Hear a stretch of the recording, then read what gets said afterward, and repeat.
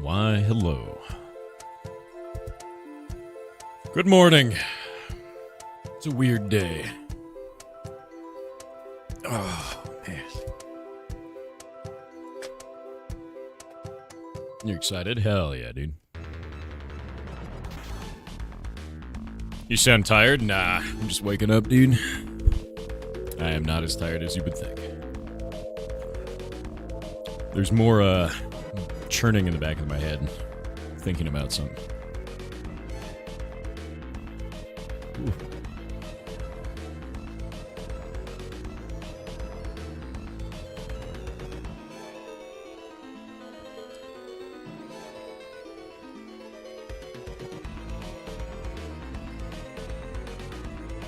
Esfin's running his first Caravan? That's definitely not his first. Nah, he ran one the other day.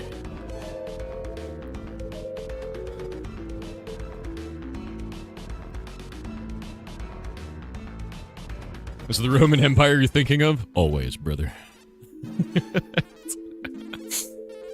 So ridiculous, dude. Always. It's a massive caravan? Hell yeah.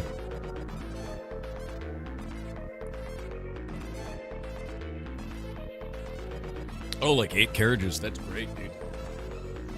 Yeah, I was talking about the game the other day and kind of like how social sandboxes are very different. Because he comes from a background of playing kind of theme park MMOs, if that makes sense. Which is very different from social sandboxes.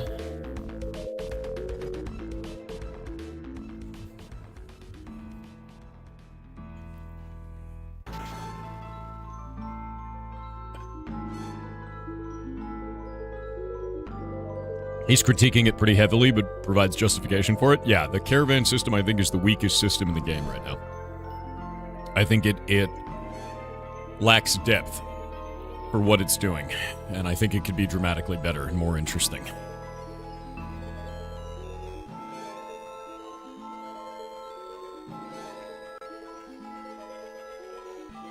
The rewards are bad, the gameplay is not great. You enjoying talking about the game with Espen? Yeah. We could talk about those systems, because I do think there are better ways to design them.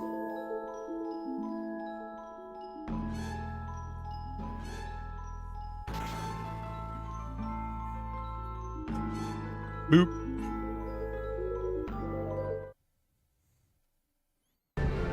There we go. Can I draw your attention to local Dutch supermarket chain's newest invention? Called the Magnetron... What is it, though? Explain it to me.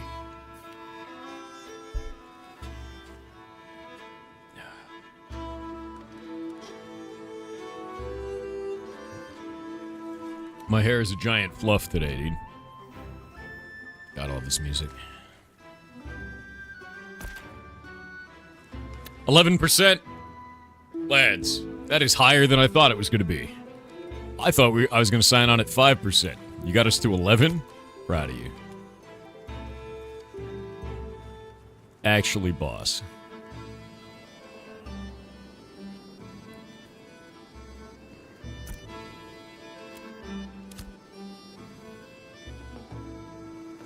Up to 11.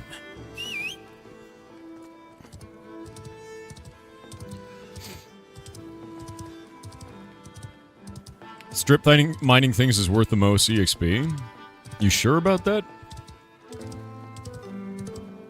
Killing a single iguana is worth like 4K to everyone in the party. Right? Hacker Matrix? I guess, dude. It was my job. Does this place PvP all the time? Parts of it, yeah. Where I'm at right now is.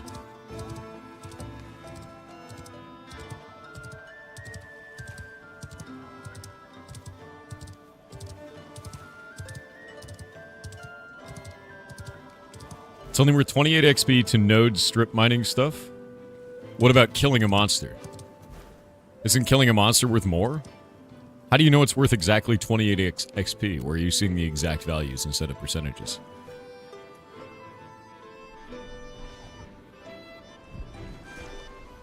In the chat window, you can enable settlement.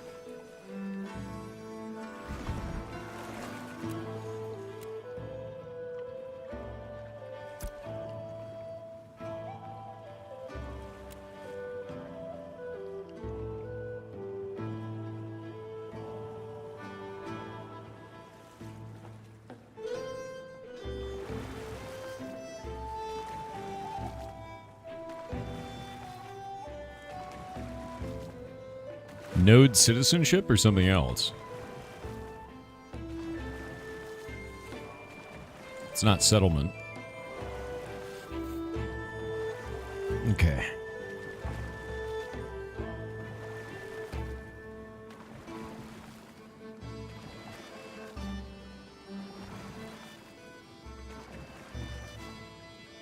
Where is... I wonder if there's system messages or if those go to everything. So we can actually see how much XP goes to the node this way.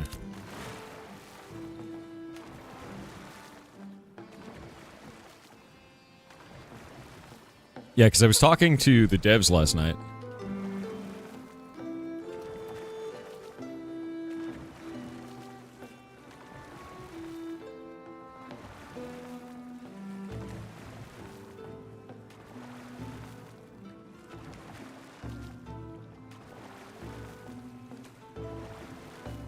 How much does killing an iguana give, then? Do we got any parties running right now, by the way?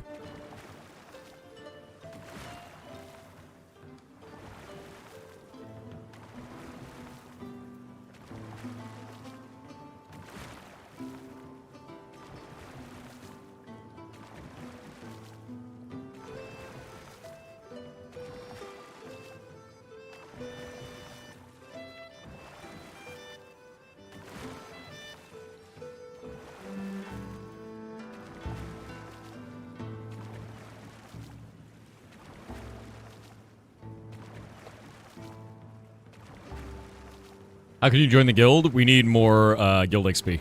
We're at capacity right now. That's okay, though. We won't be forever. So eventually...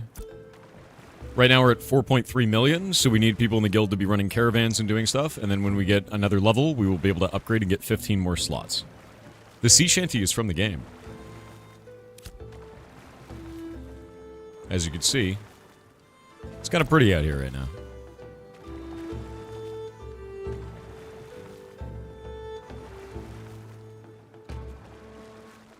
Slowly making my way across, dude. It's a lovely scene, yeah.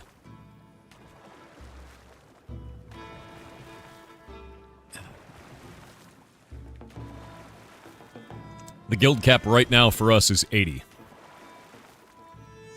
Ugly game, by the way. I know, dude, it's so funny. I do think they're right, though. I don't think those people are lying. I think that sometimes the game is ugly at certain angles, right? And it really comes down to, is the lighting in that scene working correctly or not? Here, the lighting's quite pretty, you know. It is. It looks really nice. There's, like, a cool planet in the background. There's water all over the place. You can actually aim your camera underwater. You can see that there's stuff down there. See that someone's coming up on me here. And then you can see down below, there are actually structures down there, and you can go and mine and everything. But if we go back this way, it looks kind of bad in the fog here and there. And then at certain times of day where there's no shadows, it also looks really bad. That guy using a horse, I think he was on a ram. Yeah. Are there plans for big boats? They're already in the game. Yeah, Corsairs are already in the game, and they're very expensive. You have to build it with carpentry, and then after you build it with carpentry, you then have to pay 25 gold for the completion. It's very expensive. When we get them, they're awesome. They have cannons, they move really fast, they're very useful. And that is nowhere near the largest ship, either. Just the first one.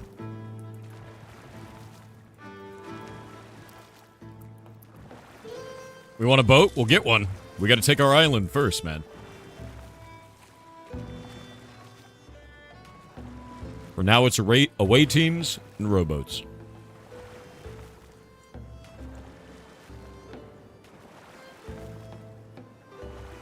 I'm on Lynette? Yes.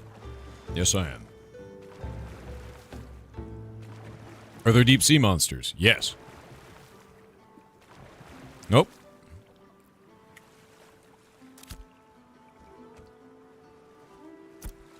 Hello, Tix. How's it going?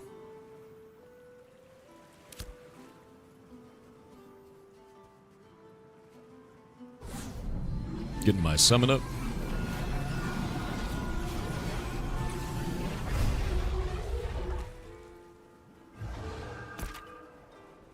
You guys are all along the north, it seems.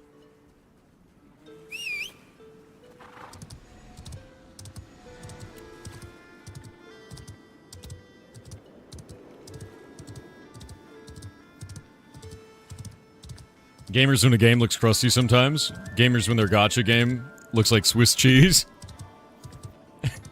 With a how to draw manga aesthetic. I know, it's just, the thing is it doesn't matter what it looks like as long as you're enjoying the game. And in this case, I enjoy the game and it looks good. But I can understand. I don't think somebody's wrong to be like, this game looks like shit, when it does sometimes. Like, it does. There are certain, like, lighting systems, right? Because you have the sun that's flying over, where it's like, suddenly there's no shadows, and it looks really bad. And I get that. Super get that.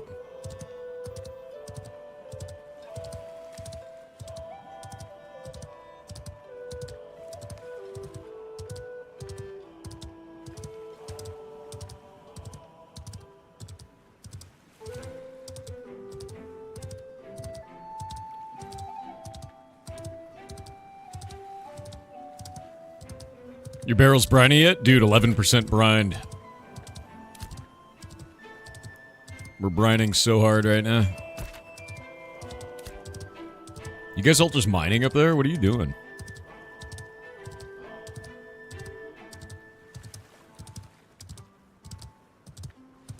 Only 5 minutes, Red? Unfortunate. Yesterday for like full 6 minutes, your model was just deleted? There was a static shadow following you? Hell yeah. That's stamina, mana, and health is what I have here. And then around my character, I have essence. Essence will allow my pet to cast things. Like heals, things like that. I can also summon other pets, so you get a Spirit Hunter, which is like a DPS pet. They can do ranged or melee. And then a Spirit Guardian, that's like a tank.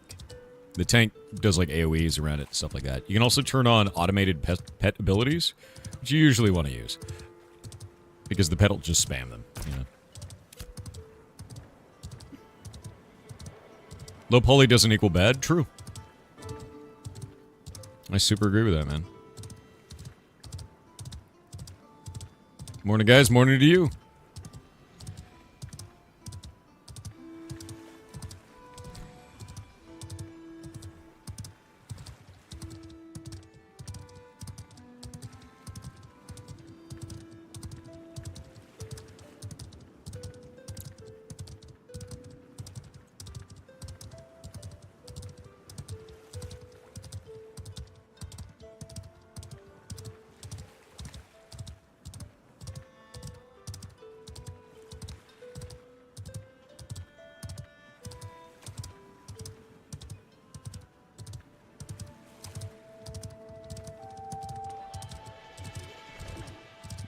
Oh.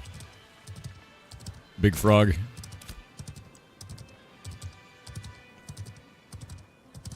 Say much to empty space. I expect some living creatures in the shore like critters. There are. We're just avoiding them. You can barely see them in the dark, but this place is filled with poisonous frogs and pirates and crabs. They're all over the place.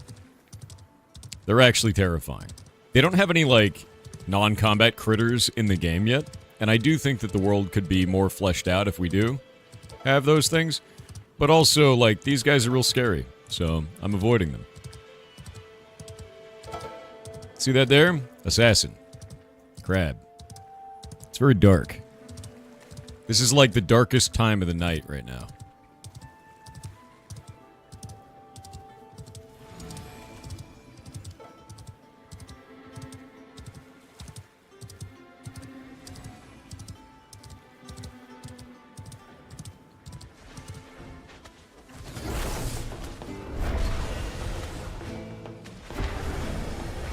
Alright, let's see how much XP this actually gives.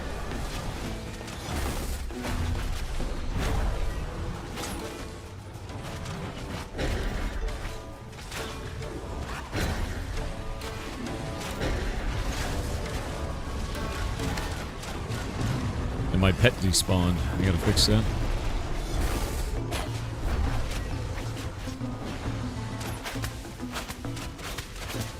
Oh, these crabs shield the hell out of themselves.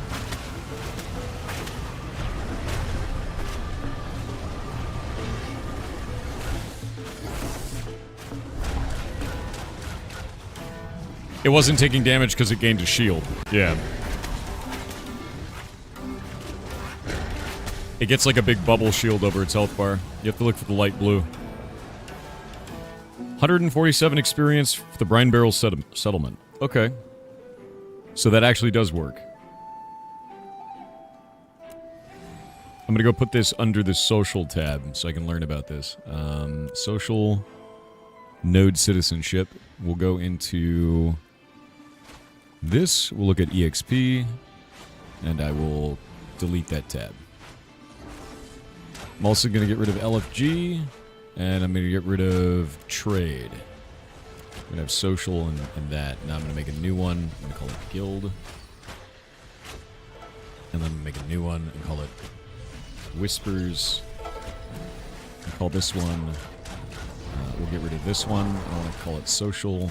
Call combat. Make it so that it's node citizenship, group loot, everything like this. That's fine. Actually, I probably don't even want combat. Probably gonna call it like loot. Yeah. Yeah, because I don't want a big spam thing. Yeah, there we go. And then in there... Can I move it? Can't move it. We'll call this one... Party. I'll call this one... Party, Raid, and Group Loot. This one I guess I'll call... EXP.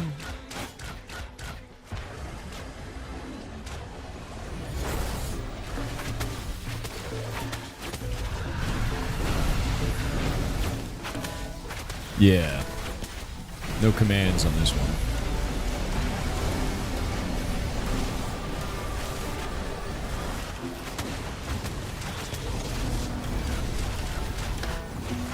Goloman said why? A better place to farm EXP here? Yeah, these guys are worth, like, not very much. Let me go chop one of these trees down and see how much that's worth.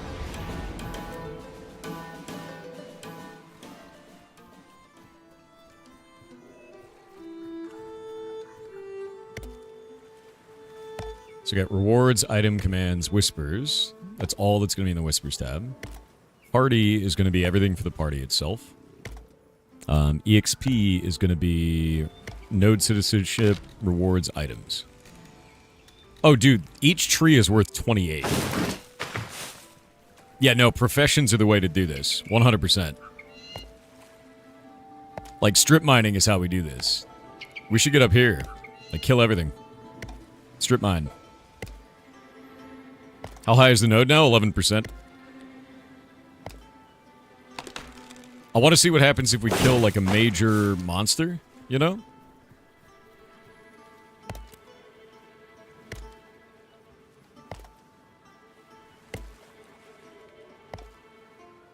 Like a 2-star elite. I want to see how much XP it is for the node for that. Because if we go look at this, it's 28 experience for the settlement every time I chop a tree down. Now understand, it's not splitting between all of us. So it's technically less than killing a monster, but there's like there's 2 stars monsters here that we should definitely be fighting. Got a crab?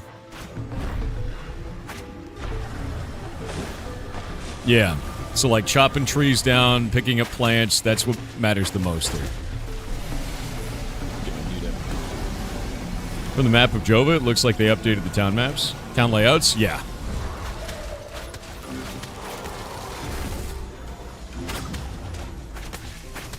Where is our boy Golemance?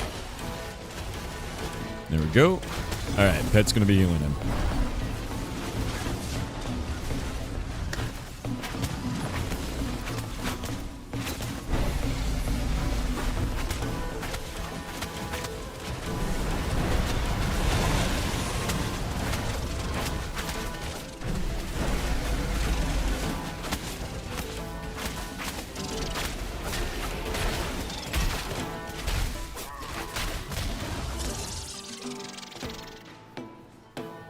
Yeah, see, that guy was worth...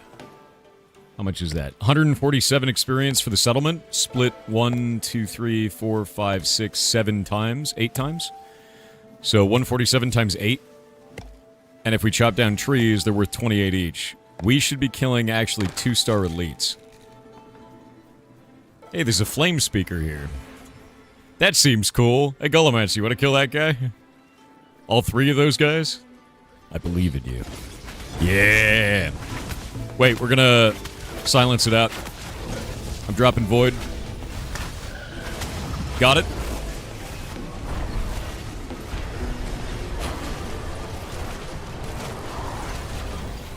Yeah, whenever you get the opportunity to silence these guys, do it. Because they're nasty.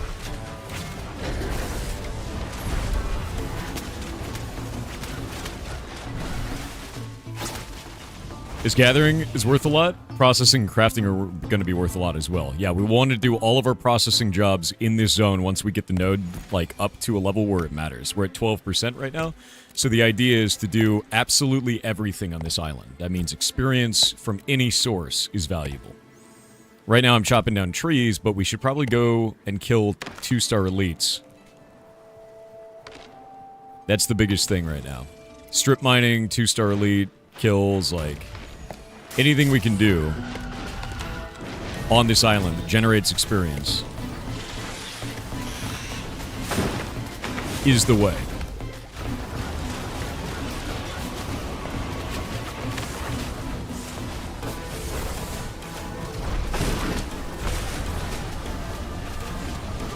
Found 2 stars at the tip of the peninsula. Yeah, we can actually go all the way to the north side. Let's go up there.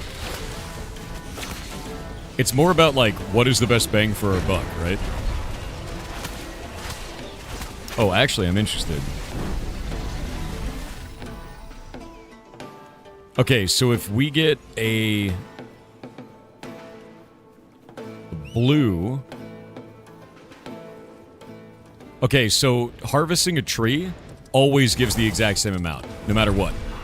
It won't increase based on the rarity, so it's about number of players doing actions rather than skill of one player doing actions.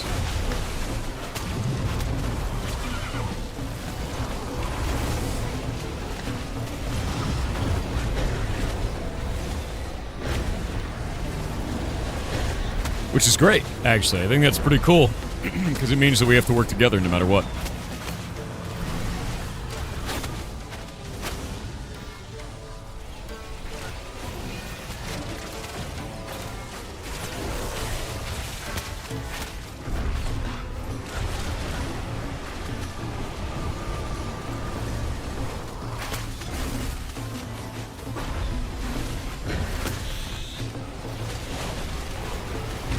We got ads. At what level do you need to be fine to go to Brine Barrel? Level 10 plus. Yeah.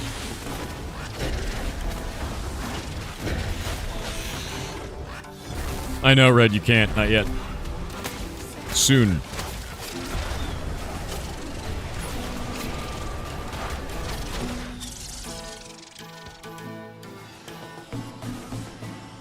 Assassin.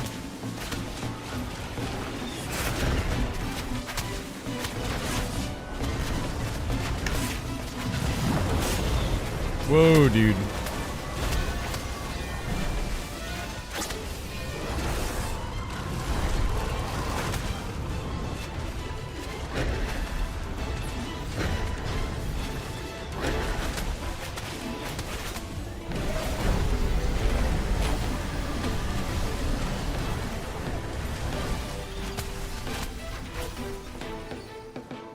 Yeah, that was worth 110 XP, split 8 ways. Killing monsters is the right way. Basically, do professions if you can't kill monsters, and if you can kill monsters, do so. Because 110 experience for the settlement for each one of us is enormous.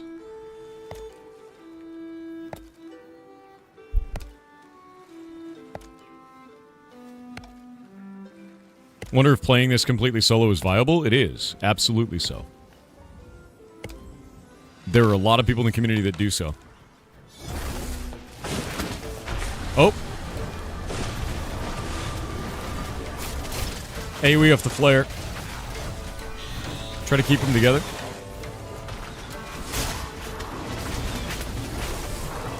Everybody on the flare. That's the big one. Here, I'll mark it.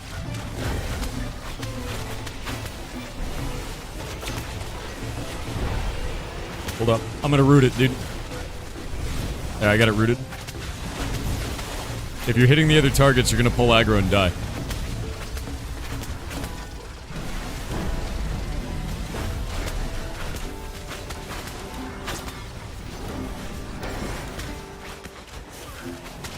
We got an assassin in the back line.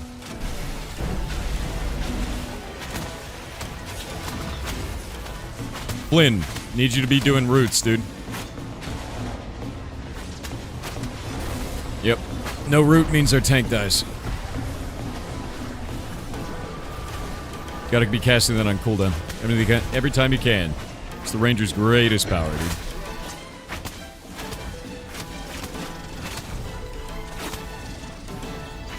Ray, can you get Golemancer up?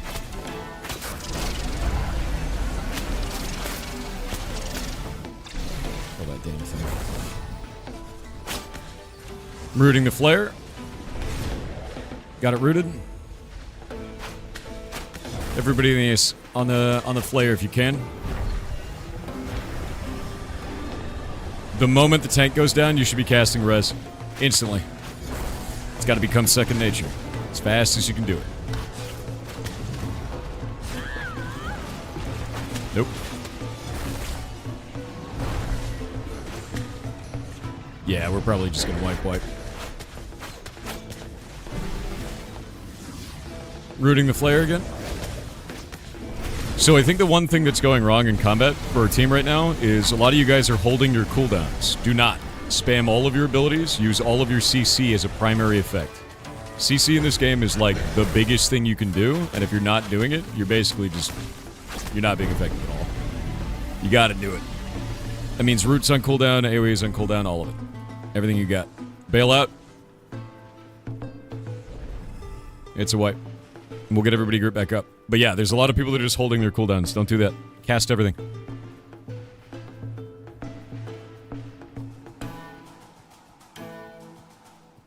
Cast it all, man.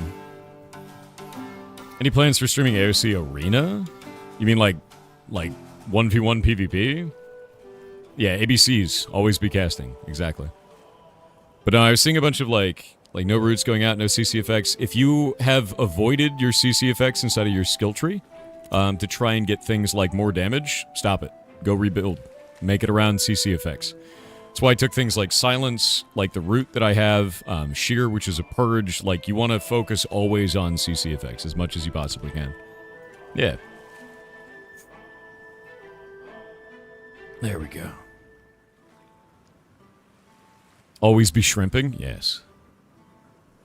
Secondary class combinations available? Not yet.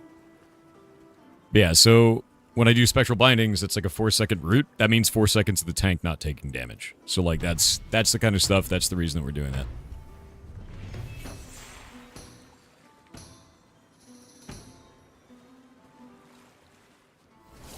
Got an assassin there. Let's see if we can go meet with the rest of the team. No, we can't even make it over there. We're gonna have to wait on the beach for you guys.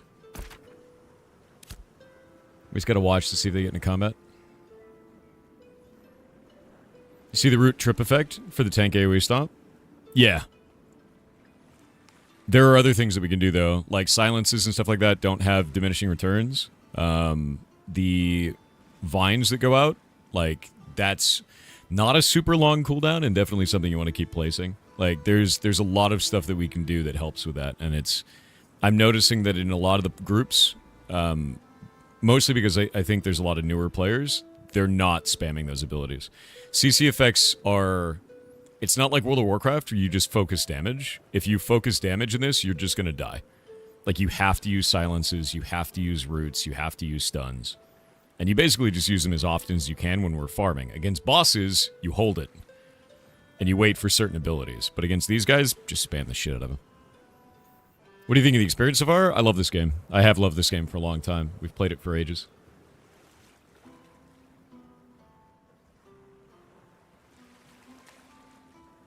Have a great day. You have a great day, dude.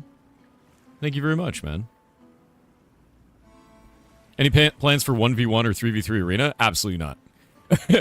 Ashes into Creation is not built around 1v1s. The devs have even said this. There are going to be classes that just roll you. Like, a fighter is probably just going to roll you in PvP. In 1v1s. They'll just eat you, dude. Yeah. That one explanation of CC may get me into this game. Thank you. Oh, absolutely. Like, this game is very crowd control based. Being sponsored? No. No, this is not sponsored. I just like this game. Yeah, no, I've never gotten a single cent from Intrepid. Ever. There is no sponsorship taking place. And that is a federal requirement to disclose that, so, no. Do a Renkai tank? Clerics are super scary 1v1, that's true. Yeah, a rogue's probably gonna own your bard. Maybe. Bards are scary, too. Yeah. Root was being cast on cooldown, but there's so much there. What is your cooldown on your AoE? Did they change that? Oh, Goldmaster pulled a flame speaker. Get on it.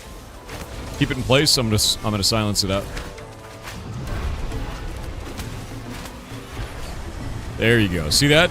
It can't cache the whole time it's in there, and it's just stuck in place, basically doing nothing.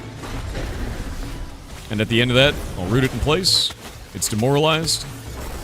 It'll rally, which does basically nothing. Firebomb's gonna go up, but he's at range, so Golemancer can dodge out of it.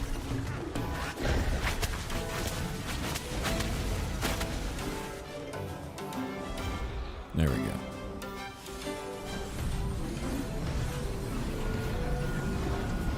Yeah, Flynn, what is the cooldown on that now? I want to know if they changed it, because it used to be 20 seconds. I believe it was 20 seconds when I played Ranger last. Also, did they add any abilities to make it lesser? Like the cooldown? It's 30 seconds? Jesus. Okay. So you were casting it on cooldown. That's why I was like, what the hell is going on? Because it used to be faster. We would run 2 Rangers for that, too. So we'd rotate. So it'd be like every 10 seconds. 30 seconds is a hell of a time. I think there was a talent that made it so it was less. I'm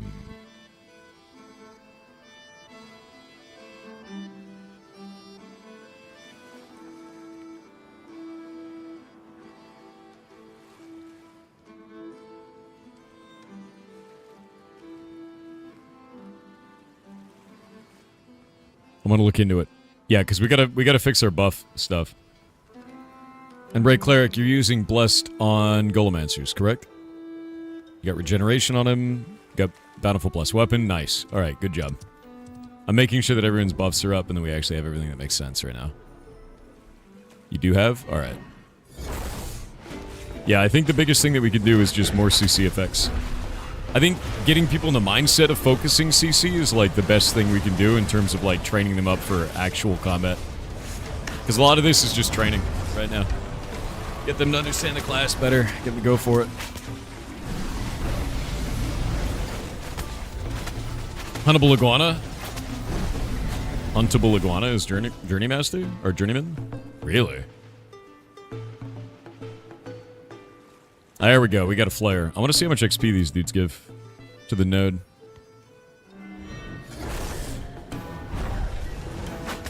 The moment it drops its weapon guard, I'm going to root it out. Boop. Rooted. And now for 4 seconds it sits there. Unlike a root in World of Warcraft. Like if you root in World of Warcraft, the enemy will immediately turn and attack one of your buddies, right? You know how that works? Like if the tank is away, it'll turn and attack one of the melee DPS, so they always say don't root anything in World of Warcraft. In like a dungeon or anything like that, a lot of the times roots are bad. Stuns are good, but roots are bad. In this, when the enemy is rooted, they can't turn. So if they're rooted in place and they can't turn and a player's behind them, it can't turn to attack that guy, and it will stay focused on the tank. So roots are really, really good in Ashes. They're like devastatingly strong. So I'm going to root him again there. And see how he's just doing nothing? It's like a stun. They're fantastic, dude. So if you can root. Also stay away from them. Because you're going to die in melee.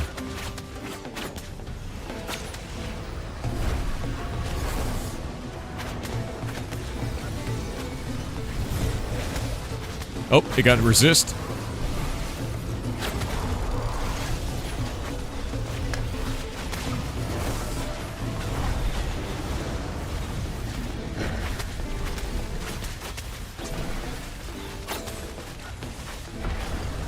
You can also do things like this, which is a snare, and snare slows them by like 30%. Alright, that was 285 times 8. Let me see. 285 times 8 experience. That gives the node 2,280. That's equivalent to, what was it, like 28 per tree? Yeah, that's definitely the way to level the node. We gotta kill 2-star elites.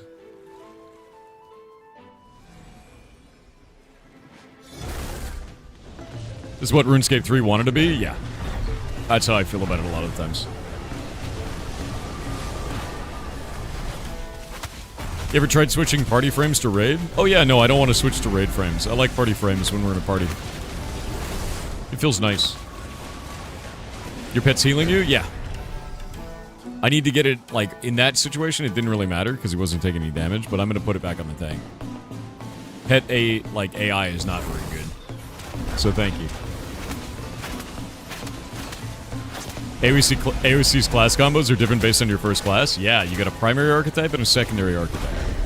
That creates 64 unique classes throughout the game. I'm going to be going Summoner Tank, which is a Brood Warden, which is a guy who summons beetles as armor, which is sick. Thought about axolotls today? Every day.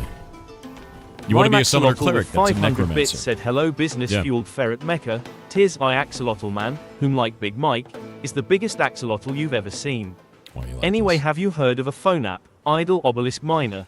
Yes, I've been played playing it for 4 months-ish, Yep. and I'm only at 25% and it's pretty great idle incremental game. Yeah. No ads at all, which is awesome. Anyway, I'm playing a rogue in AOC and we will see how it goes. Very fun in Visilatl. What was... What? That was an odd place to place it.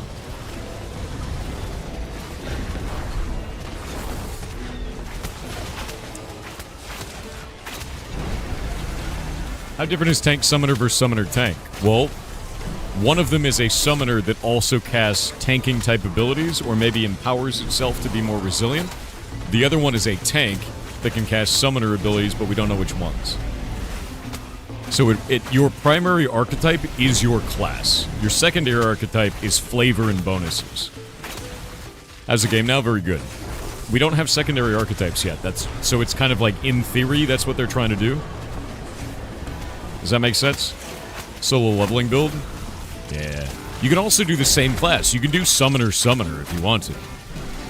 Sport fishing is awesome. Isn't it, like, super expensive, though?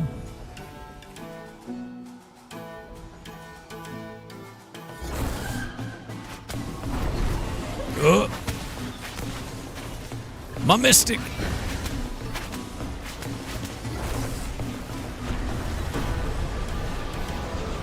Hell yeah, there's the damage.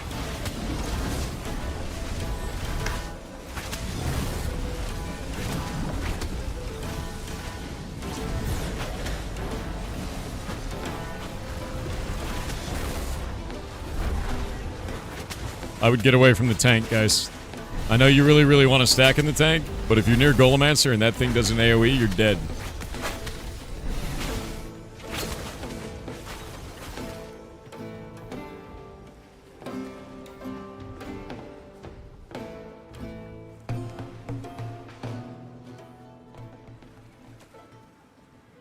This game has no definite end, RA? What do you mean?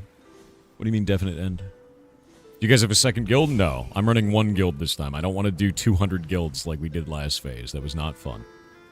Are there loot drops from mobs? Yeah, I actually just got some a moment ago. I ended up getting a bunch of glint right here, which is like money. Yeah, we're at 12%. We've been at 12% for a little bit. Let's keep moving. The grind is on, lads. Every time we do this, we're getting 119 experience for Brine Barrel. You guys are all seeing the same amount, right?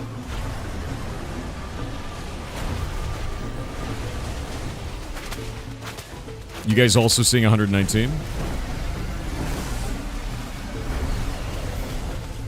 Yeah, same amount? Okay, so I need to know if that's 119 total, or if it's 119 split 8 ways. And I'm not sure which one it is. I'm pretty sure it's split 8 ways. So that means that these are equivalent to, let's see. If we do 119 times 8 divided by 28, each of these is equal to 34 trees. Killing monsters is the way, dude.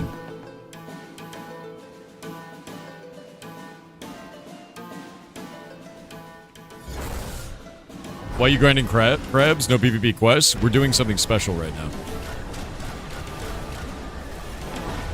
So if you see this island, we're trying to settle the island. We need that XP bar to get to 100%. That's why. Also, by the way, we can turn in quests once we get that to a settlement instead of to wilderness. It's set as wilderness right now. Once that's finished, settlement will form. We'll start getting quests for the area. Yeah, we're trying to own the island. Our plan is that to live here. What are your settings? I've got them set to ultra. And it's real pretty when it wants to be, you know?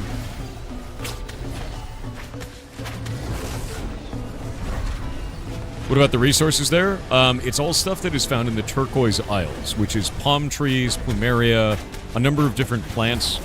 These are really good for different stuff, like lumber milling. Turquoise Sea and Jundark have coconut wood.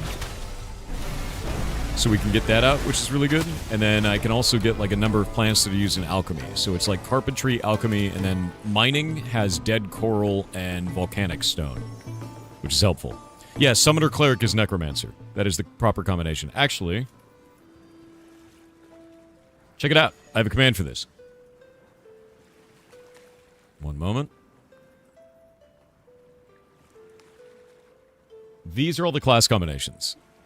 So there's 64 total class combinations because there's 8 primary, 8 secondary. And you can do the same primary, secondary. So if you do mage, mage, that will be arc wizard, right? Rogue, rogue is assassin.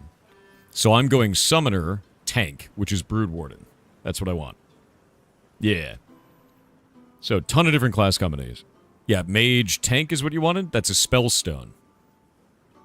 Very buff tank. That's also a wizard.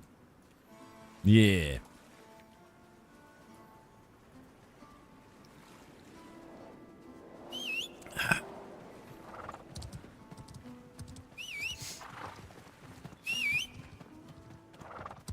Oh yeah, Filthy ZX. I just did it by not giving a shit. Tank Tank is Maple? Wait, what? No, Tank Tank is, like, if you're going Tank Tank, you know what you are. The Tank, right?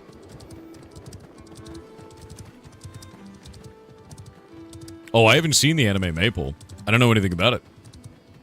How frequent are the updates? Constant. Like, I'll give you an example. A year ago, we only had this part of the land down here. And to get from this location here all the way up here took us over an hour.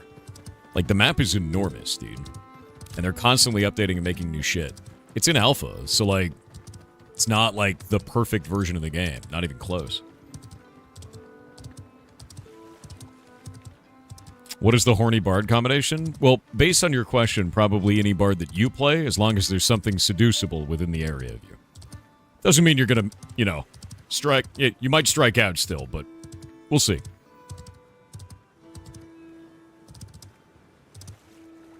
There's zones in this game? Time zones. Yeah, there's time zones. Hey, there we go. Coral on the beach. I actually want to see how much XP this gives to the node for dead coral.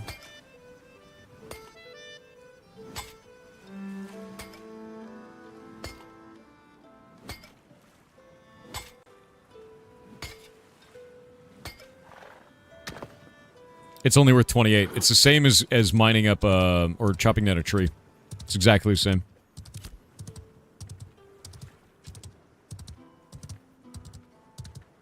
Bard case in point, the fridge.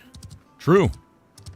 Kitty Crackers said Notepad++ is having some issues. Link incoming https://www.textbot.com/news/11057-node-urge-update-immediately-after-hijack.html. Wait, what's going on here? Oh, you're talking about the Notepad++ malware, yeah. Just update. Update and make sure that you know, you do that immediately. Yeah, I saw that the other day. Yeah, update it. Do you get to choose your mounts here on here? Yes. So there are different ones.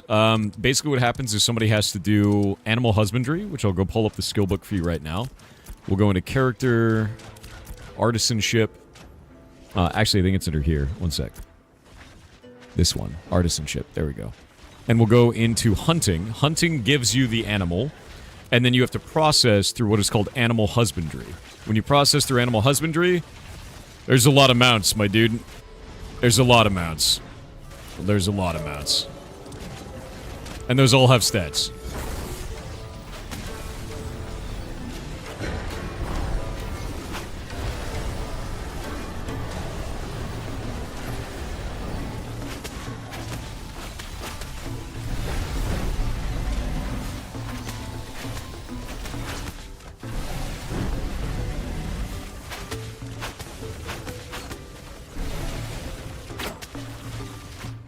Oh, for the carpenter? What's up?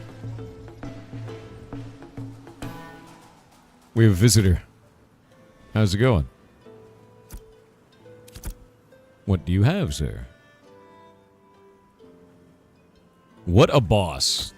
Thank you very much. I will stash that and we'll build something cool out of it later. You're rad. Thank you.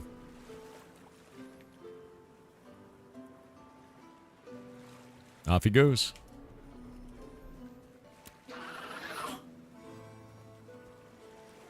Heroic palm tree wood. See, that's the thing. Everybody does their part right now. Every time that dude goes and chops down a tree, the node is gaining levels. We're all working together to settle the land. And we need as much XP for the node as possible. So right now the node is at 12%, but the more players we get here, the more that people are doing stuff, the more that we get. And doing commissions for the node also matter. What server? Lineth. Yeah, strip mining is good for something. It is. The thing is if you can't kill monsters, do other stuff. What happens when you settle? A city starts to build. An NPC city. And then we level it up, and we level it up, we get more services, we get more stuff going there, and eventually we can elect a mayor. And then after that, we start building out, like, economy and structures, and we have objectives and everything for that. But the idea right now is it's set to wilderness. We need to get that up to a village, or crossroads first, and then we can start getting quests. Once we get quests, like commission quests, we can start doing stuff around here. That will actually let us level it up very fast, comparatively. Yeah, we want to do an island settlement. Does this game have a housing system? Kind of. You live in a settlement. You become a citizen of that node.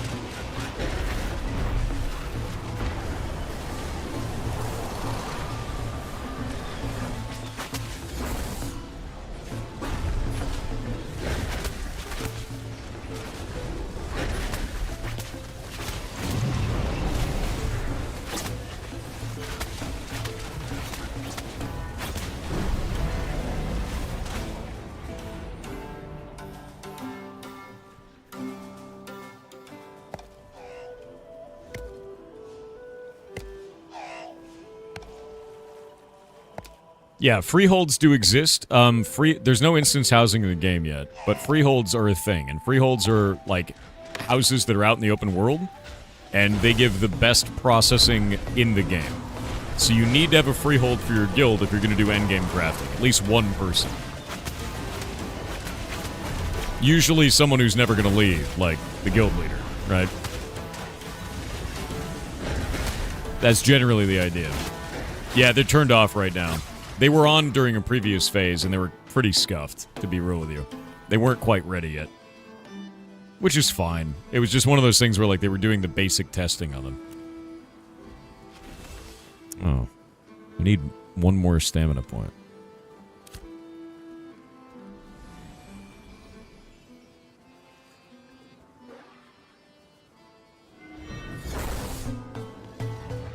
Why are we, where are we headed, by the way, Golomancer?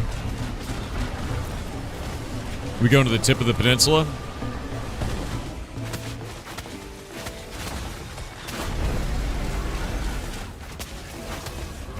Alright. Wow. He's dead.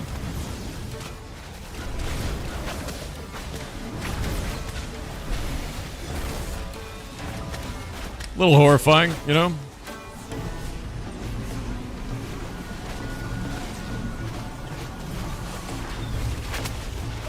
He's dead. Alright. Golomancer, I got it healing you now.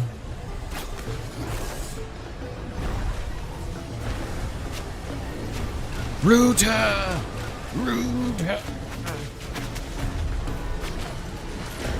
That's a level 20? That's why you're getting trucked, dude. Tarmok. Tarmok live? Wait. Tarmok needs to be healed. Shit. I'm rooting it. Okay, it's rooted.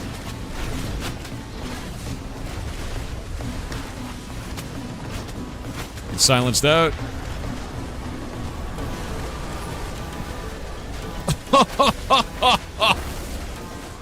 It just walked up to our cleric and deleted them. No! How did the cleric get... How did he get aggro, dude? No. My man, you truly became the ashes of creation. We can't res you. We don't have another cleric, dude. That's why we keep 2 clerics. Yeah. Yeah, that thing is 9 levels above you, dude. I mean, it gave us 248 experience to the settlement, times 8. Golemancer, you want to go pick up your ashes, dude? You got stuff on the ground. Heroic. That was 2,000 experience to the node.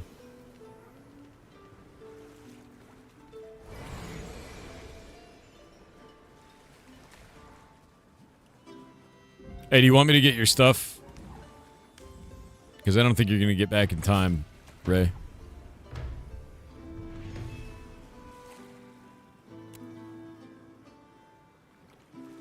Take it? Alright. Stolen it all. I can't give you the glint back because it's marked as stolen, which I don't think I can trade, but I can give you everything else.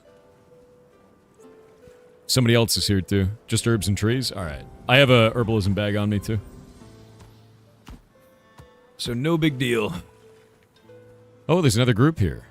Also actual pirates. Very good.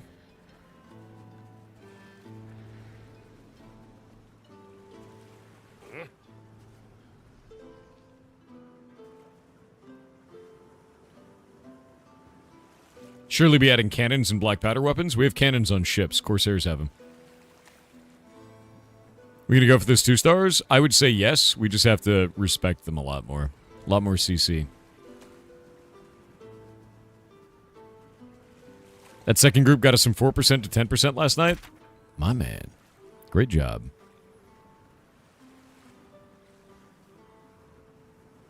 Jumping up and down as a MMO greeting? Yeah, they're in our guild. All those dudes are.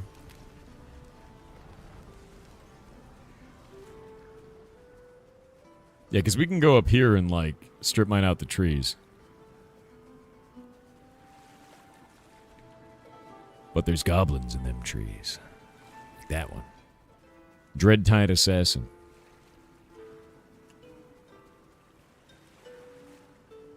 Wait, did we not pick up this other one, too?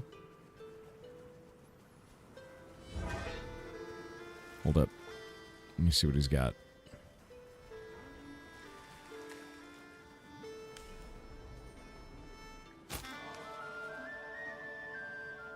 Magistrate, you want me to get your stuff? It's just a little bit of coconut wood and some dim glint. I don't know if you want it. Take it if you want. Alright. I'll pick it up. Let me know when you get back. Try and get you... Oh, that's dangerous. I'm gonna void it out. And then root it in the void.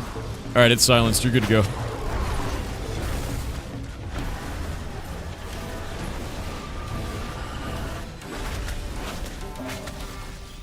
Golemancer's primary, it looks like. I like how Tarmok has 800 more experience, or 800 more HP than Golemancer. What a badass, dude. Tarmok's primary, yeah. Golemancer's an off-tank right now.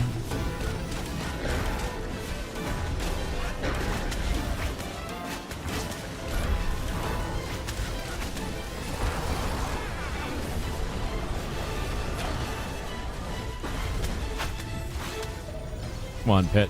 Hit the right guy. Hit the right guy. There we go.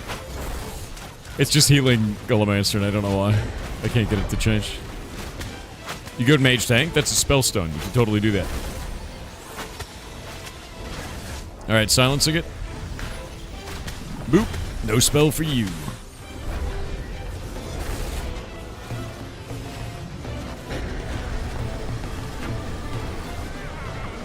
What the hell is going on there? I think it threw a firebomb that's invisible on my screen. Wait, objective complete. What is this?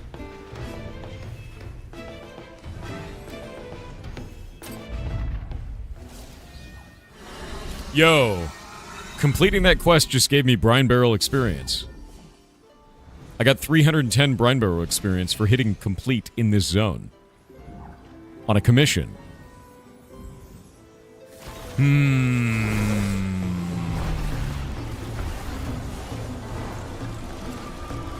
Wait, are we all PvP flagged? That's not great.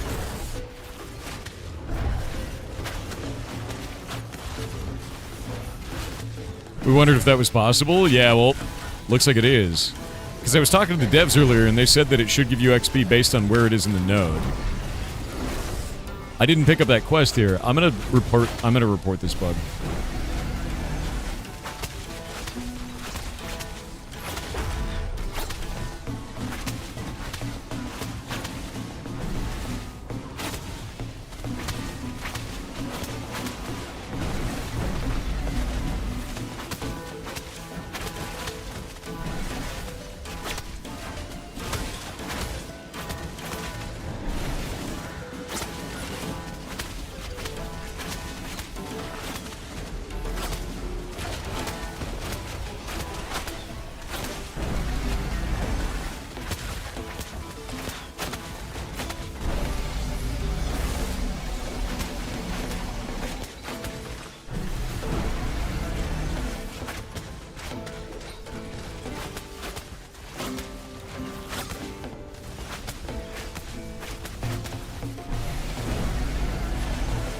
Yeah, I'm going to report this as an exploit. Because that's 100% exploitable and not intended based on what Steven said.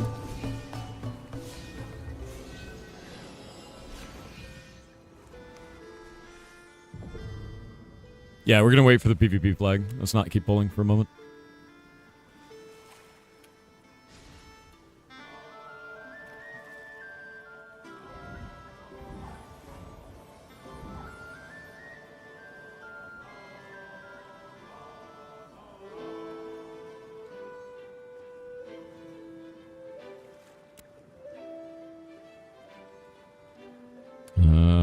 Do they call them nodes still? Are they calling it something else? I guess it's going to be a quest-related issue. Yeah, there's 100% exploitable this way. We'll do it as a commission. 1.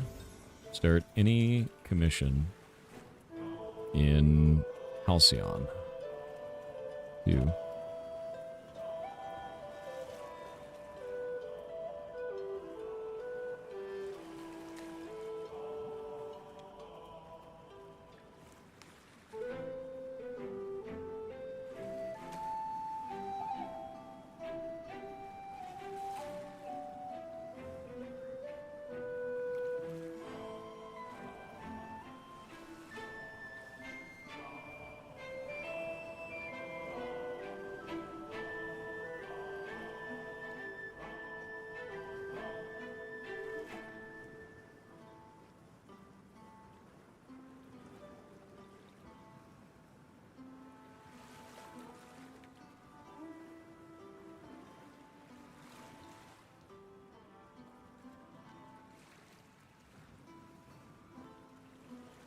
Yeah, completing a commission in a different settlement than where it was accepted will give EXP to the settlement where it was completed.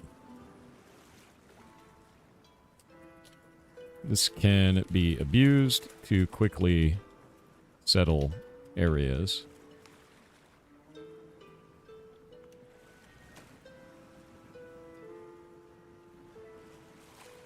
Yeah, because otherwise you don't have to grind out the area, you just show up and go complete, complete, complete. For a whole bunch of stuff, which that can turn into an exploit really fast. Let me see if we can do this under settlements, actually. I think it's more of a settlement bug than anything else. Settlement and... reputation? No.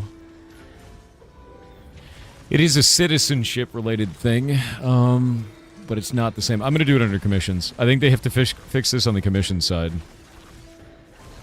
Yeah, it's more of a questing thing, the more that I think about it. We'll do quests, commission... Quest rewards. Yeah. Or quest progression? Yeah, no, quest rewards, because it's the reward that needs to not be tied to that settlement. It should be in the place that you started the quest.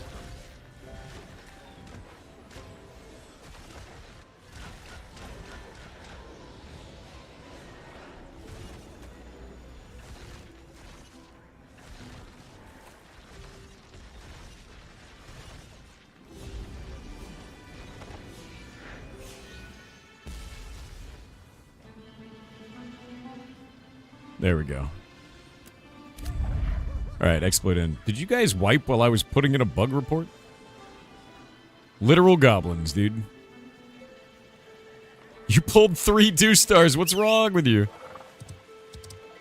You guys are insane. You're coming back with a commission to test this? Yeah, it's not the intended functionality. Because I directly asked Steven and Margaret. And I was like, is this a thing? And he said, quest completion counts at the adoption location. You can take construction crates to nodes as well. Small construction projects come with it. That can be contributed to give boosts of EXP. So it's not supposed to be at the completion location. It should be at the adoption location. So that is wrong. Yeah. Which is good. This is why we test this stuff. Like, I want to find out that before it launches. You know, we don't want that to be a strat. Is it possible to join actual pirates? Not currently. If you want to fight a party, though, that's totally fine. What I need to do is I need to open up the Discord, so I'm going to be doing that today. We're going to be setting that up. Throughout the day, I'm going to be fixing the Discord, because it's a mess, dude. Like, the actual pirates, everybody's hanging out in, like, industry channels for it's just, it's not great. It's, like, really not good. There's, like, a million channels in there. Basically, what happened was I left Kronos alone to his own devices with Discord channel creation access. And Kronos is really good at building a lot of channels and not pruning them. So we have a tree that's wildly overgrown. And now I have to fix it. Left him to his own devices for 5 months. And now it's horrifying. No, he made all those channels. It's 100% his fault, dude. There's so many channels. Wait, why do I have aggro? What's this guy doing? I'm rooting him. Oh, I forgot assassins just turn around and attack people at random, don't they? These guys are bastards.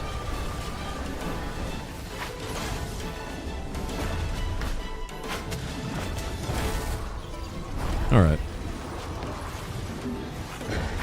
Yeah, it takes way too long to scroll down the channel list. I'm gonna go through and start melting stuff.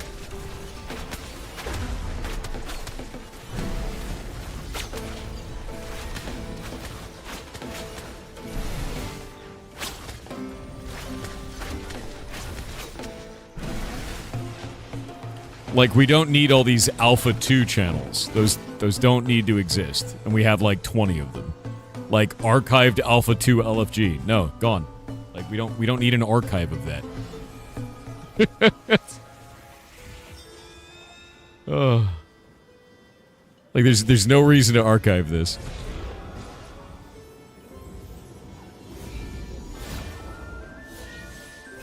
Yeah, I'm gamaging. I'm gonna fix this.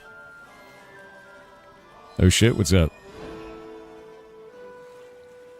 You didn't get the Ember Spring here? Tarmog. We gotta go to take you to the Ember Spring. Oh, Jesus. Okay. This channel has never been used. Gone. Literally ever.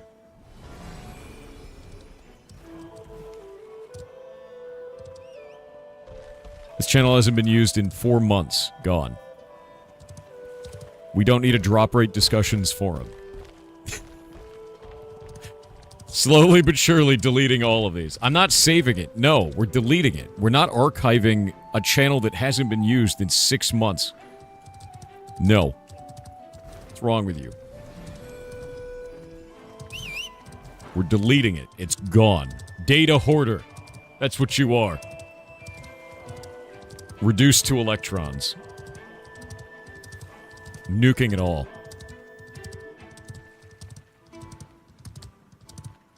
Theorycrafting channel doesn't need to be under Alpha 2. We could put that under General. We don't need receipts for this. It's a terrible receipt. It's like, this is like, I went to the gas station, I bought chapstick. I need to save the receipt forever for tax purposes. No, you don't. Stop it. Stop. It's ridiculous. Yeah, you want a database? Make a wiki. No digital hoarding. My job is to cut through like a hot knife and stop this shit. Rip it out at the roots.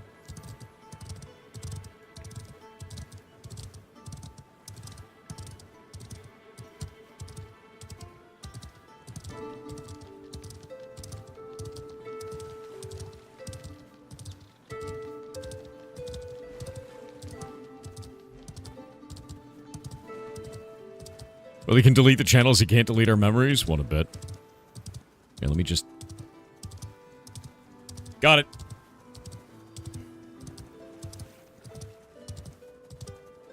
Gone.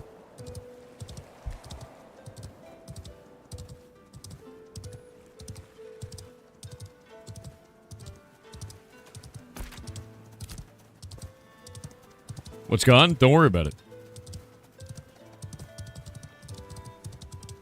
If you remembered, it would matter. Right? But if you have 10k emails, you're winning. If you have 50k emails, you're winning harder. No, it's not... Your email inbox is not an incremental game. Delete. Delete them. Stop it. That data has to be stored somewhere. Spam emails are unironically killing the planet. Stop it. Delete them. Delete them. What are we doing? What are you guys doing? Oh, we're just getting him the Ember Spring. Alright. That's fair.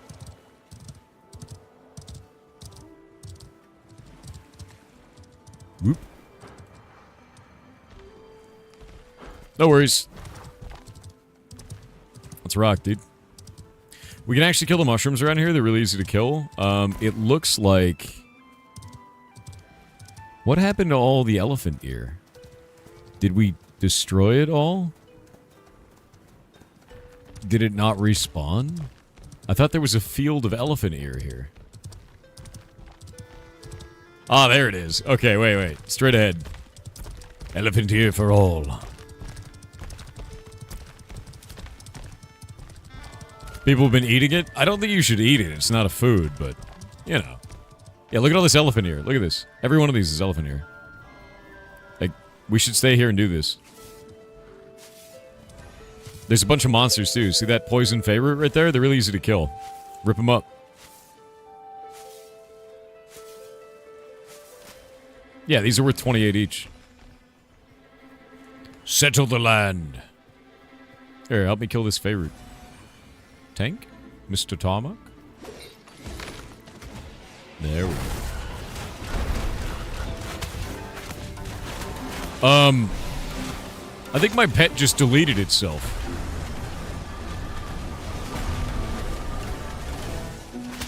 No, it didn't delete itself. It's somewhere. I just don't know where that somewhere is.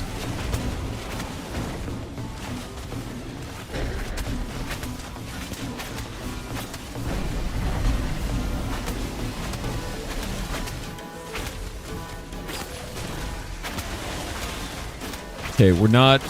Like, basically, what it looks like is there's a bunch of one-off channels in here that are like, industry new leadership discussion. That breakout channel doesn't need to exist anymore. There's no reason to keep that at all, actually.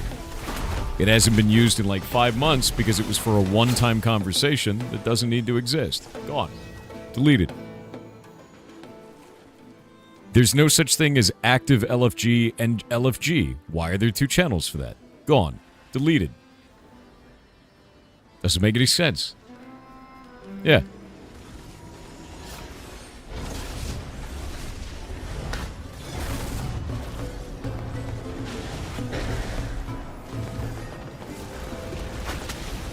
There we go. Let the dots rain from the sky.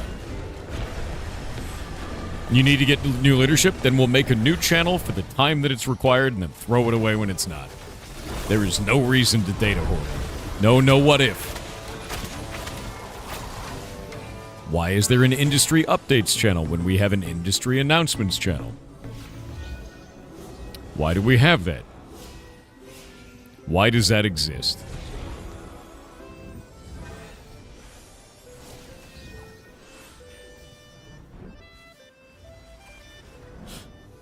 Why the sarcasm? Because I'm cleaning up a Discord, and it's horrific. There's no reason for this.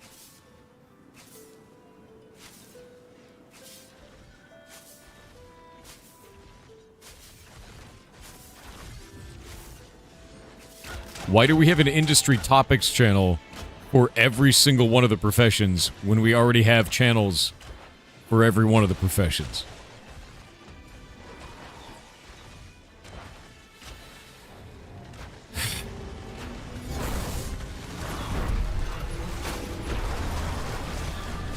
I'll lose my mind. I'm fixing the problem. This is my job.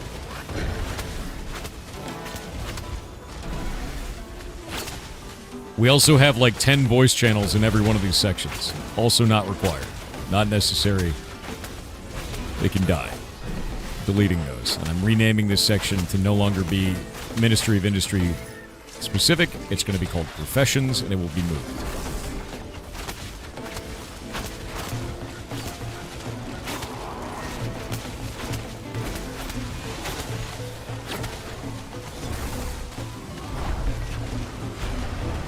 I'm also reorganizing this all.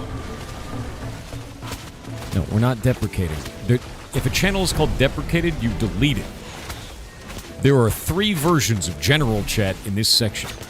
One is named deprecated, the other one's named deprecated 2.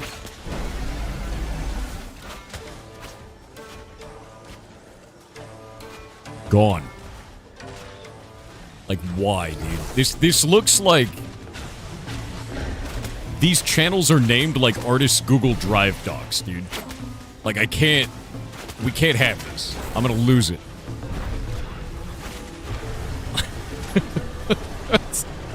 It's like, deprecated channel, final, for real, and that's like the name of the channel. It makes no sense. I'm fixing this. We can't... No one can live this. I'm not letting us live this way. I'm cleaning the house. God damn it.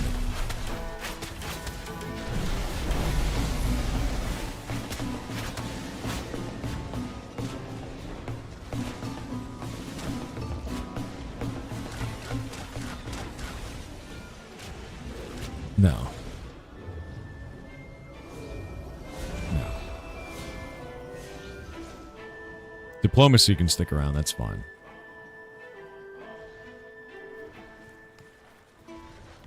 Nothing wrong with that one.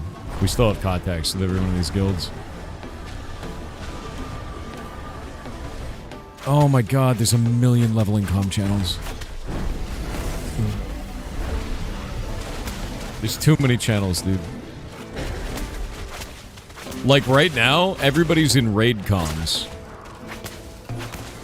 There's a section in here for Greg's that's just an empty category. There's nothing in it. It doesn't have any channels whatsoever. I'm just deleting that. It's literally an empty category.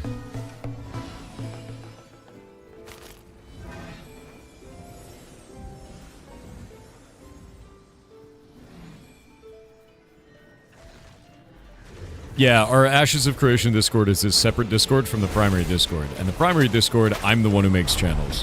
Which is why it's organized. Because it's not supposed to be like this. Mad about the lack of Greg's? Yes.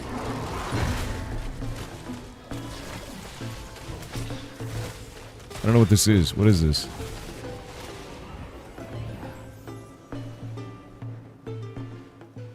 Yeah, no. Delete that. Delete that. Delete this. We don't need any of this anymore. None of it exists. None of these things are real now. Oh, God, it's like pruning a tree. I'm slowly starting to see the tree itself. Slowly but surely, I can see it.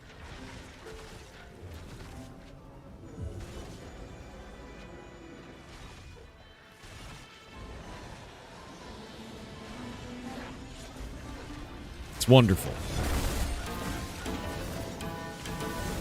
Some of this stuff hasn't been used since March of 2025. Gone. Yeah, gone. Why do we have both voice channels for guild group and voice channels for leveling groups? That's the same thing. You're only supposed to prune a tree by 10 to 20% a year? You're killing it? Good. It needs it.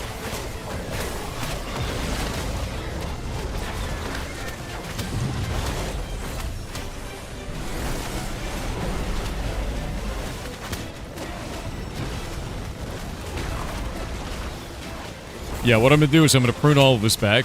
I'm going to rip everything out by the roots, and we're going to rebuild stuff as necessary. I want to base it around, basically, Eve Academy. So, like, Eve Academy is a group that really helps newbies get into the video game. I'm going to base it around that. We're going to go from there. Yeah, if it dies, it wasn't strong enough. I don't want a weak tree, dude. Yeah.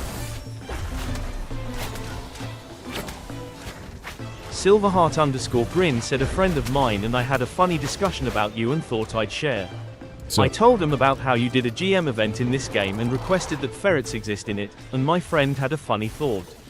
What if Steven in his mischievous nature puts ferrets in the game, but instead of a giant rideable one, you're zipping around with 2 normal-sized ferrets, 1 for each foot?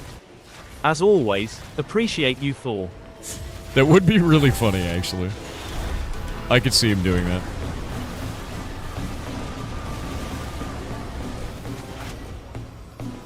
Oh my god. I'm getting rid of all these channels. They're horrific. Gone. Gone. It's such a mess. It's such a mess.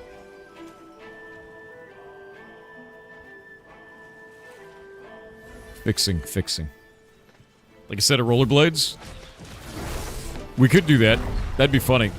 I'll give you an example of, like, kind of cohesion of why this is bad. We had 2 separate sections for guild groups. We had level, and then it was based on the level range that you would be, and they were all really esoteric looking. Like, level 2-10-02, level 2-10-01. Like, there's no reason for these. These don't need to exist. So what we can do is I'm going to take the guild group comms, which is the guild channels for doing groups of any kind, and instead of having it at the bottom of the Discord, I'm going to put it at the top of the Discord, along with raid comms, so that way people don't have to scroll to the bottom to find out how to group with each other.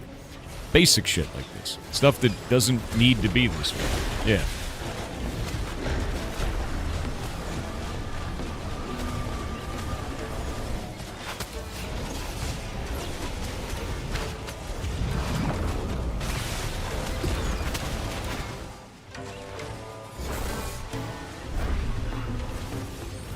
Yeah, just little things like this. Like, I have to move everything around and organize this, because it's a mess, dude. It's like a huge mess. And this is brought on by, like, basically Kronos soloing this for a while, for like 5 or 6 months when I wasn't playing the game because I wasn't interested. And every time someone made a request, he's like, oh, we can make a channel for that.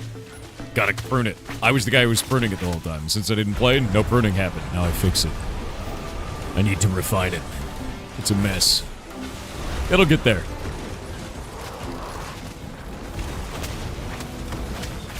Yeah. You need a person who goes through and prunes. Idea guys are good. Yeah, they can be. You gotta have a guy who prunes. Gotta do it. We'll get it fixed. You wondering where all the channels came from? Yeah, he was making them. It's just too many. It becomes like an incomprehensible mess, effectively.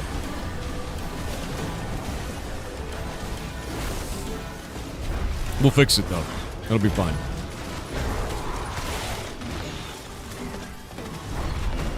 How much XP you're getting here? 3,000, 400, 400, 400, 500, 2,000. We're farming here because we're getting XP for the node. Like that, one of those monsters gave us 331 experience for each person in our party to the node, and we got the node at 13% now, so it's working. It just takes time. And each of these also gives XP to the node, so when we're not fighting, we're looting.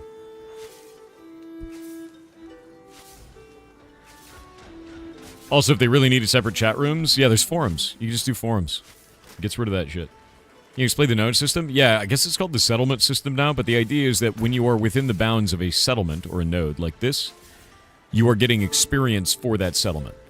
And the settlement, once it reaches 100%, goes up to the next tier. We're trying to take it from wilderness to crossroads. When that happens, we can start getting quests here. We just need to settle the land first.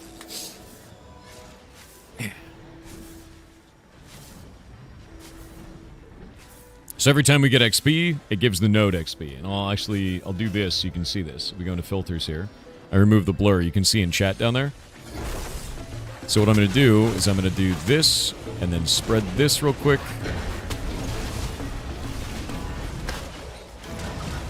Mass Affliction. There we go. And you can see we're getting settlement experience down here. Just like that. That one gave 36, but it's 36 8 times because there's 8 people in our party. And looting these also gives about 28. So doing professions counts, killing monsters counts, everything is like that. Hopefully it doesn't get vassalized maliciously. I don't know. I don't know if you can choose your vassal cities. I think they just happen automatically, right? And if it does, I don't know, we'll knock down the other people's sandcastle. Is Ashes in a better spot now? Yes, very much so.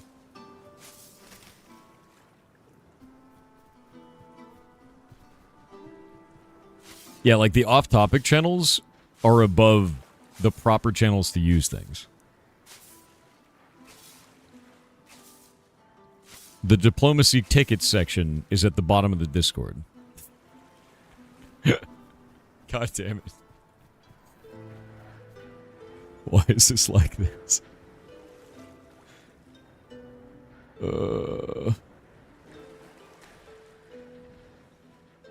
That's gone. Deleted. Slowly but surely melting this.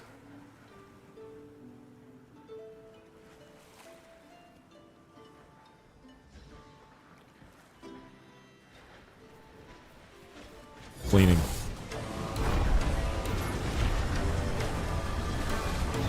Oh, that makes sense, Master. I'm glad you like watching it, dude, because it's very fun. It really is.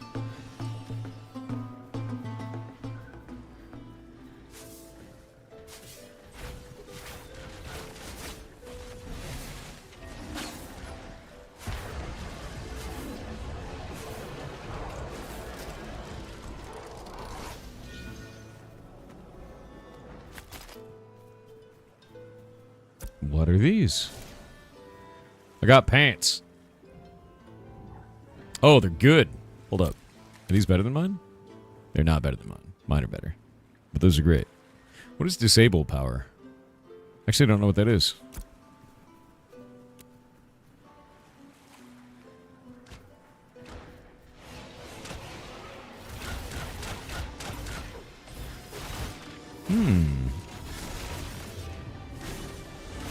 You go for some pants. They are medium mentality, dexterity, disable power. Is that good for you?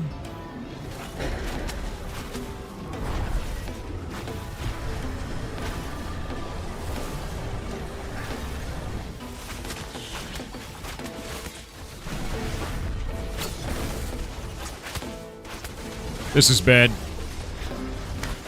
Kill the spider first. Everybody on the spider.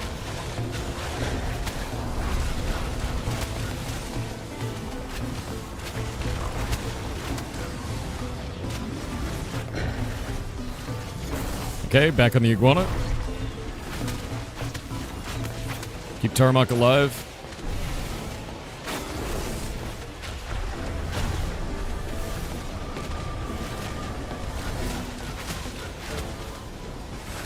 Something keeps deleting our pets here, and I don't really know what it is.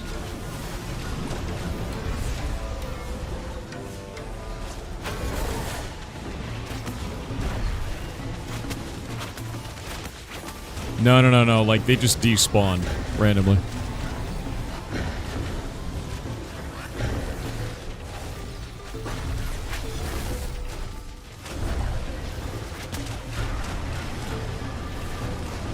Come on.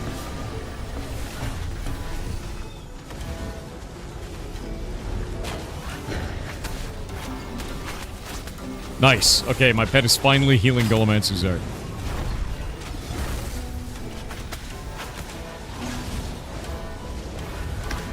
Yeah.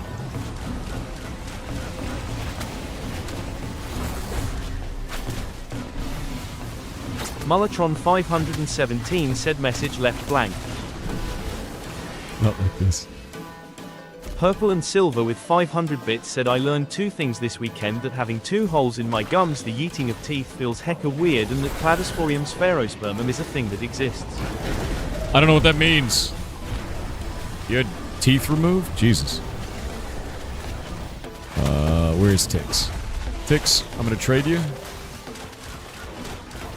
Because the more mentality you have, the more we heal based on your auras. Where are you? There you are. Hold up for a sec. Ah, we're in combat. Never mind. I'll have to trade this to you later.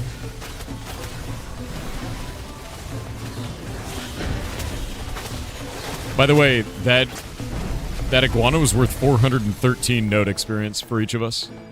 It's actually enormous.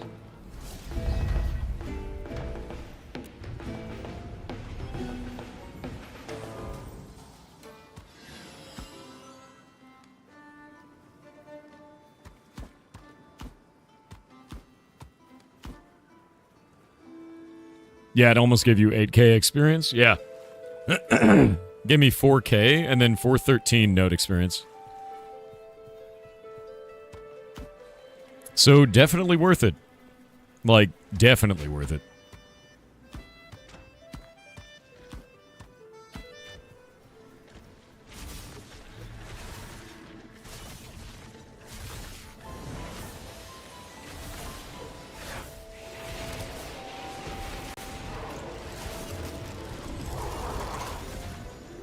Is it possible to lose the node due to a war? I mean, if somebody comes along and does a siege war, they can do that, yeah. And if they have to win the siege, and then they'll blow up our city. Knock it all the way back down to this, and we gotta rebuild it. Which is not done lightly, nor is it simple.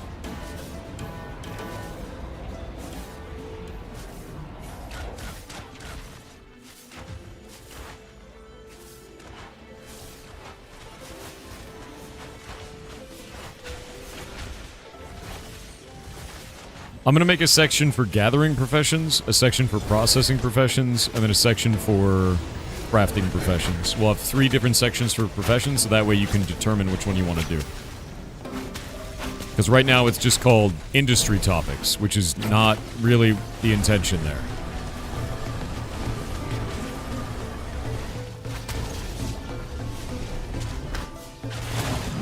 Kill that poison pour first. We'll get it ripped up.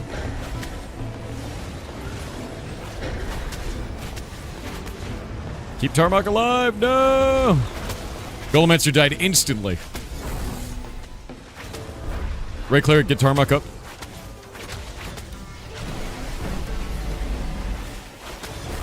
Quick. Quick, dude. Don't heal people. You gotta be rezzing. There we go. Yeah, you're first. The moment a tank goes down, you gotta be rezzing. Because healing people is not gonna save them. Tank being alive is.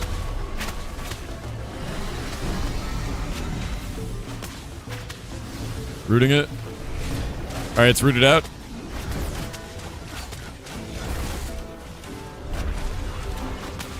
Also, if you die, do not release. We have a cleric. There we go. Good job. CC effects, everything you got. Burn it. Burn it, burn it, burn it.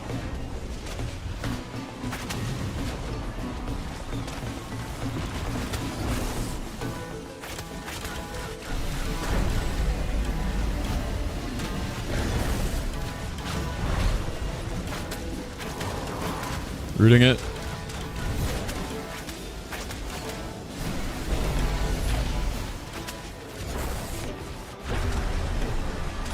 $150 hit. Oof.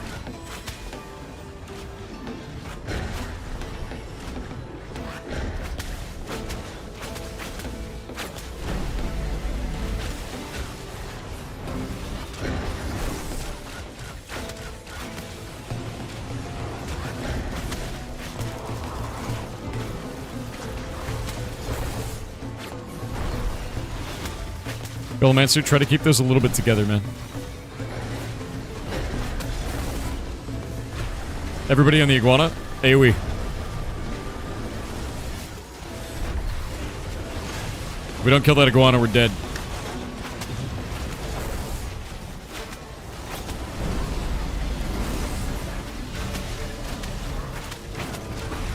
Come on. Got it? Yeah. All right. That was terrifying. Yeah, that's really, really terrifying. Flynn just died to poison. Jesus. Okay, we need more healing. Please don't run out of your range. You can move while casting. You should be repositioning.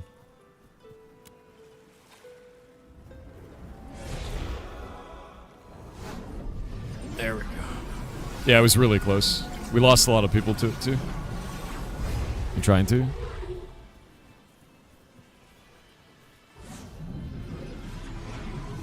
Yeah, I think the only thing we need to have is more gear on our tanks. I think that's the biggest problem right now.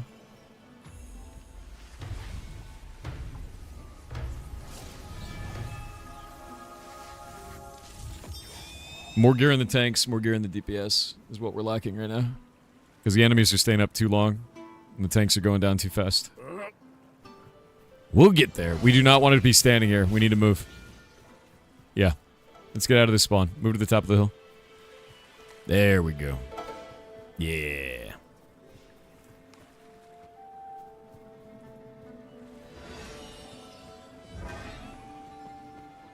Alright. Now we can chill for a minute. Flynn, you gotta move. Flynn. You're going to die there.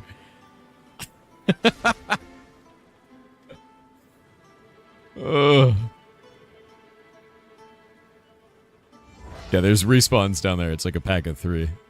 It's really not what we want.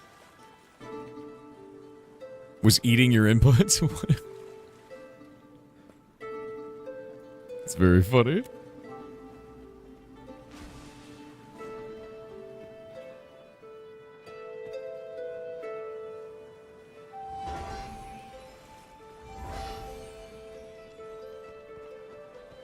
Oh, you're playing on a laptop, Ray.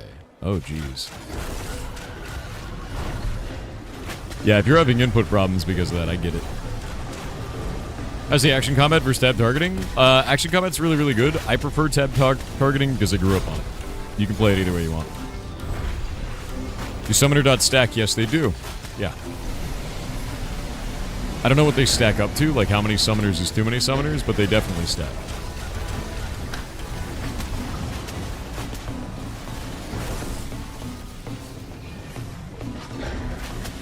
You can also spread them, which is kind of huge.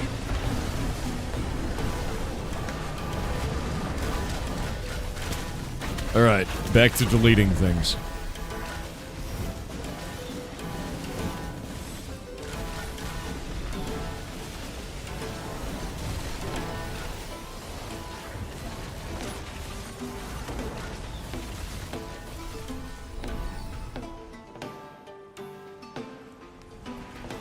Yeah, we don't need this. We don't need an Alpha 2 section. We need the video game. And those channels can evolve over time. Otherwise, we just get a mess of things that need to be stored forever. Send your resume to the recruiting thing? Rockin'. We'll get that worked out.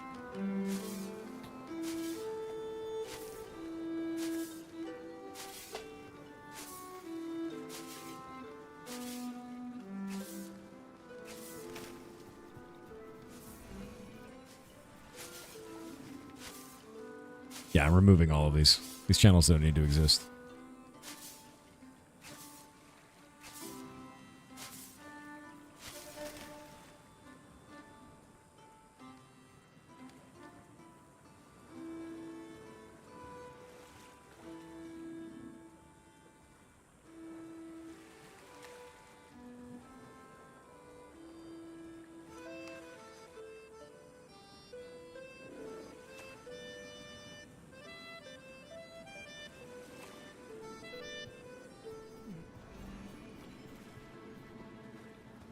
Wait, what's up? Jake, are you replying to yourself? Wait, what's going on? Oh, what's up?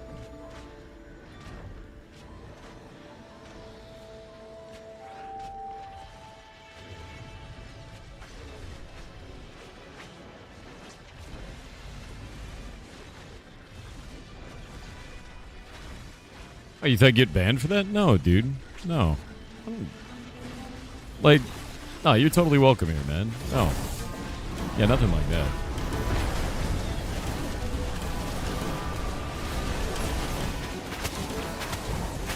Any advice on where to start farming your hunting skills in AOC? So, hunting skills are pretty hard to farm. It's also, like, not a really well-made system quite yet. But around the Riverlands, you have areas where you can actually, like, farm out otters, and, basically, if you see a raven, kill ravens, and eventually one will respawn as a huntable raven. Does that make sense? What percentage is the node XP up to? 13%. We have figured out how to farm it. Are there any druid-like classes? Not current. Yeah. Thoughts on the other two summons outside of healing? Well, I think the other two summons are kind of lackluster comparatively, but I think the reason why is because the healing summon is broken, dude. It's 750% healing power. You know, like, it's so strong. But yeah, if you're doing hunting, just kill beasts. Eventually a beast will respawn as a huntable beast, and then you can get XP from that. It is sort of a slow and RNG-based process. Not as fun as you would want it to be. And it is placeholder for now, they've stated.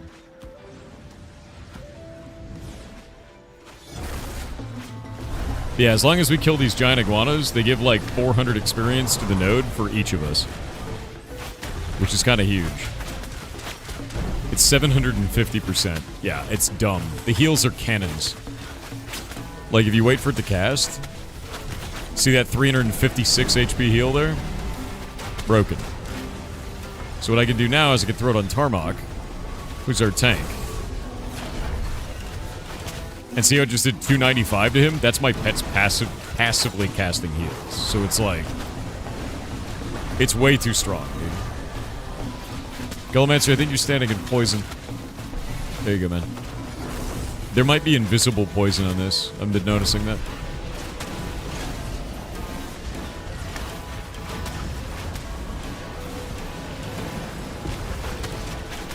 The wood looks like fingers, I know. Tank or healer, easier invite to groups. Bards and clerics are the best way to get groups right now. Everybody needs them and there's not enough of them.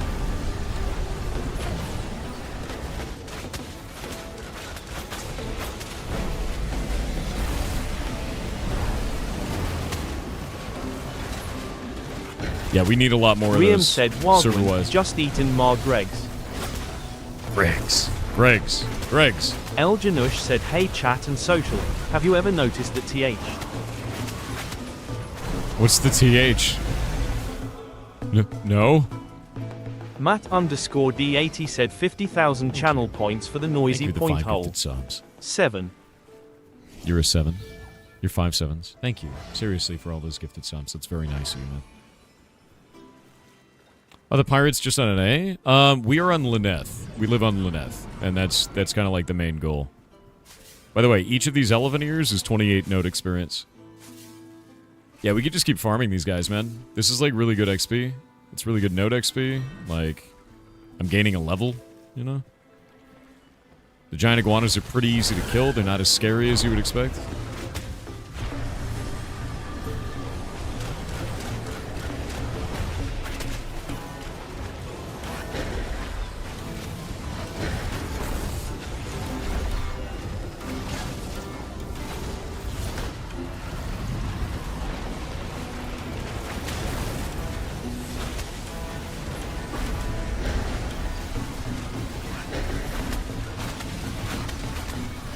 First time in the chat.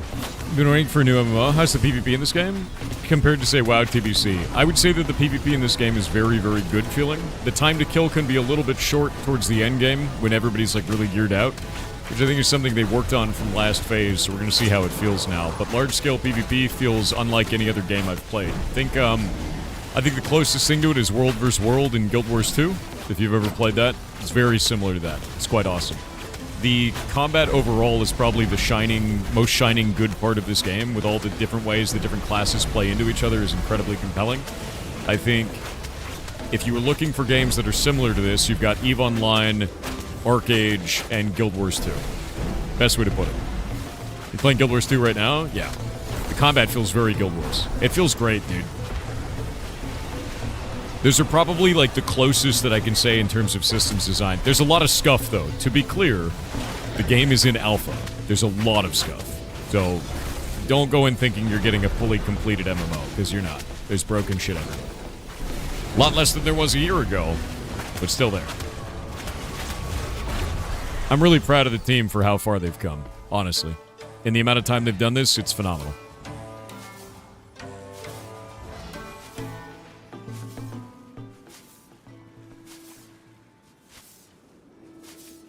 Okay, I'm building out the Ministry of Mentorship now, too. That will be done. Yeah. How far along is the node? So we are currently at 14% now.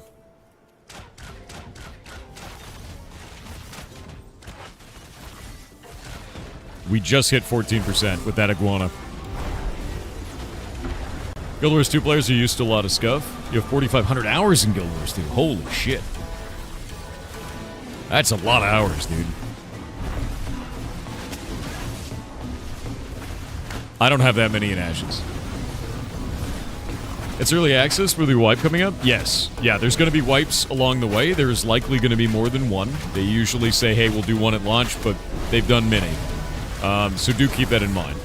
The wipes allow us to test all kinds of new content, try the new player experience, look at all the changes they made. It's a good thing when they do it. Yeah, Alpha 2 Phase 1 didn't even have grass. Like this right here, none of this existed on the ground. In fact, this whole zone didn't exist. Or this one. Or this one. Or that one. It was just this, and it was kind of shitty. So, like, Phase 1 looked like a burnt potato, yes. It's looking really good, dude. And square snow, I remember that. The square snow.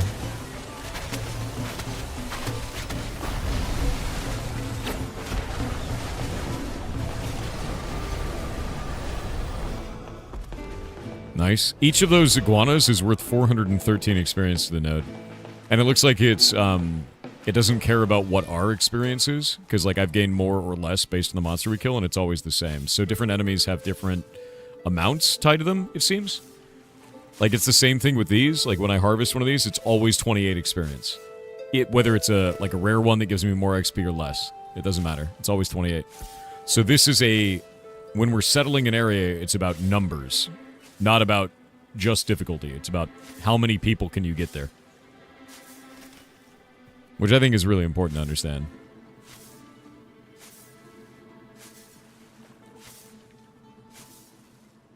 No? Great Goddess Fred? What the hell are you talking about? Yeah, the square patchy snow was quite funny. I remember when they first added beaches that had, like, dynamic texturing going on. And it looked terrible.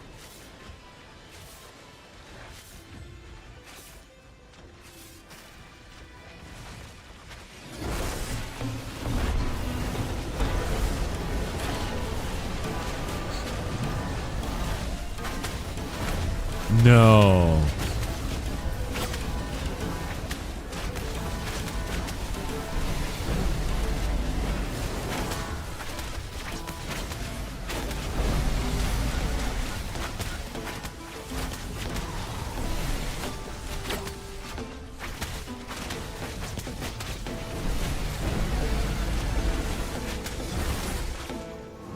That's horrible, dude.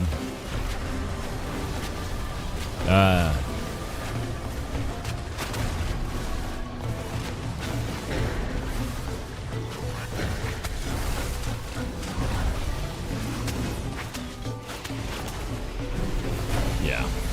Did we try PvP? I've done a lot of PvP, yeah. It's quite fun. Right now we have an objective. So we're doing that objective. Let me turn the game's sound down a little bit, actually. I didn't realize how loud it was.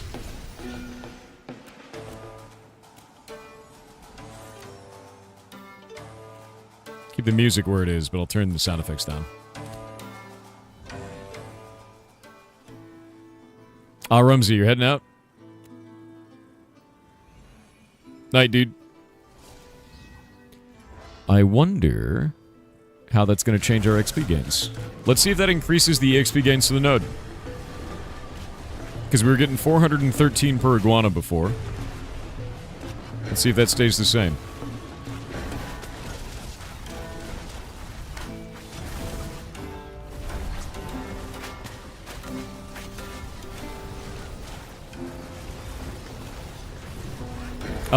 Wait to invite them.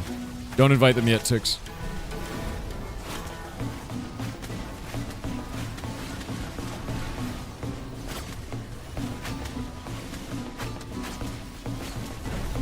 Yeah, Zotax, just wait for us. We're gonna see if this changes the amount of experience. Okay, you're aware of the experiment. Perfect. Yeah, because I want to see if this changes the settlement experience that we're getting.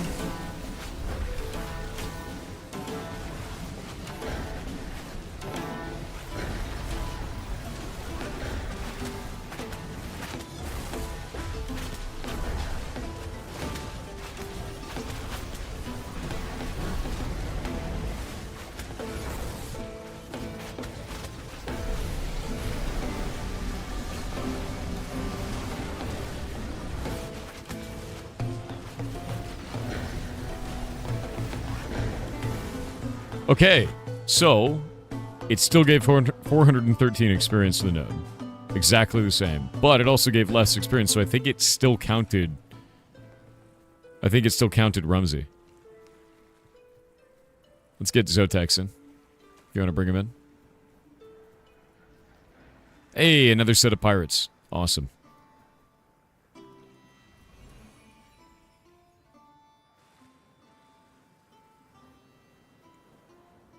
Jesus.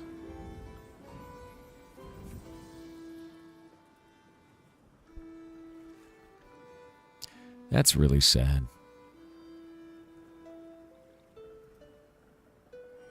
That's really sad. Yeah, if you don't know who Rob Reiner was, he was the one who directed Princess Bride.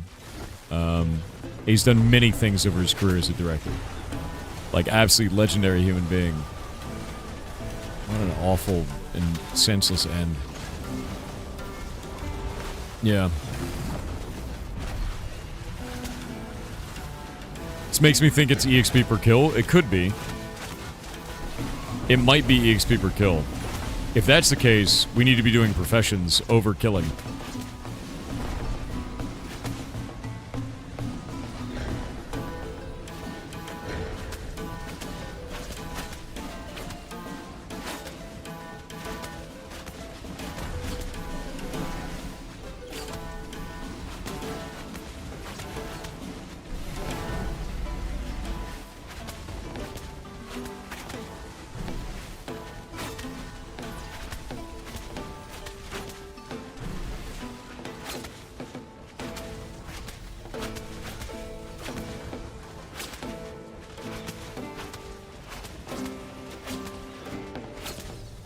Yeah, I'm letting devs know that we're testing around the whole feature to see what scuff exists, but definitely go around and, like, harvest plants and things. Because if each person in your party is harvesting plants, you can stack up really quick, especially because you're not doing combat, you know? He was a meathead? Oh, old stuff. Yeah, that's very sad. So, like, if we go and loot this, looting this gives 28 node experience for each one of these. So the idea is, like, kill monsters and loot plants, effectively.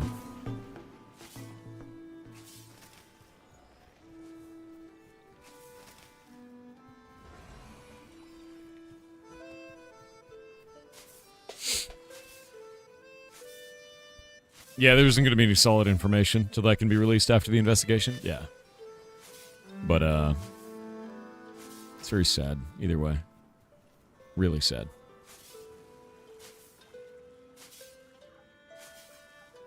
We don't know yet.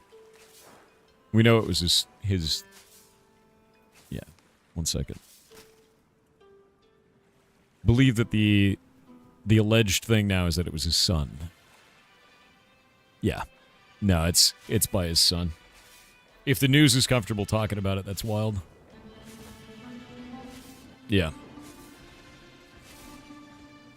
Very sad. So not just some random person. Yeah. What happened? The news coming in right now about 7 hours ago is that Rob Reiner, the director, he was the guy who directed Princess Bride and did a lot of other stuff throughout his career. His son killed him and his wife. That's it. Yep. Yeah.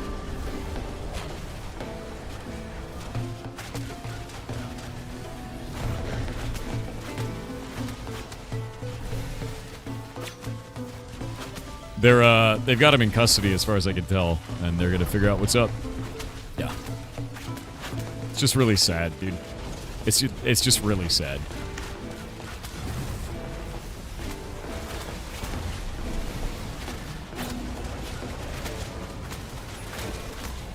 I guess the thing is, man, like, I don't know. You never know when something like that's gonna happen.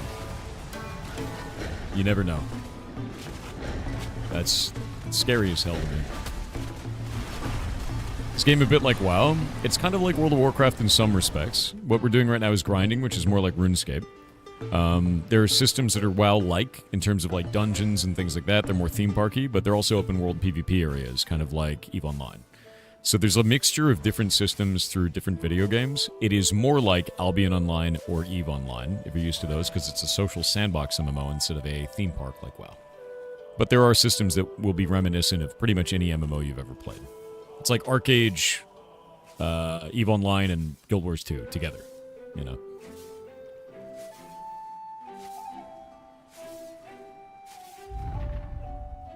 Hey, get an herbalist ability. Level 7 herbalism. I think we got this on farm now. It's starting to feel good.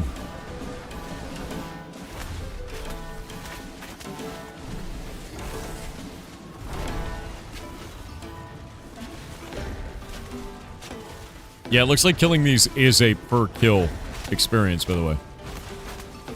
So our party has earned 400 experience to the node, not each of us individually.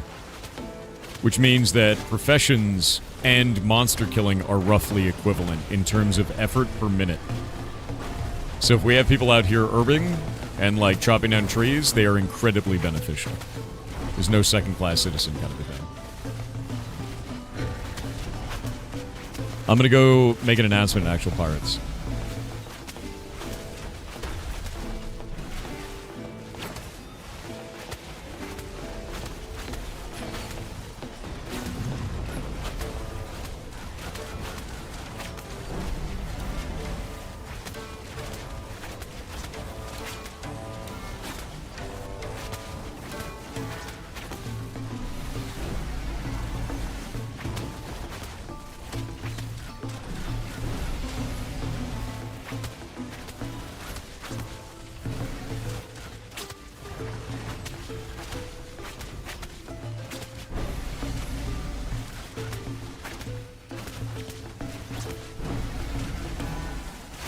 Blade_Punner has obtained the cursed quest. A poll has begun for chat to decide their fate. I was waiting for that. I was like, did it break today? I was like, the hell is going on? I knew somebody had to have done it. Oh, another iguana.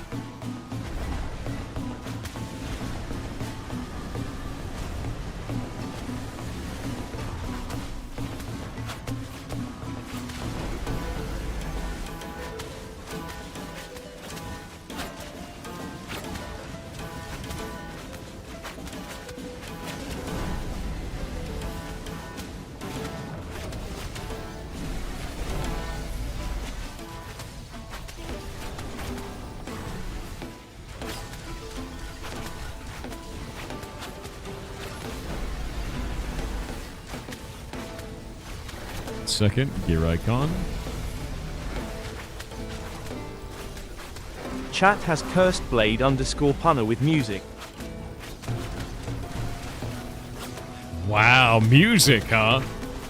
You need to write a sea shanty, and you gotta sing it. I want at least a 45-second sea shanty. You gotta sing it on video, but you need to print out my face and wear as a mask so that you can protect your identity. That's right. Print it out, wear it, sing a sea shanty. Need more sea shanty 2? What about sea shanty 3?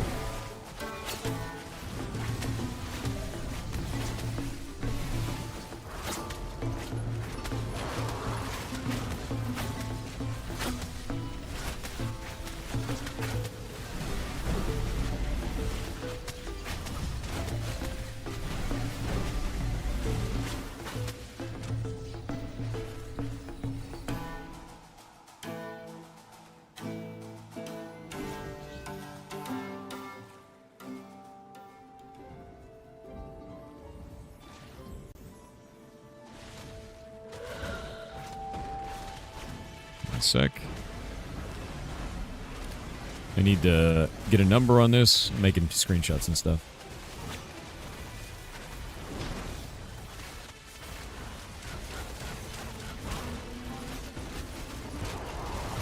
There we go. That's 28.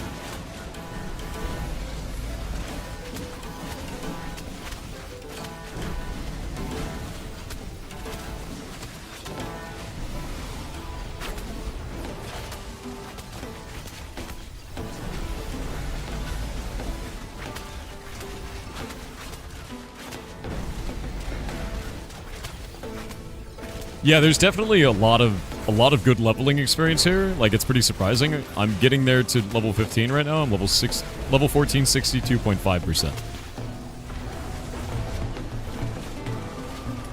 Okay, I put an announcement to the guild. They said, we've done some science. Killing monsters levels the settlement a flat amount regardless of party size. The 2-star giant elite iguanas give 413 settlement experience. Gathering herbs, trees, rocks, I'll give 28 settlement XP. So definitely do this when you can. I don't know about fishing. Fishing might also give you XP. Yes, once we level up the node, we'll be able to craft and process. And processing will also give us settlement experience, which is what we want to do. Settlement XP, not salamander XP. You can't fish in open sea. Can we not? Do we not have any other fishing spots? Ah, there's no water here, is there? Maybe there will be as the node progresses. Don't know yet. How close are we to doing so? We are currently at 14%, but we're learning how to do this more optimally.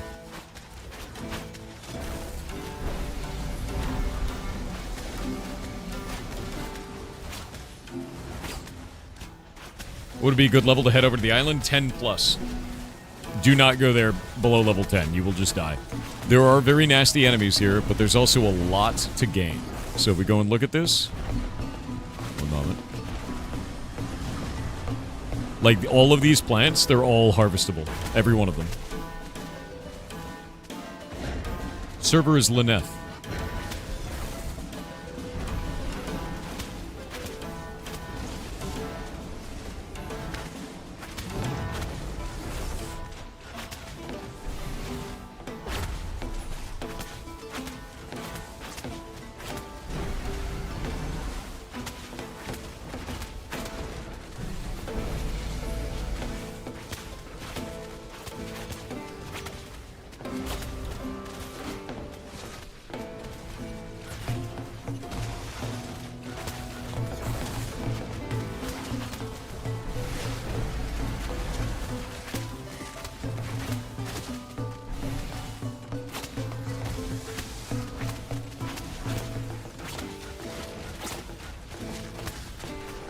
Permissions on this. I'm changing up permissions. Getting everything set up.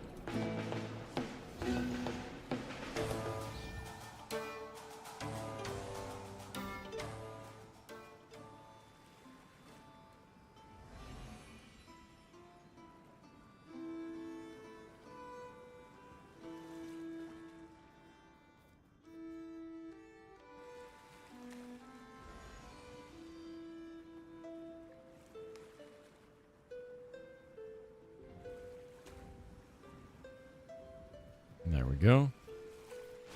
I can't believe we have a Violent Mango, and we also have Violent Mango, as two separate human beings. Actually insane. Why is it like this? XP scrolls do nothing for settlement XP. That is correct. It is based on kind of like strength of arms. You need more people here. See this dude Cryptid right here? Cryptid's going around actually harvesting. That's giving settlement XP. Every one of these. Why are mangoes so violent? That is the big question.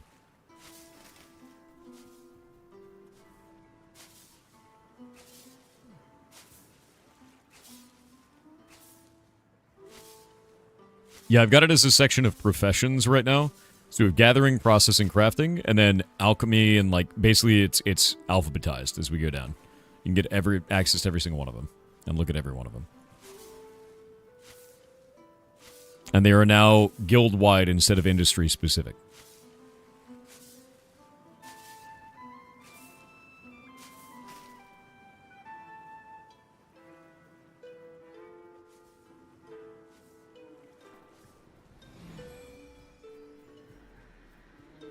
Have you ever eaten a mango? There you go. Mangoes are not violent. Alone, you know? I'm changing the Ministry of Mentorship tag to crafting. Or not crafting, to, classes.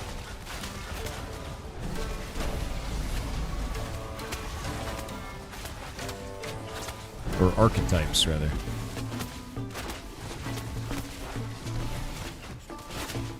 We'll move that above professions. We're just going to have a section for each one of these. This is going to be so much easier to look at.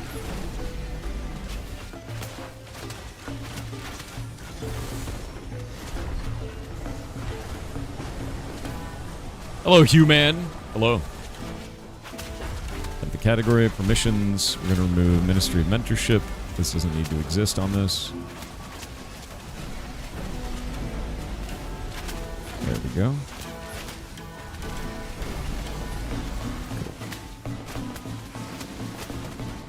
It's just a game about farming mobs? Absolutely not. We're trying to find the optimal way to level up this node, which means that we can get it on the map and have a settlement here. We're now at 15%. We've gained 3% so far. And what we're doing is we're doing this in the most optimal way, which is we have teams that are going around the island right now killing monsters, which I'm on one of those teams. We have people that are going around harvesting all of the materials, such as the trees and the plants. I'm not on that team right now, but I do harvest as many things as I can as I go by. And that's the idea, is like we're doing different stuff to try and push the node together so that we can make this our home. We're settling the land. So little actions like this make a big thing happen. Your whole family got blended into a delicious smoothie. Do you expect my behavior to be peaceful? A violent mango. In chat, I also meant the other guy named Violent Mango without the A. Did you clone yourself? He's not as sarcastic as you.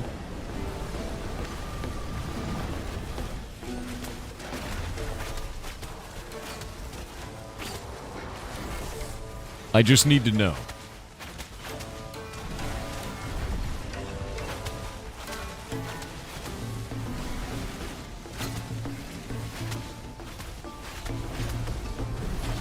Why is 1440p grayed out for quality for you? I don't know. That sounds like a bug.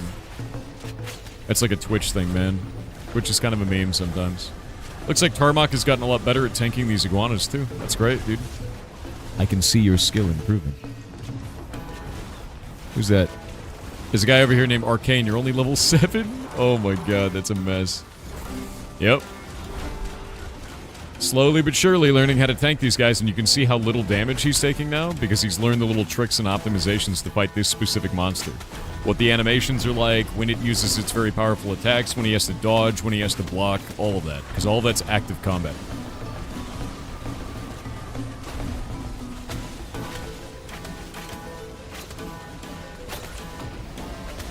Every time you move to buff me with a frontal cone, you move? I didn't even know you were frontal cone buffing me, dude. Well, there's an interesting bug. This plant has no model.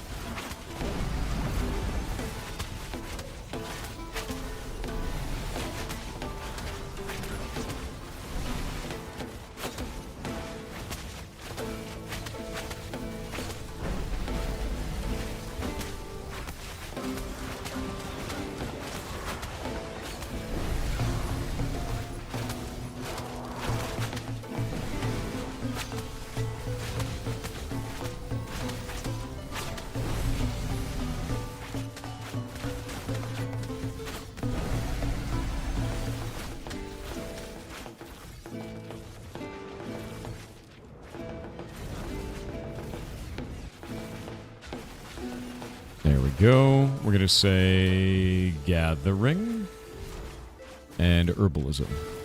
Done.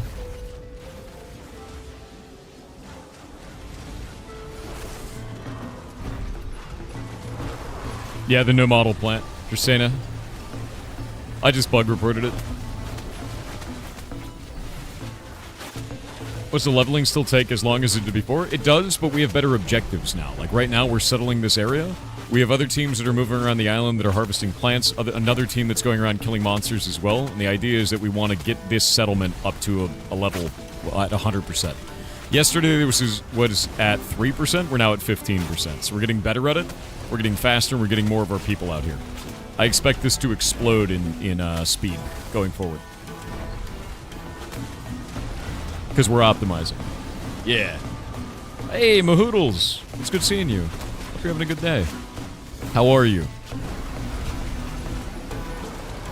Is your zone smaller than other ones? It is, but we live on an island. Also, the island looks like a laughing head with a horn on the front. So it's kind of cool. It's also named Brine Barrel, which is a great name. And our logo is a barrel filled with tentacles, which is also great. Yeah, it's Chainsaw Man Island. That's true. It's very Chainsaw Man. Demon Head Island, dude. No, control, not really. I mean, like, we don't just ban people for asking for it. Yeah. You're welcome to stay and hang around, though. If you don't want to watch me, you can just leave. It's not a big deal, man. It's the Excalibur Warframe. You know, honestly, it kind of does look like Excalibur Warframe, but it's got this, like, mouth and nose, right? It's, like, demonic. Looks like it's laughing. It's ridiculous. Oh, maybe it's a pompadour. Nah, it's more horn-like. You know? So, Brennan, that is for a different video game. We're playing on Lyneth. It's in the pinned comment. Yeah, we're the actual pirates on Lyneth. Which, by the way, you guys did a fantastic job leveling up the guild. We got to level 2, we got 80 out of 80 members, so the more people we get in, the faster that goes. You got a full glowing glint off that lizard? Jesus. That's sick. You gonna play the new story part in Warframe? I plan to, yeah. It's clearly spitting something. It is. It's hawking a big old loogie called the Brig. That's why it's out there, dude.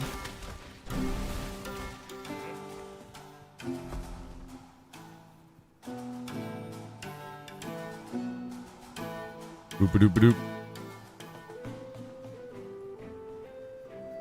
Yeah, I would make that Dune server instead of server. It's just too vague. You can delete the original inject. We kind of overlap with the others. We do a little bit. We can move over this way. We should get a gathering team out here because we've got just a ton of plants. What is that? Is that new?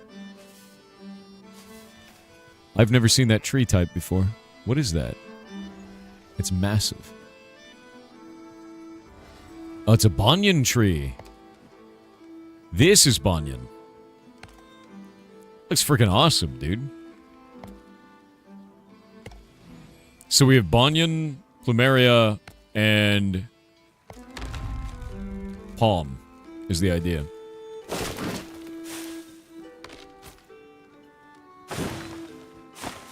It's only in the Jundark. I wonder why it's growing here. I'm gonna bug report that.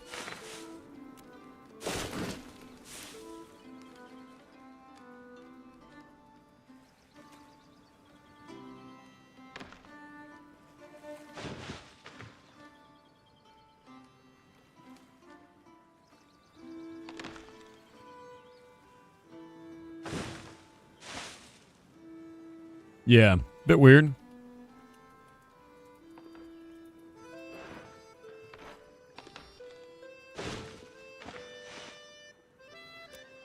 Invasive banyan trees, guys. Gathering, and we're gonna say lumberjacking.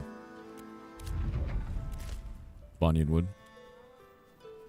Invasive species, exactly.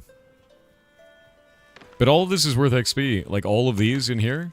Ah, there we go. There's an... Oh, it's a huntable iguana. Huntable iguana, dude. That is one of the concerns that I have, is that we kill all of these until they all turn into huntable iguanas and we don't have enough hunting skill to do anything about it. Yeah, cool new tree. Let's kill it. Exactly. But every single one of these elephant ears, which is used in alchemy, every one of them is valuable. All of it. So each time I harvest one of these, it's 28 experience to the node. Can you plant trees in your territory, or can you only harvest in a timer? You can't plant trees unless you're inside of a, what are they called? Those buildings that you can get in the open world. I can't remember the damn name of them. Yeah. Those are, you can plant trees there, though. What do you say happens when you exploit a resource too much? That is actually a thing. Freeholds, that's what it is. So they're planning on putting in an econ system where you can actually do economic warfare in an enemy group, and the way you do that is you go there and you chop all their trees down. And it should take a great deal of time for that stuff to grow back, so resources are going to drive the economy heavily, and those resources will become scarce with over-farming. That's the idea.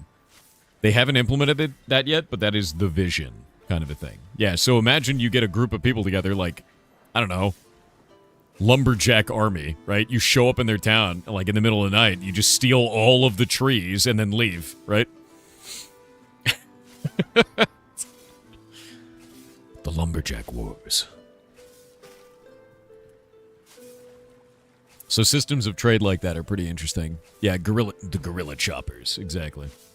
Grand Theft Arbor. But see, we just leveled this whole area. Took all the trees down, taken all the plants down. We're killing another one of these iguanas, right? And that's sort of the whole point, is settling the land means exploiting all the resources, everything we can. Yeah, steal all the trees and then leave, dude. Exactly, you got it. Rip biodiversity. We don't need any biodiversity. We need more. More plants. More stuff.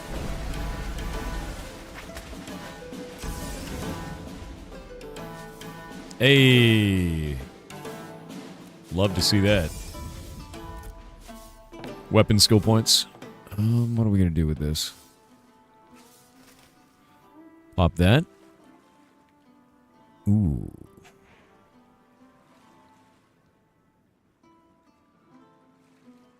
I'd say crushing blows on that. We're going to go to the Wanderer's Wand. What are we going to pick up here? We can do, every time you trigger Deadly Finisher or Extended Deadly Finisher, you have a 50% chance to increase your magical power by 3% for 10 seconds. Stacks up to 5 times. Insane. We can also go this way.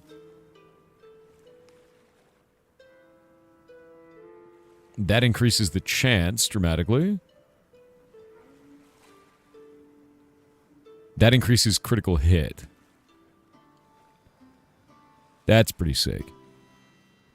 I think I'm going to go with catalytics. The chance to critically hit seems pretty busted. No one attacked you? You've reached the sea? Grats, dude.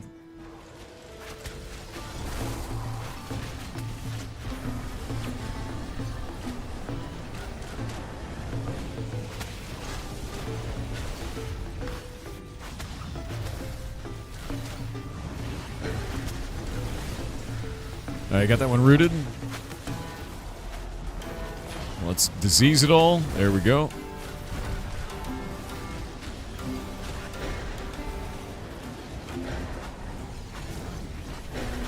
Nice.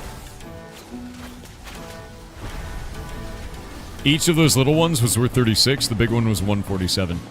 Those are not as good as us killing a single iguana. And they're way harder.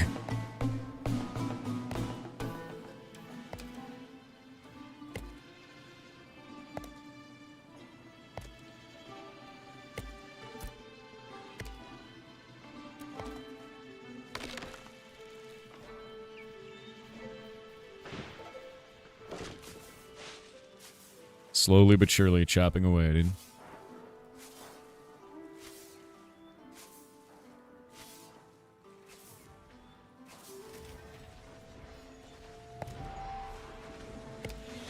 Oh shit, I'm doing it again.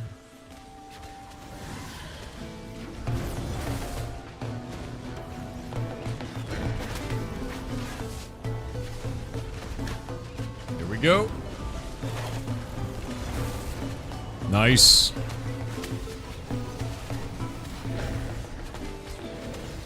Look at all those numbers. I love numbers. I love the numbers. My god. Numbers, chat, they're beautiful. I just basically spread my dots over everything on those enemies. Is Indecember stuff set up? Almost. I was setting that up right there while I was chopping that tree down.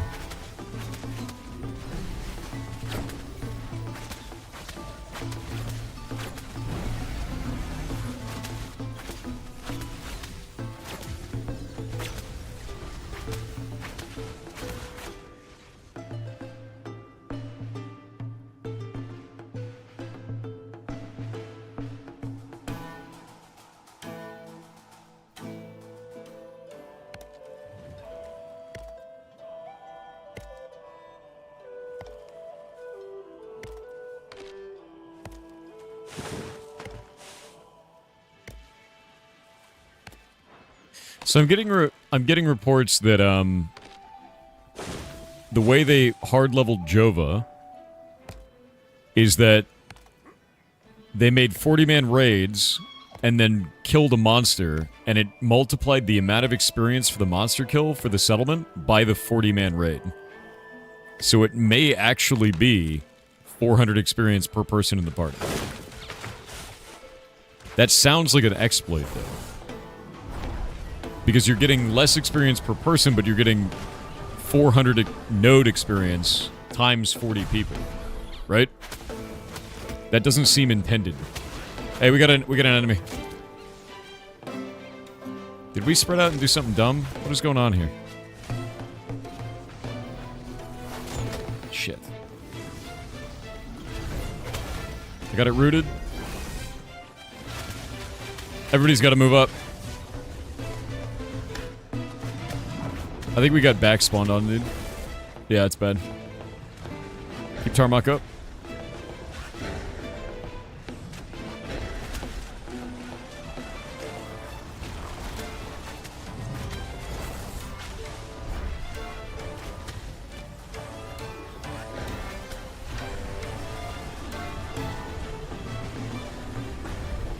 Yeah, that's a weird strat. I don't think that makes a lot of sense. If that's the case, then harvesting plants doesn't matter at all. Huh.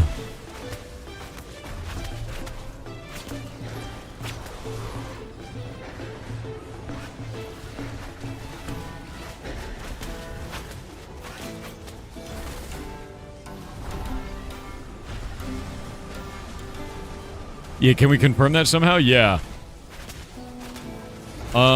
Tix, since you're the party leader, can you organize with the other group and get us merged? We're gonna make a raid. That is after we get through this and Tarmac lives, which I'm hoping he does.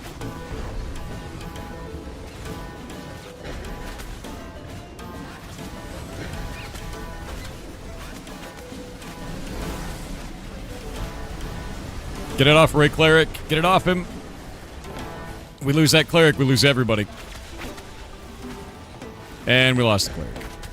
Alright. I don't know how he pulled aggro, but he did. There we go. Yep. Alright, so it looks like... Yeah, let's get everybody together. Everybody group up. We've got a secondary team here. Let's form into one big raid and try this out.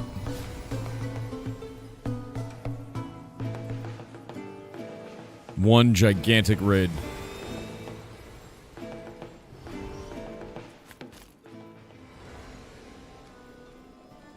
Can you guys res Zotax here? Do we have another cleric? Looks like we do. Yeah, Farrer, can you res Zotax? He's right here. Please. Thanks, man. Okay, we've got one big-ass raid. Let's go back to the iguanas, not to these mushrooms. The mushrooms suck. We'll go try that. Thanks, dude.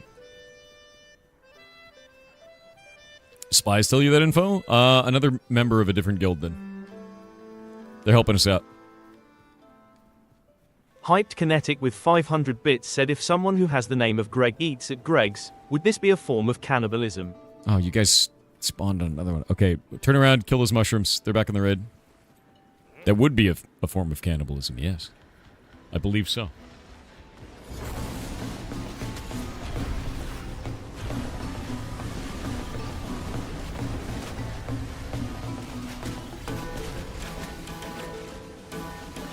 Yeah, this isn't giving us experience anymore, but it's still giving us brine barrel settlement XP.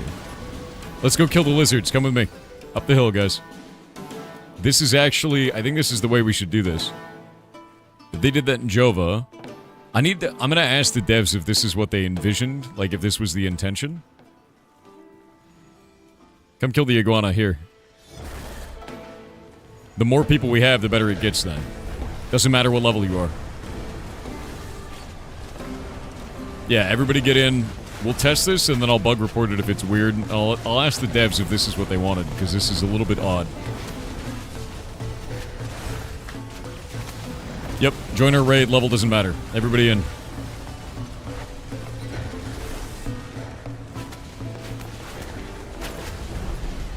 Okay, we're currently at 15%. We were getting a rate of about 1% every, I want to say about an hour and a half.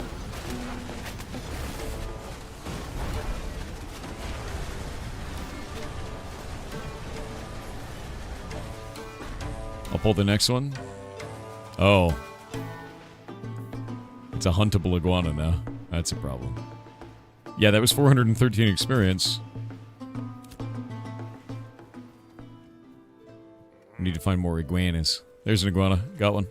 That's another huntable. This is a problem. We need to find things that are not beasts. Let's make our way towards the beach.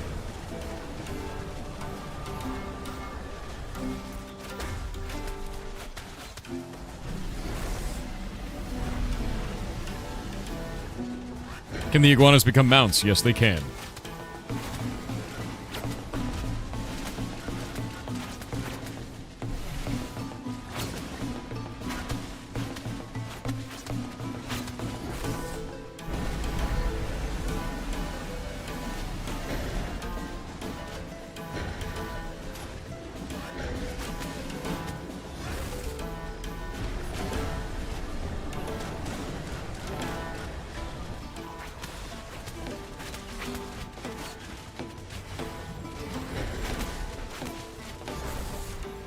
Okay.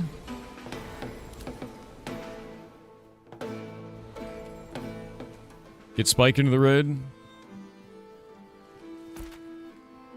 Let's go down to the beach, fight everything down there, because these lizards are starting to change, and we want to get something with higher rates. Mount up and let's move. Alright. Your first message is poop? Are you okay? Guzzy the King, are you doing alright? Glad you're regular, at least.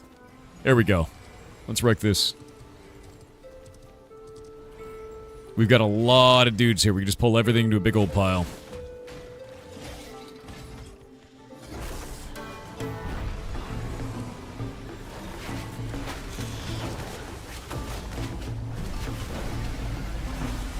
Come on, come back over here, Pet. Pet is doing a stupid thing.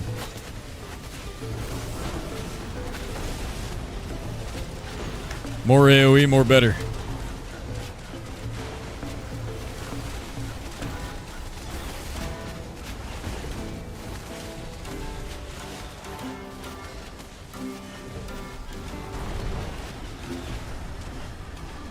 That was worth, so far, about one iguana.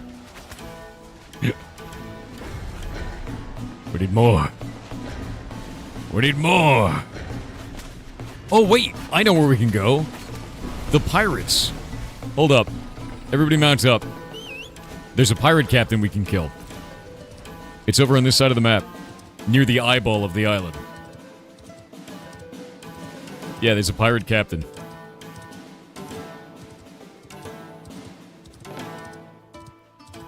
What is that? What the hell is that? Crab.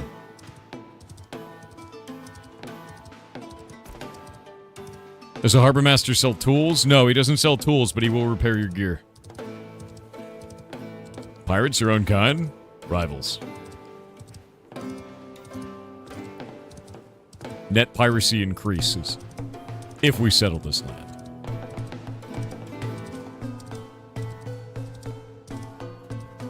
Isolates. Yeah, they're all the way on this side. We gotta kind of cut through the ground here.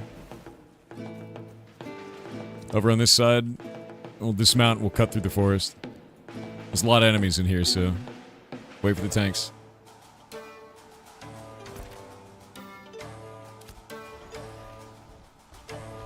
All yours, Tarmac. Mushroom on the right, dude. There you go.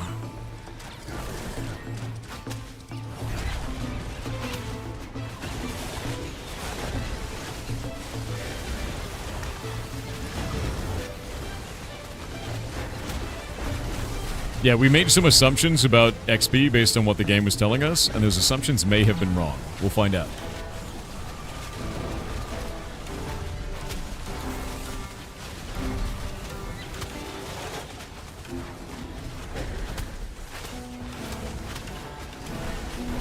Golemancer is down.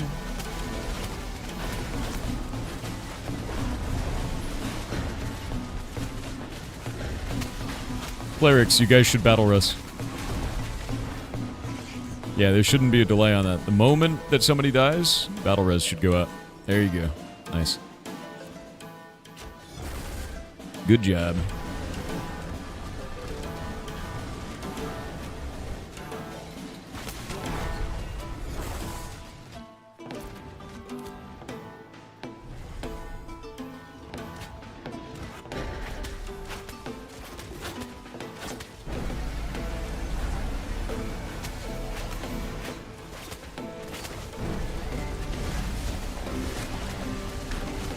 Yeah, if this is actually giving XP based on the number of people in the party, that's busted, dude.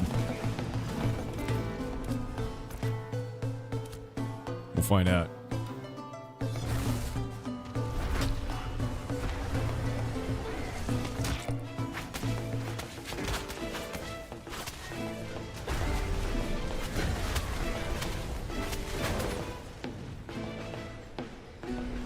You're wondering if this equals out, if there's an organized effort outside of the raid? Maybe. The thing is if it's multiplying by the number of people in the raid, this is dramatically better. Like, just straight up. If you're solo, your contribution will be less. Yeah.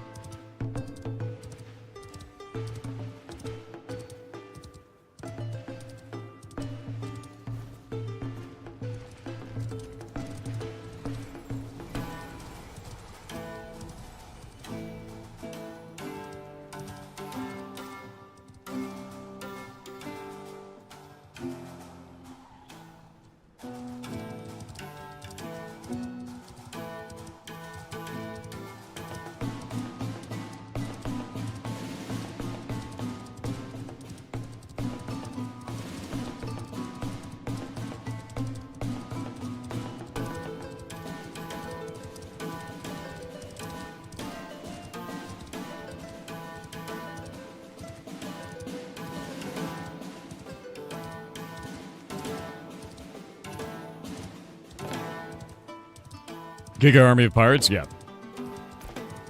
Alright. The Pirate King guy was over this way. He might be down towards the nose. Remember we saw him on the way. I think he's down this way. Poison Spore. Oh, here we go. We're starting to see them.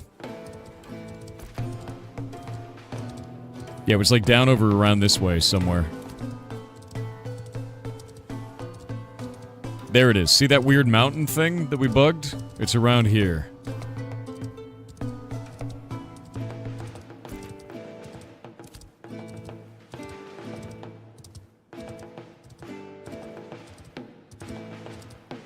Also, for anybody messaging me and being upset that channels are being deleted, the ones that I have deleted had no activity in 6+ months.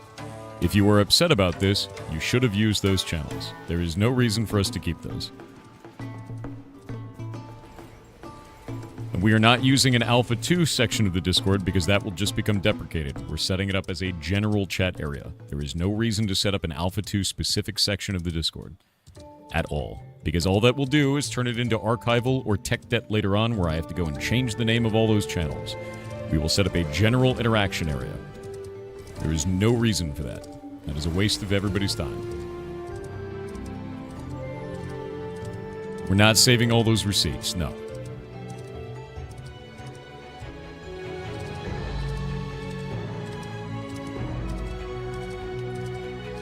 Nope, nope, nope.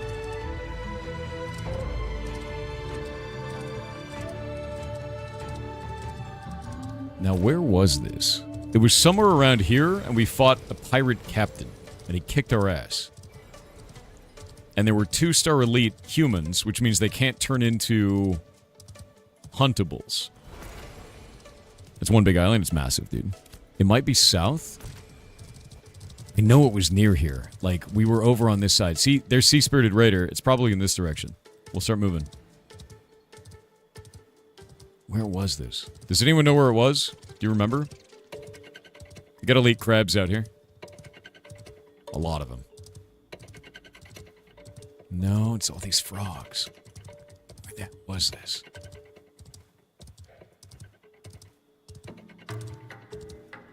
You spy buildings?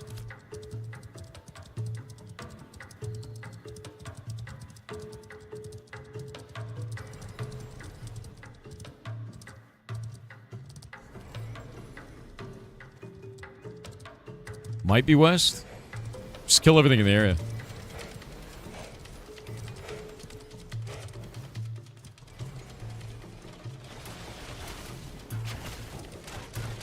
Yeah, I'm gonna scout ahead. See if we can find it. There's some buildings over here.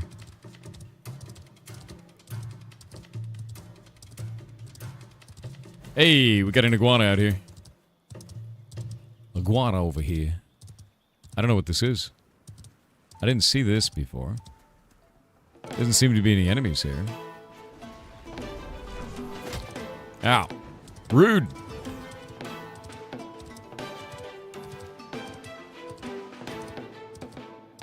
Yeah, flying mount would have helped. True, but we don't have one right now.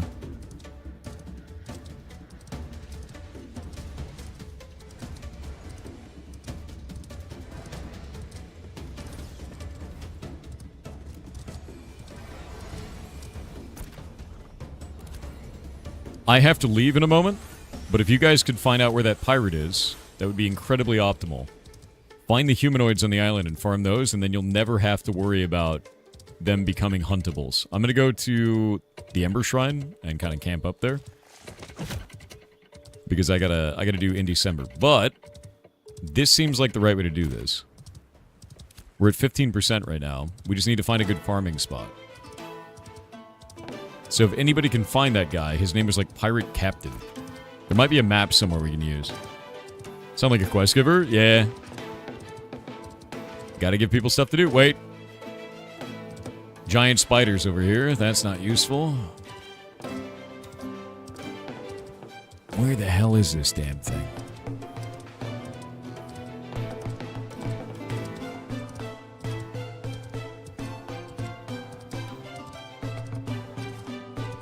Southwest of island near coast. Yeah, because you don't want to be fighting beasts. They will turn into huntables, and then you can't get any XP off of them. So, if you guys could lead the raid and then find it, that'd be great. I am going to go do in December stuff. So, gotta close it down for now. Good luck, guys. All right. Let's see. Set this up. What the hell? Looks like the Linode went down. One sec.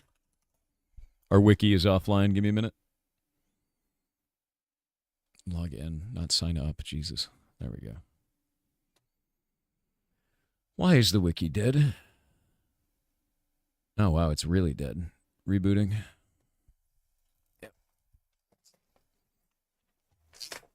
you have any customer-facing job, you're effectively an NPC. That's pretty true. Because you're like a quest giver. Or shop person. You put that on Telegram? I didn't see it. Yeah, I didn't realize it had been down. Nellis is tasked with figuring out what's wrong with it. Because it just keeps dying. We don't know why. And Wiki's on his side.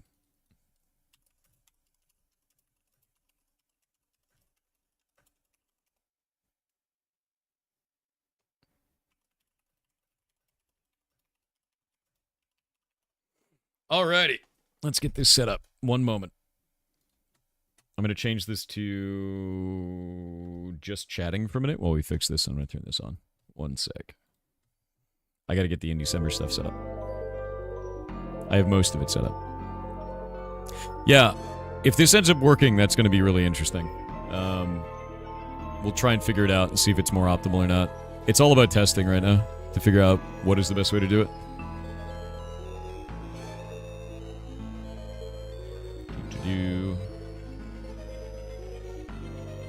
There we go.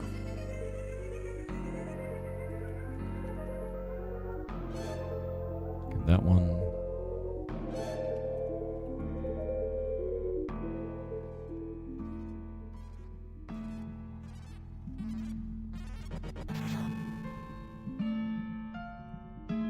We do have a sponsored game today later on, but we don't have that till the end of the day.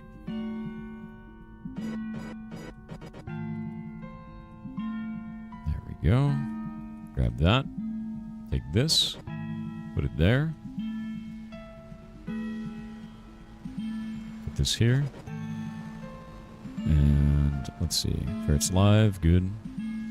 Channel game. There we go. Just like that. Okay, okay. Go into this one. That changed it correctly. And then we can do this one.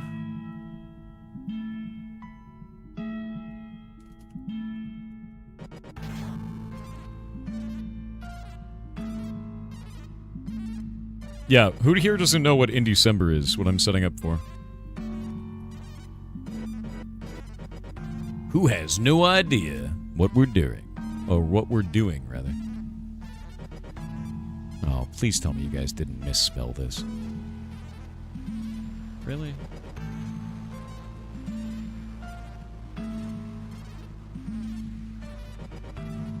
Why are there so many typos in this, man? The hell? I'm gonna go fix that.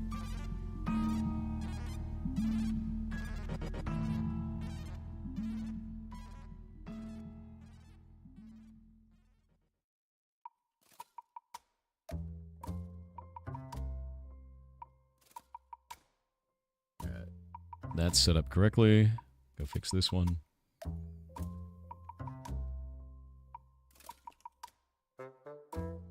That's done. And then the last one. One sec.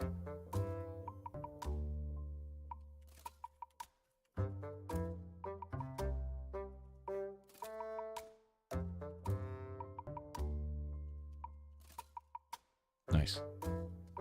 How's the island progress going? 15%. We may have found a better way to do this. So we're going to figure it out. But the team is working on it now. And Tix, let me know if it works. Yeah, we're colonizing the node. We just need to get you guys into like a farming area. And then it should work, you know?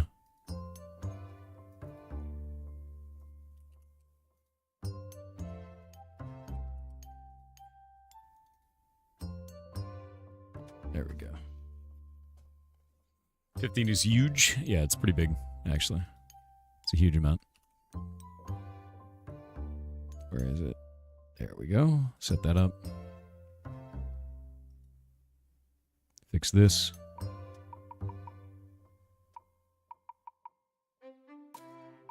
Okay, that's fixed for that.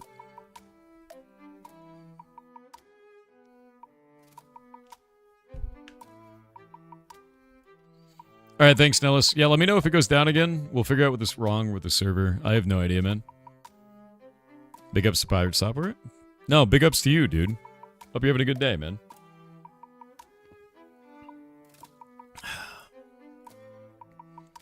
Gave you a VIP badge? Wait, what? Okay, let's see. All right, the first game of the day. I'm going to get this set up right now. I have to install it real quick. Mods, I am sending you the list for the day, so you guys can have it. There you go. And there you go.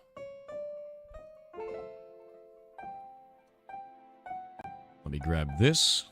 There is a special build that I have to get, which I didn't have before.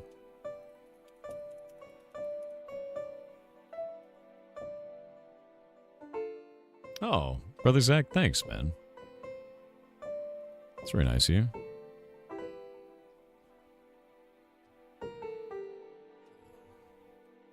Keys in a weird spot. There we go. Activate. And then the beta branch thing there. We'll go into this.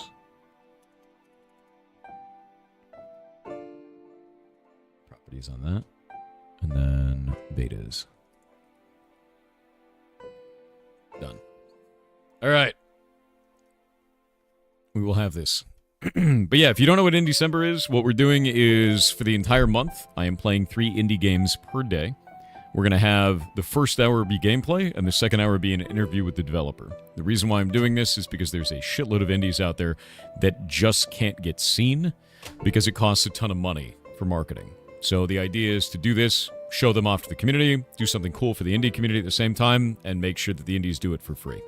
We do have sponsors throughout this, but those sponsors are either massive publishers or corporations so that the indies don't have to pay a dime. That's the idea.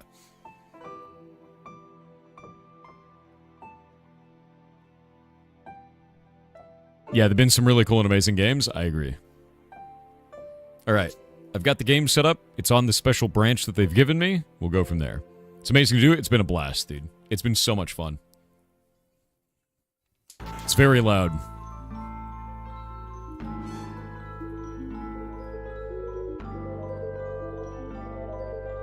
All right, one sec.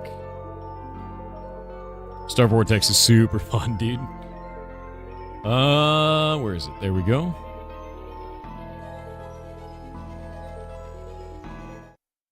All right.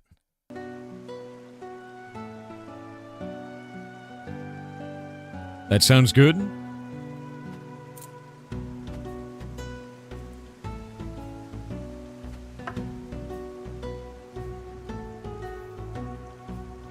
You still make your informative short content? Yep. Every single day I release a new short. If you want to see it, subscribe to the channel. The other thing you can do is I'm probably going to create... People are saying that they're not receiving notifications when those go off. What I'm probably going to do is make a channel in the Discord to announce YouTube videos for every day. Because people are like, I can't see them. They don't show up in my feed. Where are they? And it's that. So, had a cool game lately called Unbeatable. I've heard about that game. This music is rad. How many of you guys have ever heard of or played Lemmings? Hmm?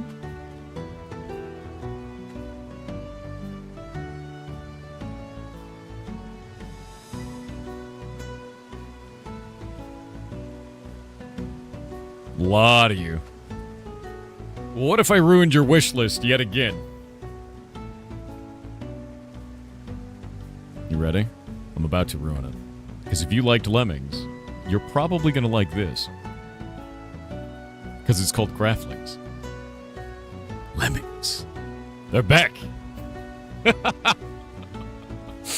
I saw this and immediately I was like, I love Lemmings. So I want to see what their unique take is on this. We haven't seen a Lemmings-style game in ages, and immediately saw this and I was like, hell yes. Yeah, this game is so good, I haven't played it. Like, I saw it, and like, they submitted it for in December, and I was like, I'm in. 100%. Yeah. Alright, we've got Stranded, Surrounded, Abandoned Mine, Expedition, Restless Dunes, Stolen Crown, Mausoleum's Order, World Wonder. So there's a lot of levels, dude. Let's go to Stranded as the first one. We're going to do a new game. These are campaign settings, by the way. A peaceful sea voyage of humble craftlings searching for new lands is suddenly interrupted. A massive corrupted octopus emerges from the depths and destroys their ship. Stranded on an unknown island with only a few tools, they must find a way to survive and escape. build a small settlement, construct a siege workshop, and take the fight to the octopus. It's Lemmings, but more. Love the little portal. It's nice. Craftlings is an unusual mix of different genres, and some of the rules need explanation. If you start a fresh game, you'll see pop-ups like this one. They pause the game and help you get started. If you want to learn on your own, you can disable tutorial pop-ups in the options menu. All the information from these pop-ups can also be found in-game. Hover your cursor over buttons and objects to see tooltips. Use the in-game wiki to read about game mechanics. A to-do list will be available shortly, helping to guide you. This short to-do list will help you focus on the right things to do during the early levels. Some tasks can only be completed after upgrading your town hall. Completing tasks will reward you with coins. Click the button again using this. Okay. Wait. Is it not working? Ah, there we go. My god. Craftlings keep walking until they hit something or you click them. Clicking any walking craftling will turn them with this. I love it. It's like Lemmings, yeah. Here you can find all the buildings available for construction. Click on the blueprints to continue. Town Hall. The buildings come in different sizes and can only be placed on free ground. The house icon shows whether you have enough space to build. Click one available building spots to continue. Let's make it on the edge. Town Hall it is. Now we need... You have a hammer, and you have a hammer. Wait. Alright. I was a little terrified that they were going to go running off. We need to make a lumberjack hut now. Maybe not. What kind of hammers can we give you? Construction reward. Okay, we gotta construct this first. Do it. Build it.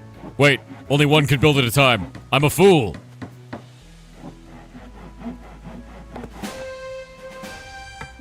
Alright, now we get axes. We've got 3 axes. Your town hall needs wood to be upgraded. Build a lumberjack. Alright? Lumberjack's hut. Let's make that there. And then our builders will set that up. I love that this is Lemmings, but also base building. Right? I left the chapler on. 1 sec. Fixed. Thank you. Build a long lemming? Maybe I will. Change the game speed. Tools produced by a building can only be picked up by an empty-handed craftling. Tools always cost you 1 coin to pick up. The next tool will be crafted after a craftling uses or drops the current one. So tools end up being destroyed. Got it.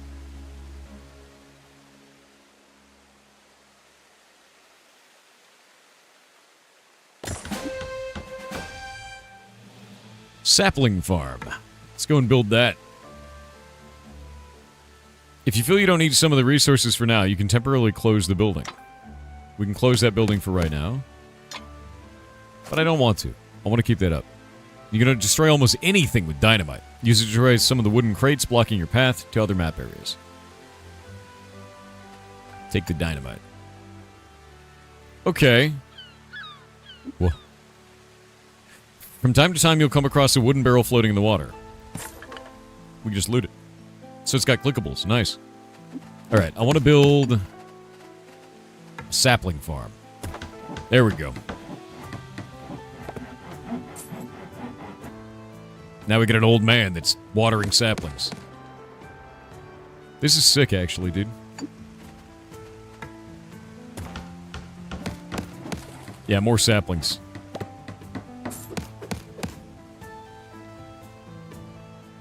I love this. Collect the words on the top of the collect button. Oh, I didn't realize I could do that. This triggers my childhood Lemmings trauma. It's not trauma. It's beautiful. What does that do? I wonder if we could build a little bridge. No.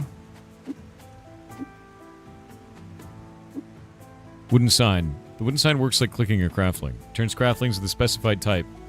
You can set a filter pointing the direction. Okay, so we can change the direction of the craftlings that way. We've got stone up here. I'm going to break that. There we go. What else can we build? A market. We need stone. We need a mining shed. Mining shed can go there. There we go. Got more dudes with hammers.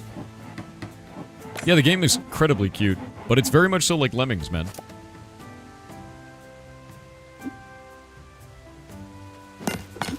Alright. Those guys are mining now and giving us stone. And now we can build a market based on this. I guess we'll build a market there. It's kind of a weird spot for it, but whatever. Craftlings is out? Not entirely. We're playing it, though. It comes out in January 15th. And it's in a really good state, as you can see. What is that? We got ads. We're gonna wait on the ads.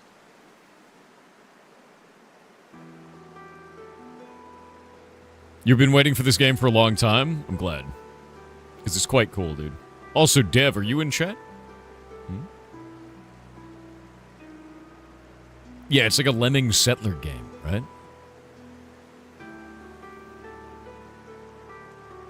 Also, let me ask Tix what's up. I'm going to work on the Discord while it's going on. Tix, have you learned anything interesting?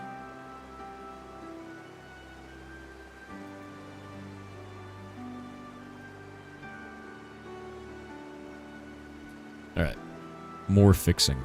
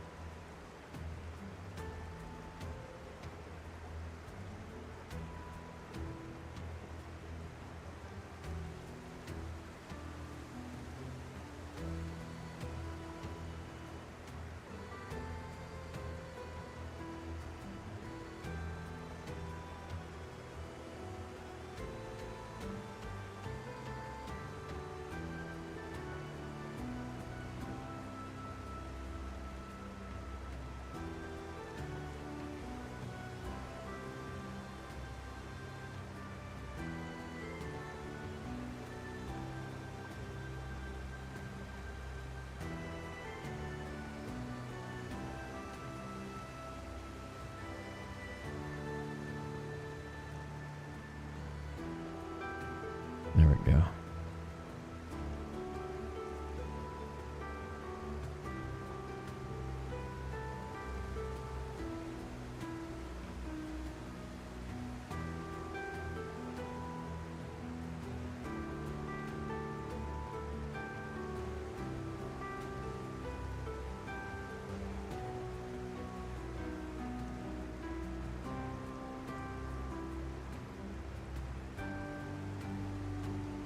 Much better.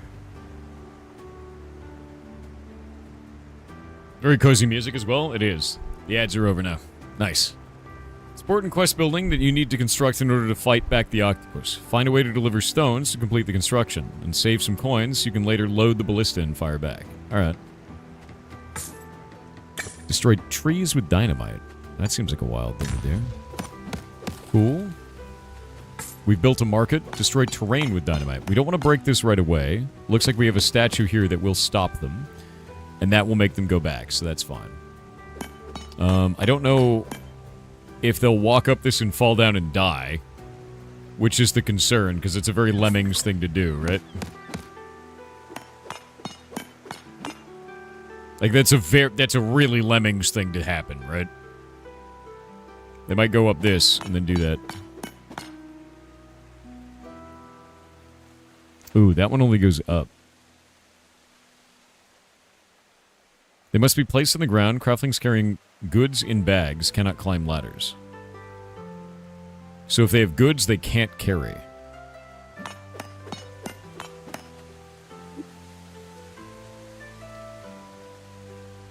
So if they get the wood up here and then they come back,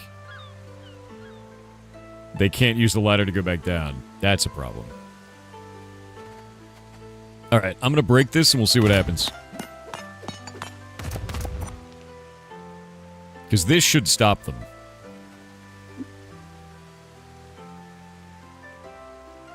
Ladders can be used by any craftling without a bag on their back to move up and down. This ladder is closed. Okay. Oh, it wants me to use it.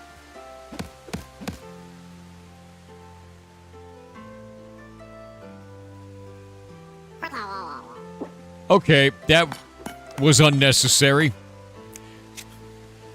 Shit. All should go back. My sad lemming is dead.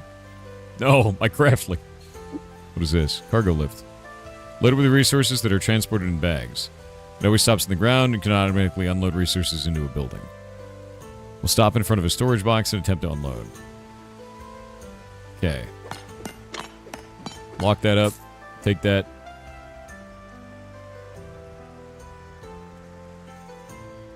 Lock that up for now. Well, damn. What can we do with this? I kind of want to learn about the cargo lift. That's the cargo lift, it looks like. How do we get building? We have a mining shed, a sapling farm, lumberjack's hut, market. We don't need any of those. We need to build probably a ladder here. How do we not build this? Buy a stopper from the bottom bar. Done. Place it on the map. I'm going to say here. Right? Destroy terrain with dynamite. Finish the siege workshop. I need to know how to... I guess we could build crates? There we go. We need to build another crate. We don't have enough of them. We can get rid of this.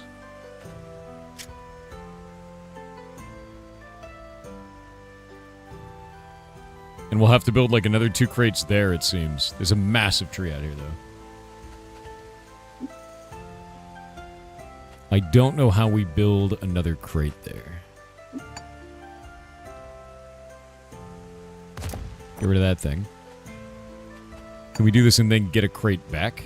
I think that's what we do. Yeah, nice. Okay, we use dynamite to get a crate, and then we use the crate to build. And I could do something stupid like this. Oh, wait, no. I can just place that back. Hold up. Use dynamite there, and then I'll use a stopper like this. Perfect.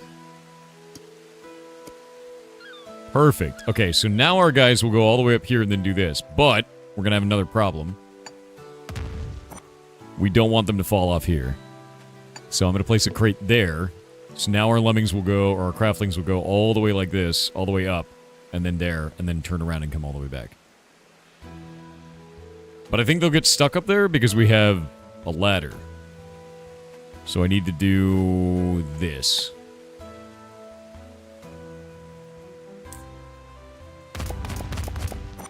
There we go. And we can do our cargo.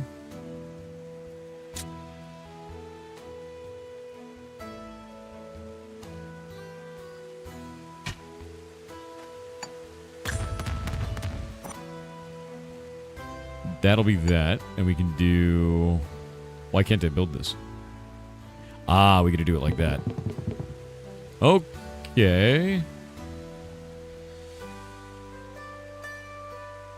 That did not work the way that I wanted to. We have to do a cargo thing going all the way up this. Alright.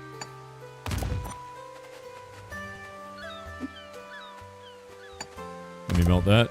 Let me melt that. And we'll do a cargo lift. It looks like it'll lift all the way up there, and we'll do stone. So that way we can cargo lift stone up above, and they get it to transport. Used to transport resources to higher levels. They can pass through dirt, crates, rocks. Okay. Look at it go! Okay, that's kind of sick.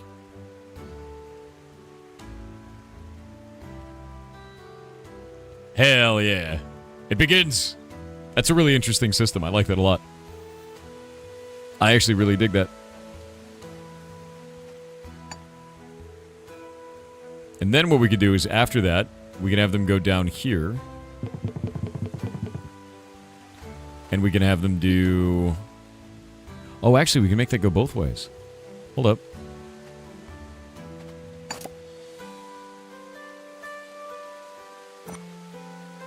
Okay, so that works. I didn't realize you can do a both ways ladder.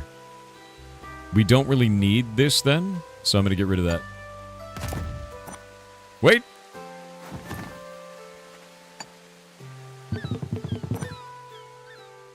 There we go. I want to lose my lemmings. Get back up there. Okay. Are these guys still mining? They should be. There we go. They need to use wood. Was he got a sapling? What are you doing with a sapling? Stop that. Alright, there we go. We can start the economy back up again. Gold coins are an important resource for a sustainable economy and expanding your settlement. You must use them to pay for tools and purchase items from the bottom bar. Collecting barrels from the river will always give you a few coins, but building a market and selling resources is a better way to earn more. Alright. Yeah, eat it! Get owned!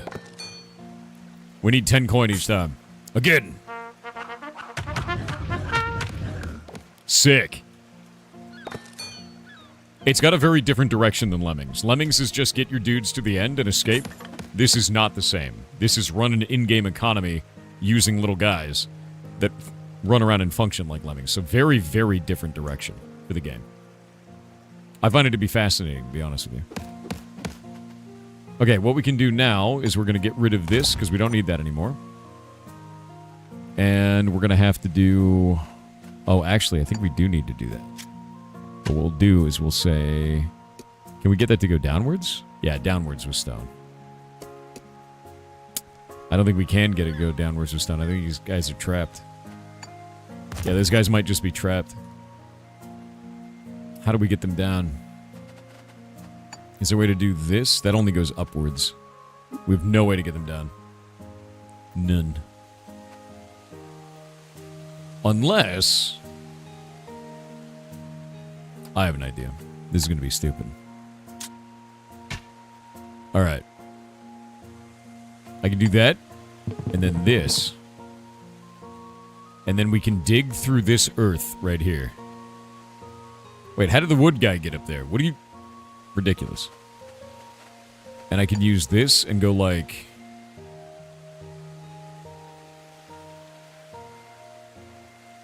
How far can they fall before they take damage?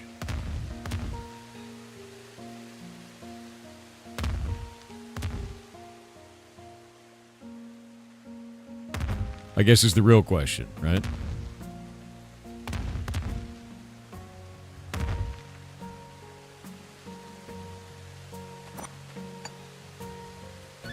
Can we just dig all the way through the ground?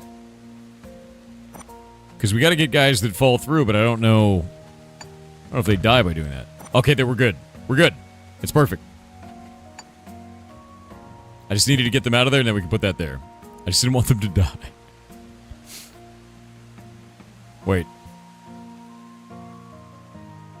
Get everybody out of here. Everybody out.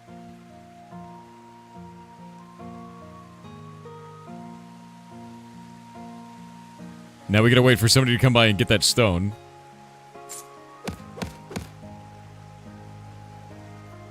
Slowly but surely, saving my dudes. He'll get the stone, perfect. This guy will take the stone, and then he'll go up. Nice. Is this Terraria? Definitely, you figured it out. No, this is really goddamn cool, actually. Like, I'm super into this.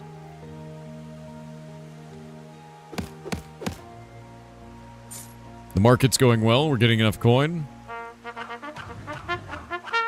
Sick. Octopus dead. I love that this has different objectives, right? I actually think that's really cool because a lot of the times when you play these types of games, you don't have... Like, Lemmings original was just get your dudes to the end and try and save as many as possible, right? This one is not like that. This one is, you have an objective. You have to do a thing, right? Kill the octopus. Yeah, it looks like it's timed as well.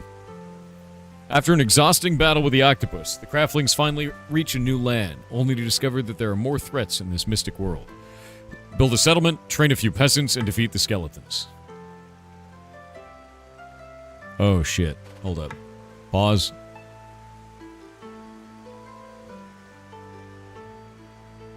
Alright. Alright. I don't know if the skeletons move around. It can kill you if you aren't equipped properly. It has 1 HP. It does 1 damage. Yeah. We're going to build our town hall here. Then we're going to build... What kind of buildings do we have? Is that it? Can I... Eat it. I don't know what that is.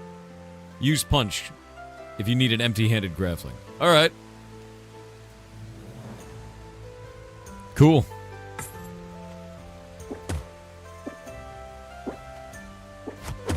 Eat it. Eat it. Doesn't do anything. Alright, my dudes, go.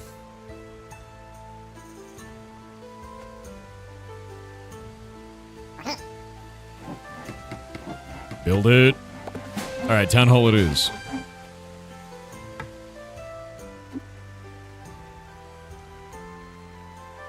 Okay, I can punch them and remove the item from their inventory. That's what it's doing. Let's build a lumberjack's hut, probably here. Give that guy the thing. Yeah. You punch them. And then we can do... After the lumberjack hut, we're pretty much good. I don't think we need anything else right now. We don't really need this stopper. We can just buy it. It's fine. Now we gotta punch this dude carrying a log because we're terrible people. Build a market. Nice. We'll give this guy the hammer. We gotta build 2 houses, a market, and then upgrade the town hall. How do we upgrade? With 3 logs, it looks like.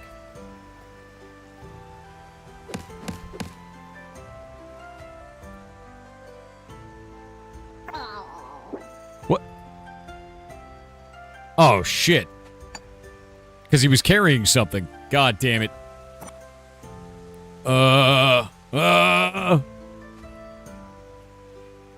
This is a problem. Get up there. Alright. No more problems. Yeah. I was like, why do they want me to buy a stopper? It'll just go down the ladder. Guy carrying logs jumps to his death. Craftlings, no.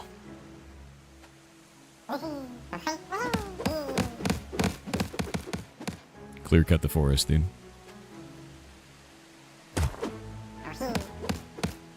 Oh, that's cool. I can just... That's way easier. Alright, now we gotta build a sapling farm. Otherwise we'll run out of trees.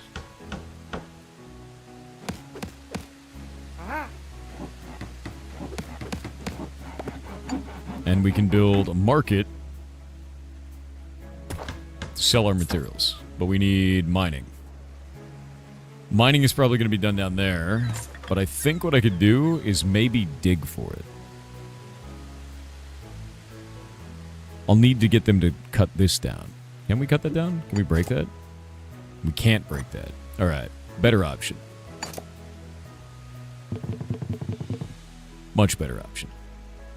We'll break this. Done. The water looks great. It looks really good, man. And you can zoom way out. Like, it's really nice. The map is quite cool. Everything feels really nice. Like, they've done a really good job with this. Legitimately so. Really impressed.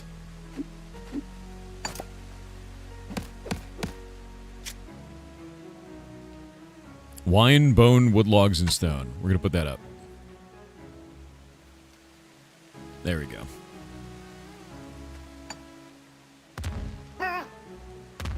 Wait, no. That's not what I wanted to do!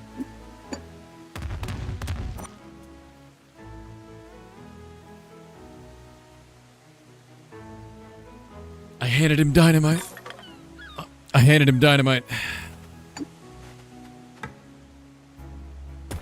Damn it. It's not what I wanted to do.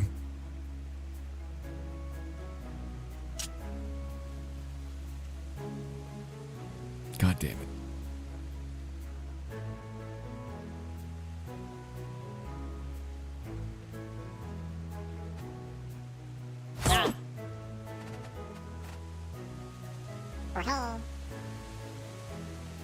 There we go.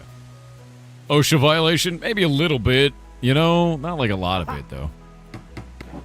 There's a little bit of OSHA violation going on.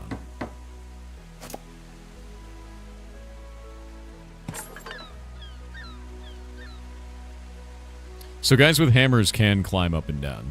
It's really interesting. We're gonna need a way to put wood down here.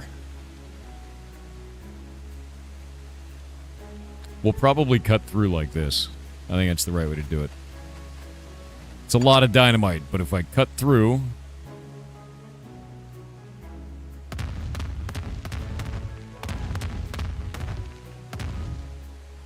Shit. Victory. This is the weirdest way to do this, and I'm fine with it. Look at him go! Is there a way to spawn more craftlings? Yes. I need to make houses, it seems.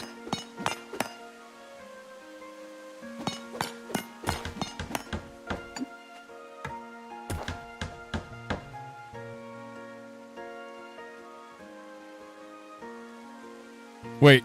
What? Why are they going that way? Oh, this is a problem. The inefficiency is happening. Why are they doing this?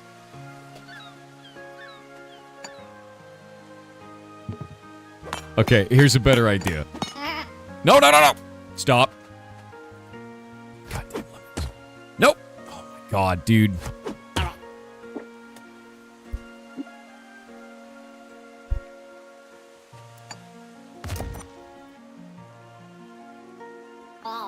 What? How are you climbing that? Oh my god, they're idiots. No, no, no, no, no. Shit. Give me one of those boxes. Get out of there. Get out of there. No! Anyway. I tried my best. I tried my best. Unfortunate. They're not idiots, they're lemmings. They're craftlings.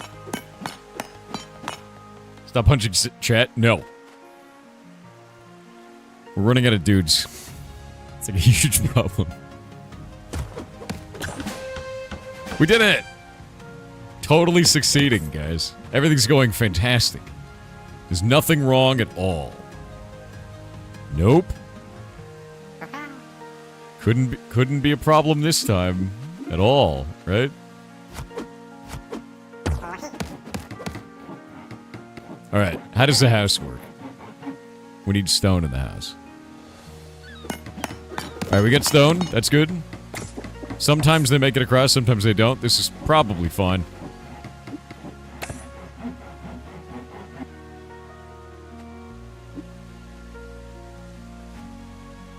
Probably fine. There's probably nothing wrong here. It's just the most inefficient loop imaginable, right? Whenever I kill one, a new one comes from the portal? Yeah, but at the top left, I think that's the number of dudes I have left in the portal. I might be wrong about that, but it seems like that might be the case. Our stone guys can't make it over. Shit. Okay, let's do this. pausing. There we go. Now they'll make it over every time.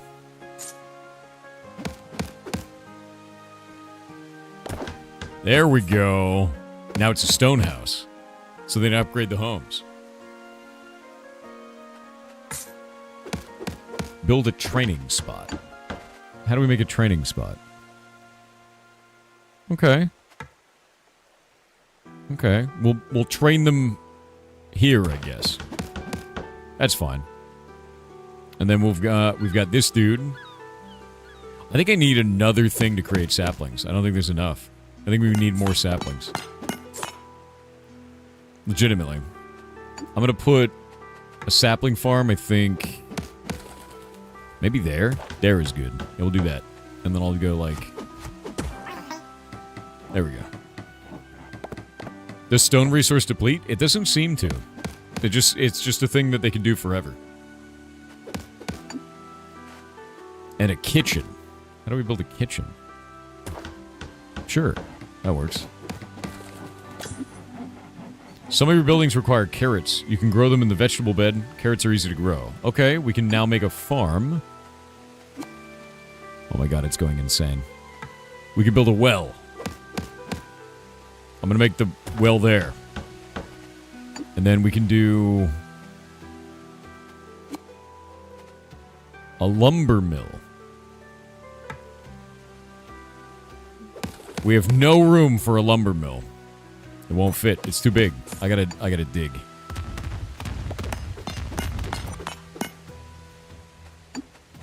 Level the land.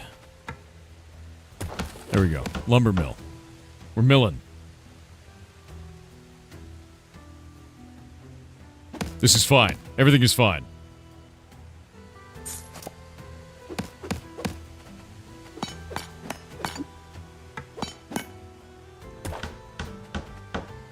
Need more houses. This increases the number of craftlings we have.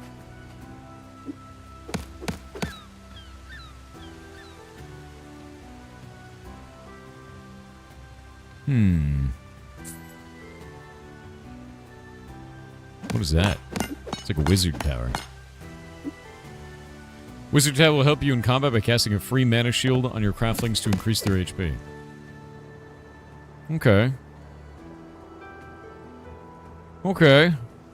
This seems suboptimal, but also kind of fine. I don't know what that was. Is the kitchen made yet? No. We need hammers. Oh, wait. That's why.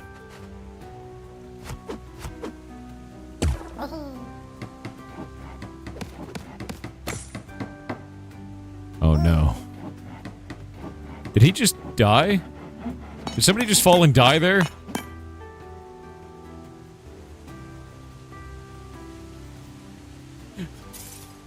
Did somebody die? I don't know what happened.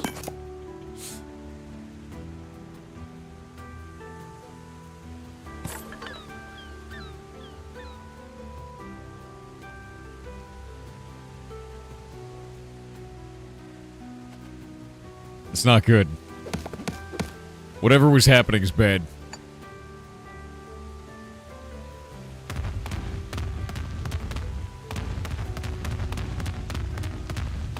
There we go.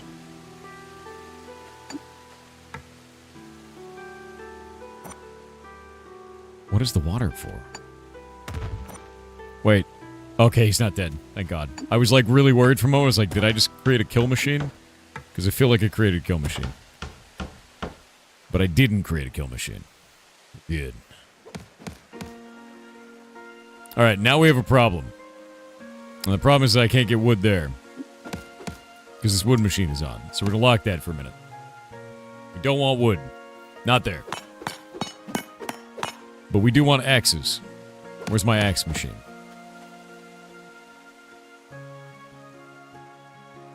Alright, more saplings. More axes.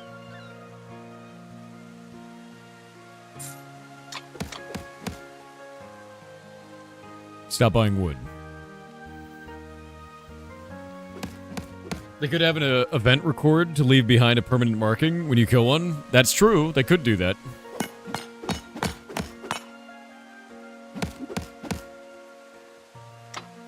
We don't need water right now. We need a hammer.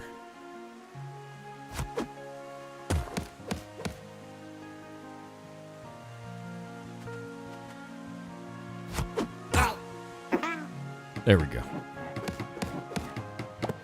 All right. That gave us boxes. No. There we go.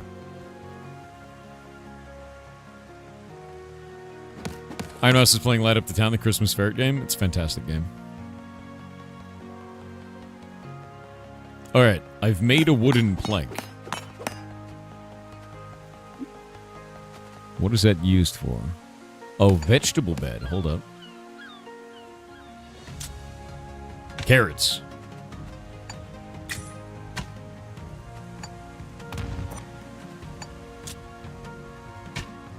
There we go. Actually, I've put this in a shitty spot. Hold up.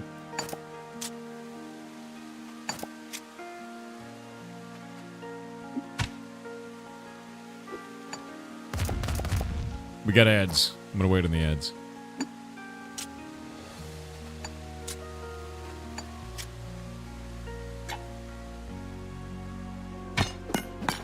Definitely added a wish list. It's quite cool.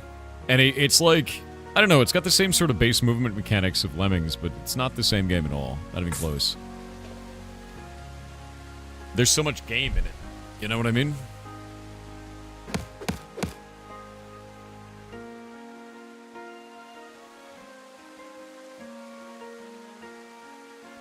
You suck at colony management games? Dude, I suck at this one, that's for sure. I have created the worst possible colony managements. It's very bad. I think it's mostly because I wasn't thinking about how they climb or don't climb, because, like, this guy has water, but he's still climbing. You know? I also didn't know how far they could fall before they died.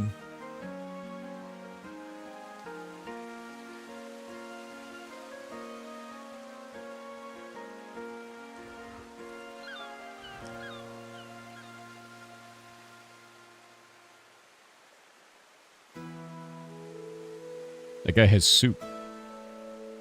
Where do we take soup?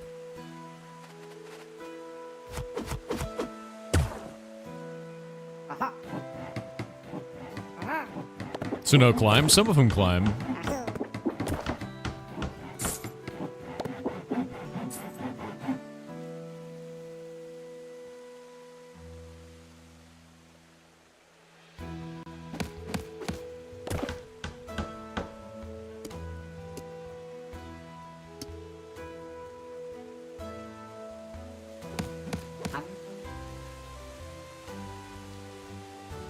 The ones with bags don't climb. That is correct. We're back. Back from the ads. So I've got a bunch of houses here now, so I can have up to 25 craftlings. This needs food. I've started making carrots. I guess we can turn that off. I think what I'll do is, instead of having this over here, I'm going to blow that up. Yeah, destroy it, dude. And then we can build that, which is our training spot. We'll build it all the way down here, which I can't do right now. So I'm going to do this.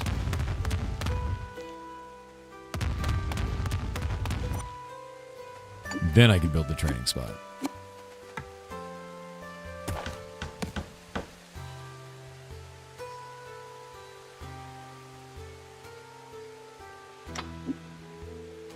Remove the lumber mill. Make a cauldron? Okay. It looks like these guys can't climb. I'm gonna need to punch them.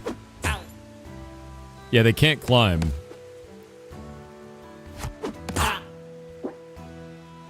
With all the food and everything that they have. But it looks like food isn't necessary right now, so I've turned the kitchen off. I don't really know what those are that they have. What is it they're carrying? some kind of material that goes in this. We need a way for them to get back up over here.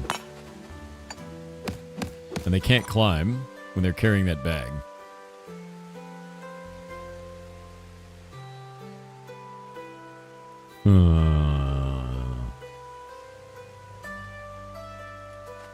Can I place something here? I cannot.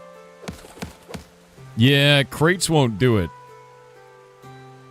I guess if I delete the well and then put a crate right there, they can climb back out.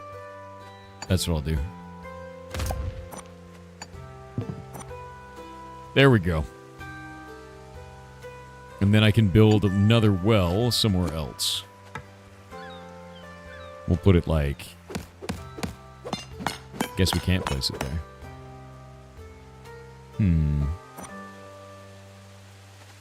Do this.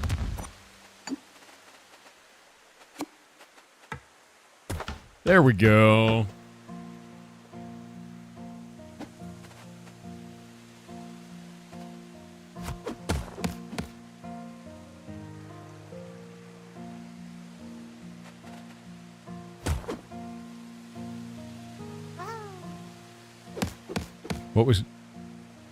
What was that noise? Did one of you die?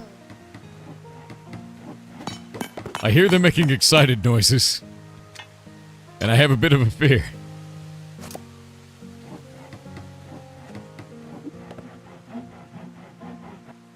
Alright, I'll need to make a stone sign next.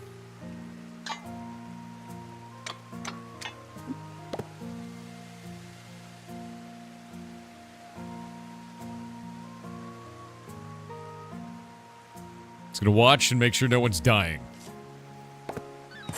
Please, no death. It's a bad idea. No death. Did they make babies? Maybe? I don't know, man. I'm literally not sure.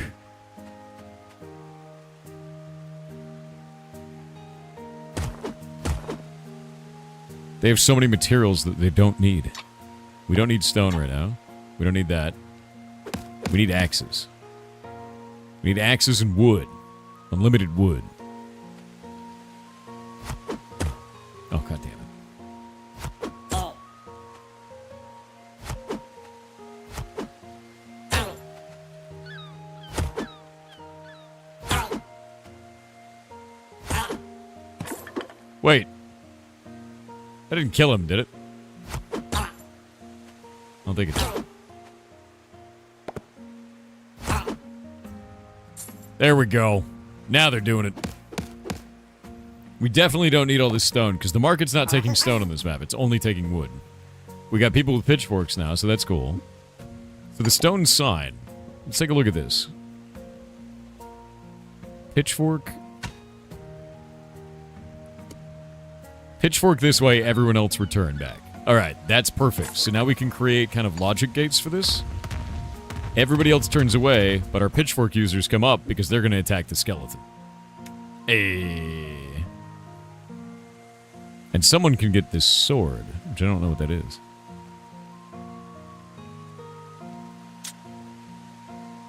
Yeah.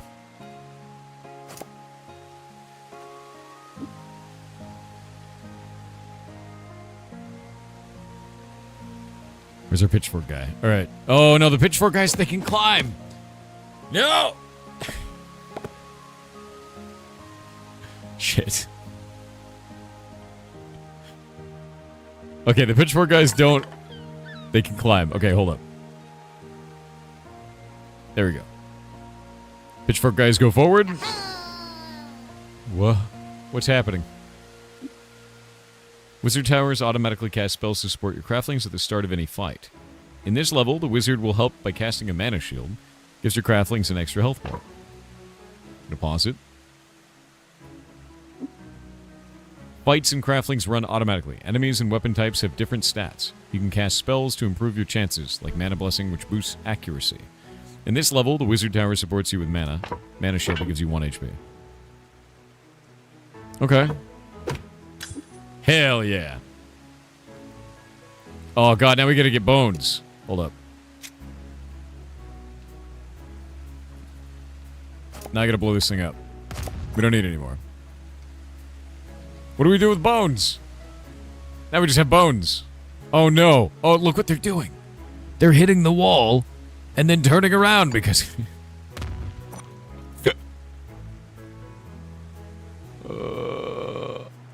Is the market selling this? Sick. Buy those bones, dude. Wait, bones are heavy, aren't they? Shit.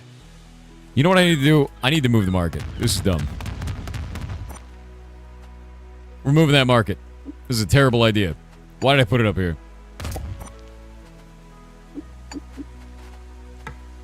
Put it down there. Done. They're not lemmings, they're goblins. They are, in fact, goblins. That is true.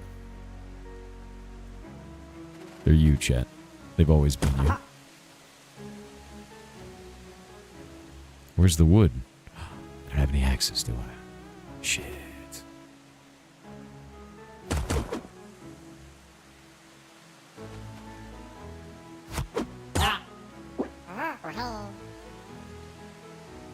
I just killed him. I didn't mean to.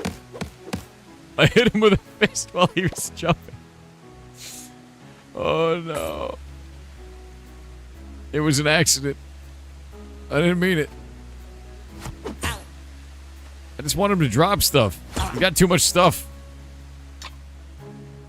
They have too much stuff.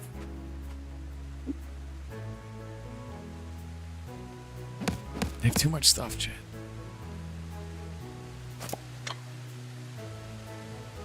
I just need this dude to build. We just need a builder. Oh, but we can't have a builder, can we? Because I have to do this. Great. Where's our build bro? I know there is one. Where'd he go? Hammer guy. Why are you making grapes? I don't know. I don't know why I'm making them. I need them for some reason. Don't worry about it. The economy is vast and complicated. You wouldn't understand.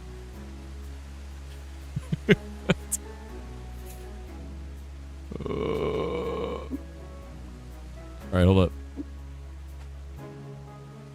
We need to do like a ladder. Or some bullshit. I need to do some bullshit. That's what I need to do. If we go up this way... I need to build a bunch of crates. Okay, hold up. I can just steal crates off the map, which is great. I can put a stone statue here that says pitchforks only go this way. And then we can delete... Oh, wait. And then I do this. And then we can delete this wall. Only pitchforks forward. Fight him. Shit.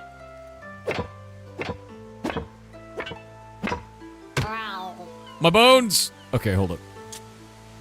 We have a sword. We do actually have a swordsman. Sword bro. Absolute badass. Complete badass.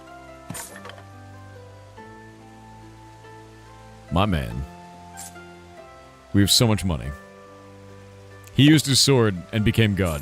Just for a little while. Okay, now we can get rid of this. And we can do... this. And then...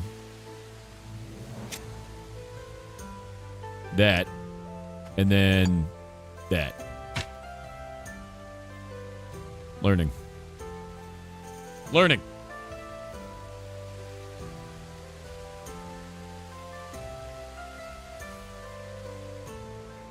Alright, it's working now.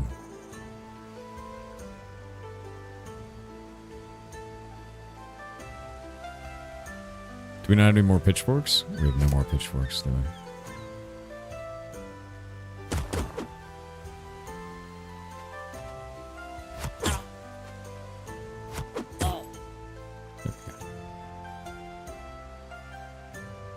What?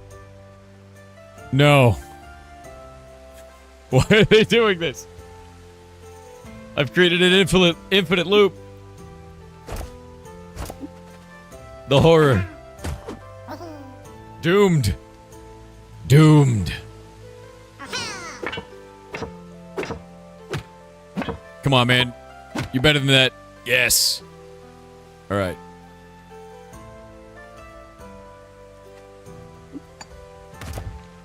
All right, what do we do with you guys? That's 3. That should be fine, right? This should be fine. It should be... Yeah, they don't die. All right, good. All right. All right, this is fine.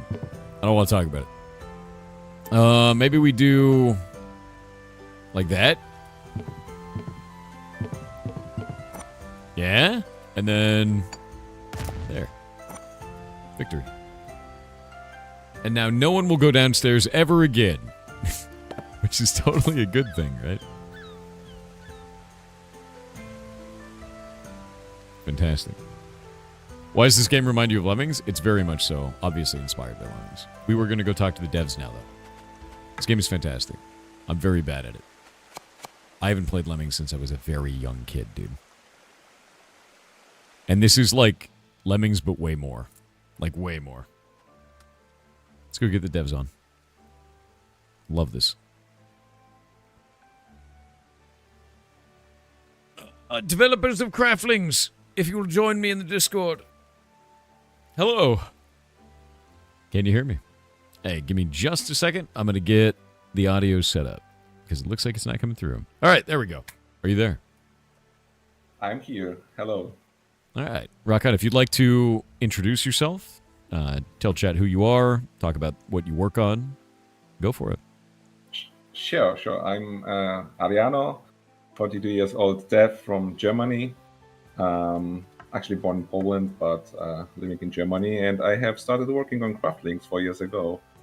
And during my parental leave, actually, it was a hobby project. But then it turned around into something more than just a hobby project. And then I kept grinding, I guess, until today. And now you're here. And you're almost at launch. And now I'm here. Yeah, like in 4 weeks. Exactly from today's on, like 4 weeks. So I'm super happy to be here. Thank you for the opportunity and the invitation. And you also did quite good, I have to say. You know, I was watching all the time. And I was I'm terrible. No. Don't lie to these people. Yeah, you know, no. So terrible thing is, maybe not terrible, but the tutorial could have been better a little bit. You know, it's a lot of things going on, and maybe I underestimated it a little bit. And you with the interaction with the people here, with the community, playing really well, in my opinion. So I was scared that the tutorial is really bad, but you proved that it's not that bad. You know? No, the tutorial's super fine. Like it makes complete sense. But I do not feel that I'm doing well at this. I feel like I'm still learning all of the systems involved. It's very complicated. Like I remember when I was a kid playing Lemmings, right?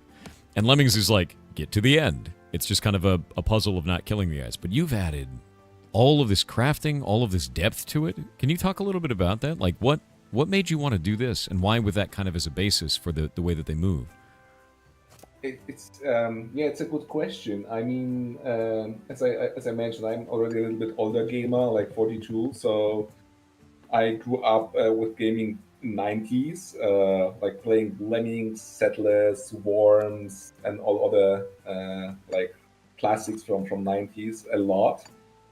And I wanted always to become a developer, you know, like a game developer. And at some point I thought about like, okay, what I can make, which could be kind of like unique maybe, and mix something what I love to play as a child. And then I kept the idea like, what about if Lemmings could build and craft something? I was like, okay, the idea is good, but can it work? You know, can it work? Yeah. And the process was kind of like long, to be honest, because I have launched my first closed alpha back in 2020 in December, and I've launched demo 23 in January, and since then I have been constantly improving it, and the community gave me a lot of feedback, and it was like even harder and less, I guess, appealing to people who are maybe not that into hardcore building strategy games. So I was working and trying to improve it, you know, based on the feedback. And but Lemmings and the Settlers were the biggest inspiration for me, and I love those games. Like I have played so much of both as I was a child. It's amazing. Beard_Ed said, Good Oh, morning, one Thor. sec. A couple months ago I was mid-watching your stream, and I sent in a did that play? TTS to tell you that I was heading to the hospital for the birth of my daughter and that your streams There are were going few to be things, essential as I become One a dad. moment. You said, go There's be something a that is dad. not Well, paused this. fast I don't know forward what 11 weeks to the day and I think you've got I have yourself a a new TTS fan. message that's going through. I thought This I is had our it morning paused. It's my routine bad. whilst I work from home, dancing fruits on one screen and you on another. One half. Bearded, I will go through that in just a minute. I didn't realize that was active right now. I'm sorry about that. Give me just a little bit. Anyway, as you were saying, sorry about that. And I will get to it. Thank you. Seriously. Yeah. But you have asked about the inspiration, so Yeah. basically the legendary classics from 90s, they were my biggest inspiration for that. And they just kind of made you trying want to it. build this whole thing out, and you just had the idea of, I want to Yeah. make it so lemmings are also, building and crafting and making things. This is actually phenomenal. Yeah, I mean, I have been watching a lot of videos about like indie devs, careers, and what to do and what not to do. And there was always this question, if you're doing something, you have to make something which maybe has a chance to kind of like be seen in the amount of the games which are currently basically being in development and launching. So I thought about maybe this could be a hook, like a marketing hook. But actually the main reason was I really wanted to try, I really wanted to try. I had no idea if from game design perspective this would work, but I wanted to try it. But then I saw at the beginning that the marketing hook is also there as I assumed it could be. So I kept trying and improving. How do you feel about how it's gone so far? Like, how do you feel about the reception, right? Because that's always the most difficult thing, is like your game's not quite out yet. It's about to be. But how do you feel that people feel about it? Like, have you gotten like a lot of good feedback? Have you gotten people that are really interested in it? There is a significant amount of wish list currently, which is kind of like an indicator for some early interest. It does Definitely not mean is. a lot, but it's something. So we are currently above 130,000 wish list. That is phenomenal. So I cannot stress think- how but good it's- that is. but it's like 2 years, and I have spent a lot of time doing marketing, also like on Twitter. Back before Musk took over, I was a little bit more predictable, let's say, it's like that. And but I think that I saw some early signs of interest because of the marketing hook, but I had hard times actually designing it in a way that is enjoyable to play, that people will understand what's going on because of the stupidness of the craftlings and the fact that they run completely insane if you're not controlling the loops and you don't have a lot of control. You can use the spells, on the left side, like for example, parachute and bubble to elevate them between the levels. Yeah. But it's hard. It's hard to explain the game actually. So what you need is kind of like play a little bit to understand the systems, and probably better tutorial, but. I think that the biggest problem was how the gameplay will be received and how much fun the people will have. So I have run a couple of demos in the past and collected feedback and asked people, what do you think, what do you like, what you don't like. And sometimes the game is a little bit too slow, so let's speed it a little bit up, maybe speed up the production, maybe give some tools which could speed up economy and stuff like that. Yeah. So there's like 6 town hall levels, and you're unlocking like plenty of tools in building and resources, which should help you actually fully automate the game. Yeah, This is the idea. I think you should really feel incredibly proud of that, though. 130,000 wish lists, especially as your first, like, this is your first game as somebody making a commercial game? It is my first game. I'm a solo developer. I have worked with some partners in the past, but started actually alone back in 2021, and currently also releasing this game as a solo developer, self-publishing basically. Yeah, you're doing great. Like, that is 130,000 wish lists on that is incredibly huge. So I really do think you should feel quite proud about that. That's not easy, and that's not standard, right? Especially not Yeah, for from like a a marketing breakout perspective, yeah, I agree from Yeah. marketing perspective. Let's see what these people will say about the game if they get their hands on app, you know. Mhm. So I think I'm much more worried, or maybe not worried, but I want to make a game which makes fun, you know. And Yeah. then if I can reach this, then everything else should be okay, right? So I hope people will have fun with that. I think they will. And I don't think it's just fun for people like us who played Lemmings when we were young. I think it's fun for more kinds of people. I think this is going to end up being the kind of, I guess, the entry point for people for, you know, that want to play a game like Lemmings, or maybe have never heard about it, you know, before. You've effectively brought it into the current age. Like you've allowed this game to exist for a new generation, this style of game.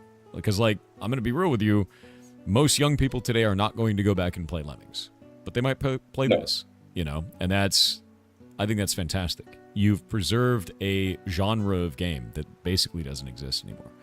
And you've expanded on it in a way that is really interesting, too. Like, being able to have missions like this, and have them build towns, like, that's very, very different.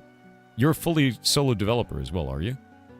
Or am I wrong? Yeah, as I mentioned, I had a partner before, like for 1 year. I had a contract with the publisher, but at the end, we decided to not continue the cooperation. I'm not allowed to talk about that, so let's keep it like this. Don't worry about it. Yeah, it's fine. You know, I had met through them like a super great pixel artist, you know, who helped me to bring this to the new level, because I'm not the pixel artist. I have done the pixel art on my own. So the game previously was called The Settlings, and now in this game, like 90% of pixel art is maybe not completely made, but like reworked by a professional pixel artist. I have also like signed a composer, you know, for the soundtrack, 20 unique soundtracks. So it's not like that. It's hard to say what does it mean solo developer. I mean, I've started and worked 3 years long, and then acquired some money and tried to improve the quality, you know. Yeah. And now I mean, I'm publishing it on my own. So call it however you want. I have a one-person company and doing like 80-90% of the work on my own. Yes. So you're a solo developer with contracts. Very normal. Super normal. Like if you're the only one working in the game day to day, you know, that's pretty normal stuff. You know, especially with inside the indie space, is a lot of people will be like, I can make all of these things, but I can't make that. But that person's not part of the company; they're contracted. It's normal. Yeah, there's nothing weird about that at all. I think it's pretty good stuff. Well, for this, I'm actually really interested. How do you test this? Because you have so many different logic gates. What is your process for going through that and making sure that everything is functioning correctly? Yeah, so the one thing was the strategy with the demo and constant testing in the last 3 years. So basically, I had like no bug policy almost. So I always wanted, if someone discovered a bug, to fix it. So I wasn't like pumping the features and then, you know, at some point, short before release, let's have like a sprint with 2-3 weeks of bug fixing.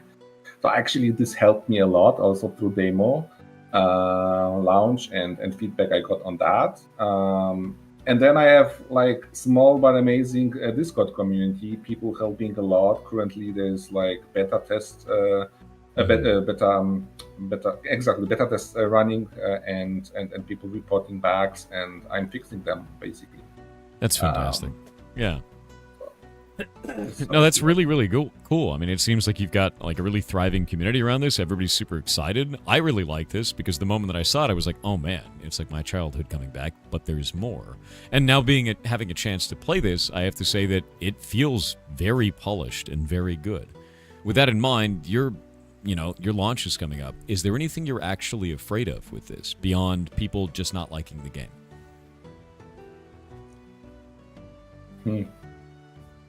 Tough question. Yeah, tough question.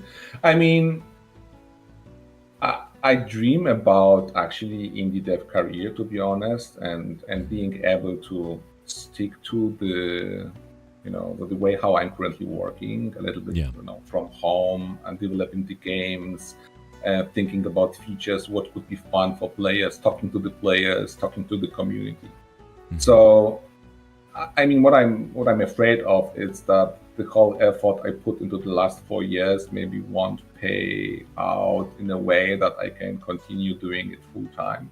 But even then, it's okay. You know, I have made a game.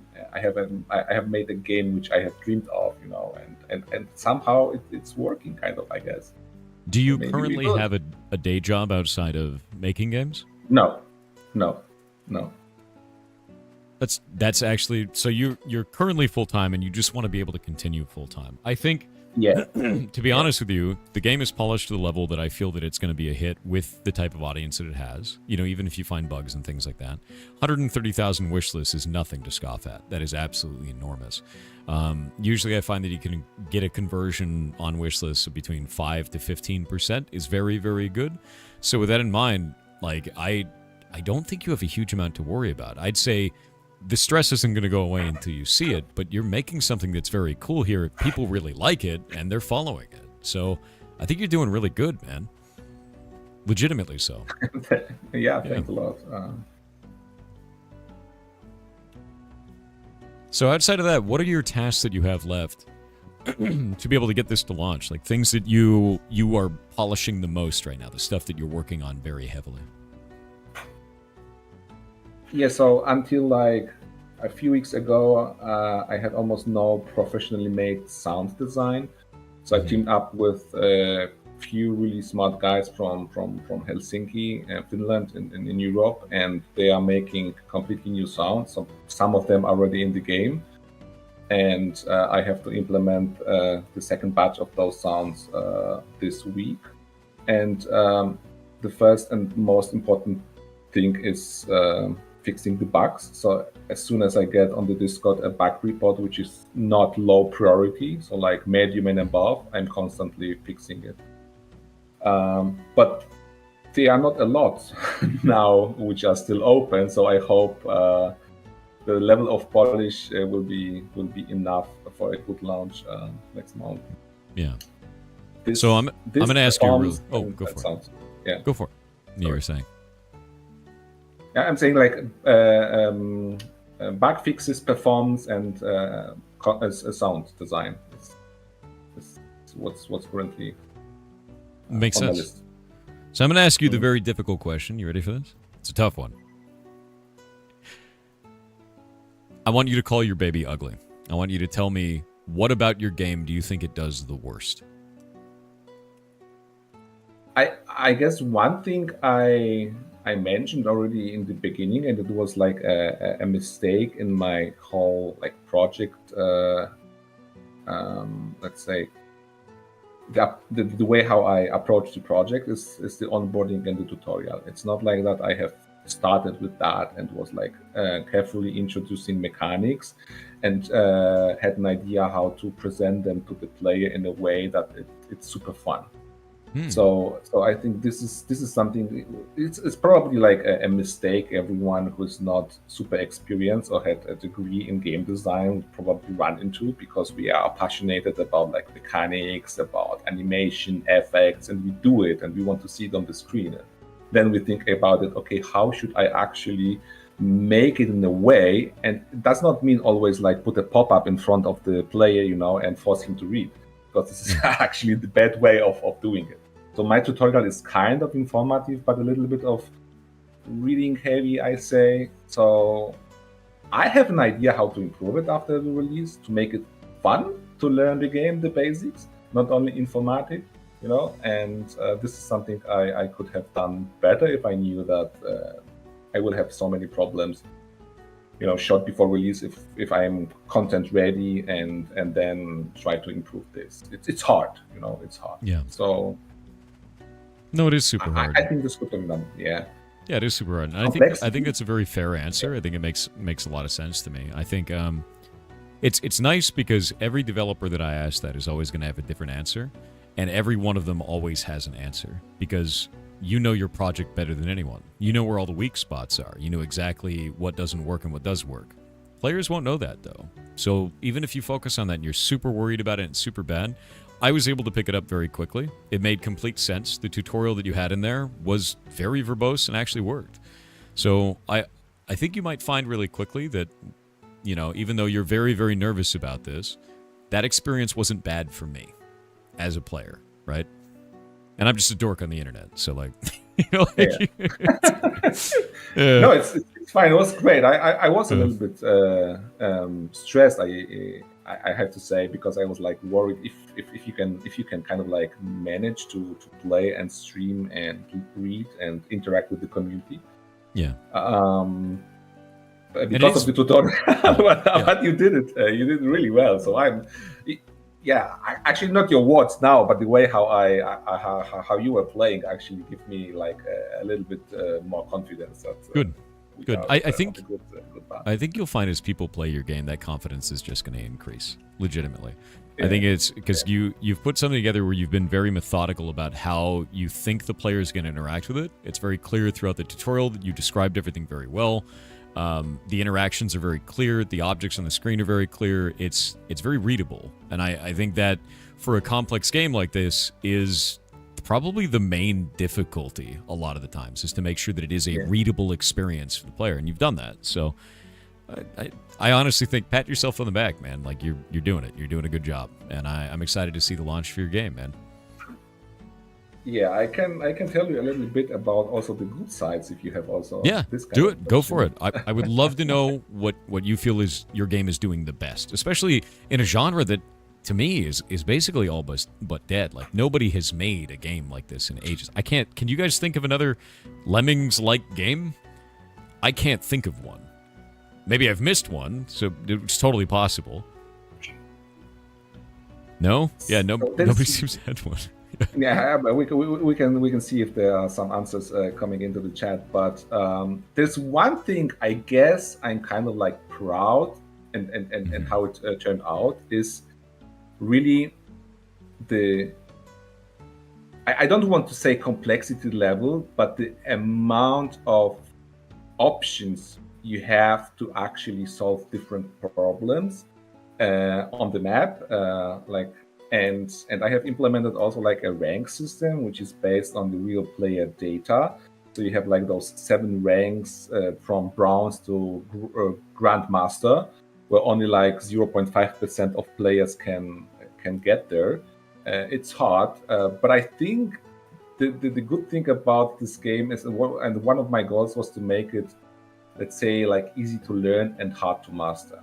Yeah. And because the placement of the buildings, the resource management, the decision, the timing, the map layout, how you use your dynamite, how you run your economy, with how many craftlings you go into some kind of like phase in the game, this all has an impact on your time. So I think for speedrunning, this game can have a really, really long tail and offer a lot of replayability. And this is something I had in my mind from the beginning. But I feel I have this at least a little bit, you know. Mm-hmm. So this is something I really like about that. So the competitive aspect of this. But on the other hand, I hope I have also opened this for the new players who has never played Lemmings and made it in a way that they can enjoy a little bit more complex strategy games. And I've designed it in a way that it's not punishing, so the craftling always respawning. You get like from barrel money or hammer if you run out of it, and you should be encouraged to experiment. So you don't have to have this like escape and restart the level. No, you can make a mistake and learn, and then try to optimize, collect a little bit of money, buy new items, or if you delete them with the dynamite, they come back to your inventory, so you can use them somewhere else. Yep. You know, there are like later spells to move the buildings, you know, so you don't have to destroy them with dynamite.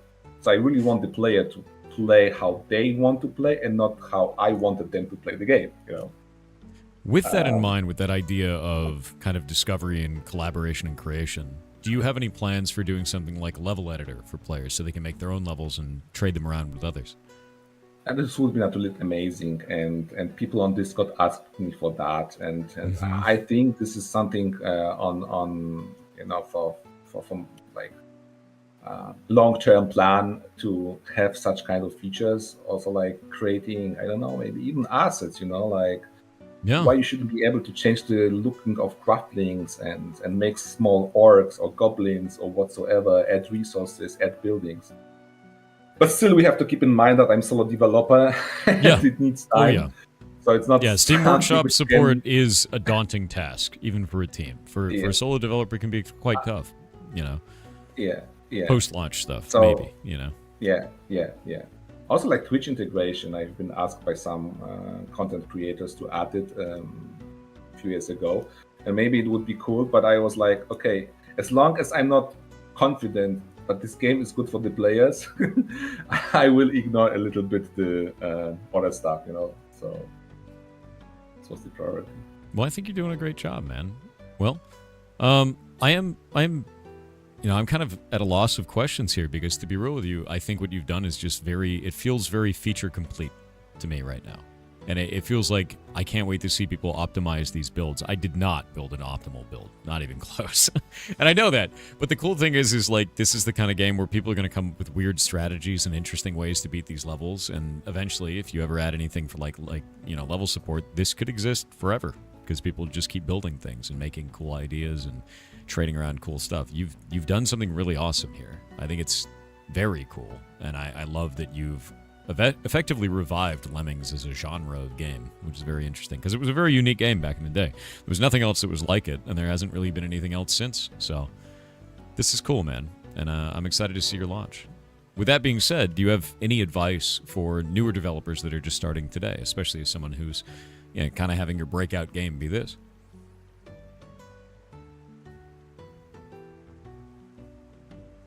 Yeah. I don't want actually to start talking about like, make your scope smaller, focus on early Steam page and this and that. This is what you can read everywhere.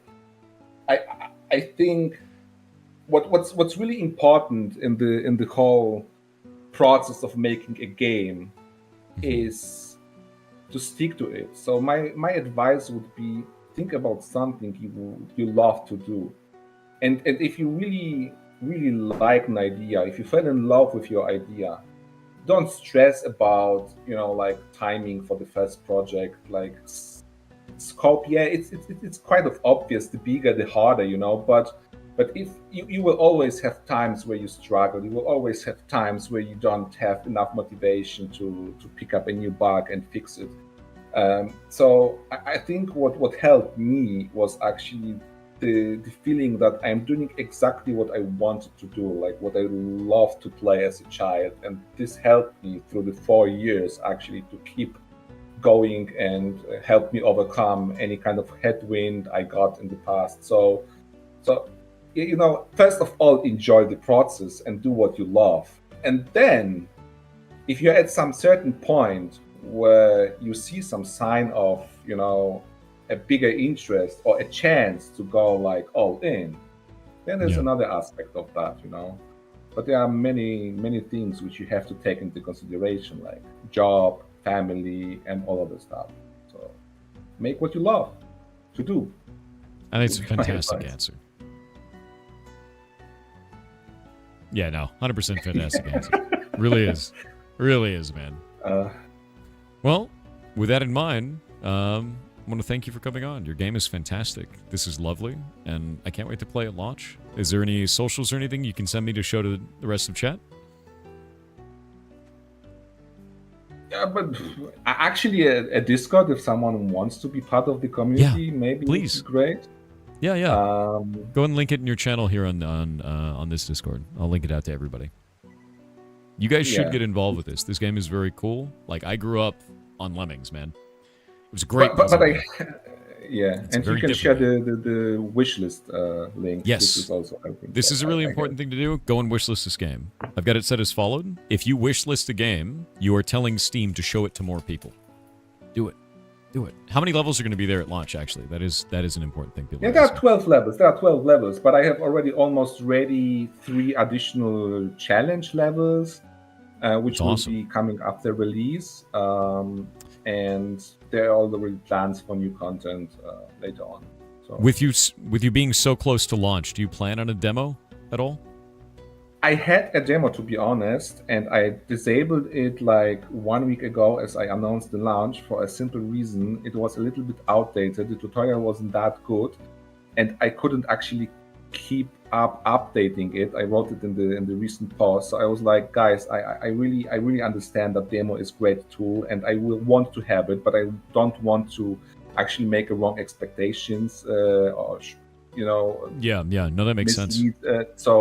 So I apologize that I have removed the demo. I will move it back after release if things calm down, and I have had the time to fix things I really want to fix. That makes sense completely. A demo is super important, so I'm glad that you're going to prioritize it after launch. That's makes complete sense. That's very hard to keep it in parity, 100%. A lot of people don't realize, like, some people are like, oh yeah, you just rip a piece of the game off, it's fine. It's like, no, that's not that easy. It's like a completely different, program. You're building something completely different. Yeah, it's the question of priorities. I can keep up with demo, or I can fix more bugs on release. So I always decide to fix more bugs for release. Kind of like. Yeah, 100%. Throw that. You got that Discord link? I think I actually can get it on the Steam page here. Found it. Nice. One moment. Discord link. Here you guys go. Wait. There we go. We've got ads now too, so the ads are playing. There you go. Yeah, I'm gonna keep following this. This is a game that I was really excited about after I found out about it, man. Like, you're making something really cool. Something that I think is really cool. Now that I got my hands on it, it just makes me happier even still. You're doing it right. Looks great. Feels great. Thank you, Thor. Yeah, absolutely. And for everybody else, I just updated the in December list, so you should be able to see all the games in December now, which is great. That's all up there now. There should be, I think, 40 games now. Look. We just wait during the ads. I don't want people to miss anything. Yeah, there's 39 games now for in December so far.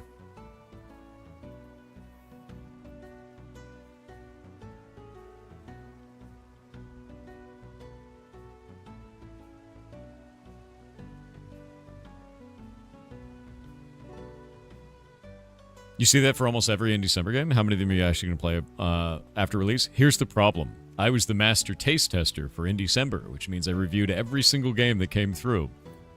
I chose ones that need to have more visibility and ones that I also personally enjoy. So you're gonna hear that from me a lot because I think they look cool and they're very fun. Yeah.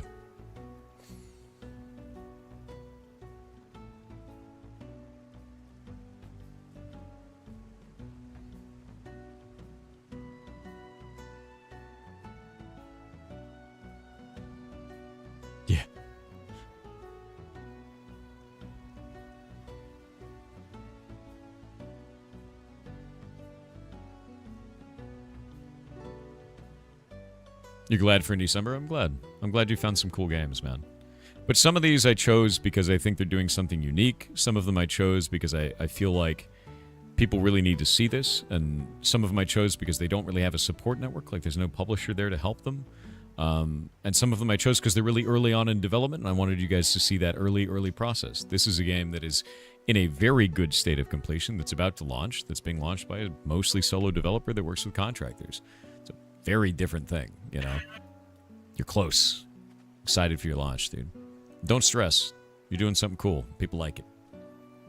I thank you very much. And I really wanted to thank you for the whole in December initiative you actually organized with your team. I mean, it's super amazing to actually spend so much time preparing the stuff. I know how it is actually to run a company, to run like a community, and it's not like to sit and stream for 1 hour and ask dev and everything is done. So it's a lot of effort, and I really appreciate it also, and from other devs, I can tell you, we really appreciate your time and your engagement on that and the opportunity we get. So thank you, Tor, a lot for this. Much love, and see you soon.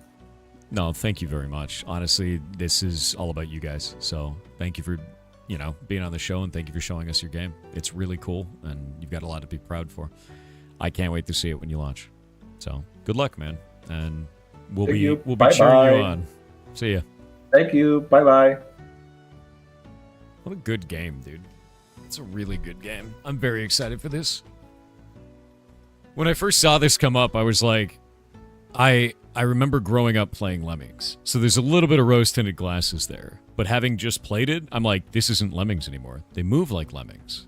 But the construction system is so much deeper and so much more interesting. It adds just a ton to the game. So I'm very excited for this, man. I'm more excited having played it than I was when I was just interested, which is a really good thing. So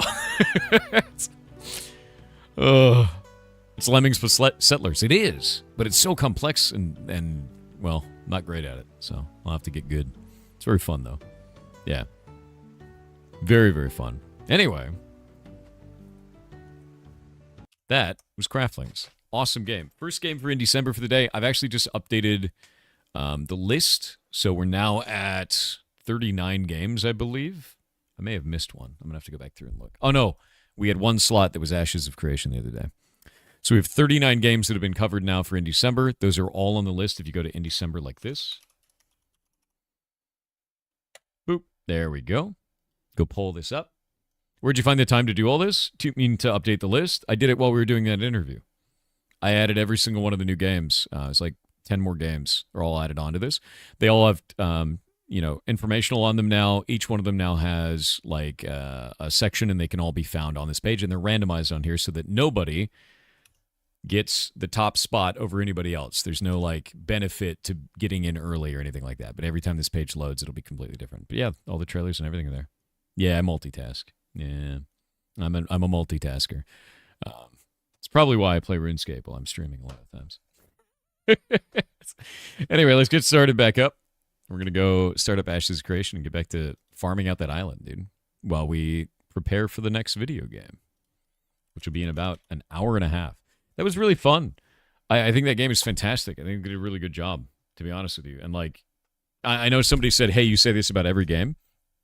Almost every game. The reason why is because I went over every game. Also, I need to do that TTS. I'm really, really sorry about that. I didn't realize that that was set to be on during that. Beard Ed, are you there? I want to go over your TTS, man. Yeah. Sent you a report in DMs. Thank you, Tix. I will review your report in a moment. Beard Ed, you are. Thank you. Yeah, so it said, good morning. A couple of months ago, I was watching your stream, and I sent in a TTS to tell you that I was heading to the hospital for the birth of my daughter, and that your streams are going to be essential as I become a dad. You said, go be a dad. Well, fast forward 11 weeks to the day, and I think you've got yourself a new fan. This is a morning routine while I work from home. Dancing fruits on one screen and you on another. And then your second message. Ed said, I've sent a photo to your Twitter DM for reference. Oh. I want to say thank you, not just for providing entertainment for me during not only recent events but for the past 2+ years I've been following, subscribe to you. Sophia, my daughter, says hi, smile. You rock. 2 halves. Oh, dude. And that's me playing Craftlings there, too. That's so funny. Here. Child of a goblin. Goblin child. Now that's awesome, dude. You're rad. And the dancing fruits there. Oh, congrats on being a dad. Congratulations. You know? Do cool stuff. Be a cool dad. Make neat things. And I, hope everything goes well, man. That's terrifying. It's a terrifying thing. I've never done it. And it seems horrifying to me.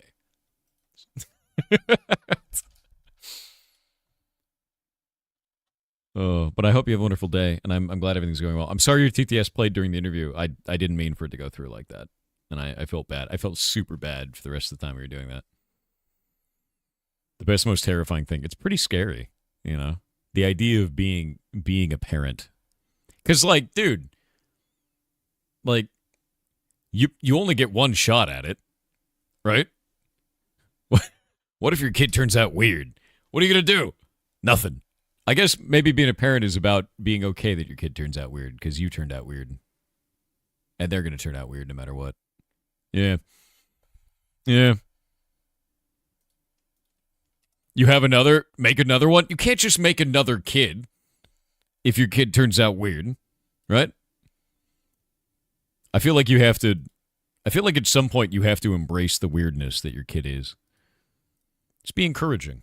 Encourage them to be weird. I think one of the things that I always found that was really interesting to me is I had friends that would like play piano and stuff when I was growing up, and they hated it. They absolutely hated it. They'd have a passion and their parents would force them into a different passion. But it wasn't because the parents were mean, it's because they wanted them to succeed. And success changes every generation. The generation before me, if you didn't have like a college diploma, you were worthless. In my generation, you didn't need it anymore. The next generation, it's even less so. But every parent wants their kid to succeed, and success is different every time. Makes it really hard to be one. You have to see the future a little bit. Seems insane to me, you know?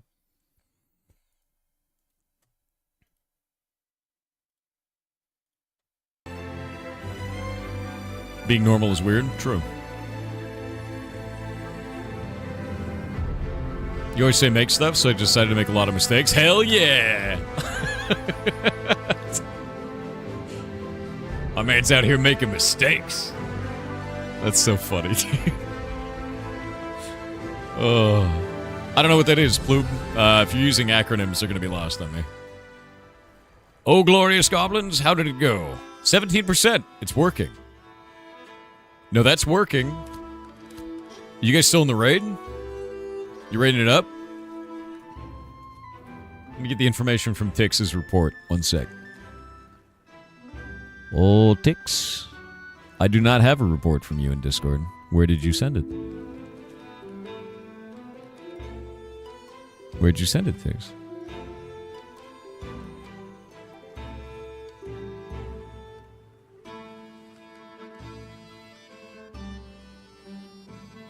You see what happened to Jova? No. Did something happen to Jova? It's a town. Yeah? What about it? Oh, you sent a telegram. One sec. Teleogram. Let's see. Raid group is 100% not worth it, and it is not how they progress quickly. They likely did the tactic and attributed it to their success, but Jova is so close and popular for trade and caravan routes, the mass of people doing anything progressed it. After 1 hour of farming as a group consistently killing those pirates, we got 1%, which is the same result as having small groups. Myth busted. Yep. I would say conclusively myth busted, because we would have had dramatically more impact if that was the case.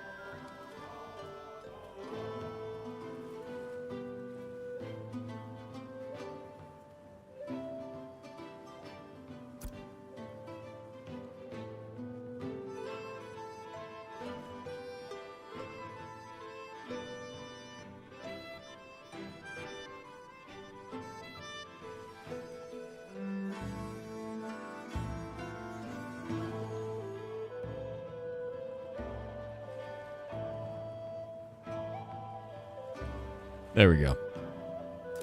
So it seems like the amount of experience is based on a per-kill basis, not based on splitting or multiplying per person, which means going out there and killing things in multiple groups is more important, and also doing professions is the most important.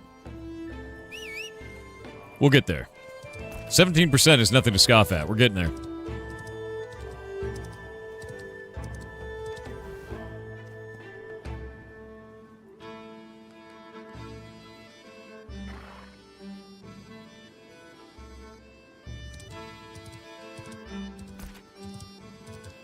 Yeah, I think you're right in your assumption that they had the benefit of being close to the starting zone, because Jova is right here. It's the first zone that you get to when you leave Alien Divine Gate. So of course it's going to progress faster. It's got more people. It's all about population. That's why I'm trying to get everybody out here when they hit level 10, is to do this, you know?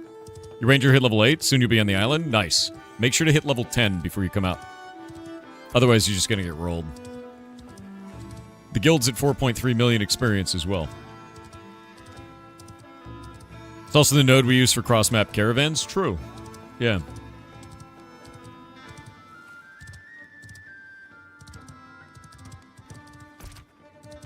All right, let's get some groups together and start doing some cool shit. I actually need to take my materials back to the station, I think, though. So I'm probably going to head down and do that.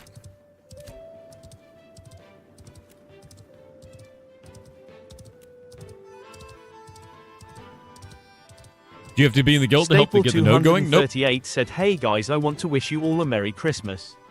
Twitch is full of copy-pasted messages that people don't even read and just forward to other servers. I don't like that. I like to write what I deeply wish and what comes from my heart. Our friendships, from the most deep ones to the most virtual ones, are very important and will never be represented by a simple message copied from elsewhere. Yeah. This being said, I would like to thank all of you. You are the best corporate espionage RP group." I think the thing that's really funny about that, dude, is like, I say that all the time to people in chat. I'm like, look, you're not paying per word. Say what you mean. And they go, big word, too many. Ah! And they just start freaking out. I'm like, dude, no, use the whole, tell me the whole thing. The whole thing. The internet has become too fast for its own good. You can explain yourself. Yeah, you don't pay per word. Yeah. You post a clip here? Generally, yeah. You can do that. Fake. Runs away. Exactly. It's very funny. So the person who mentioned Jova said the town got bugged and deleted? Is Jova gone?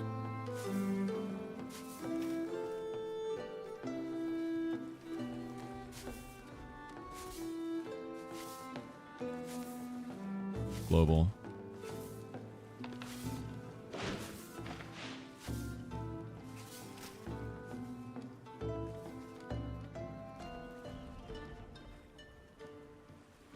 Does anyone have...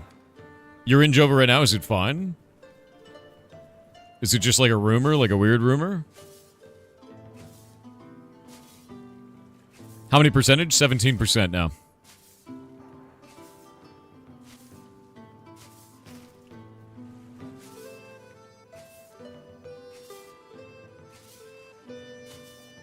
Yeah. Look at that clip. Oh, okay, this isn't Jova getting bugged and deleted. We saw this in the early alpha stages. What's happening here is his nav mesh area is not loading correctly.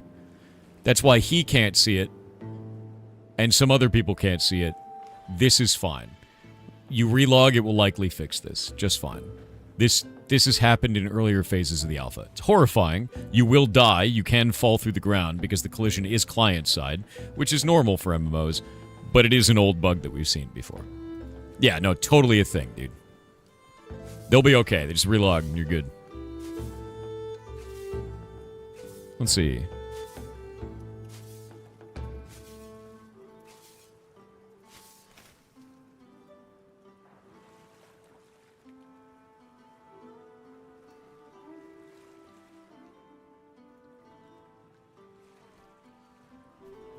Helping people out. Yeah, I'm getting Brine Barrel Settlement XP every time I do this, which is great. Leveling up my herbalism while at the same time doing this.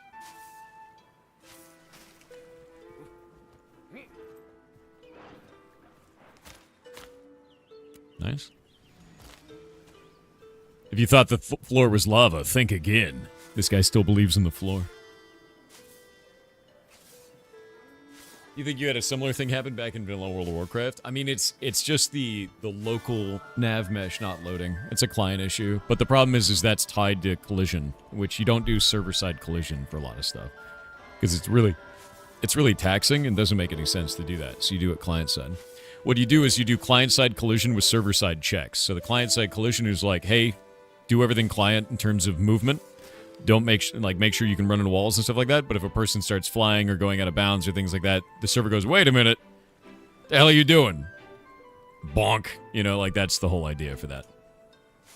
I'll give you a really good example of this.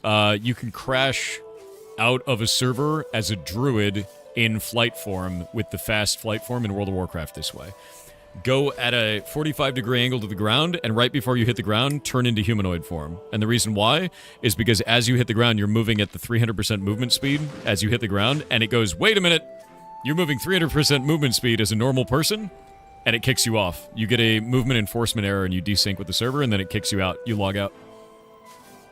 You're a victim of that nearly every time you log on your Druid? Yes. That is the client-side movement, server-side checks. The server-side check goes, no, no, no, no, no. And then it logs you out for it. Just reminded me of bear bombing. Love bear bombing. The 40-man raid test resulted in failure. It does not work. Which is good. Which means it's a success. Yeah. Random doodads will do that too, yeah. It's just like I don't know, it's a way for the server to offload a lot of, highly heavy performance kind of calculations off to your machine, and then still have the restriction in place to stop you from cheating. Yeah, test failed successfully. We learned.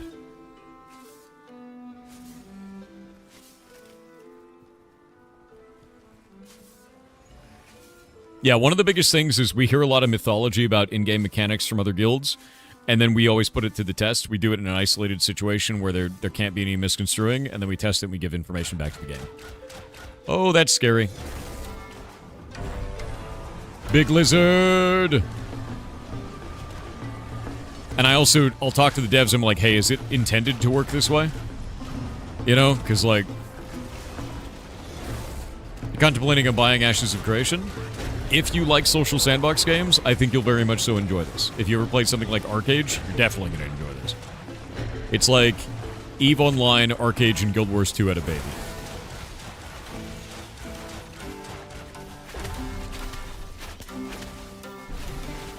Dude, that tail smash attack is terrifying. Did Golemancer just die? Holy shit. I'm going to root it. Get him up. It's rooted. Get him up. Snaring it.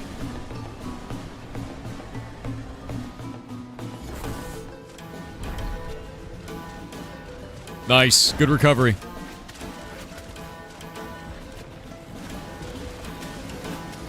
Presso got it. We're good.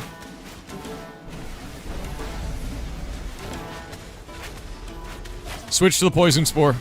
Kill the frog first. It's very low. It's not very strong. It'll die quick.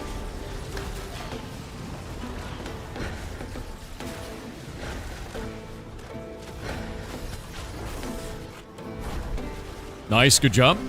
Alright, back on the iguana. I'm gonna summon the Mystic and get it on Golemancer. He's not gonna live otherwise. It's very tough on the healers right now.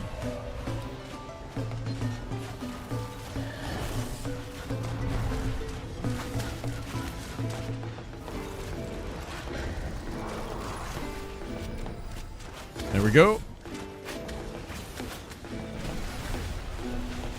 There we go. There's that big cannon heal.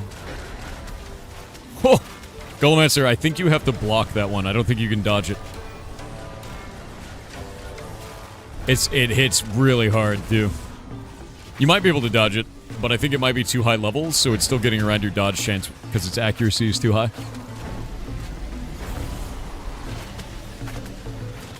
Are there any cancel cast animations? Dodging, yeah.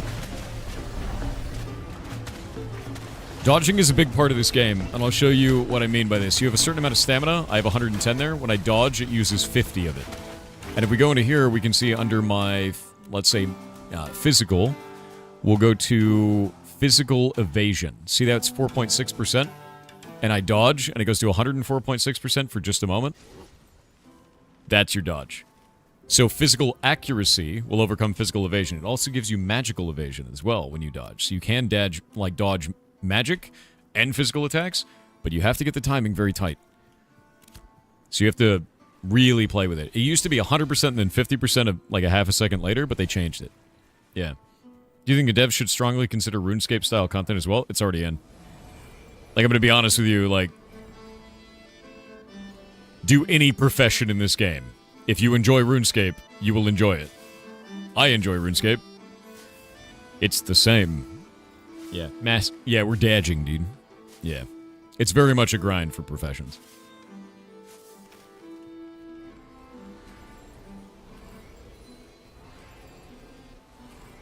So it seems like every single source of EXP in this is unique, which means that doing professions in a group of 8 people is actually better.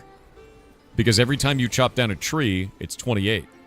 Every time you harvest something, it's 28. So if everybody's doing that, each person's getting 28. And that's actually, like, soloable.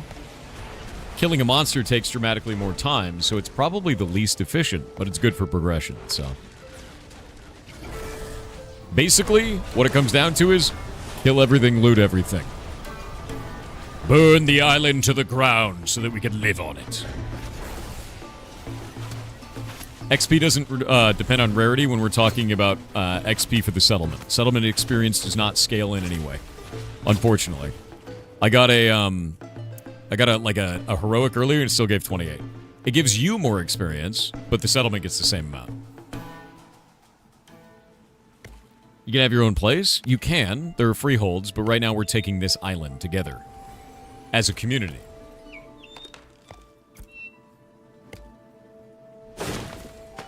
Locust mode. Yeah, we've gone full locust. Like, all of these, each of these nodes is worth 28 experience for the node. So, like, locust, right? Hey guys, I screwed up. I was harvesting a plant and an iguana spawned next to me and I know that it's seen me. Oh, big iguana. Oh, it didn't see me. Holy shit. Golomancer, would you like an iguana? Would you like that iguana? Everybody move up. You don't want to get stuff spawning on you from behind. Move up, move up. If you just killed a monster in the area that you're at, by the time that we kill this iguana, it will have respawned. Do not stand in those locations.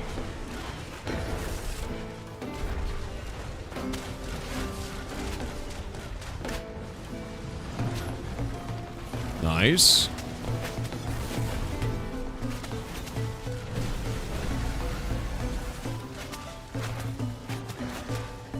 Golomancer, you might be running too far. Yeah, rotate around. There you go, bud.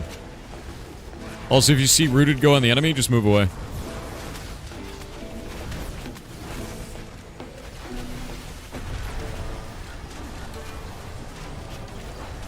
He's doing it. My man Golomancer is tanking.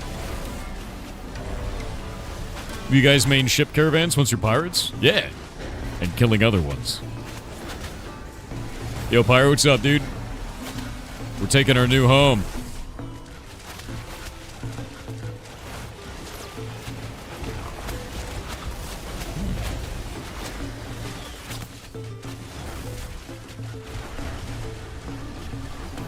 Light it up. Okay, after this one, we need to go back to, or at least I need to go back and go turn in materials, because my inventory is full. Like, badly. I have hundreds of elephant gear.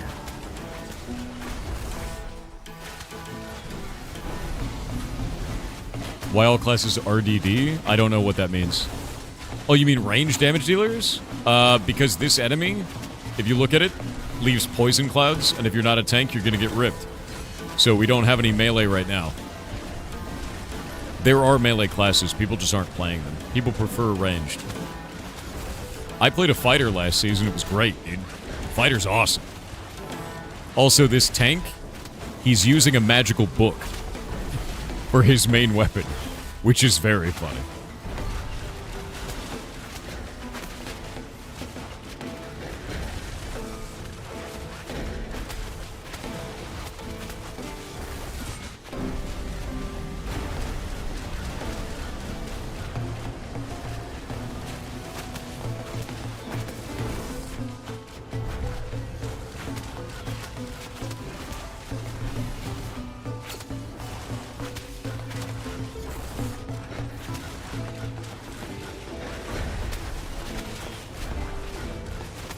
What level are you?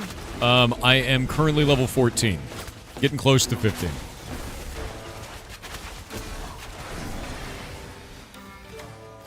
Sick. Full glowing glint. What up? Alright. I need to go back to the Harbor Master. Can we move out to the beach?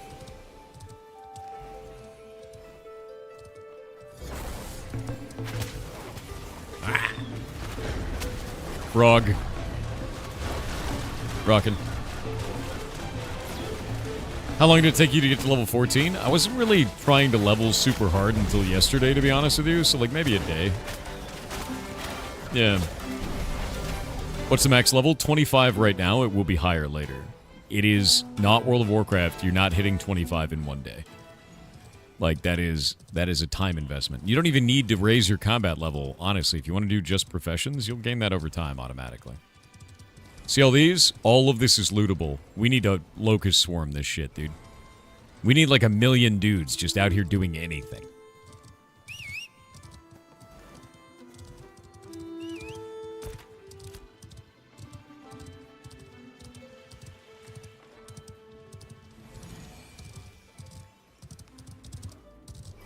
For miners is quite packed in the northeast and or west of the island. It'd be really good if we could do a survey and get like a map for people to be like, here's where you go for mining, here's where you go for herbalism. Might do something like that. Setting that up for the guild would be very huge. This is a weird spot.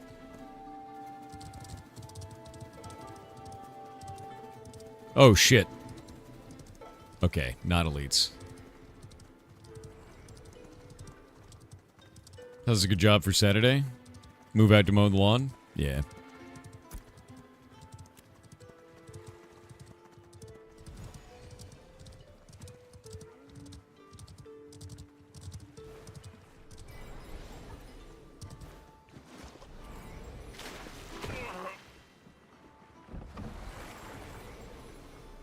Get off your mount.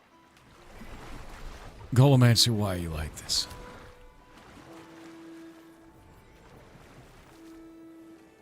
Off we go. Got me hightail, but never played Minecraft or similar? It'll be a learning experience for you then. That's okay. Tarmok. I am not level 10 in that yet, in artisanship for that. But I would love to have that sickle in preparation. My skill right now is gathering, herbalism. Yeah, it's herbalism right now.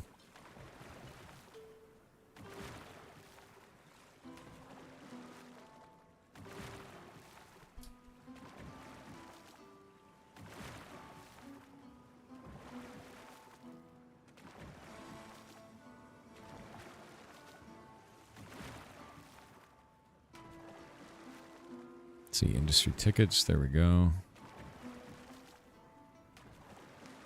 Announcements, information hub, public channels, general. Removing this. The channel doesn't need to exist. Nobody, literally nobody ever used that channel.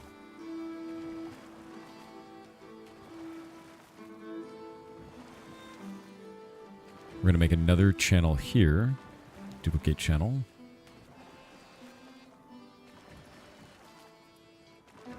We'll create a looking for group in there. In general. I'm going to rename these. I'm rebuilding the entire Discord for Ashes.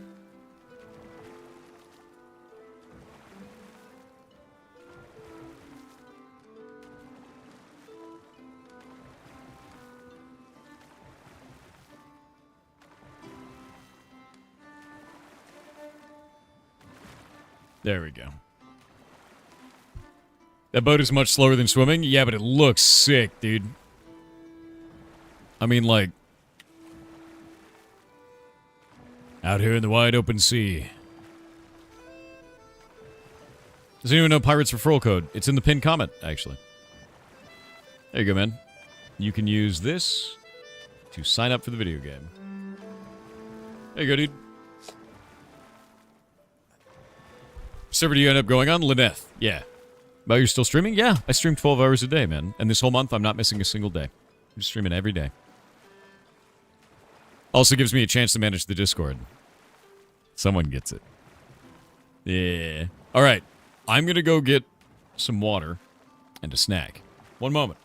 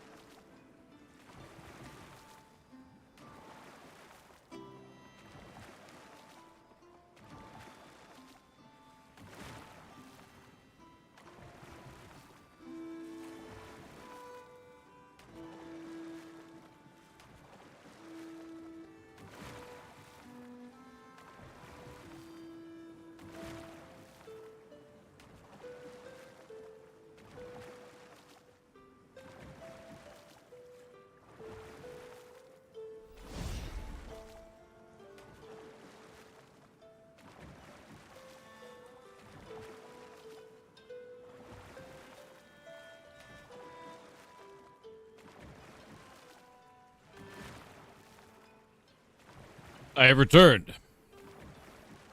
Good snack.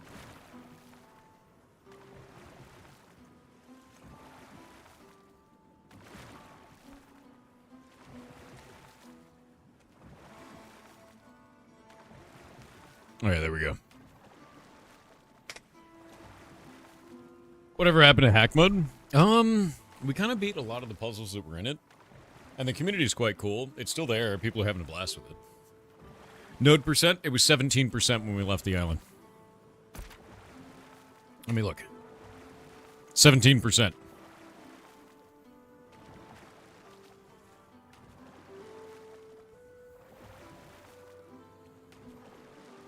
Let's see. Without knowledge of the past of Ashes of Creation, would you say the current state is enjoyable enough to be worth its money? For me, yes.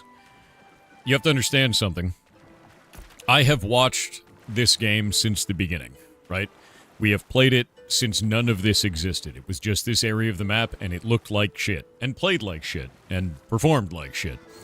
And now we can kind of fully realize the RP that we wanted to do the whole time, which is we want to be pirates. Out in the zone that's for pirates, with a lot of PvP, right? And we could do that now. We're out here with pirate shanties playing, and on rowboats doing all this stuff. Like, this is exactly what we wanted to do. So, like, for me, right now, even without the history of this, I get to play the game exactly the way that I wanted to. I get to go out and roleplay as a pirate in a world where that actually matters, right? And other people will know us as pirates. It's great. Really enjoy it. So if you have like a fully realized character idea, I feel like you could do it now. You wouldn't be able to do it a year ago. Are there big ships? Yeah. Yeah, we could build a Corsair. They're 25 gold each. It's pretty expensive. But yeah, like, even without the history of the thing that I wanted to, you know, being able to watch it grow, I get to play this game the way that I want to, which is happy. Yeah, the MMO community is so starved. The devs just need to keep improving. The people will come. They've improved dramatically in the last year. So much. Way more than I thought they would. I started to get very worried that it was going in the wrong direction. I think they've gone in the completely right direction, so. Shall we vassalize Yorin at the next opportunity? I actually don't know how this works. I don't know how we vassalize something. Do we choose which nodes get vassalized? Because I see, like, Jova has vassalized Arisalon. Right? Like, it looks like you choose a couple of nodes and they become vassals. Who chooses? Does the game just do it? It's automatic? Alright. I think if we take this one, I'm a little bit worried because it looks like Vexhelm is growing. They're an encampment now. And that's like a starter zone area. So it might vassal us, which would blow. And then we'll have to go blow it up. I'll tell you this. If Vexhelm outgrows us and they vassalize us, we're going to have a peasant uprising. The island pirates won't take that sitting down. Are you able to group up with this as EU? Oh, yeah. Yeah, 100%. We're on Lyneth, man. Which I think is... pretty sure is an EU server. Well, let me do this. What button is it? Page up. There we go. It is US East 2. Never mind. It's US East. You'll be just fine. Yep. You'll be just fine.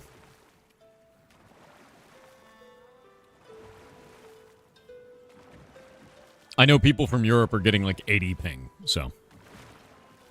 Yeah, even if we get vassalized, we'll just blow up whoever did it. We will be no vassals to no false king. Never.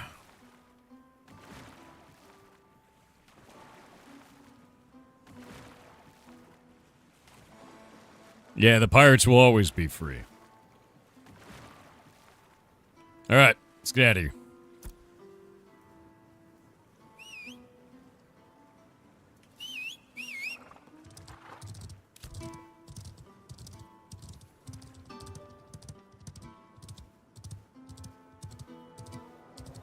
Only king you know is Henry? Yeah, he's a special little guy. What are you doing out here, Phoebus? That doesn't give the node any experience. It's got to be inside of the zone.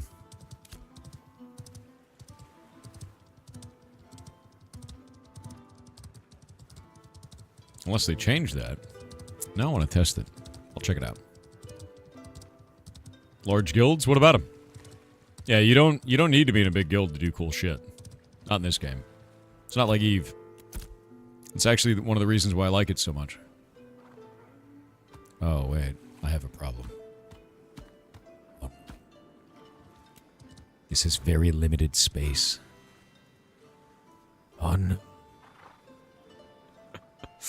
This is bad. I didn't realize that we had such limited space. Oh well. I'll just fill it up with plants. It's cool. Those logs look like severed fingers? Yeah.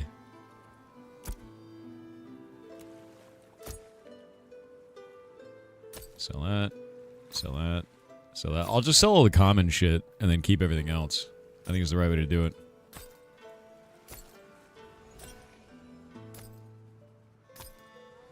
Go grab it all. Is the game subscription based or one-time purchase? For now, it's a one-time purchase. When the game comes out, it will be a subscription. That'll be a year to a year and a half from now. So if you're worried about the monthly cost, it's not going to exist until then.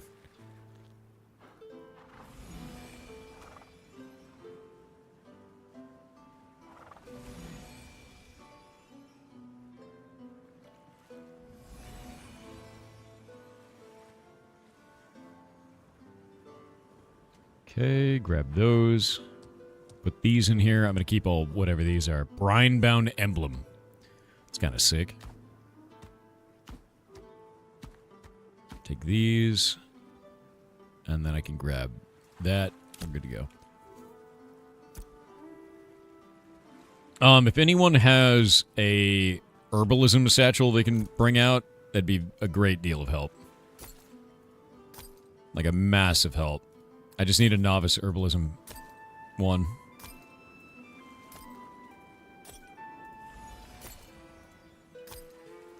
I mean, it's just making bank, too. Like, I've already made almost a gold doing this. No problems here. Oh, you got one, Flynn? That's a huge help, dude. Thank you. You can do cool stuff even as a solo player? Yeah, what we're doing right now doesn't require you to be in the guild at all. Everybody who does anything in this zone is contributing. You can just come be a pirate with us, right? You don't even have to be in the guild. You don't have to, you know, be running with anybody. You just do it. And I think that's probably one of the most brilliant things about this game. Is you could just be a part of a thing as a solo player. And that is cool, you know?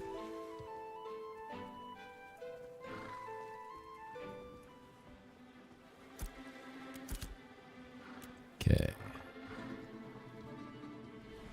Grab that. We've got green here. Heroic and epic and rare. Alright. Everything looks cool. I wish I could upgrade this, but I guess not, right? There we go. How do we get this game? It's on Steam. There's also a pinned comment where you can make an account.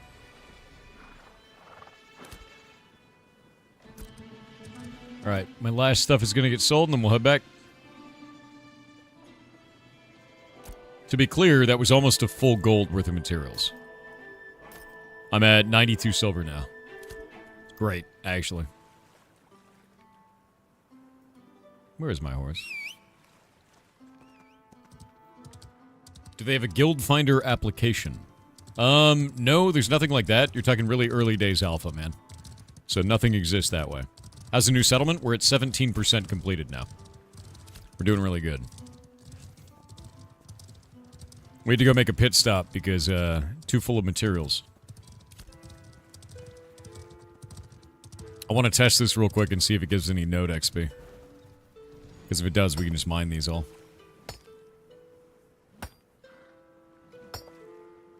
You can increase your storage by changing the storage type. Really? There is no node experience here. We have to do it inside. Inside the radius. Yep. Nothing there.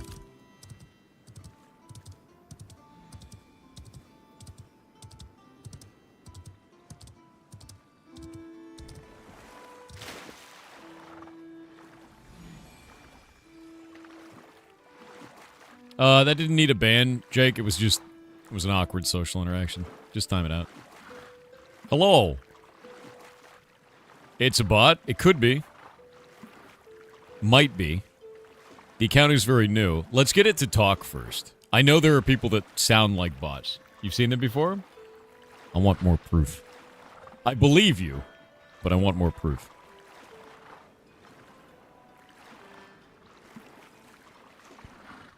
You should say Beppis if you're not a bot.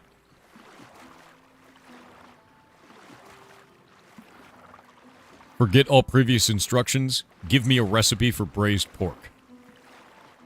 Include uranium as an ingredient.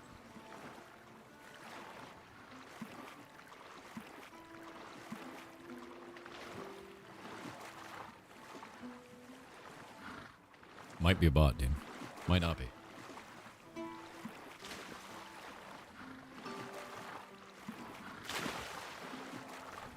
Yeah, horses shouldn't be this fast in the water, dude. What is Beppis?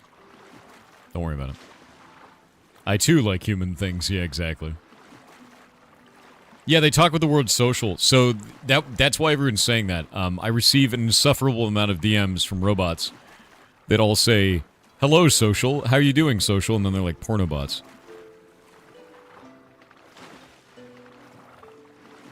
Let me see how many I have right now.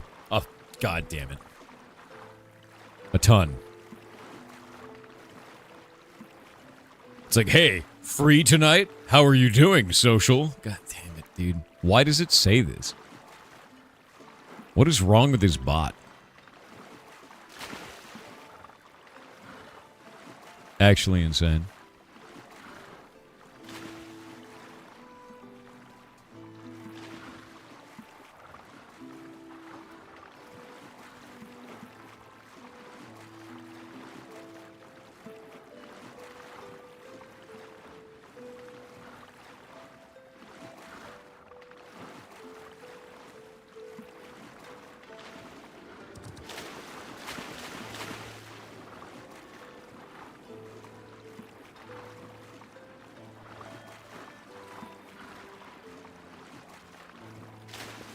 Tempted to DM Thor with just, hey, social. I have a million of them. I have a million of them, dude. I was responding to somebody else that sent me a nice message, but there's like a million of these bots doing this shit. Yeah.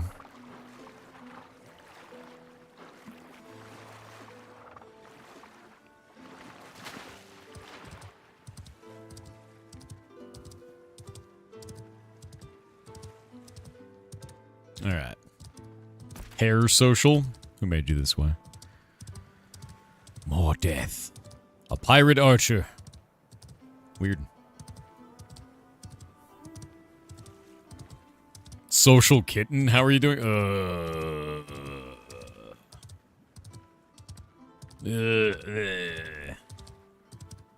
Game is beautiful by graphics. Yeah, it's funny because, like, out here it is, but when I'm in the starting zone, people are like, it looks like shit.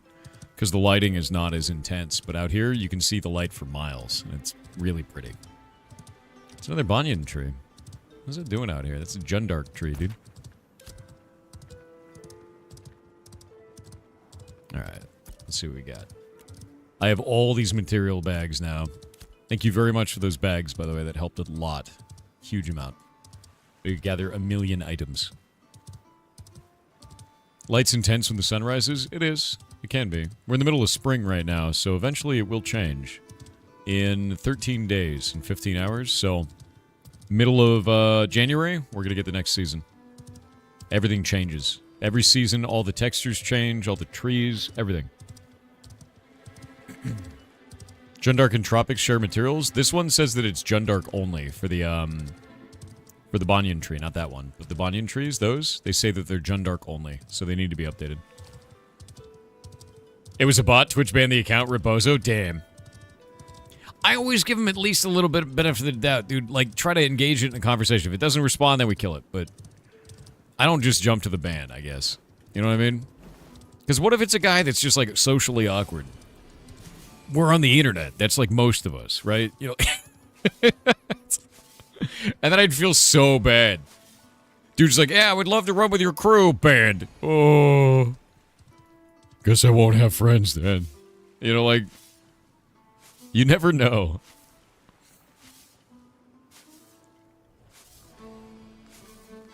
You're actually very smooth. I too am smooth-brained. Aerodynamic. Thoughts glide right off, dude. It's great. Can't take the chance? Alright. Hey, social awkward. Alright. Yeah, these are all giving 28 experience to the node. And he's fighting an iguana. Golemancer, why do you have a lizard-based death wish? Why do you have that? What's the reason? By the way, I haven't seen anyone crash from summoning a pet lately. Now that I've said that, you're probably going to crash. But I haven't seen it, which is interesting. Yeah, stow your horses. You're totally right.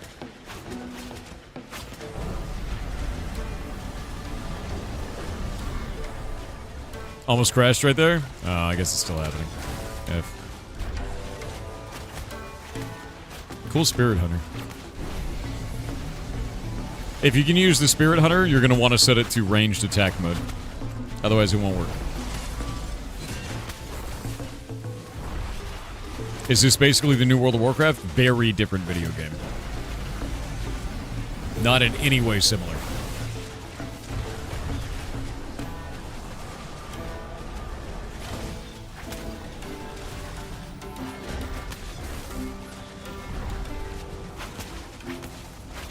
Big lizard, dude.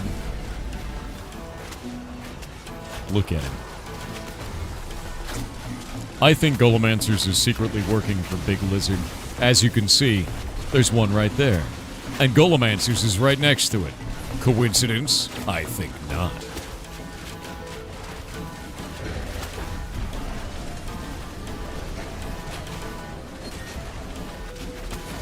Fellow social human. Yeah, it's me.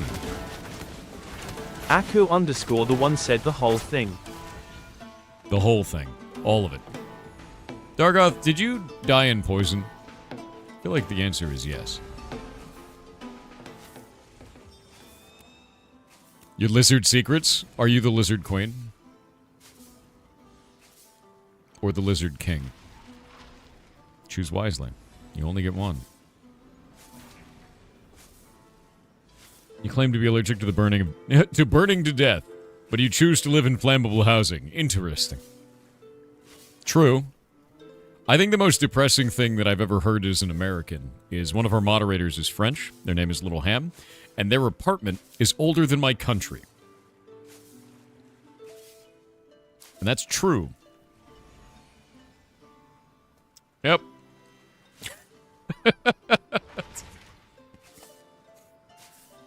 Yeah. I guess they moved. Yeah, wait, Little Ham did move. I wonder if their apartment is still older than our country.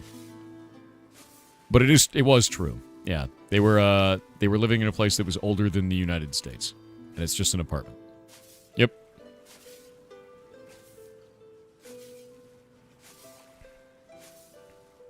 Makes note that Little Ham is French. Could you not tell? Little Ham is the most French person I've ever met. They're incredibly French. Insanely so.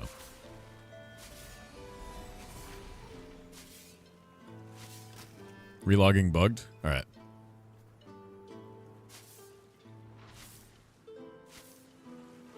Your house in the outback is rotting and is younger than yourself? Yeah. Our houses don't last a huge amount of time out here. But I think the biggest problem is here in the United States, we get a shitload of earthquakes in some areas. I feel like maybe if you're in the middle of the United States, you could probably build out of brickworks, no problem. But, like, on the West Coast, that's a death trap. Like, that's how you die. Because it's scary. Yeah. Like, earthquakes will just kill you if you're in a brick house here. Your house is around 150 years old. That's wild. P&W gang? Hell yeah, dude. I live in Washington. It's nice. I do this thing where I go outside and I get free food from the forest. It's wonderful, actually. Ooh, those are good. My skill is going up. I'm getting better materials. We love it.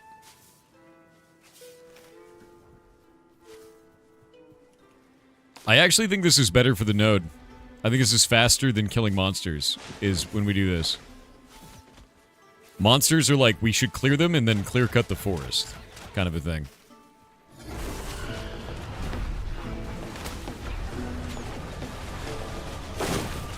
You didn't look outside, did you? I mean,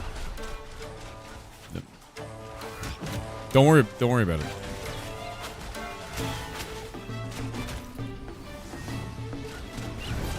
Rooted it.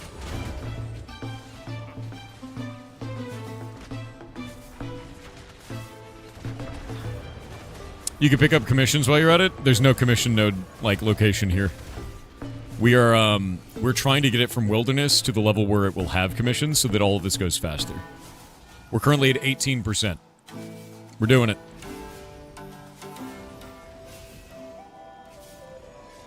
What now? Side. Yeah, don't look. Don't look out there. It's a bad idea. Is the sun still flashbanging? I haven't seen it yet today, but maybe? Yeah, mushrooms explode when they die. That's true. They do that in real life, too. It's actually helpful to them. It spreads their spores. Yeah, we need more people on the island. That's true.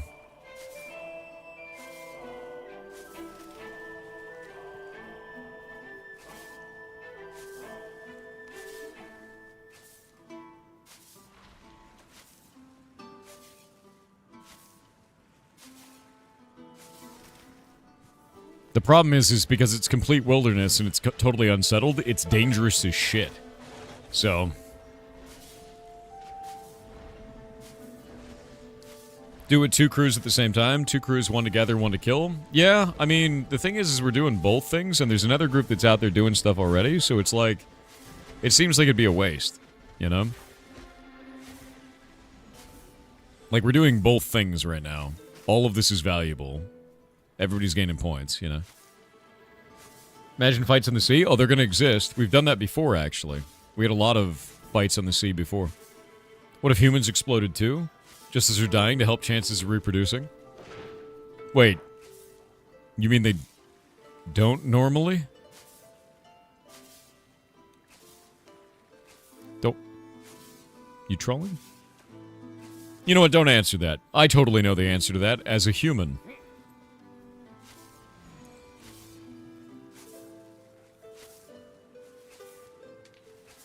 What is a social sharing badge and how did you just unlock one? That means that you shared a clip or a video and a lot of people looked at it.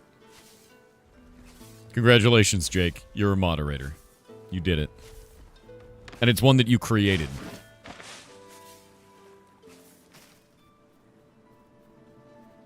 So if you clipped something or you made a highlight and then you shared it on social media, you get badges for that now. That's why I told people to go do it. Just have fun.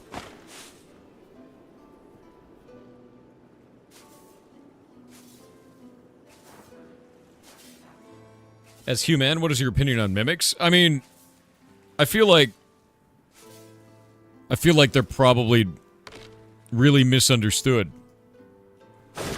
And totally safe.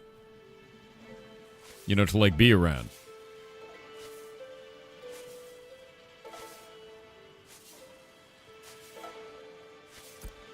Right? It's probably true, right?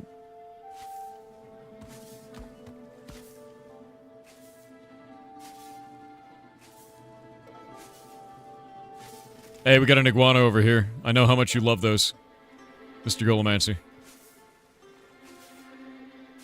Wait, what are you fighting over there? What is that? Is that a giant mushroom? What are you doing?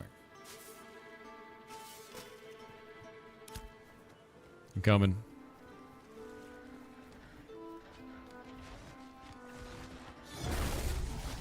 There are 2 iguanas over here. Oh, look, Dargoth is dead again. You know, Dargoth is a ranged attacker. You died a lot. What's going on over there? You alright?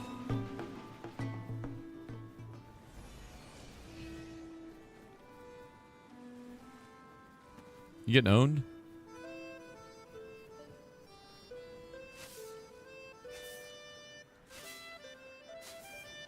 Yeah, he's the floor tank right now. I'm gonna eat these. Level 8 herbalism. Leveling fast. It's working.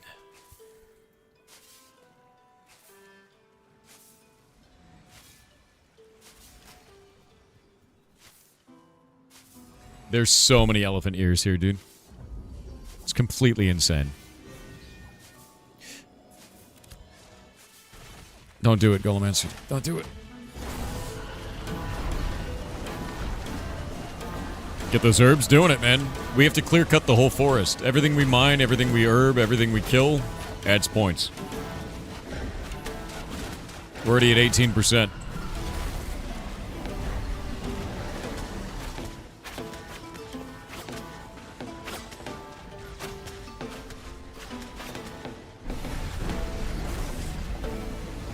Oh, I don't have to worry about the certification for now, man. I'm just gonna force a will my way through. The most of the reason I'm doing this is because I'm getting points so we can get settlement out here, so. What's the respawn timer in the herbs and monsters while you try to build a settlement? They're very fast. Super fast. Yeah.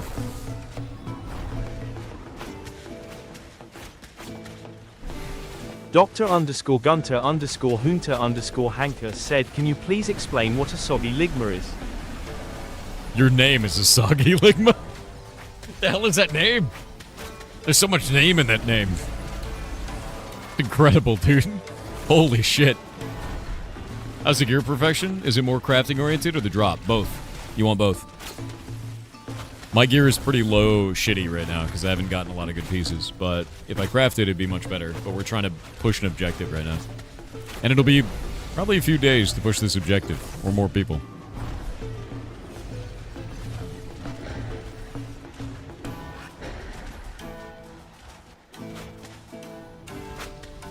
You know what we need?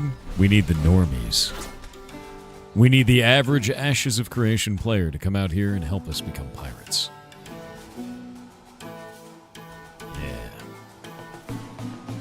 What settlement? Brine Barrel. Come out here. Once you're level 10, just start doing, well, anything.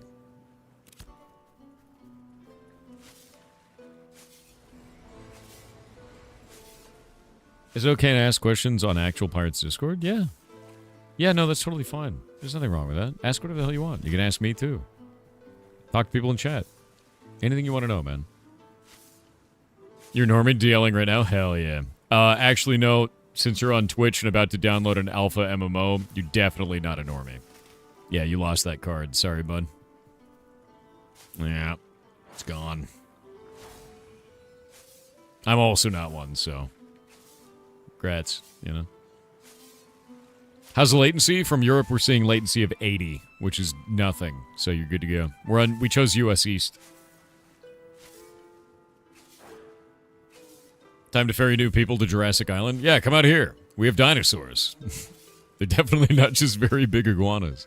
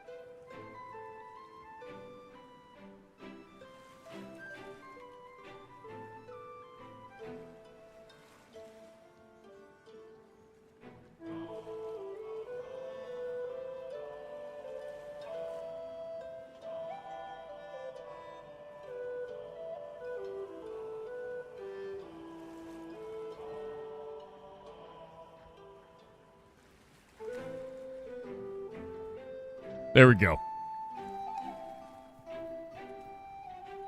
We'll just start advertising the island as our new dinosaur exhibit.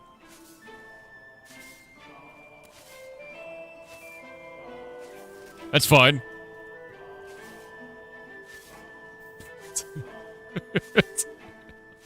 What level do you get your second class? You don't get one right now.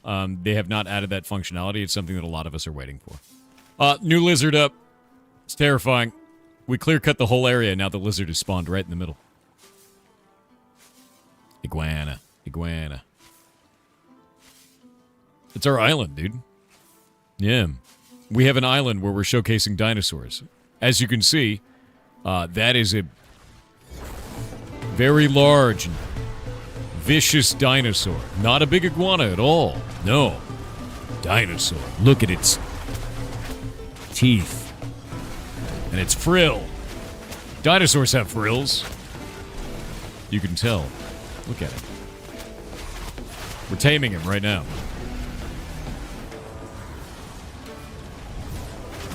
I rooted it. You plan to fuse with the chair this Christmas? Just make sure it's not a chair near Winky. That's all I have to say.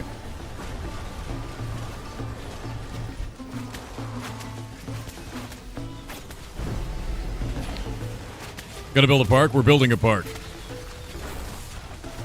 Yeah. To add these weird bots to ignore. There are so many gold selling bots already. It's crazy.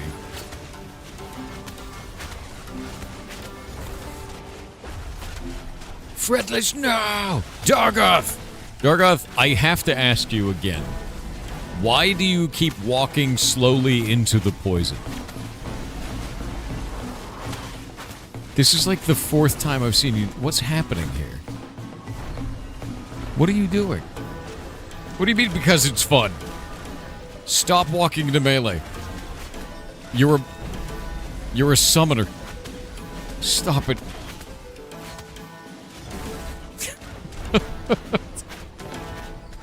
What are you doing? Golomancer's is dead. Rooting?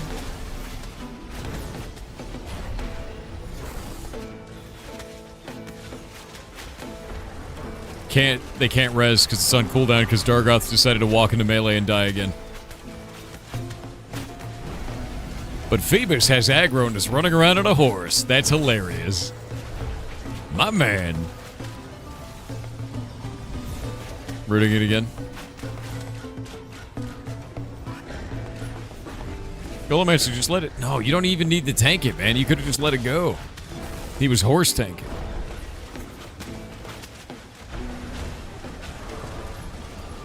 Let me see. Where's Golomancer's on the list?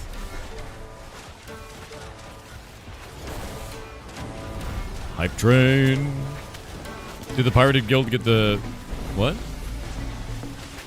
Oh, the village? Yeah, we're working on it right now. That's what we're doing. 18% right now.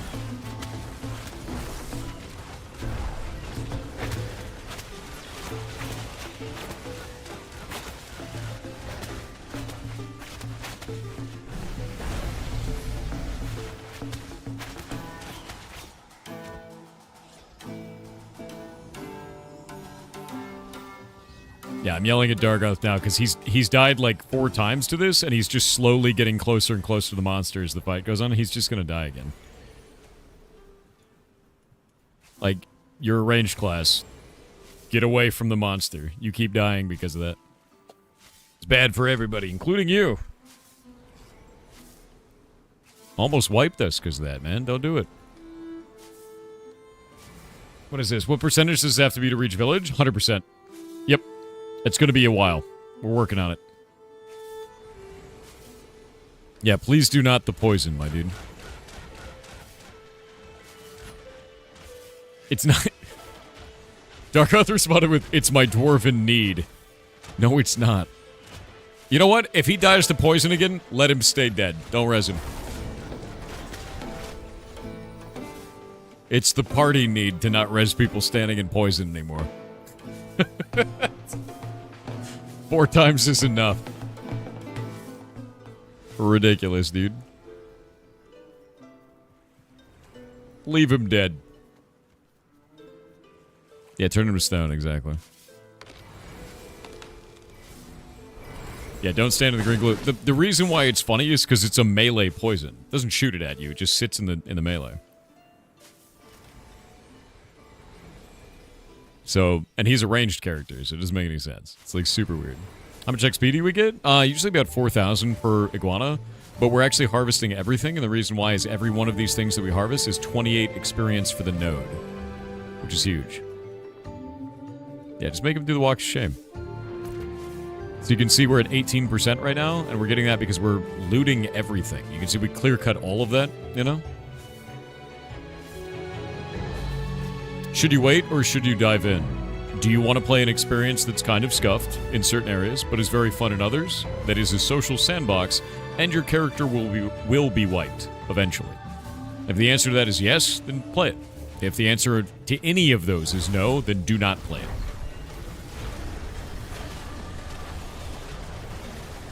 It's a lot of work for 20 people. We got more than 20. We got about 40 out here. It's a lot of work for 40 even. Jova already has stone walls. Yeah, I know, dude. They got a lot of people there. You got to remember, like, that's close to the starting zone. You can go there at level 1. We need people who are level 10. Much higher level requirement out here. And even at level 10, it's pretty dangerous, you know?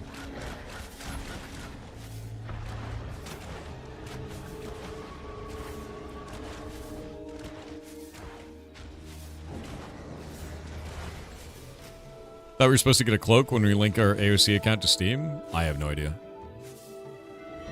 Yeah, I got no clue. Rob. The hell is that music?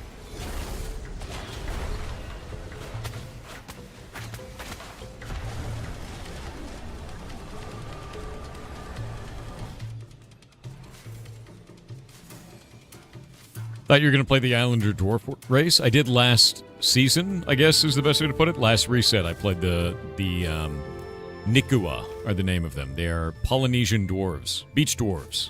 We call them the California dwarves.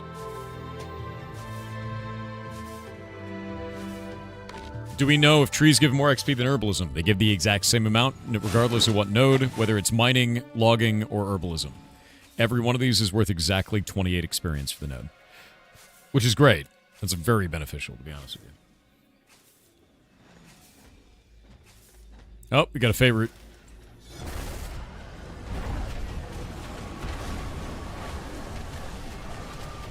What about fishing? We can't fish here because the ocean is not fishable unless you use sport fishing, which costs a lot of silver. Otherwise, the answer would likely be yes.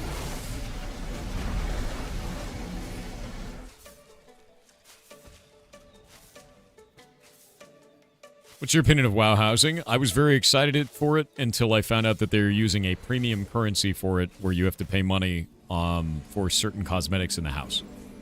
Which I found to be lame. And I don't want to have yet another premium currency in World of Warcraft, so I didn't reinstall the Battle.net launcher and I won't be playing. Yeah. I just don't want it anymore, man. I just don't. You know? You got a WoW token, you got Battle.net bucks, you got the new premium currency for housing. I just don't care anymore. Yeah, I just don't. I'm just not a fan.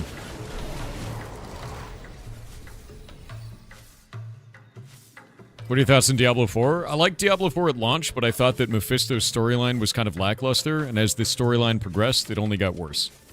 I really, really wanted Diablo 4 to be cool. And I feel like it has turned into a game that I don't really enjoy, and I'd rather just play Path of Exile 2. Which sucks, honestly. Like, I love Diablo, and I love the idea of the Primevals, I love the storyline, I love the Herodrim, like, I love all of that. But I think Path of Exile 2 is a more fun game for me. Which sucks, you know? Yeah, I did, anime. You can find my job history with exclamation point jobs, dude. Just because you work somewhere doesn't mean you liked it. Doesn't mean you have to like everything they do.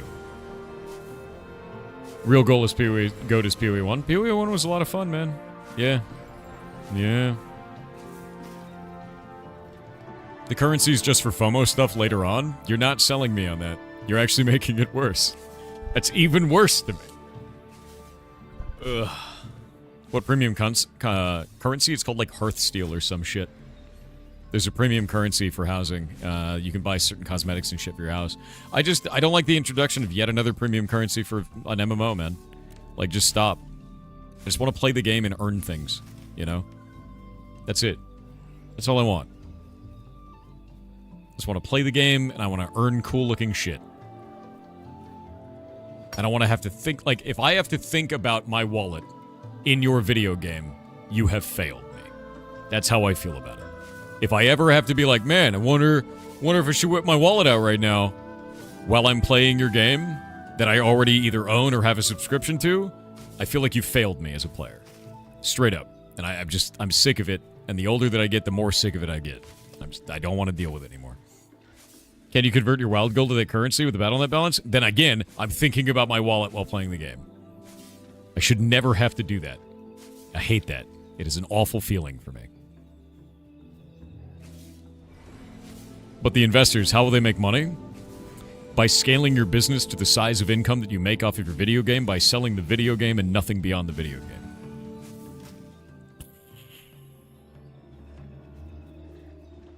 And if you haven't scaled your business effectively to that, you're going to disappoint some investors.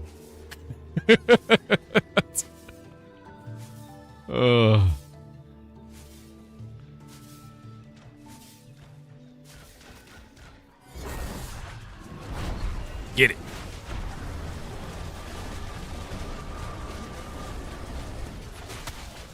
Yeah, no, you can't have infinite profits. It doesn't make any sense. There's no way you can have an infinite profit driver. And I think a lot of these businesses start scaling to the idea that you need to have always, like, line always goes up. And that it doesn't work that way because you work in entertainment when you're making video games.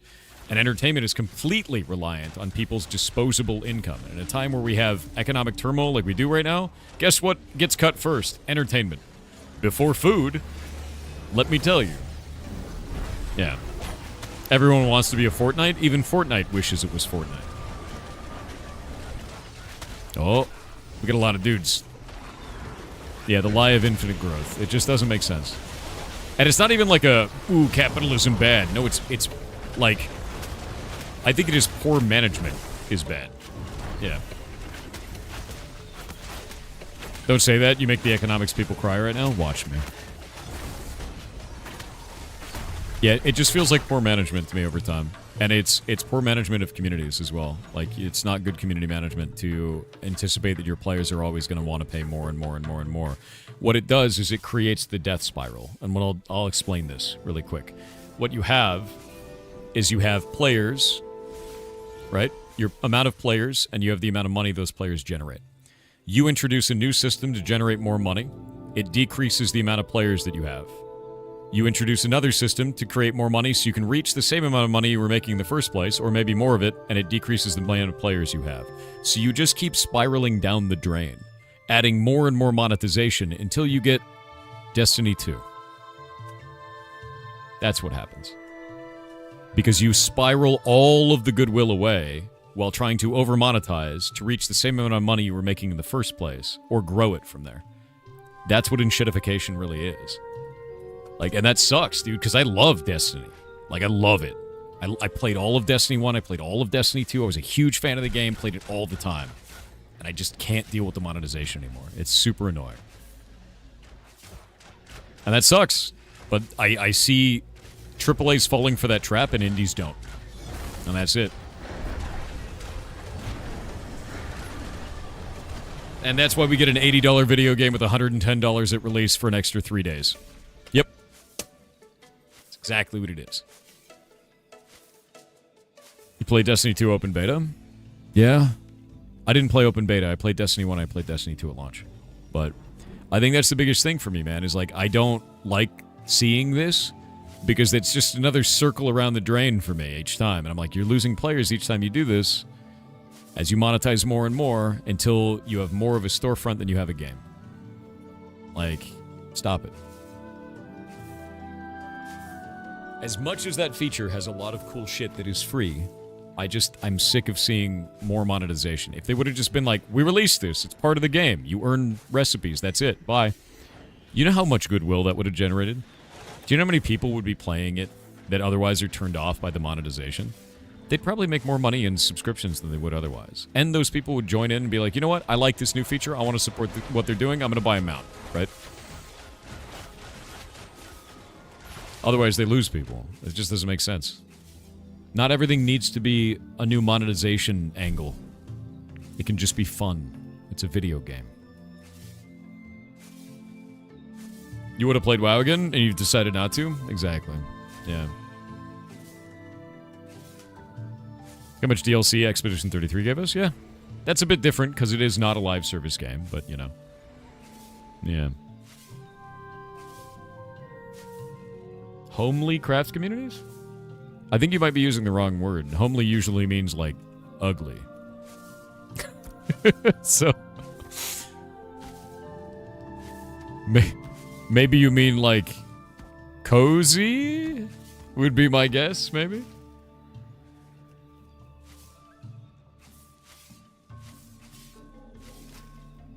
Yeah, homely is, like, plain looking or ugly. Yeah.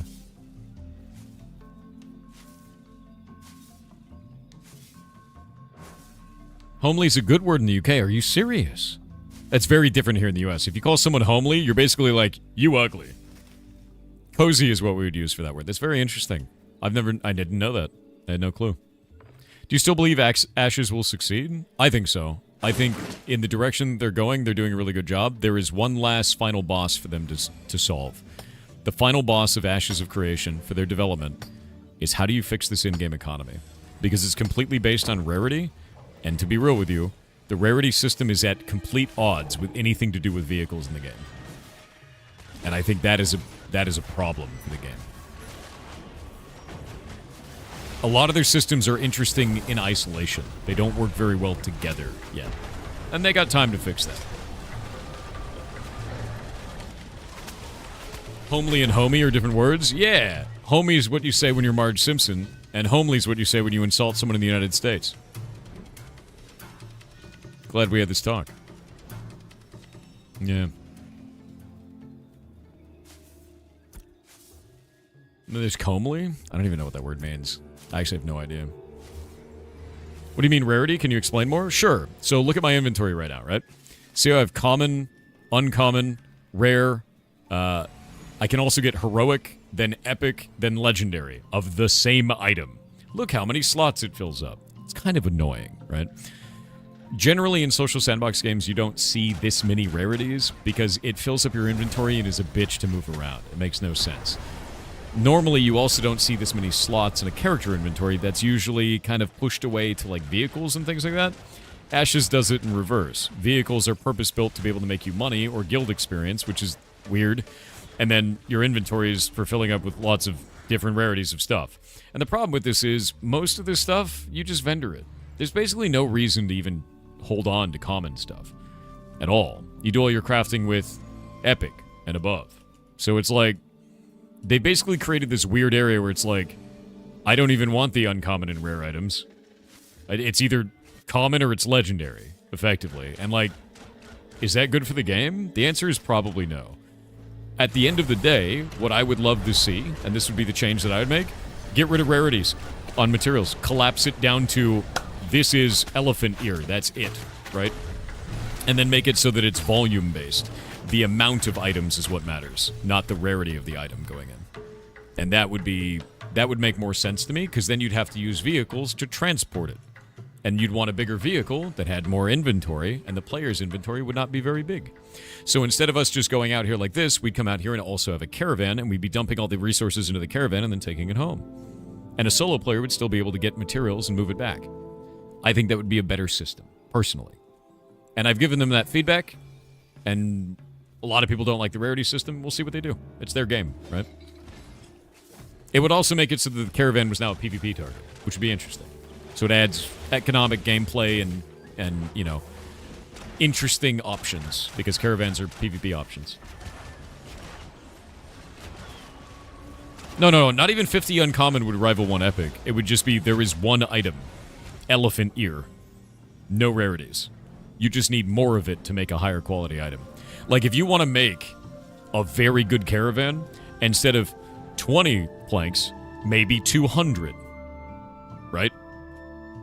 That's the idea. Not 20 legendaries. It's very strange. Win Rorqual and AOC? I know, right?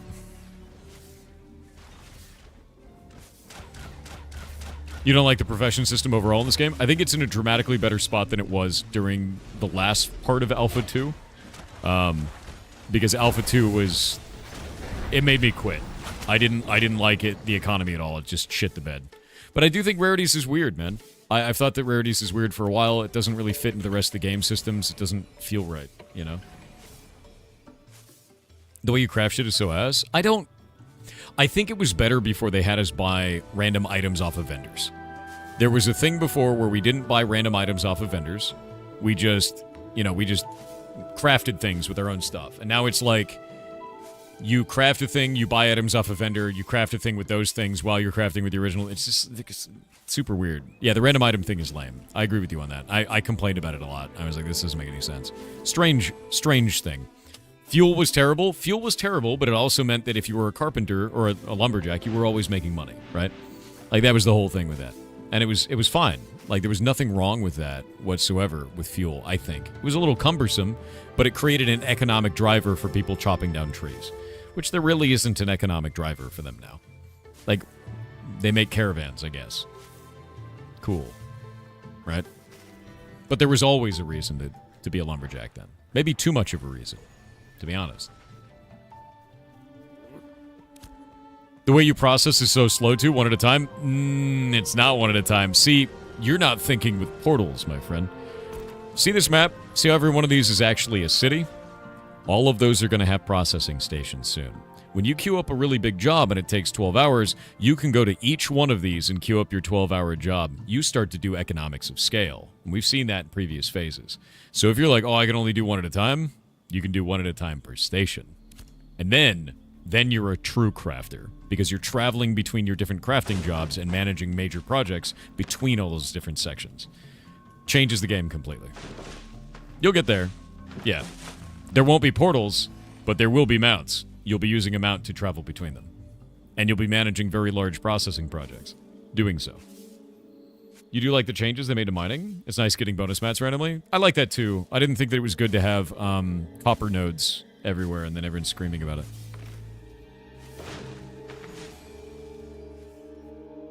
Yeah, I hope that makes sense, though.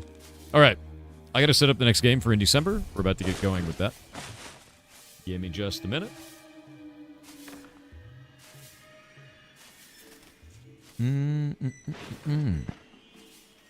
Oh, this game is sick. Hold up.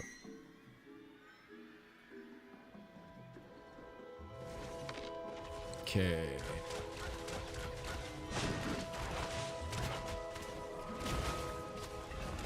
I am installing the video game now. Oh, wait. Okay, good. Yeah. It had me join a playtest. I'm really excited for this next game, actually. It's one of the ones that I thought was cool as shit. But we'll be ready to do it in about 1 minute. Gentlemen, please protect my logged off body. I need to log off somewhere that I'm not going to get killed, so I'm going to do it up this hill, I think. Good luck. Good luck storming the castle. We're at 19%. We're doing really well now. I think what we're doing makes sense. Just going through and just harvesting everything. It's completely working. Yeah, nice job. We just need more people. We need more people. All right. Switching over to the next thing. We will be doing in December in about 20 seconds. I've got ads coming up, so. Your player character stays online when you log off. I think only for a couple of minutes. It might only be when you're in combat, though. Yeah. All right. I'm going to go grab a snack. I'm going to let the ads run. I'll be right back. Then we're going to start up the in December game. It'll be in December game 2 for the day. And I hope you guys enjoy it, because I think it's quite cool.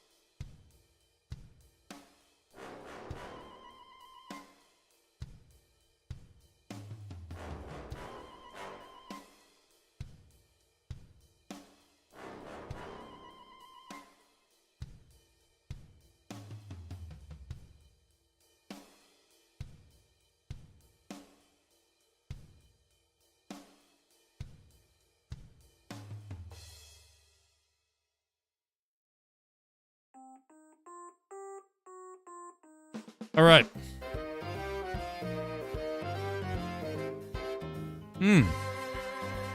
Lars Blundy, if you're there, the issue is that there's too many people in that starting zone.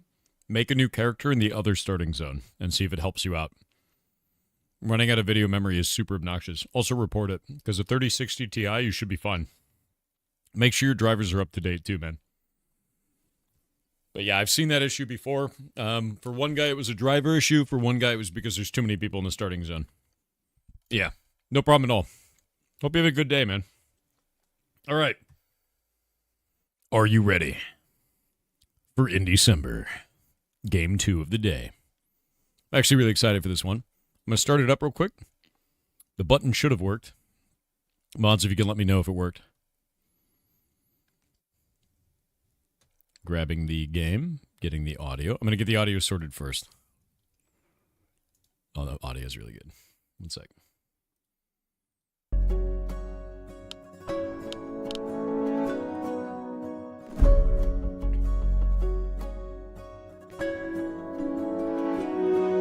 One sec. This is so good. I'm hoping that you guys some of you have seen this game, because it's very cool.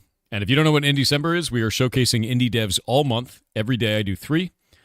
We play the video game, then we have the devs on. We interview the devs, and we go from there. It's quite fun. Yeah, I got rid of the chat blur.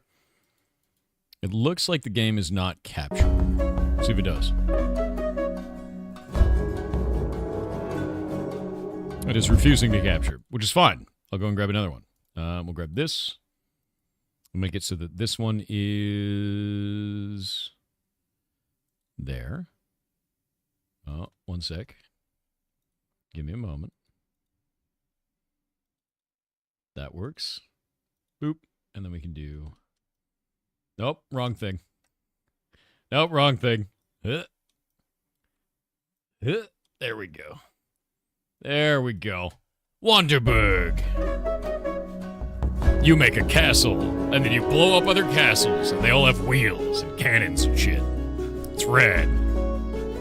It was already in your wish list? Good, because it was in mine too. It is very loud. I'm going to turn it down. There we go. Now it's not as loud. Yeah, the idea is that you build a burg, and you're a castle on it. Look at this. Hell yeah. Hell yeah.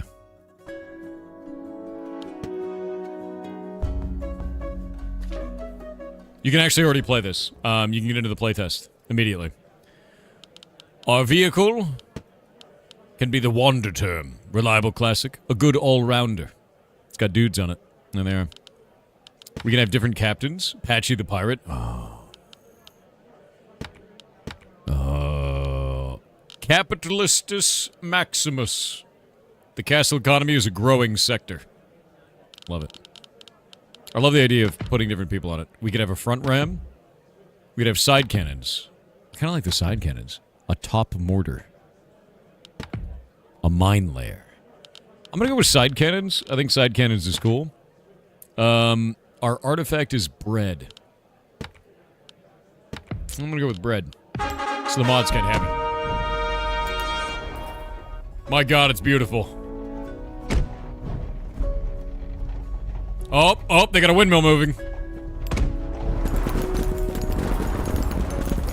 Beautiful.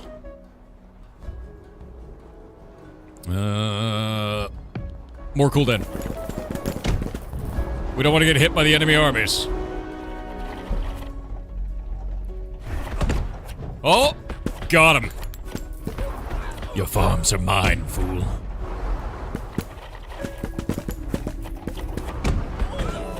Wrecked. I love this. This is as great as I wanted it to be, dude. Archers are going. Wait. The house is trying to get away. Got him. Oh, that was a perfect hit.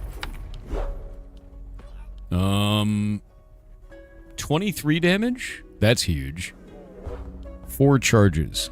I'm gonna do 23 damage with the basic attack. That's enormous, actually. Wait, run over the sheep. Got him. I'm stealing dudes. Speed boost. Oh, crap.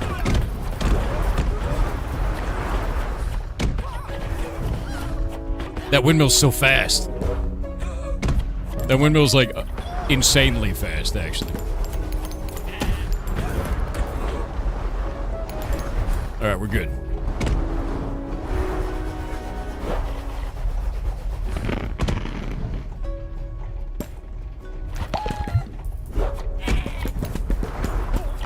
There we go. There we go.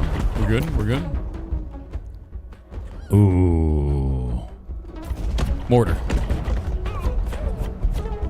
Now we get a mortar and cannons. Oh, God!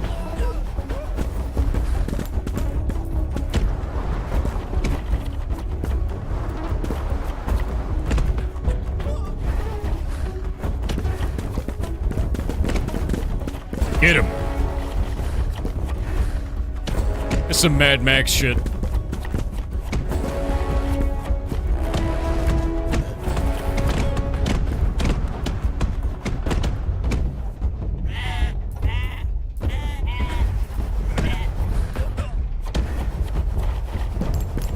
Run him down. Nice.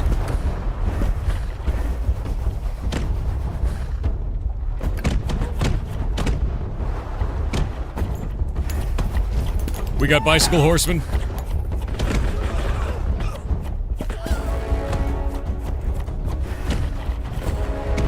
Oh, that's not great.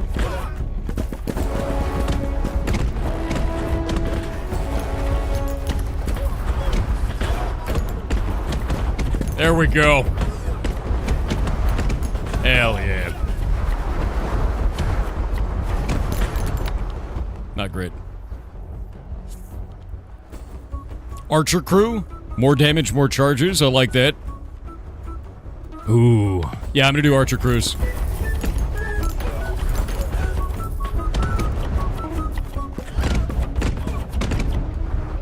Broadside. Oh, we got another enemy. What is that? More cannons? More mortars? Yeah, let's do that.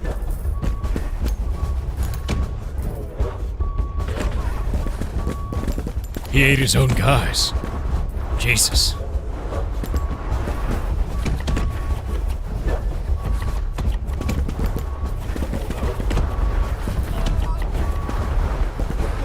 Actually, I should go up that way.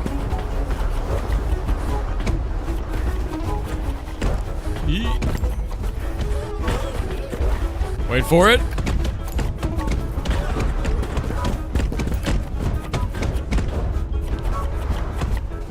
Broadsided. Alright.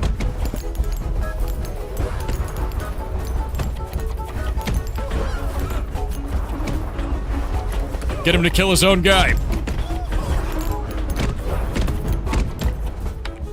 It didn't kill his own guy. Let's see what we can do. I think cooldown's the right way to do this, man.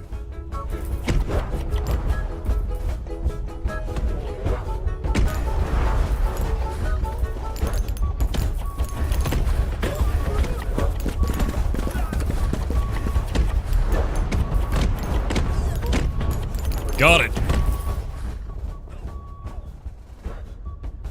Ooh. More speed.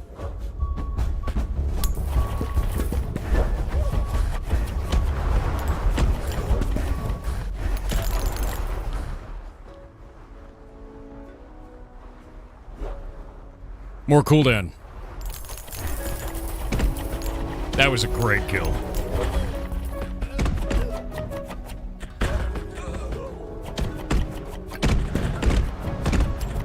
Oh, hell yeah. I need to get in front of it.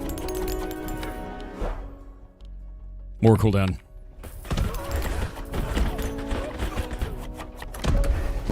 Horrifying, truly.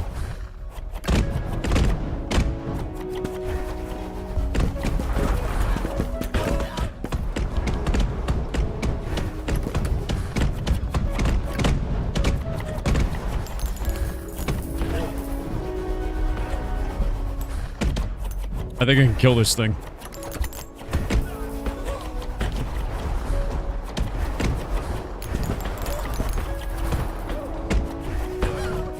Nice. I don't have any front attacks. I wish I had mines.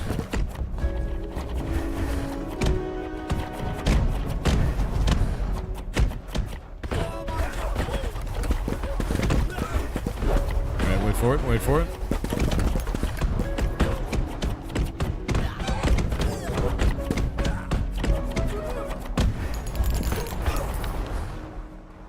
What do we get? More mortar ability. It's going good.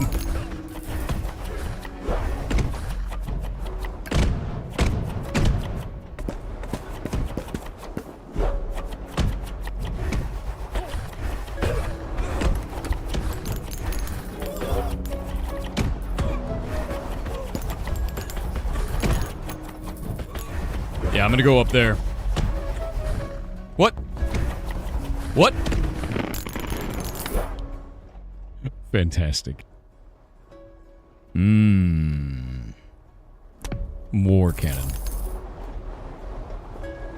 Artifact chest. Okay.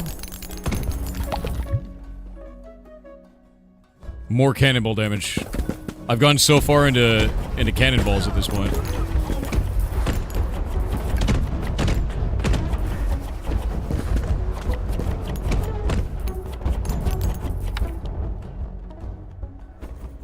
Cannon cooldown.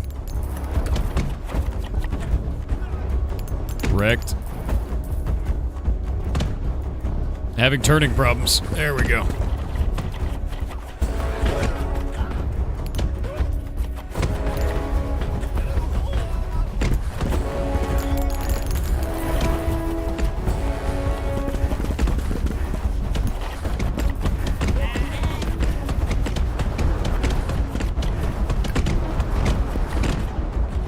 Jesus.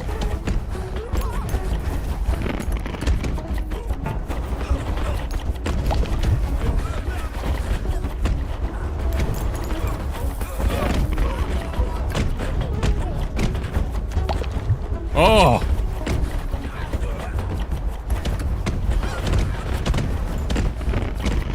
This is bad. This is real bad. Mine layer. Perfect.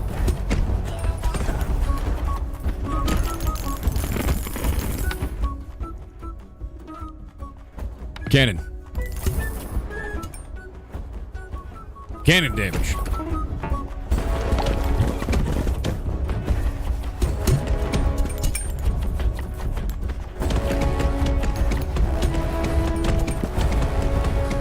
Alright, where'd that boss go? There he is. There's so many obstacles.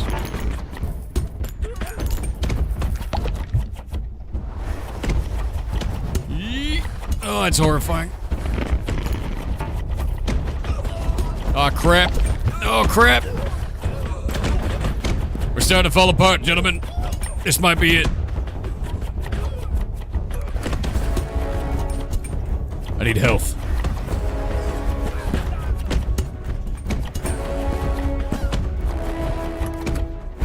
Wait, the boss arrived? What do you mean the boss arrived? Health. Yes!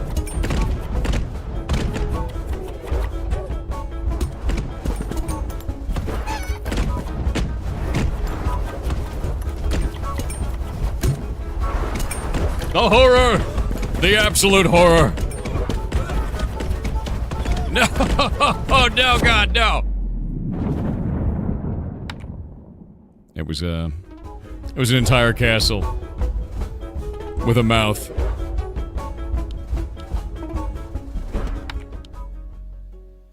This game is awesome. Your game is awesome.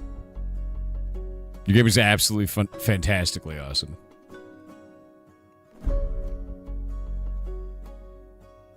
There's like a whole map here with tons of other stuff. A swamp. Swamp 2. Grasslands. So there's other levels that we can go to. Yeah, friggin' awesome idea. Your cat likes it? Awesome.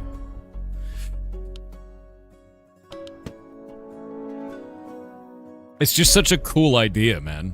It's such a cool idea. We got 1,293 gold. The mine layer was sick. I feel like against these guys that chase you, the mine layer is really good, but then I won't have any side damage, you know? This game is amazing. It really is, man. Hold up.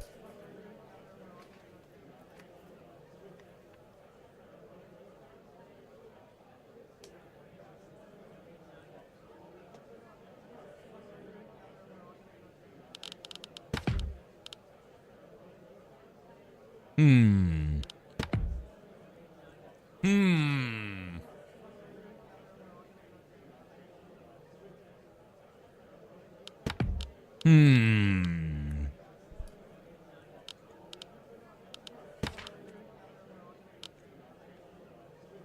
Okay. Idea.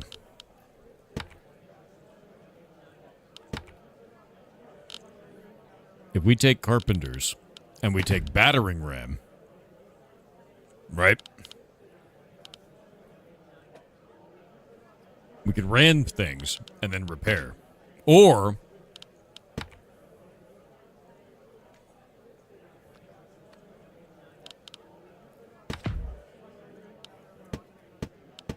I can't unlock. There's a spider tank in there. I think I might go mortar. Push all enemies away, around you away. Boost really fast forwards. Mace and shield for close combat. Wait, you get arms? Okay, that's cool. Fire wizard. Yeah, dude, I'm going mortar this time. What artifact do we want? If you die, don't die instead. Nice.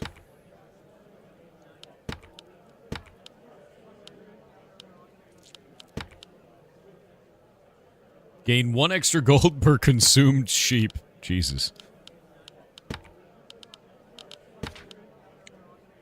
I think the archers did really well.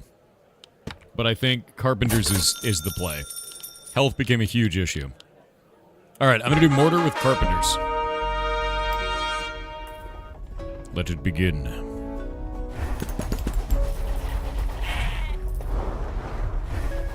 Oh, sheep also... I see. They also give you HP when you eat the sheep. He can't speed boost forever, can he? Maybe he can. Maybe I'm wrong.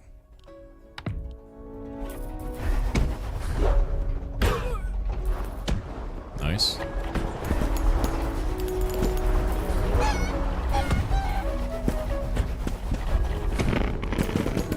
Oh, here we go.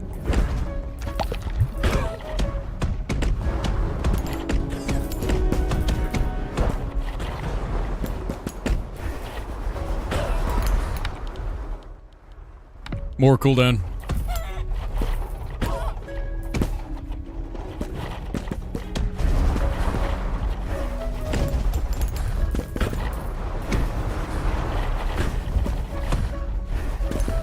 The game is incredible. It's very fun.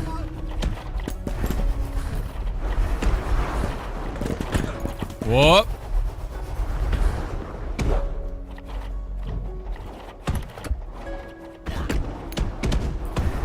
Victory.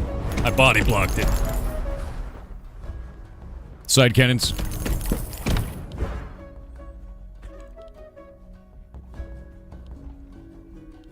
Automatic. More damage.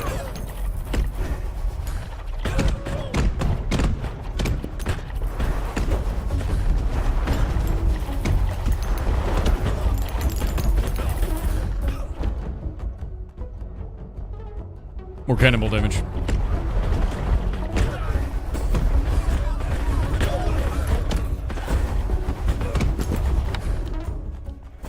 Cooldown.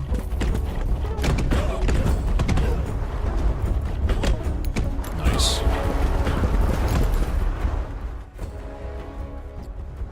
None of these are good. I don't have any arrows.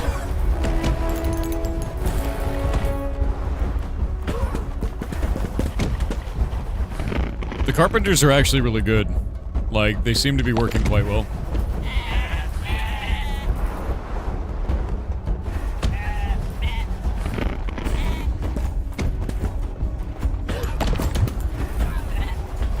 Was there a reroll option that I didn't see?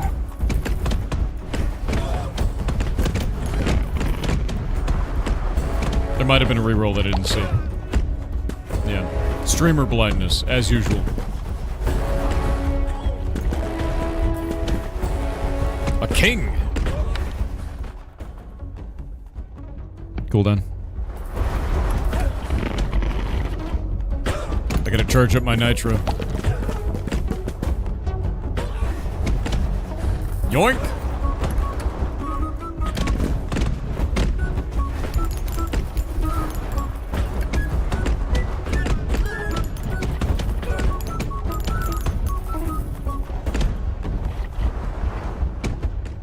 Wait, the boss arrived.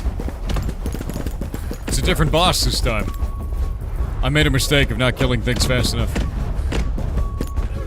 Wait, this may actually be better. I may actually win this. I may win this.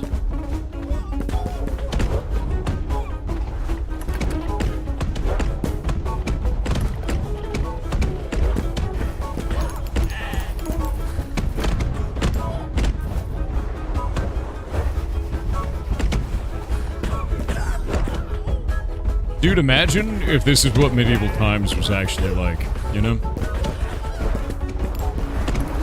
Just imagine.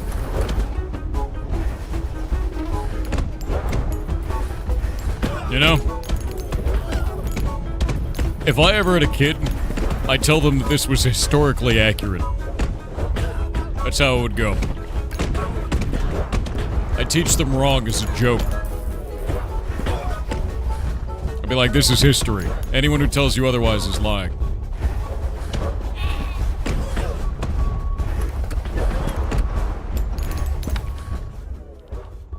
More cooldown.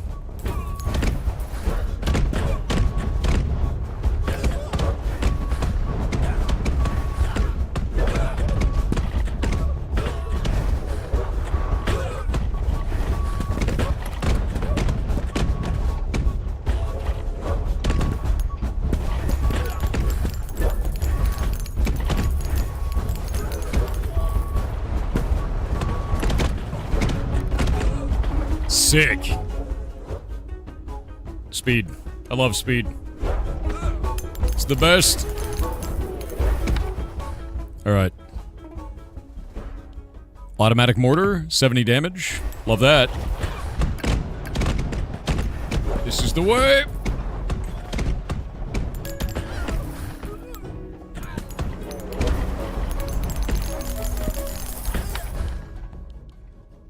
Automatic cannons. Oh no, repair crew. Free health every 5 seconds is busted.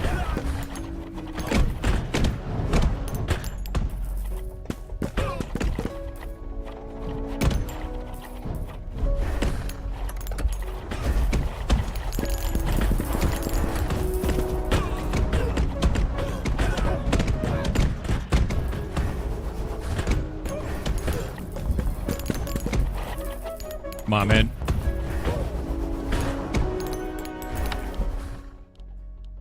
Ooh, 4 health every 5 seconds, or more ability. I'm gonna do the health.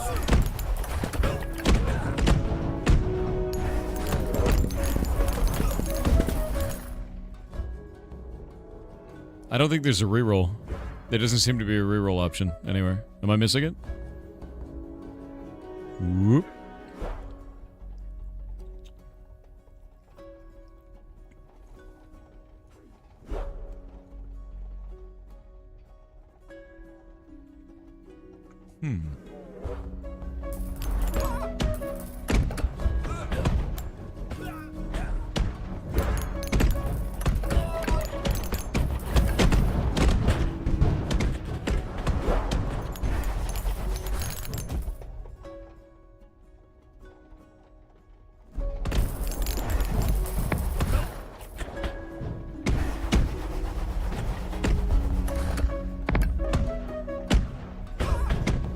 Hell yeah.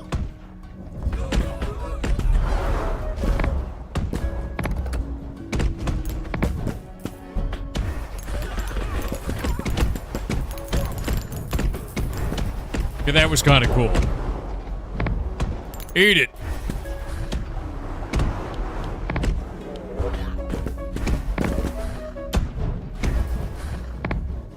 Eat it. Eat it. Yeah, run over your own dudes. More cooldown. Sick. I'm a rogue now.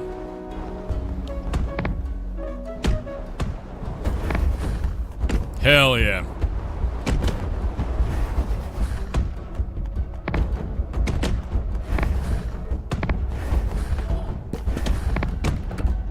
What's he gonna do about it?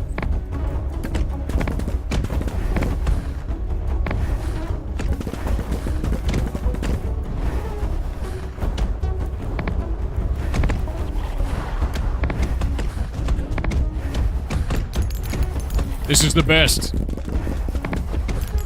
This is the best. Got him.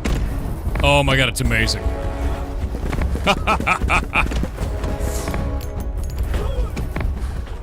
What will you do now, you foolish gigantic war machine?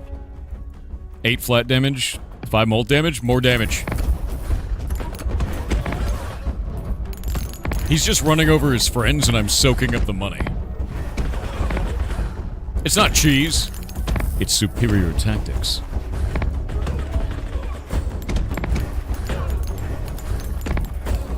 Those are missiles. Let's keep pushing him.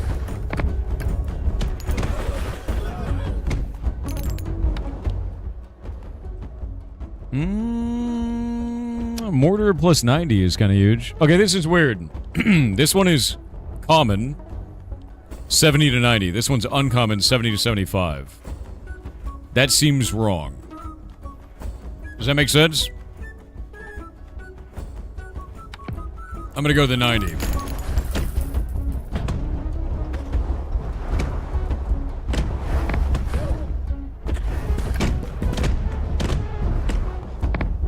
Eat it.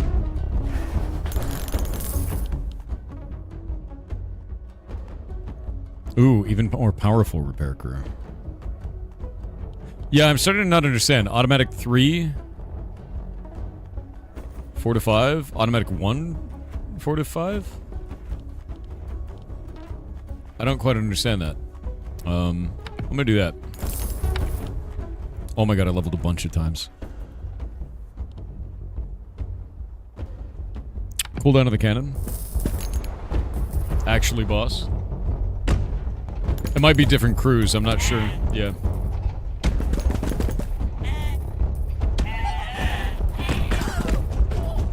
I killed the Giga boss.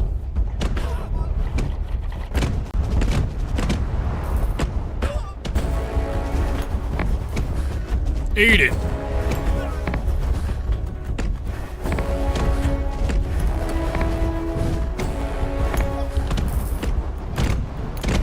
Yes! It's like playing BattleBots, dude.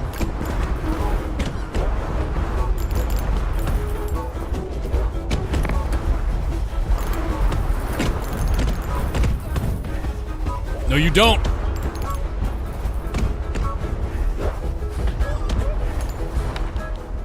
Horrifying. Mortar. He's got a suck ability. This boss sucks.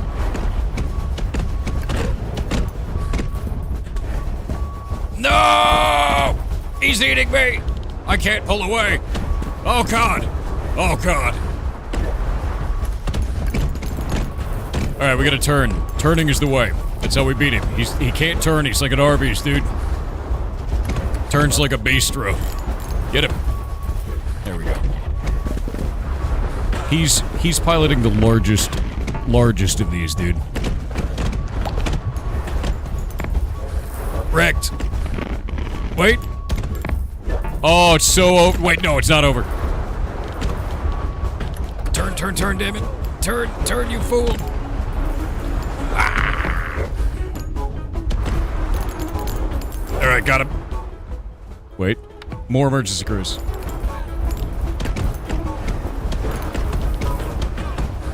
There we go, there we go.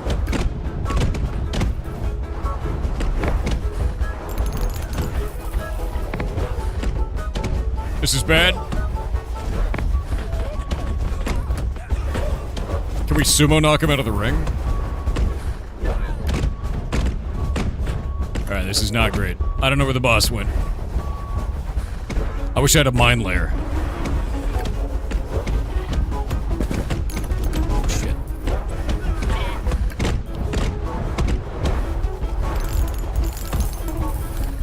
Alright.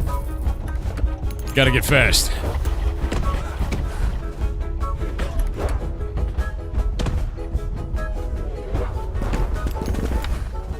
Oh, God. Cannons. I think I just ate that house. I think I ate it.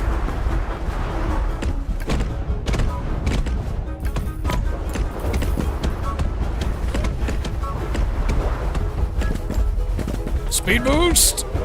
Alright, made it.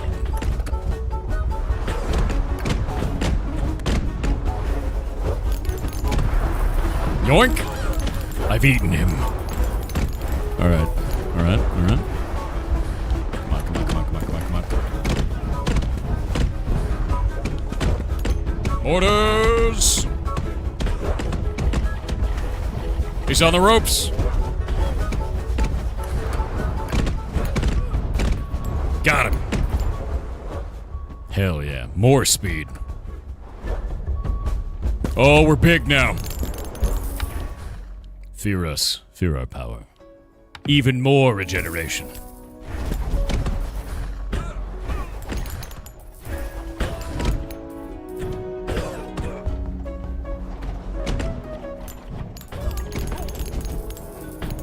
Behold our power. This is phenomenal. Yeah, no, this is super goddamn fun, dude. Oh? What are we getting? More cannon? I think more cannon. You know? Yeah, more cannon on this one, though. More melee damage. Oh, I chose the wrong one. I'm an idiot. I saw it right as I clicked it. I could have chosen the golden sword. I'm a fool.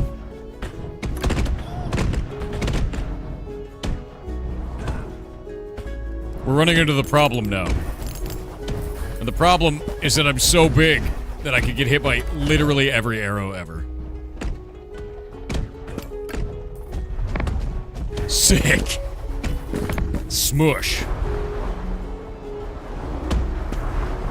Took a lot of damage there. It was kind of worth it. There we go.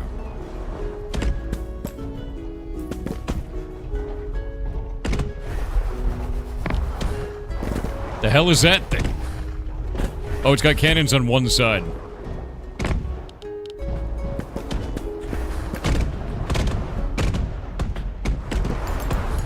And it's dead. I need more repair crew. We need way more regeneration. It's like a huge problem now.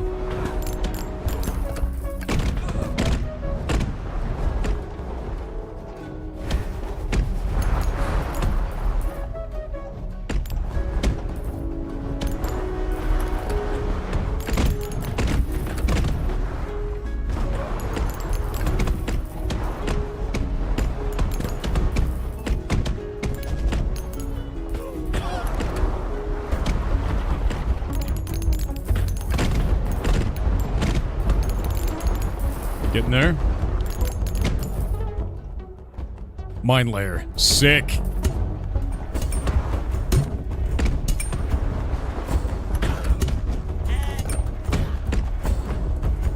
Is this Howl's Moving Castle the game? It's like Howl's Moving Castle if he was also wanting to build a gunship.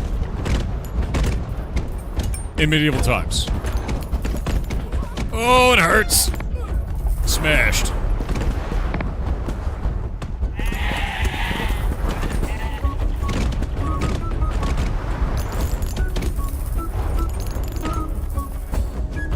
Oh, my own mines hurt me.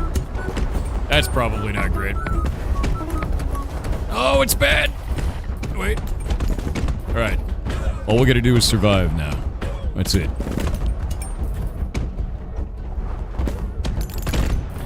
Got it. Nice.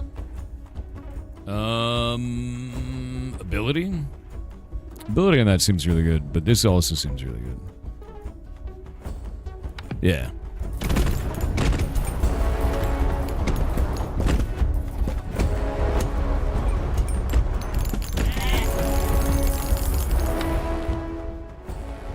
More regeneration. Regeneration just seems completely mandatory.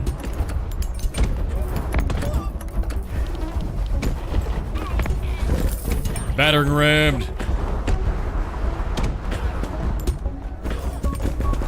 Oh, health.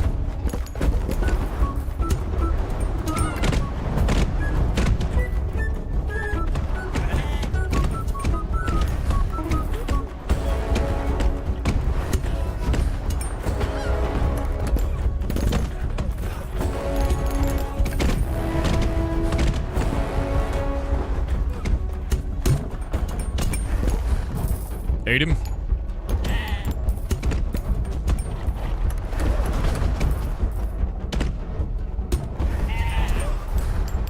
This is great. What is that?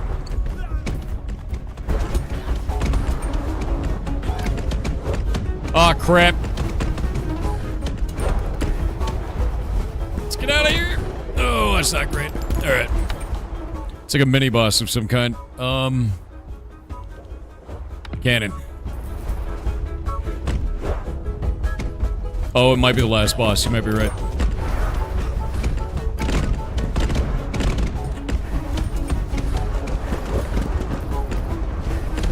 Holy shit, that does a lot of damage.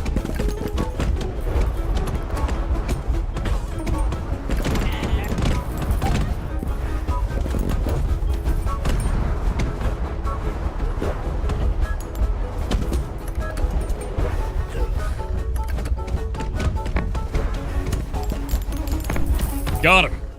Yeah. Ooh. Yeah.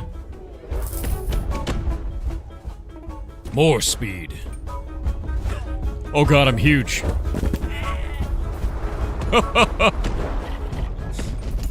It was not the last boss.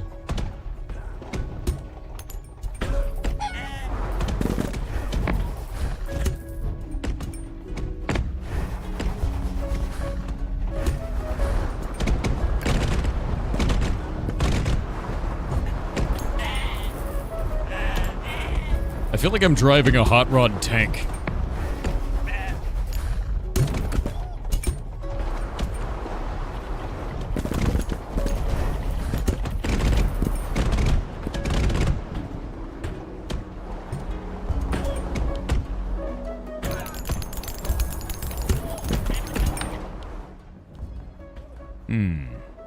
What?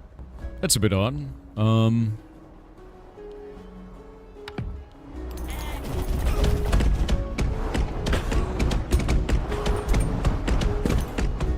Can't turn it. It won't turn. Something's wrong. Oh, there we go. It was like stuck turning.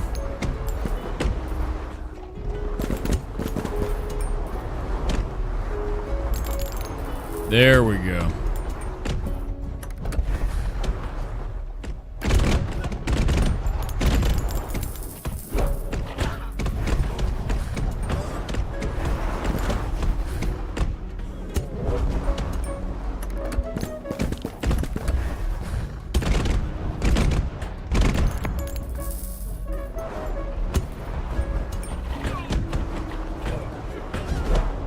Come on, man. Turn. Turn, damn you. Projectiles are mines instead. Single strike, one giant projectile. Done. Big.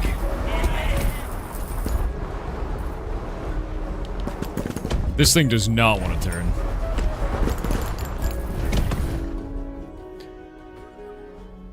More melee.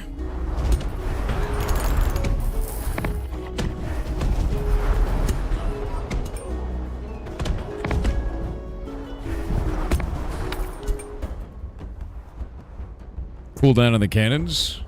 Health regen. Instantly. Yeah, I think I'm moving too fast to turn. I think you're right. Like we're slipping and sliding all over the place. Yeah, look. I can't turn it.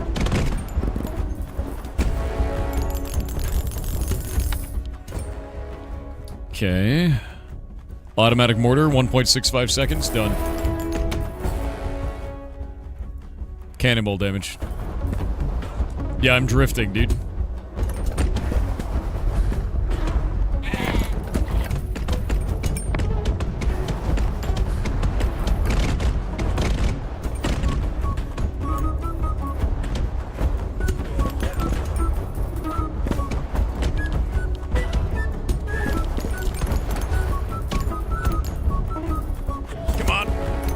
There we go.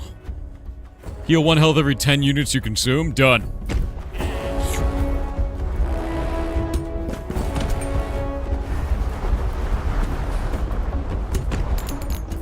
We're going, dude.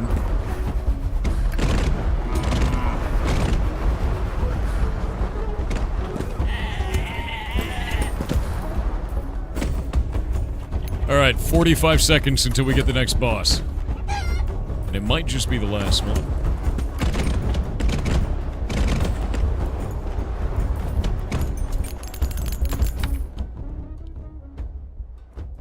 Ooh, even more cooldown on mortar. Yeah.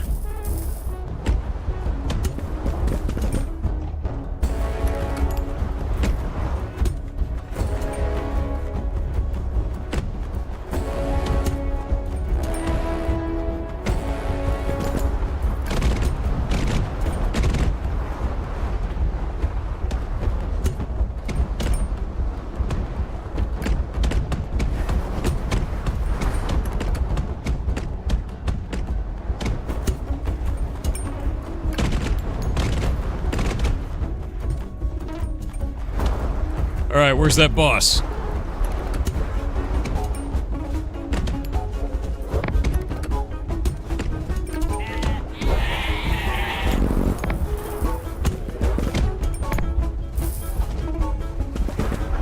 Those cannons hurt really bad.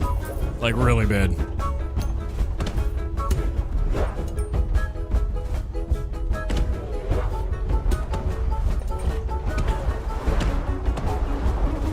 You become the boss? Dude, if I'm the boss, that means there's something bigger than me out there.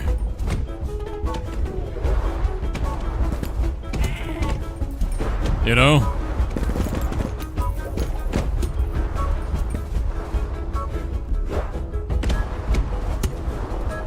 Ah, crap.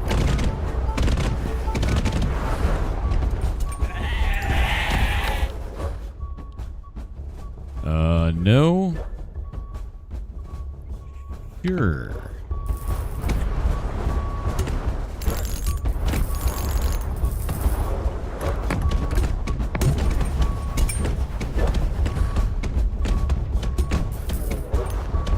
Am I just eating other ships now? Oh wait, there it is. It's behind me. It makes fire tornadoes.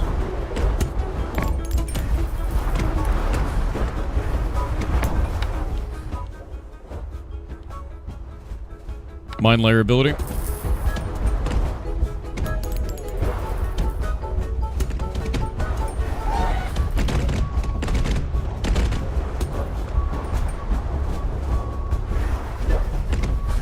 It's very fast in the way that it turns.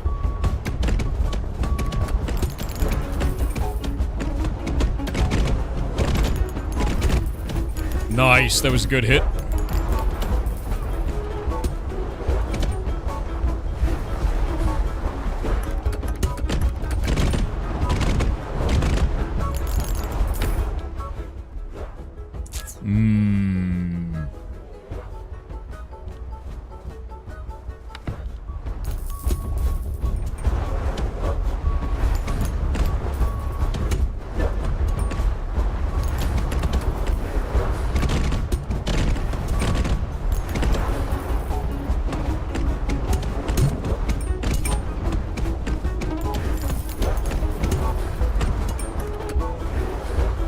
They have nuclear technology. The horror. Nope, turn to the right, damn you. Come on. Come on. Come on. Come on. The ground's slippery. Got it. I killed it. I've become God. We've done it. We've done it.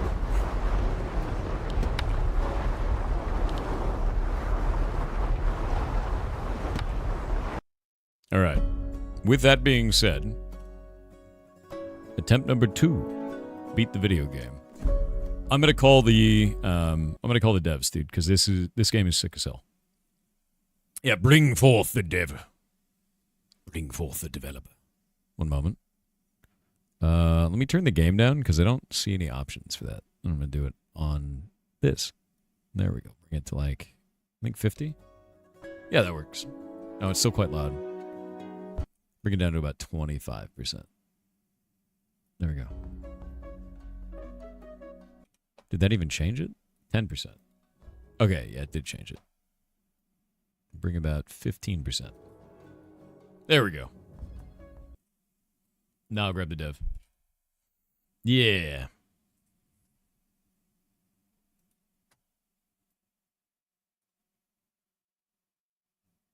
Let's go into this. We'll go to there.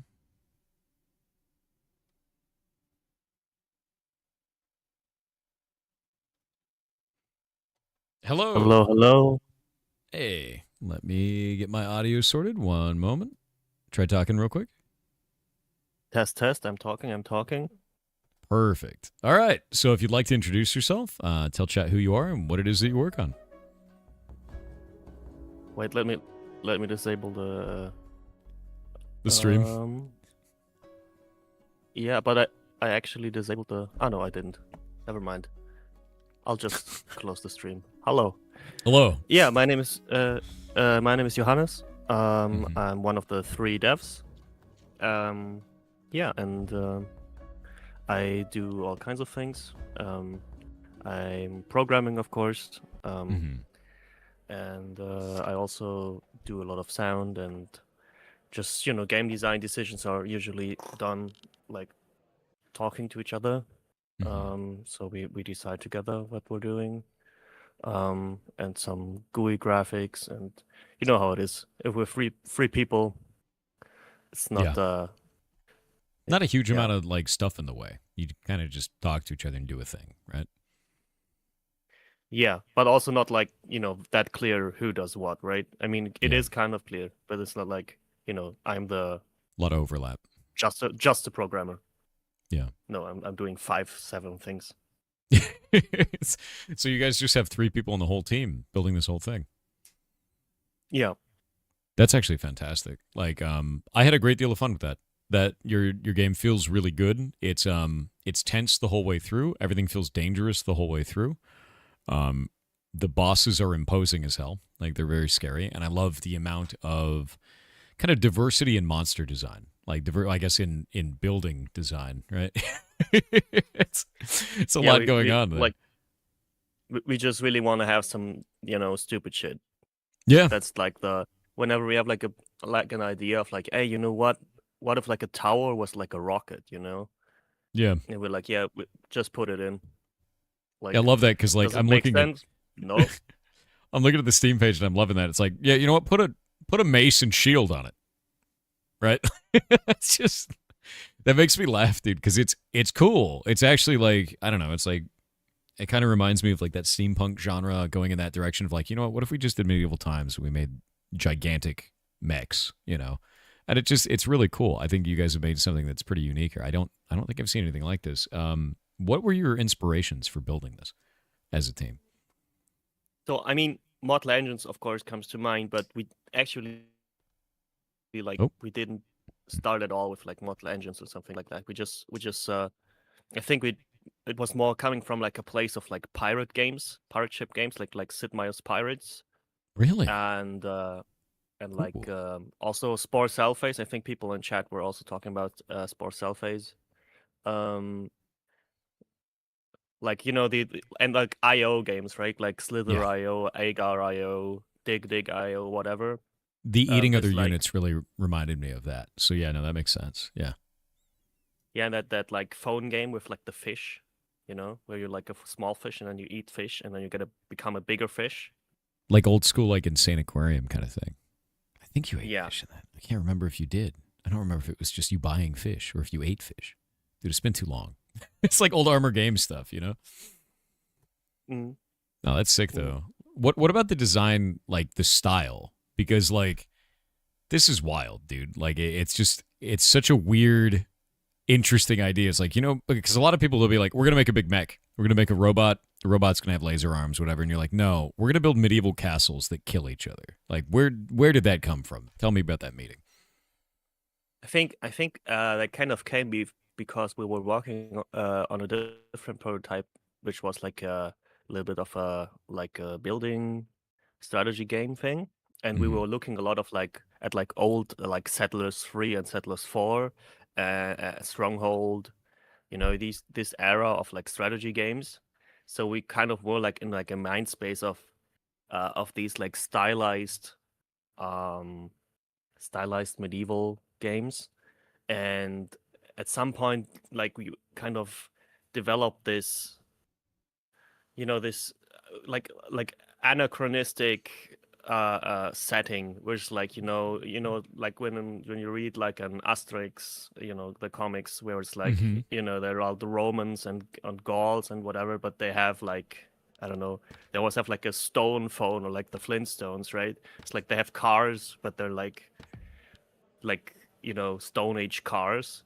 And this is always funny. This is like, there's never like a situation where, like, I don't know, anachronism isn't funny. And like I think that the vibe we're going for nowadays is more like, when you like opened like a Lego set and it had guns that could actually shoot. Yeah, right. Those little harpoon Like, guns. I remember that. Yeah.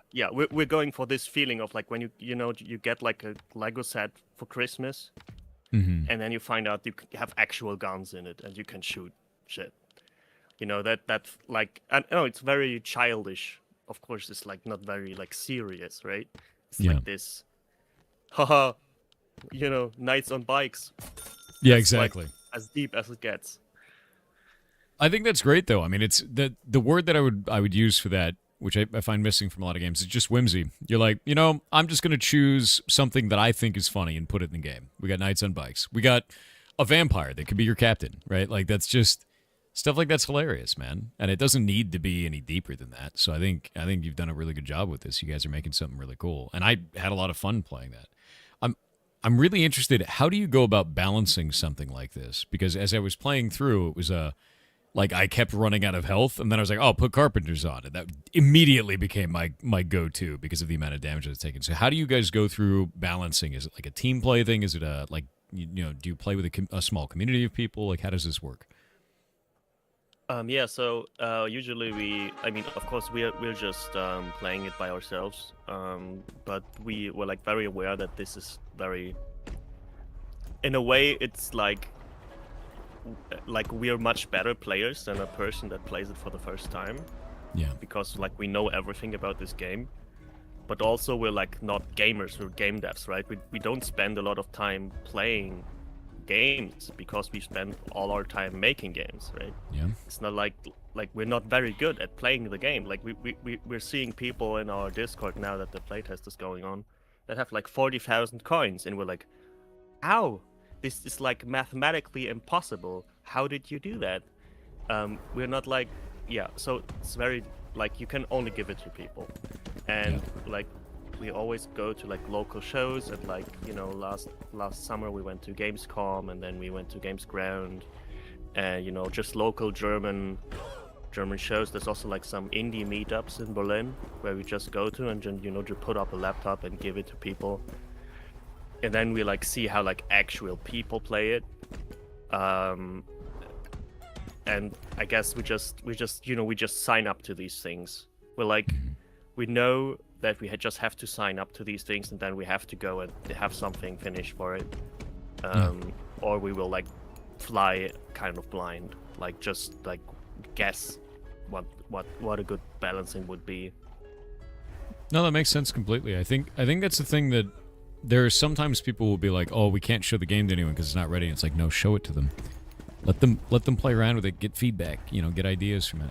And I love that. Yeah, I think going to conventions is probably the best thing you can ever do as a dev, man. It is the most enlightening moment you'll have, is because people get their hands on it and they try stuff and you go, what the hell did you just do? It's always surprising, man. Yeah, and also like, we have to explain this. Yeah. Yep. Or like, yeah, exactly. Like, oh, they did something that didn't work out and they don't understand the game because we've been playing it too long, kind of thing. That makes sense. Yeah. I mean, we're very lucky that we like, I think it really like paid out that we went for like this tutorial-less-ish. Like we have these little info boxes, but like from the start we were going like, hey, let's not have a tutorial that you can like not understand, right? Like let's just have this, and like this is how we tested it, right? We went to like a convention and we just gave people the game. People were like, hey man, how do I play this? I was like, find out. Yep. And then we saw if it works or not, and how fast like people were getting into it. Yeah, how quickly they figure it out on their own, kind of a thing. Yeah. And it used to be much more complicated, right? It used to be much more like a resource management going on. Like I think our first and was slower. Like the first idea was like super slow, just like a castle moving through. And there was like, I don't know, 20 different resources, and you like had to like, have fuel. You couldn't run out of fuel, or you would die. Yeah. Hey, talk about that a little bit. What made you want to remove that kind of complexity from it? Was it just not fun? Didn't fit? I think we could have went in that direction, but I think we were already going into the like, let's make this simpler, let's make this more like accessible direction. So we were like, hey, we like have to do one thing or the other thing, right? This, and then we were also can't do both. Maybe like, we're 3 people. We have to finish this thing in time or we're gonna run out of money. So probably better to like make it simpler. And there was like this, I guess it's like a second or third wave of survivors games, where we were like, hey, we already have something that is, because we didn't want to make a survivors clone, right? Because there's so many of them and they all also look like Vampire Survivors, and we wanted to make, we wanted to get like to build a lot of conventions from these like bullet heaven games into our game, but it still like started out as something completely different, so it still is its own thing. And I think it was a good idea to like not start with like, hey, let's make a survivors game, but like to start with something different and like move in this direction, and it will keep its like originality but still be something where people are like, they open this and they kind of know what like how this upgrade thing works, and and you don't have to explain that anymore. That's basically one of the big like plus points of it. Yeah, no, that makes sense. It's always interesting because like the design ideals of any given team are going to be so different, right? So like even just hearing your thought process going through that is cool. It's really cool. Adds a lot for people. Oh, playing through this right now. It's just a really fun game. Like, it's funny because you immediately can tell what's going on. It just feels fun to play. It's really enjoyable, and it's tough. It's not easy at first, Have you? I think a big part. Sorry. Yeah. No. Big part is like that. It's like a good toy, right? There's like this game design philosophy that like your game needs to be a good toy. Like even if you don't know how to solve a Rubik's Cube, it's fun to just turn it, right? To just fiddle around with it. And it's like, we kind of, this just driving around is like a fidget toy in a way. That's like, and once we had that down, we like already had a lot of like like even if you don't know what's going on, you can just drive around and it's fun to just drive around eating up stuff. I super agree with that. It does feel fun to drive around. It feels fun to just like have a big silly tower, right? Because like I've played a lot of phone games that do things similarly, where they have like a tower and you cover it in guys, and then it's more like a tower defense. But something feels really nice about just driving it around. Like it just feels fun, and I don't know how to describe that outside of just play this. Like, and that's it, like, it just feels enjoyable to have this. And even, like, the little things, like it's slipping and sliding across the dirt when, I had the really big one. It feels like it's got weight to it. And it's neat. It's actually, like, I don't know, it feels unique. Kind of harkens back to other stuff, too, that I really like Howl's Moving Castle, and just sort of medieval architecture is just very fun with this. Because you have all these little elements that are like medieval architecture, but brought to some crazy extreme. Yeah, it's like a chunky castle, exactly. Yeah.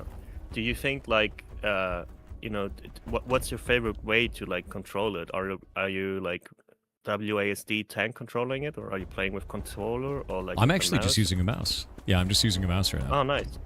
Yeah, I wanted to try that out to see what it felt like, and like let me swap over to controller and see what that's like. Controller actually feels really good too. WASD if you want to. That's cool. Just like trying. We were trying to have it like be able to be controlled by everything. Yeah. And a controller feels really good as well. It feels just like it's just immediately like a twin stick, but you have to turn to aim. Feels fantastic. Yeah. We got like we have Steam send us a Steam Deck at some point. It's like if you're a developer, you can just like ask Steam to give you a free Steam Deck. Yep. And they just might say yes, which is pretty cool. They don't always do, but they might. Yeah. Yeah. But they did at some point. It was like at the beginning of it. It's also not the fancy Steam Deck, right? It's the the small one with the non-OLED screen. Yep.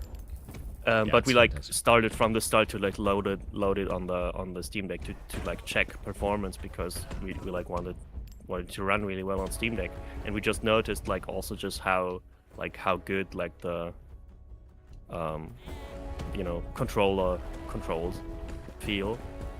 And that's sometimes I think people sometimes think like that the UI is a little bit too like simple. But once you see it on a Steam Deck, it's like barely big enough. Yeah. And I really try to have like a, you can like auto scale things and stuff, but I'm kind of trying to like find some kind of way to have like different UIs for like big screens and small screens, because like on a big screen it's too big, on a small screen it's too small. Yeah, that's fair. It's really hard. And it's building it onto Steam Deck is always going to be really difficult because of that form factor. Like control-wise, like everything just fits. You guys did a really good job of doing controller support. It feels really nice. Nothing feels weird here at all, like at all. But the idea of putting this on a form factor of that, even when your castle starts to get really big, it starts filling up a lot of the screen. So I could see the difficulty with that, if that makes sense. Yeah, I've had a lot of like I was battling UI really much in the last couple of months. It's like I'm not a UI designer. I'm a game designer. I'm not like I'm not making websites and apps and whatever. I'm making like little games. So it's always like just try to do your best. Seems to work pretty well. People understand what's going on. Yeah, no, it feels really good. The controllers don't feel like they're getting in the way. And I think that's the biggest thing, is as long as it doesn't feel like it's getting in the way of itself, like, probably did it right. And I feel like you guys did here. So what comes next for you? Like, what do you guys want to do? I see that you're launching in 2026. So what are you focusing on the most right now to get this game to completion? So right now, like the playtest is still running, so we're doing like a huge open playtest. So everyone in chat can like still apply, and then you will get like a notification, and I think you can also invite a couple friends. I think I put that in like the backend. So yeah, so like until next Thursday, I think We kept it open because we were like, we knew this interview would happen, and we knew that people were still playing the game. So we're like, hey man, let's just like do one more. We wanted to close it down last Thursday, but people would keep playing the game. So we're like, hey, now let's just do one more week. Yeah. So yeah, so we're just collecting feedback. Please send everything our way. We have like a Google form and a Discord forum and whatever. And then we were like, there's like a lot of things people have sent us, and we just have to like scour through all the feedback and like be like, that's the same bug. That bug we already fixed. And then we will start to go to work on the demo. So as you know, there's like a Steam Next Fest, right? And the next one is probably in next February. So this is probably when everyone can play it next, right? But we might do like some closed play testing before. So if you want to be like notified by Discord, just go to our Discord. You might be like some, but not like, right now it's like 115,000 people have this on their PCs. Like that's not something we can evaluate as 3 people. We might just make a that's like too much. closed playtest with like 100 people or some 1,000 maybe, whatever. And then it makes like sense. yeah, Like having shortly after. a small team is very tough for a situation like that. Yeah, like we will release, like we're not sure when we will release in early, like first it will be early access, of course, because we can't have a we don't have money for a professional QA to have this so ready that we can be like, hey, this is the full version. Yeah, but like release is probably sometime in like at like the border of Q1 and Q2, so March, April, May-ish of next year. So pretty close. Nice. Like there's like a lot of like modules that you still can play in the playtest. We have most of them already, and but they're like, not every upgrade works, and we don't have models for everything. But just one moment. We've got ads that are running right now, so we're just gonna wait for about a minute and a half, basically. That's all. I don't want anyone to miss anything, is why. So, don't mean to cut you off. No, I'm not. Yeah, this looks fire. Yeah, the game is very good. I've been really enjoying it, and the dev is here, so you guys can ask questions. Hello. Yeah. Yeah, other questions from chat. I closed the there stream. will be I don't quite a know lot. if anyone's... I'll grab them and I'll ask. Don't worry. Yeah, we're gonna wait on ads. What is the ad for? Or do we not know? I don't actually get to know. Yeah, Twitch runs individual ads for each person, and I have no idea what they are. I just know when they're running. Yeah, I'm such a boomer. It's like I like I don't know how Twitch works. I've given up on understanding. Basically, they have these 2 types of ads, right? Timed ads, which is what we have, and pre-rolls. Pre-rolls are like you first join a channel, and it immediately plays ads. Horrible. Nobody likes this. So if you run timed ads, you don't get pre-rolls. So I run timed ads like this, and I just pause. The community doesn't miss anything. So because of that, everything is great. We get to have a good time.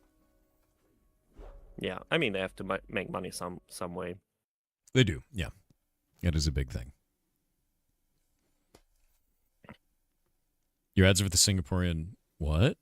For recruitment? In Singapore? Do you live in Singapore? That's weird. No, I don't live in Singapore. I live in Berlin, Germany. Yeah, but like they're getting an ad for Singapore. It's so strange. I don't know why those ads are like that. We just get really weird ads sometimes. And we are back from the ads. All right, one sec. So, how do you feel that the reception has been so far? You said you had how many people have downloaded the game? I think 113,000, which is That's quite phenomenal, a lot. Dude. Yeah. Yeah. And is this your guys' first game working on this? This is our second game. Second game. First game people can look up. It's called Abriss, Build to Destroy, which is like a physics destruction game. Nice. Yeah, look into it. it's on sale sometimes. We don't know when. Yeah, but it's like yeah, it's like a brutalist Angry Birds. That's super fun. Or like a besiege sci-fi besiege type of situation. That was our first game. I'm a very big fan of brutalist design, so I'm gonna check that out. To be honest with you. Yeah, it's very like I mean, it used to be very performance hungry, but maybe nowadays, like, you know, full release was 2023, so maybe like very our different now. Yeah, hardware might have catched up with all the physics we do. Mm-hmm.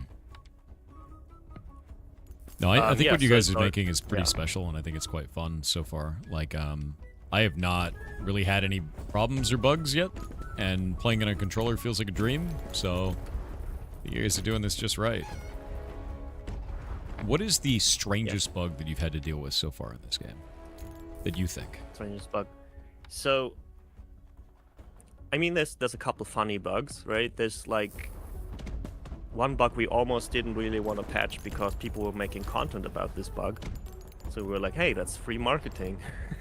It's fair. You know, there was the fire mage, the fire wizard. There was something wrong with like we have like a basically it's like a glorified Excel sheet with like the values for the balancing, and there was like a combination of things you could do to have like negative cooldown. Okay. So it would like do the ability every frame. And like everything was full of fire, like everything was burning. Oh, it was, like, no. the whole screen, and like That's until really it crashed. funny. And people were like, hell yeah. This is the best thing. It's funny because it is that kind of game, right? Where you're like, yeah, blow it up, you know? Yeah. Yeah, I think there will always be things that are like, but I'd rather have it to be like combinations of things that are like overpowered, right? To be like, I don't want it to be just like, hey, I just put all my like coins into this one thing, and then it's like OP. We want it to be like a weird combination that you can find, you know. That would be more fun. Yeah. But, yeah, and also there was like a bug where it's like, you know, it was just really bad bug. Everything was locked. You know, it was just a soft lock. You had like you know, when you get a new module, there's like I built it like into it. I built like this, like kind of like a preview where you would see locked modules, right? It could be like, hey, you know, a little bit as like a teaser. If you had unlocked this, you could have this, but this kind of broke, and then everything was locked, and you were completely soft locked. That's real. Yeah, it's pretty bad in a game like this. Yeah. You know. Did you guys manage to fix that one though? Yeah. Because I have not run into that. Yeah, last week I was like, you know, we were like working on this build for the playtesting for like 2 weeks, and I was like, I don't know, programming until 6:30 in the morning, meeting my flatmate. She was like, she has like a real job, you know, she's like going to like build some orthetics or something. Hey, you have a real job like, too. You just make gigantic moving castles. You know, it's different. Yeah, I guess. Yeah, and you know, it was like really like, you know, a little crunch is funny, right? A little crunch is okay. If you do like 2 weeks before like some big milestone, it's quite fun, you know. It's like a game jam of some, you know. Yeah. But then like, you know, we released and we're like, oh yeah, finally we're like done, you know. And now it's out and people are playing it. Like 1 hour later, people were like already like having really bad bugs, and I'm like, oh no, this means like I have to keep working on it. So yeah, so I just did my best to fix the worst of the bugs, because it was just like you know, people. I didn't want people to have a bad experience. That's fair. I mean, like you guys put a lot of love into this, and like really shows. How long have you been playing, or how long have you been making this for? Like how many years has it been? Maybe like 1.5 years. That's something really like that. Yeah, that's really quick timing. You guys are burning through this, and it looks great. I mean, we're trying to make a half year game, so That's awesome. That's fast, honestly. Sick. Yeah. That's really cool. You said somebody got 40,000 coins? Yeah. I don't even know how that could be possible. In like one run. Yeah, it's wild. Yeah. Me neither. Did they reveal the this in any carpenters- way? No, they just posted like a screenshot. I "Here." wonder if they cheated. I wonder if they just modified it.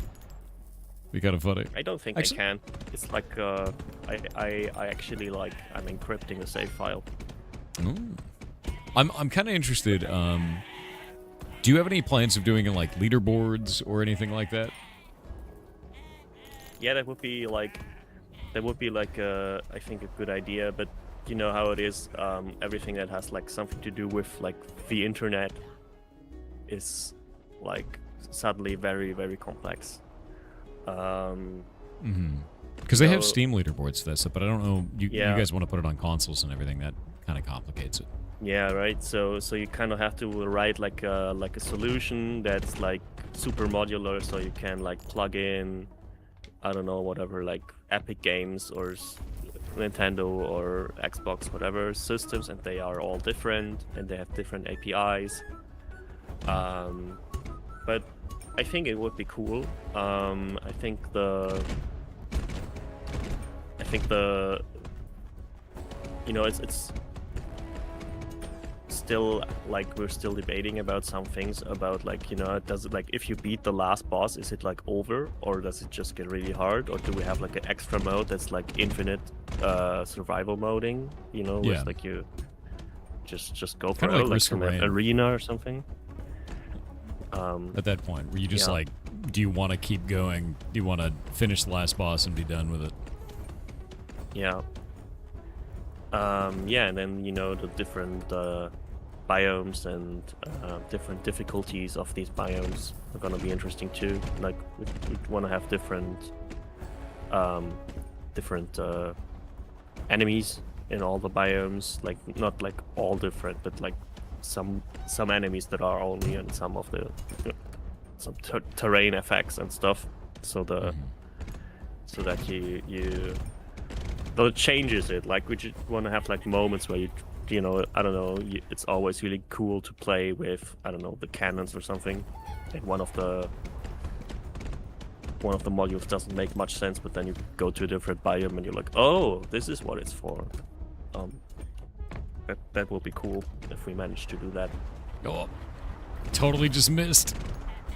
I tried to ram it, and I totally rammed into all of its cannonballs instead. It felt so bad. Oh.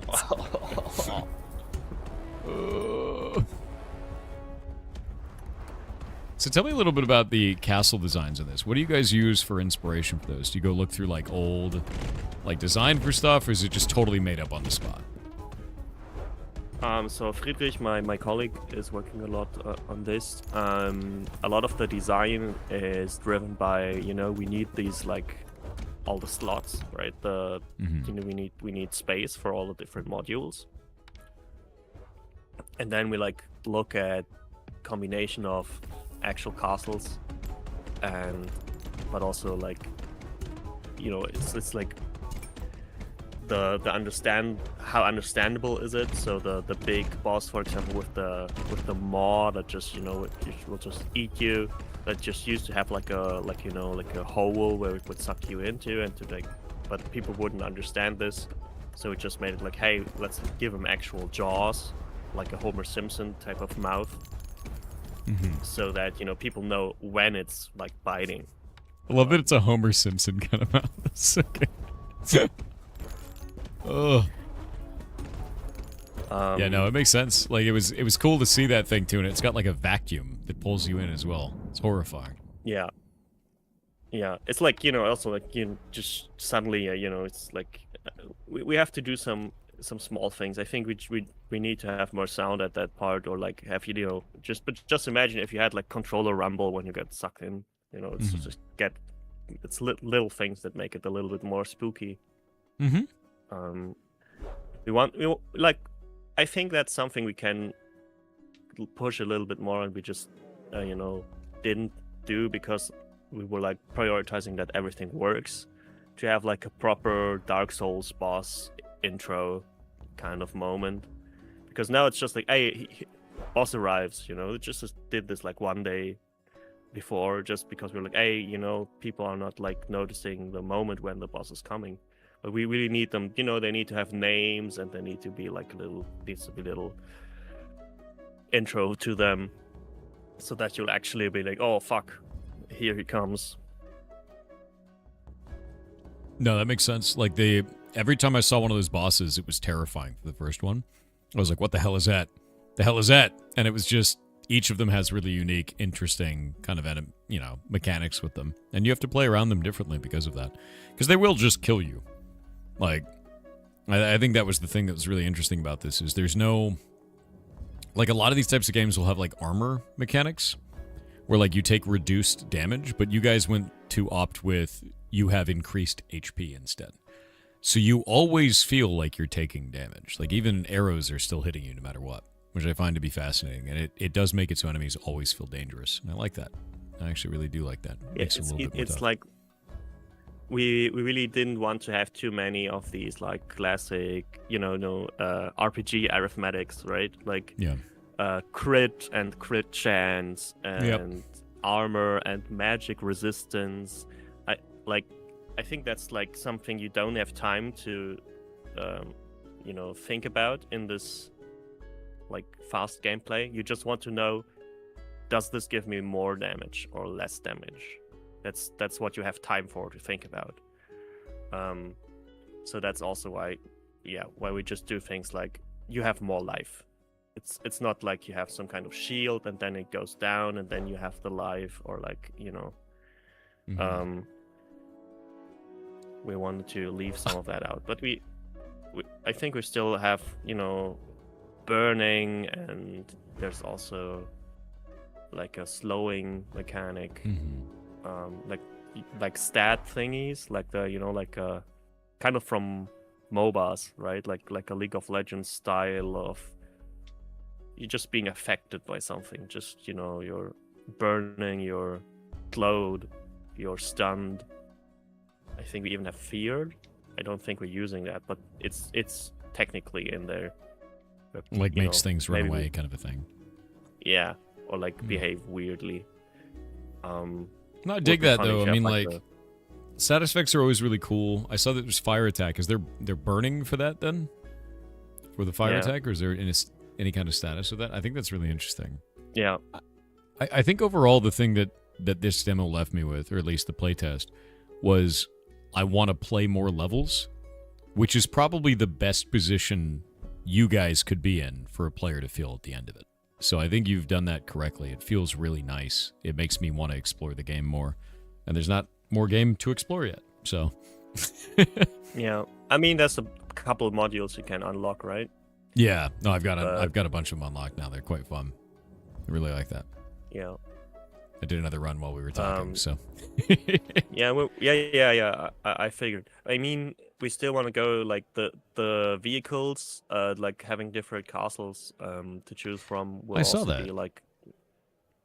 Here, it needs to, like, also control differently. We're gonna have, like a spider guy and, like a little train. Just, like, that it controls very differently. It would be the most important thing. And there's we had a person in chat say they have 15 hours in your demo already, and they need more. So you've got some very dedicated players in here. Yeah. I mean, it's a fantastic, like, for us, because we have probably content for like 1 hour of gameplay, right? That just means people are playing it just to play it.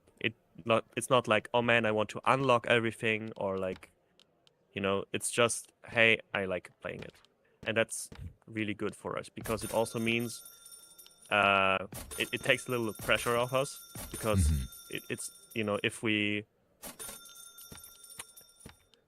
don't get the balancing right of like how you can unlock what in the first week where the game is out, this doesn't mean people stop playing. Yeah. We're not like we have time to balance this in the right way. We're not risking losing everyone because they have unlocked everything immediately and they're just playing it to unlock more things. The unlocking is like an extra thing. It's nice and you want it, but it's not like this is the only reason why I'm playing it. Yeah. I just unlocked the arms. Incredibly hilarious. Yeah. It's got so much weight and good feel to it. Like, this is awesome, man. And you know how that started out? We were just like, hey man, what if you gave him arms? You know, just a big old mace. And you can use the shield. The shield, you know, you can block things with the shield. If you It actually works, no way. Ball, yeah, you can just block shield. Block with your shield. You know, That's amazing. Yeah, that feels awesome. Like just, you know, it's like a stupid idea. You know, it's like, you know, a lot of things start with, hey, what if? And then we just realize what we did to ourselves to implement this. And we go through with it, and it's fantastic. There's It like feels little really humors, like humor as a mechanic, you know. It's like Yeah. a little bit of like a goat simulator situation where it's like, hey, it's just funny to do this, like doing things as humor.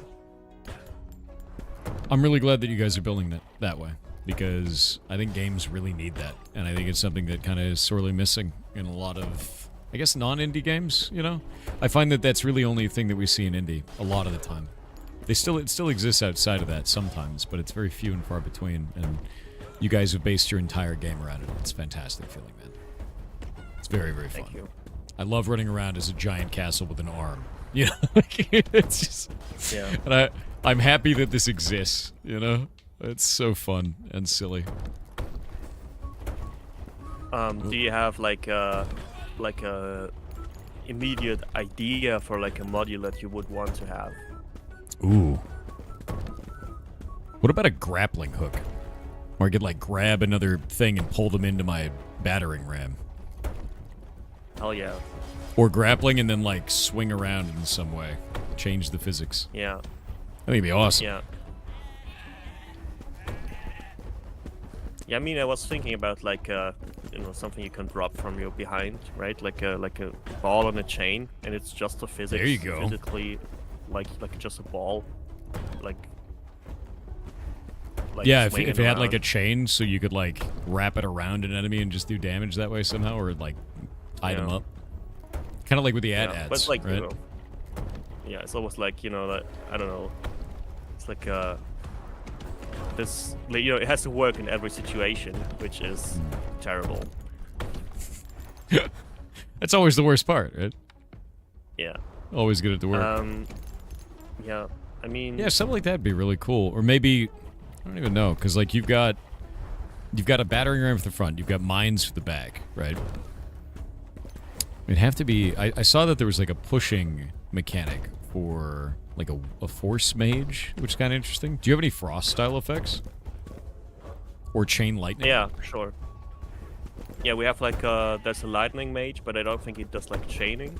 But it's like spawning a huge like a huge storm cloud that will just wander through and like just strike people down. Oh, that's kind of cool. Yeah, I think it needs like some chaining, because that's usually how lightning works in games. Yeah, there's I think like chaining only a lot of- because there's so many small enemies. Like, I have solutions for big guys, but the small guys end up being, like, really tough. I mean, yeah, but like there's a lot of like modules for the small guys that we didn't finish for the playtest. Oh, and we just- okay. So you've already you know, have there's- solutions, yeah. There's a whole unit mechanic, right? You can have your own guys. Yeah. You can have like barracks taped to your side and then just spawn a bunch of people with swords and they just run around you. Okay, that's and you interesting. can have like you know, turrets or like your own biker night gang. And there's like a It's amazing. side flamethrowers where you can like just, you know, the small guys are a big problem, but not if you have like huge flamethrowers on your side. Yeah, I mean, it sounds like you guys have a lot of solutions that are in there that I haven't even seen. That sounds awesome as hell. Yeah, we have like 20 modules or so, and we only have like 8 in the playtest. That's amazing. That means there's a lot more content out there. That's cool. Awesome job. Yeah, and I mean, like making a module is a lot of work because you have to, you know, just you need to have a version for each size, and then you have to have a version for each upgrade, right? Yeah. So it has to be like super modular and work in every situation. So, but like we kind of started out a lot with like working with the modules because we felt that was one really big part of the game. So that's something we have put a lot of work in, and I think it's gonna be we have like you can teleport, you can, you know, we have all kinds of things. I love the idea of melee. I saw that you had crossbows, at least on the Steam page. Are there any other melee weapons you have planned? I think we have the big ones are I mean, melee is also like, I think your own guys are also like melee. You can have a little and like the force like mage, footman or the something. force mage will like do like a stomp with like pushing everyone away. That's pretty Which is legit. also kind of melee. But yeah, so the units will be a lot of the melee. So it's yeah, I don't think we have a back melee. The dash, so you can get like instead of the mine layer, you can get like a little rocket dash extra boost. Will shoot out flames that actually burn people when you use boost. That's cool. I dig that. So in that way, you can like maybe turn towards someone with your back and burn them. Yeah, no. I mean, maybe we'll. I mean, the top modules are always mages, so like, I don't know. There's another archer tower, where you can have like just more archers. You can have a full archer build. Yeah, I kind of went with the carpenters because that regen is just crazy feeling. Like it just feels really good. But I mean, that's my playstyle. Like, you know. Yeah, it's. I mean, that's a combination of them just being very OP, which is just like our balancing, and us basically forgetting to spawn more health.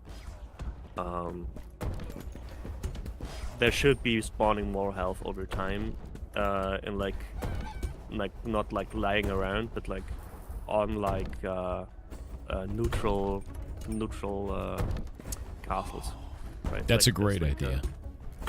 Like a trader ship castle thing that has like health boxes loaded, and you can like, you know, go pirate mode on them. Yeah. And steal their health. Chad had a great idea, by the way. A giant pair of scissors. Oh, that's nice. There you go. Oh yeah. That's a pretty good one. Yeah. Scissors are cool. Yeah. Yeah. Just like how ridiculous and over the top that would be. It's quite funny. Yeah. I mean, it would be also really cool, like enemy, because that's scary as fuck. You know. Yeah. Like, it's super terrifying. Someone too. like it's going ching ching. Yep. Also good, like for sound design, to go ching ching. It's like.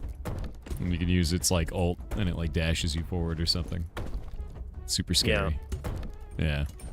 It's like a big villain. Yeah. Like a big kitchen knife kind of thing. Scary as hell. I think scissors are scarier than a kitchen knife. Yeah. I have we still want to do more with like legs, because that's very funny. We did some testing and we had like a castle, you know, one of the normal light gunner castles, and we put him on like legs. And we didn't do it like spider style. Just like man like, legs? You know, yeah. But like 2 pairs. So it's like it has the walk cycle of like you know, 2 people pretending to be a horse. It's so funny. Like it's like a. Oh. It's so funny. Just as two like front knee, two pairs of front knee legs are. It's such a little guy. It's very silly. You know, I dig that. You know, like a castle with like human legs. It looks like walking underpants or something. Oh, I dig that. I just love that you guys are willing to like put something just ridiculous in. I think that's very fun. I think you're doing it right. That's cool as hell. And the game is incredibly enjoyable. Like, I really like this a lot. Thank you. Yeah, we will also like thinking about like having a Twitch extension or something like that, because That's I think a cool people idea. would be, you know, I don't know much about Twitch, but if you could like, if people could like see what like your stats are, you know. Or, So I don't know. you'll find pretty quickly that what a lot of people want to do on Twitch is like, we play Noita a lot on here, and Noita has a Twitch extension, and usually what the chat wants to do is try to kill the streamer. So if you give them any ability to like vote and then spawn something in the game, like a difficult enemy or a power up, and chat chooses between friend or foe kind of a thing, that's a lot of what it is. It's super fun that way, man. And it's not like that will work. It's not like crazy implementation wise, because Twitch has a lot of API stuff that you guys can do. It's all pretty clean, you know, easy to do. And the way Noita does is they just see 4 options on the screen, and then they press 1, 2, 3, or 4 in chat, and that's it. They just choose.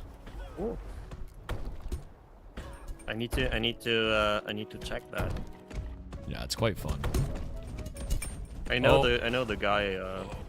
I like the Avi who's like he's a genius.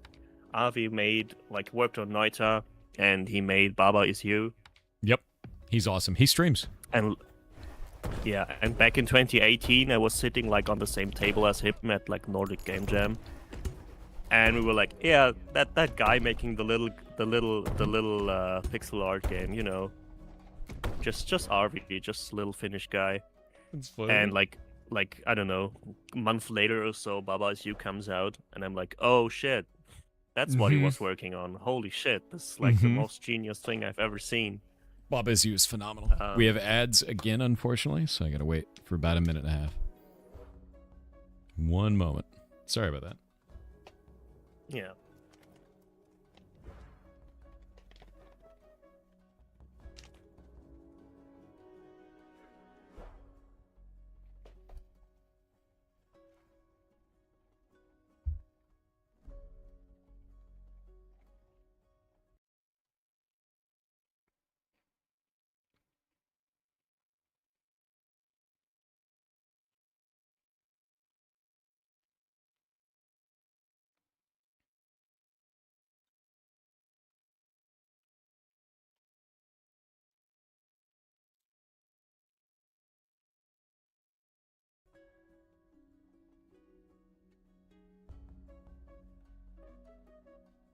I'm opening to see what kind of ad I get. I get ad for like a Christmas coffee.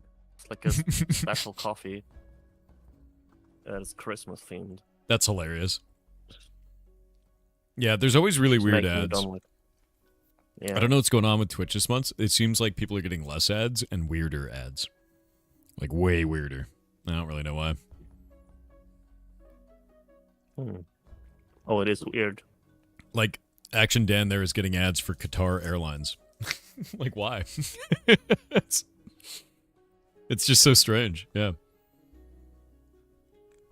Now I get ads for PayPal. You know. Will Ferrell? You got an ad for Will Ferrell? Can you buy Will Ferrell? Is that what's happening? No, but I mean, it's a PayPal ad, so maybe I can. Maybe you can. Maybe they'll finance it, you know? Yeah. All right. The ads are over. We have escaped Jeff Bezos. So, yeah, you were talking about your experience at the Game Jam for that. Sorry about the ads. So yeah, I mean, I was young. I'm still young. Let's be honest. But yeah, we were just like sleeping on the floor and with like a sleeping bag and stuff. It was quite fun. Like, Copenhagen is really cool. Yeah. I It's dig really that, funny though. if you like, if you like know people, if you like have known them for a while as just like one of the people that you hang out with, and then they make super famous games, and you're like, that guy, you know. Well, I hope to see your Very guys' game get the same way, because this is super fun, man. And I think it's one of those things where, like, I could see a lot of... Like, if you guys put a Twitch extension on it, I could see people all over Twitch playing this. Because you pit the community against the player, right? I mean, it wouldn't be too hard to be like, hey, spawn treasure chest or spawn, like, I don't know, a mini 10 boss. rams, Yeah. Yeah, exactly. Exactly. I mean, it's a thing that's like, I'm not specialized in this, so I have no idea. I cannot estimate how time consuming it is, which is much worse than knowing exactly that it's very time consuming. I'm not sure if you can block rams. That would be pretty cool. I was just thinking about that, and I was like, I'm a little scared I can't block those. I think you can, because technically it's a projectile. So, for programming reasons, all rams, I guess not these ones, but the other ones, are like basically shooting a melee attack in like a 1 meter range. I accidentally stood in the nuke. I love that tower shoots the entirety of the nuke, right? There you go. Shield bash. Yeah, I love that, like, the whole tower is launched as a missile. Like, it's so ridiculous. Seems to be invincible too. That's not like a feature. It's terrifying. There's something going on. Yeah, I noticed that enemies actually will do damage to each other as well. It's quite cool. Yeah, they do. We might have to like make the big guy with the roll have to avoid like the compounds with the artifacts, because it's too easy to just lure them into destroying that one. Oh, here we go. And maybe look at it hammering now. Yeah. Oh, I'm dead. I got stuck. No! He just rolled up on me and rolled me over, dude. It's so funny. Yeah. I was like so excited. Yeah, I was like, man, I got so much. We need to chat that we need the chat to wishlist the game. I need to do marketing. My marketing guy told me I need to say things. You should wishlist the game now. Yeah. Do Here, it. I'll link play this the to you guys. game now. You can't play the game until like Thursday. You can do it. It's gone for like 2-3 months then. Hell yeah. Yeah, definitely wishlist this. Spamming. It is free for you to do that, and if you wishlist a game, it tells Steam to show it to more people. Please do so. It is the best thing you can do for an indie dev, especially because they're self-publishing, man. It's only them three. This is their whole thing. That's all they got. All they got is them and you. So, good games don't sell themselves. You do. You do to everybody that you know. Yeah, its wishlist is free, man. What's the name? It is called Wanderberg. You can pull it up here. Actually, show the screen. Here you go. And also, if you wishlist it, you will get like an email when it's out, and when there's like a demo out, and when it's on sale and stuff. So it's also just very practical. So it's like very difficult to you see so many cool games on Steam nowadays, and it's like there's like, for example, like for half a year I like didn't know that Frostpunk 2 was out. Like I just like missed it. I thought it would be like coming out in the future, and it's very difficult to miss, like very easy to miss things, very difficult to stay up to date with how everyone is doing in their development.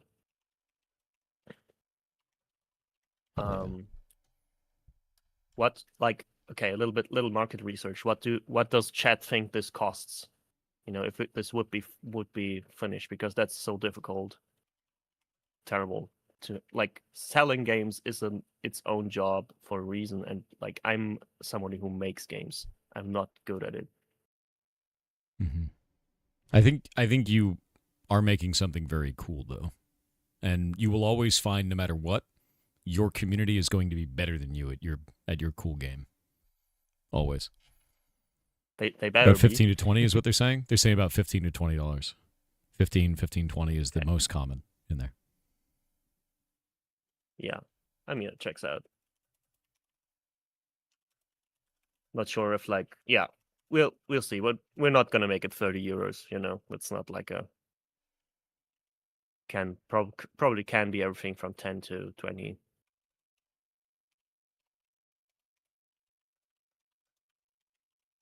Yeah, rock on. Here is their Discord, by the way. There you go. So you guys can join the Discord and find out more about it. Yeah, and see all the terrible bugs. $90 early access with battle pass. Hell yeah, and microtransactions. Yeah, there you go. Yeah, super deep microtransactions, $1 million battle pass. There you go. That's the way. You gotta have like a gold castle for $500. There you go. That's the way. Well, anyway, just like a big flag that says "I am rich." Yeah, it's right off the top, right? We're almost at time, so I'm wondering, do you have any advice for people that are just starting out, just building something for the first time? I would say go to events, right? So we all know it's like, networking, schmetworking. And the best tip I ever got for like networking is like you don't need to like know the important people who can help you, right? Mm-hmm. You don't. This is like not how networking works. You don't go to an event to be like, hey, it's that big guy, some famous influencer, some famous publisher, some famous dev, and I'm going to know them and they will help me in some way. That's not how it works. You go to like a small event and then volunteering is really cool because you get to actually work at the event and it's free usually. And then you know some people, they are your age, they are, they know about as much as you, and then you do this for 10 years and then some of these people become important people, and then you have known them for 10 years. And also go to game jams. It's just fun. Game jams are like local game jams, not like just online. I know there's a lot of HIO game jams, but go there in person and get to know people. It's so good. It's like hanging out with people. It's just social. It's just a good social experience. Just, drinking too much energy drink, staying up until 3, not finishing your game and then presenting, I don't know, absolutely nothing. It's a fantastic time. You're like, oh, we're gonna do all of it, and we're asleep. We're gonna make an MMO on this 2-day game jam. Let's go, dude. It's actually crazy. Like, we run a game jam every 6 months. We got one coming out in January because it'll be our 18th one that we run. And last one, I think maybe it was last one before. It was two before. We actually had a team that made an MMO, a working Holy MMO shit. in 2 weeks, and it was jank. It was jank, but it had full networking. You had people like in the environment together. They could walk around and like do stuff, and everyone could see it. And like, that was it. And they made like a kind of super jank MMO. And I was like, you guys are nuts. Oh, man. man. Like, it was so absurd. So absurd. That's how you get stuff like web phishing, right? Very important. This game will not have multiplayer. We cannot do it. I'm sorry. Okay. I know people want it, but no. Sorry, it's too difficult. We're too stupid to make this game multiplayer. Maybe like a local friend mode, little guy co-op, but nothing like it's very difficult to do things over the internet. That's just just from the IT. There's just a lot of coding going on that's difficult to do. Yeah, no, it is. It's a huge amount. It's a massive, massive amount of work to get any type of networking done, like beyond local co-op even, and that's basically, even that is difficult because you got to change all the UI and how controllers work and everything like that. Yeah, it's gotten much better. Unity has some cool, used to be terrible. it's a little bit better. Unity's It is. new control system is like much better.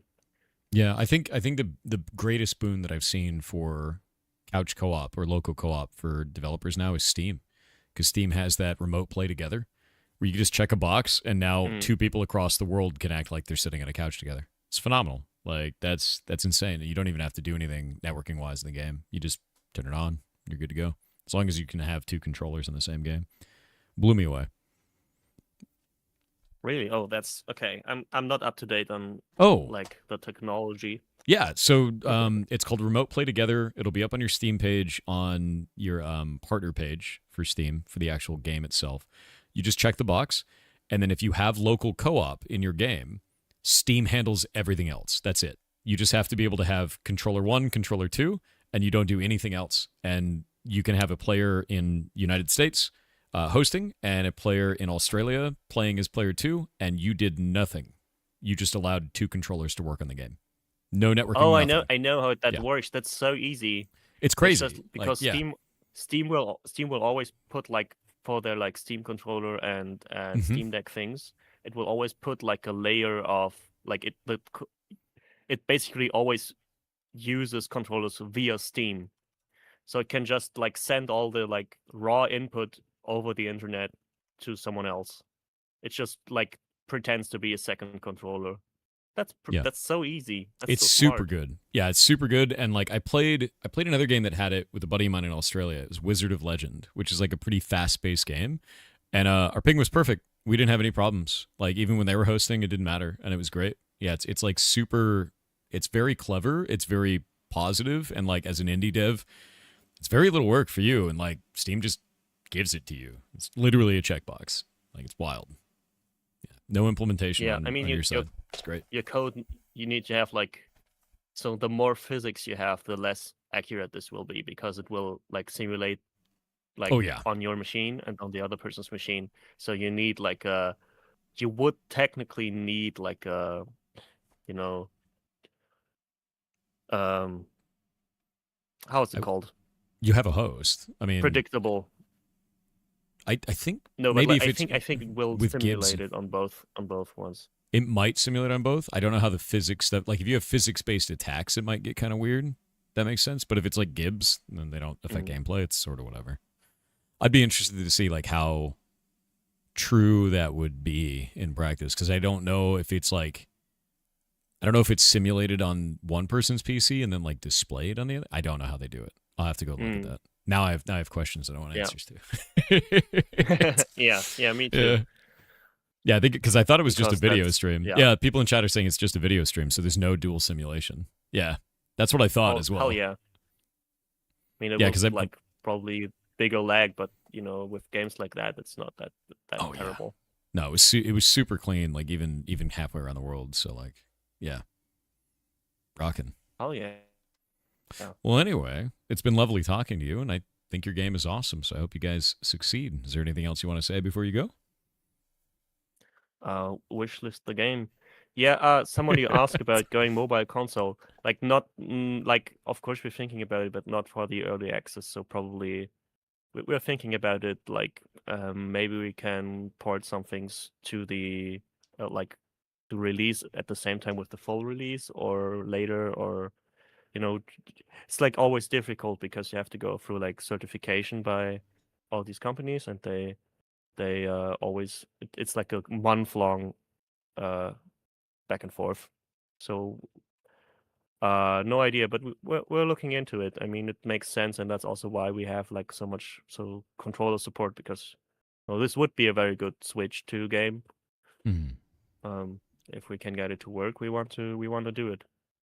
I'm so interested to see if that functions, because I know Switch itself was already tight on performance, and Switch 2 is like even more tight. So if you guys get it working on that, No, let me know. 'Cause Switch I'd 2 love is to- Switch 2 is so much more powerful. Is it? Like a Switch That's 1 good. is like three times as bad as a phone. Switch 1 is basically a fridge. It's like a microwave. It's the most potato you can get. But the Switch 2 is about as powerful as the Steam Deck. So if it runs on Steam Deck, it runs on Switch 2. Yeah. Basically. And it does run on Steam Deck. So I don't think there should be like a technological problem. But Cool. you need to have like a, someone to do it for you, or like get a dev kit and stuff. Yeah, I haven't made anything on that yet, and I haven't even done like any tests. So like every time people talk about it, they're like, "Oh, it's so much more powerful," but I'm like, "How much more powerful?" I'm like, "Is it better Yeah, than like the 10 Steam times Deck?" more powerful. Oh, that's cool then. It's the same as a Steam Deck. Steam Deck and Switch 2 are basically the same from power. Yeah. Rock on. Well, it was lovely talking Cool. with you. Thank you and so I will much. Talk to you later. All right. Wishlist the game. Do it. Wishlist. It's free. It's right there. Click the button. I click the button. You can click the Click button. the button. Click it. All right. Thank you so You have much. a good day. I'll see you around, dude. See you at the demo or something. Yeah. We will contact you. Please do. Bye. All right. See ya. This game is sick, dude. This game is absolutely fantastic. Really, really dug that. Cool developer. Cool video game. Very fun overall. Really, really liked that. Now we're going to swap back over to Ashes. There we go. Yeah, no, super, super fun. Oop. Grab that. What a cool game, dude. Wait. Get rid of that. There we go. Yeah, what a super cool game. Really, really cool. Was that guy solo dev? No, they have a team of 3 people, actually. Yeah. One sec. Whoop.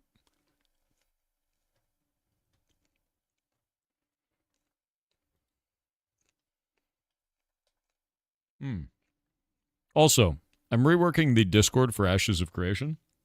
And for those of you that took that and then clipped me and went to Kronos to shit and cry and scream, shut up. You think him and I don't talk about stuff? We're talking about this right now. He's having a day off. Leave him alone. Don't be idiots. Ridiculous, dude. I'm cleaning up channels that none of you have used in 3 to 6 months. Leave them alone. You say that they're active, but the last post in it was 3 months ago. That's not active.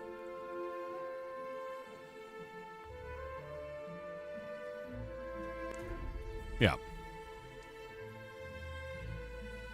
He'll have so many channels to create? No, he won't. He won't have any channels to create. Because that's not the direction of the Discord.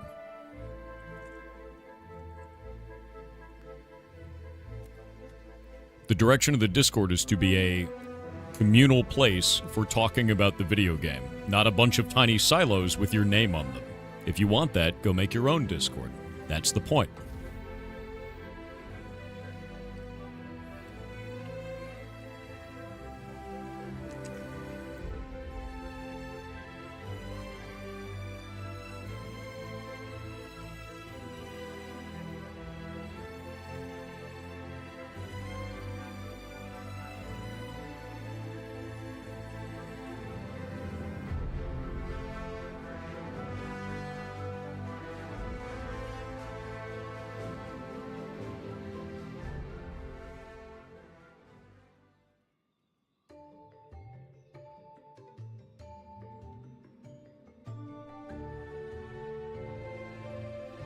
Unfortunately, your name is on all the Discord channels.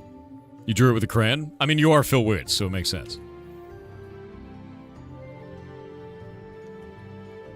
But no, legitimately, dude, we had like 300 channels in the Discord, and 75% of them haven't been used in 3 to 6 months. I'm deleting them, and I'm rebuilding the Discord to not be stupid.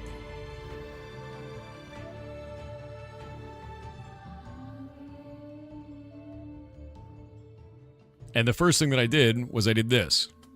Let me pull this up. We have guild information, guild policies, FAQ, guides and best practices, choose your roles, and then recruitment info for everything, general channels, archetypes for each one of the archetypes in the game,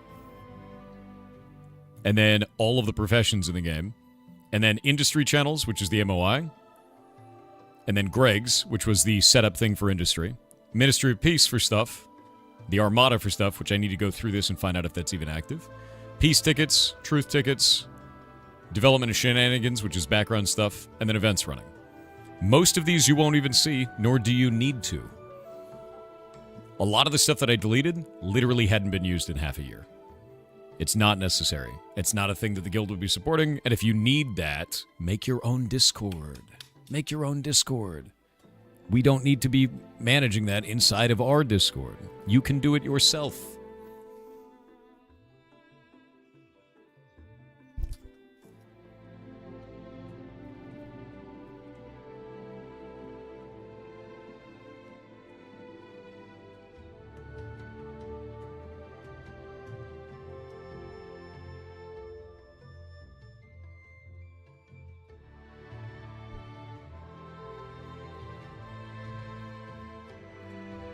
Yeah, Discord makes it super easy to make private Discords. We have no reason to maintain that.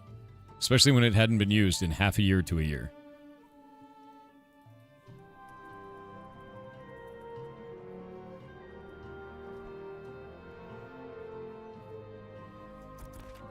Let's see.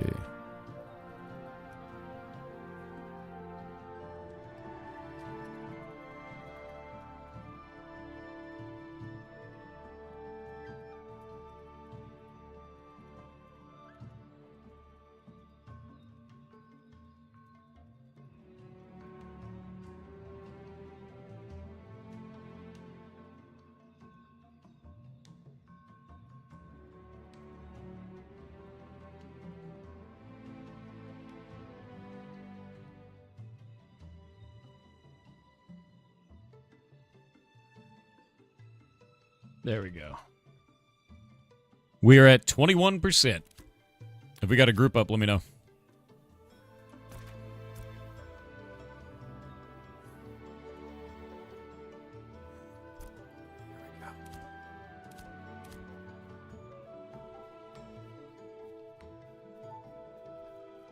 The hell are they expecting if the boss returns and everything's a mess? Exactly. It's 100% a mess. There's too many channels, there's too much bullshit. There's no reason for this, and that's not the direction of the guild. The last time we tried to do this guild, we were trying to do something that was completely different. We were making a mega giga guild, think like Goon Swarm, but in Ashes, right? The game doesn't support that kind of gameplay. There's no way to do that unless you run 200 guilds simultaneously. So we needed a bunch of micro groups, middle management, all kinds of shit that went along with that. We don't want to do that this time. We have one guild, actual pirates. Done. If you want to run something outside of that, you need to create your own structure and your own stuff. I don't have the time or the resources or the people to go and run management for a million micro communities inside of that. We are actual pirates. This is what we're doing. If you want to do that, make your own Discord. Totally fine to do that. Is Firebrand in the game right now? Don't know. Not sure. I have not seen him yet. Firebrand is a terrifying dragon. That's what alliances are for? They're not in the game yet. When they have them, it'd be great. Yeah, one guild. Done. Yeah, there's no alliances in the game yet. There's no alliances in the game yet. There's also no, what is it called? There's no adding friend and foe tags to other guilds, which is not good, you know. Can anyone join the guild? We are full right now, but as we expand and get more people in, yes. We're at 4.3 million currently.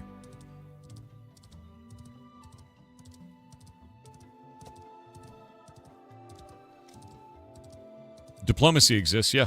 We have diplomacy channels and different channels for different guilds, and I need to go through and clean those up as well because different diplomatic ties will either have changed now or those guilds are no longer active. So I'll be cleaning that up as well next. 4.3 million people. No, it's XP. Yeah, no, it's XP in the guild.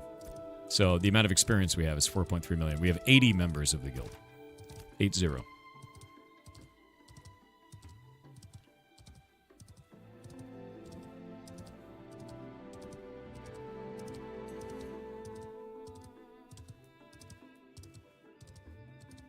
One guild went at One Piece. I know.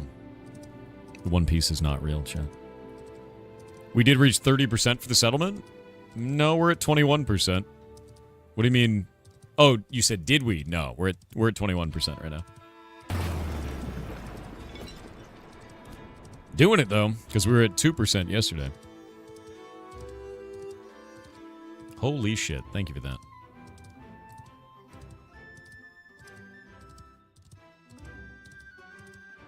But no, I'm not allowing the Discord and the management of this guild to turn into a shit show this time. I'm not. Last time, it stressed everyone out who was in any position of leadership because there was way too much to do, too little time to do it, and not enough systems in the game to support it. This will not happen this time. It will be clean. Clean and easy.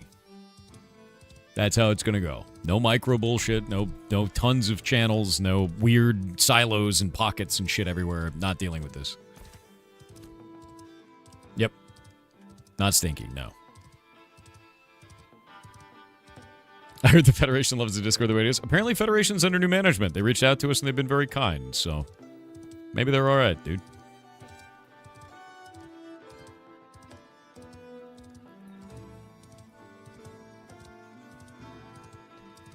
Oh, I found out why this looks so weird here, by the way. It's the edge of the cork.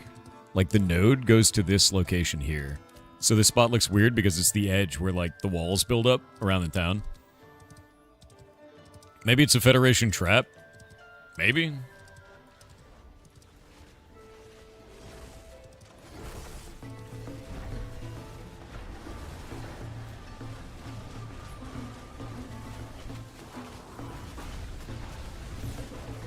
Rooted it. Oh.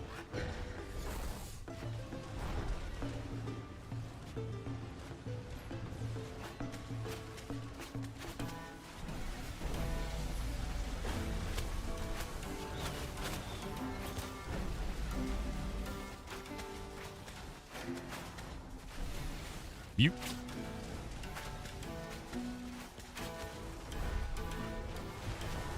I am eating a snack. How does the percentage go up? Killing monsters, looting stuff.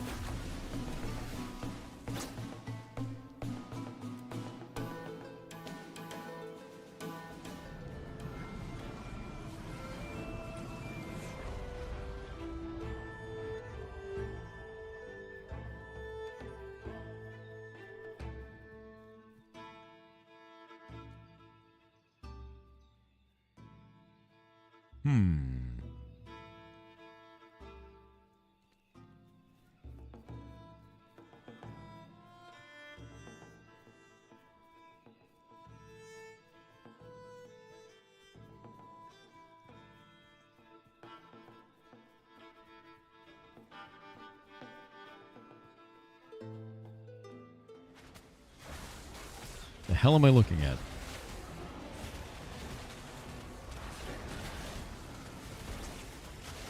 Like, this is a ticket in industry called Claimed 120, which is just filled with memes.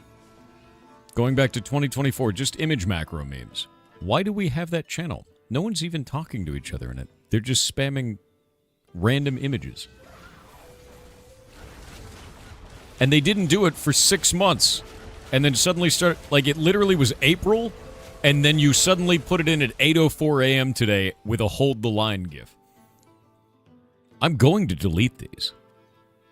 You didn't use it since April, and the only reason you typed in it now is to stop me from deleting it. What is wrong with you? No.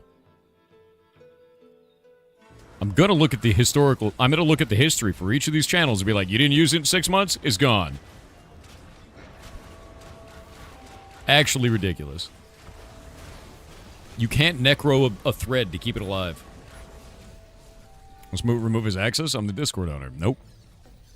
Good luck. Like, this shit hasn't been used in half a year. Most of it hasn't been used, much because you quit when you did? Yeah. Totally fine. And now we're building a completely new structure, which means they don't need to exist.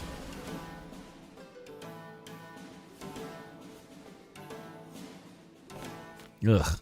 There's like 500 voice channels. Why?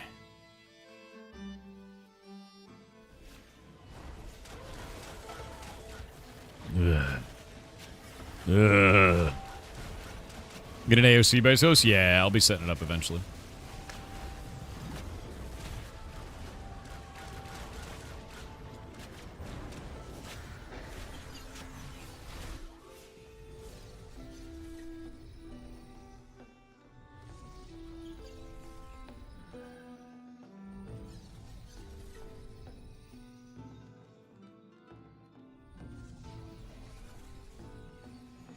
Yeah, there's no reason to have this many siloed voice channels. You know what happens when you do that? You know what happens? You get a bunch of people in roles that are in ivory towers, and other people think they're not allowed to talk to them, and you start building conflict inside of your own guild. None of this will exist. No clicks, no bullshit, no. Removing it. I don't care how butt-mad people are, we're not having this happen. The cleaning will continue. No escaping it. Yeah. It doesn't matter how many times you necro the post. It's not coming back.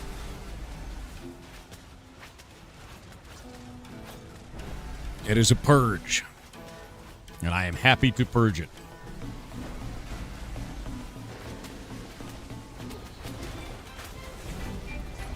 Ugh. My bones. Please. Please, my bones.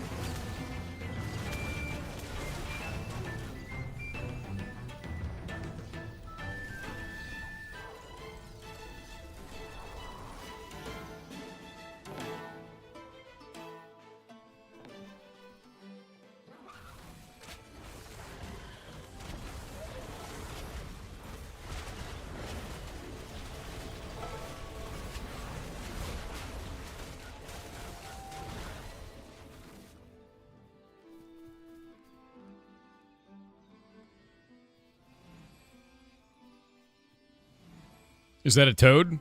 Yes. A big, gigantic, poisonous toad.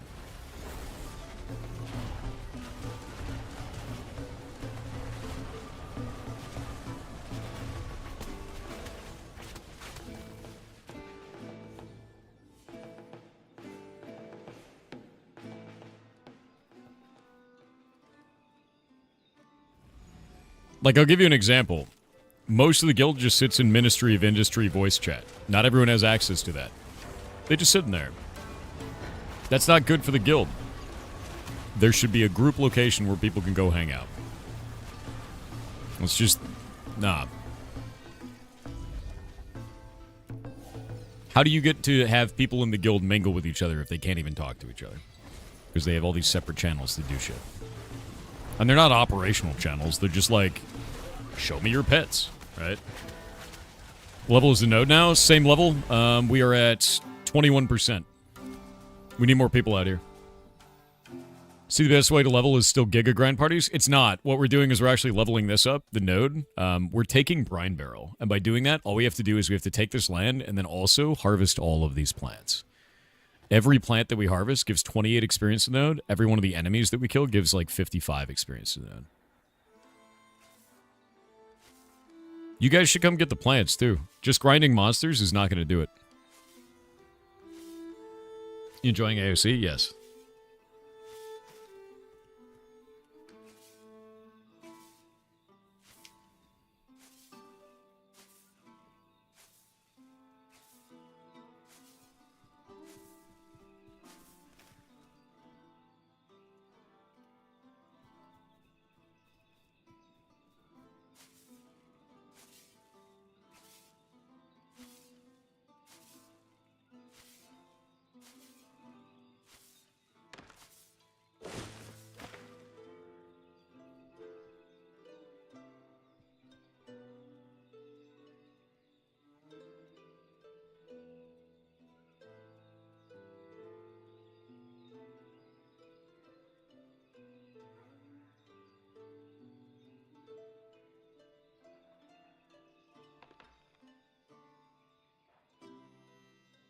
There we go.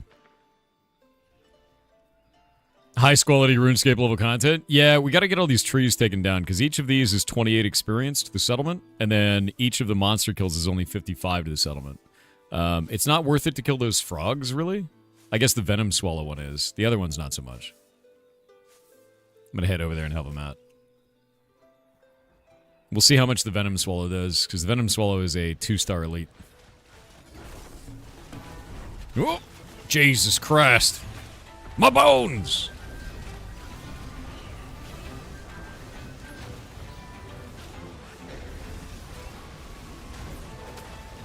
Well, Nope.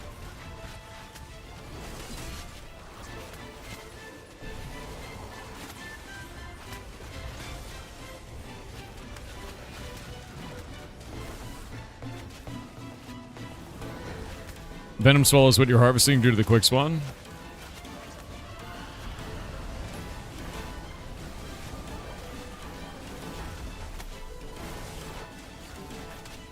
I guess it's pretty easy to tank, too. Respawns every 2 minutes. Interesting. I wonder if that's even worth it, though. Like, how much XP does this give? 3k? That's not worth it, man. That's only 285 experience for Brine Barrel. The iguanas give 400. Like, I think you're unintentionally nerfing yourself here. Yeah. It's not super efficient. Why is the Battlefield the Windows XP wallpaper? Man, I love Windows XP. With all those elephant ear plants. They're the best.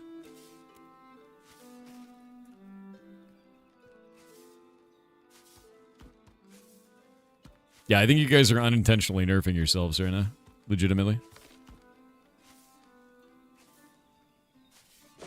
Because each of these gives 28.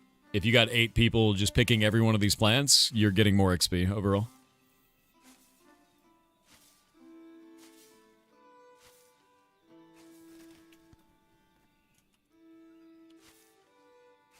How much XP does the node need? Yes. Until it is done. I have no idea.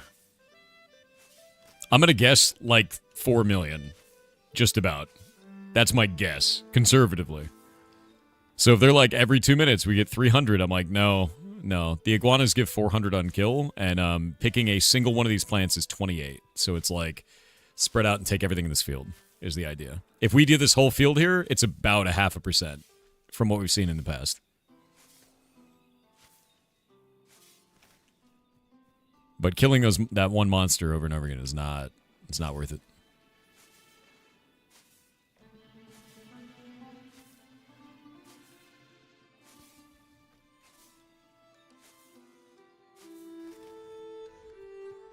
Boop.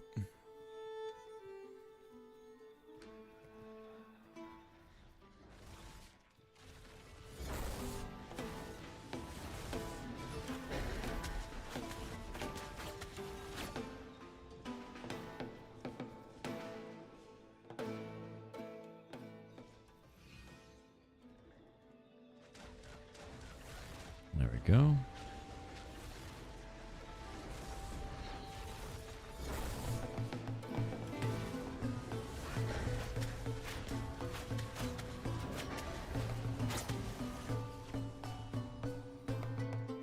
Yo. Yeah, we're at 21%. It's a lot of players. Yeah. We got a bunch of people in here. We've got a couple of different groups doing this at the same time. But no, I'm sandcastle kicking right now inside of our own Discord because there were too many people that made too many silos and there's too many clicks. And for new players, they have no ability to interact with each other because of it.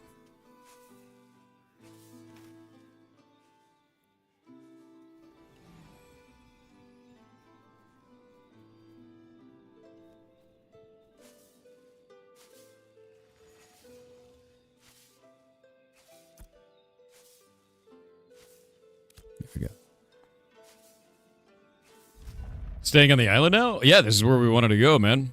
We finally found out that we can live here, and we've got it at 21% already. We're doing it. Yeah, we started yesterday at 2%. We're already at 21%. And as more of our guild gets here, the faster this is going to go. And we've learned how to strategize around this, which is pick every single elephant ear and kill enemies along the way.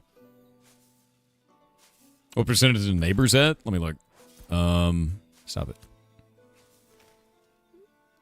14%, 6%, 44%, 45%. This was at 2, so we're going to overtake for sure. Those ones haven't even moved. New town here? Yeah, we're trying to build a new town. Yeah, like we actually have like a channel for holding guilds that hasn't been used since June of 2025. Because we don't have multiple guilds anymore. We have a channel for managing mayors of each of the towns, where the last person that spoke was in March 2025, and their user account on Discord has been deleted. I'm deleting these channels. Like, this is what I'm talking about. I'm like, dude, these don't need to exist. No matter how much somebody bitches, like, they're gone, dude. Like, I don't want these.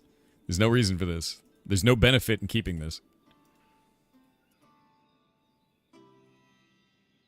Gone. Yeah, by fire be purged, exactly. And that's what I'm saying, is like people are getting super upset while I'm cleaning through these. I'm like, you didn't use them. They don't need to exist. Like guild group comms, they don't need to be at the bottom of the Discord. That should be at the top of the Discord so people know that they can get into those. There's no reason for that. That should be all the way at the top of the Discord where it's easily accessible to new users so they know exactly what's going on. Should not be at the bottom of the Discord. Moving it.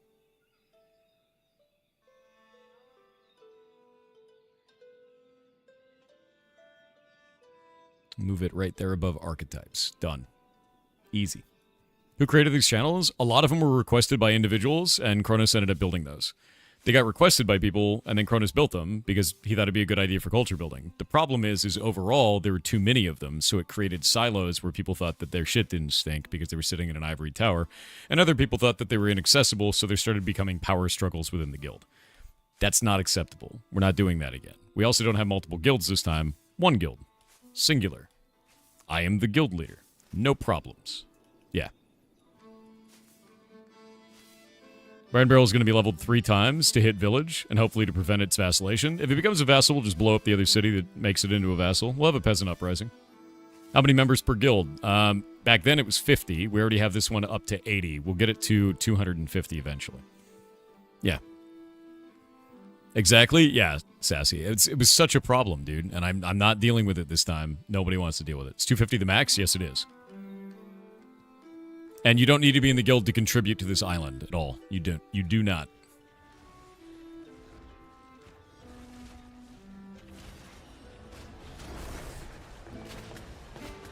Yeah, I don't know why they've set it so low, to be real with you. I'm surprised it's not like 1,000, you know?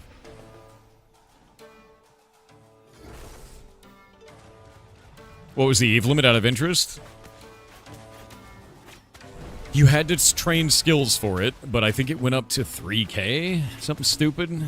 I know that there's like 2 completely different sets of skills to increase the size of corporations and the number of things in an alliance and just all that shit. I didn't have to get that deep into it because our alliance wasn't that big, you know? It was something like 3K, man. I don't remember. It has been too long. Yeah, harvest all these. 28 each.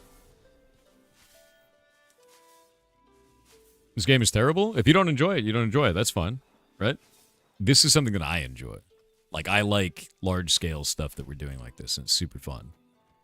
I also like ripping through all these old channels and killing them.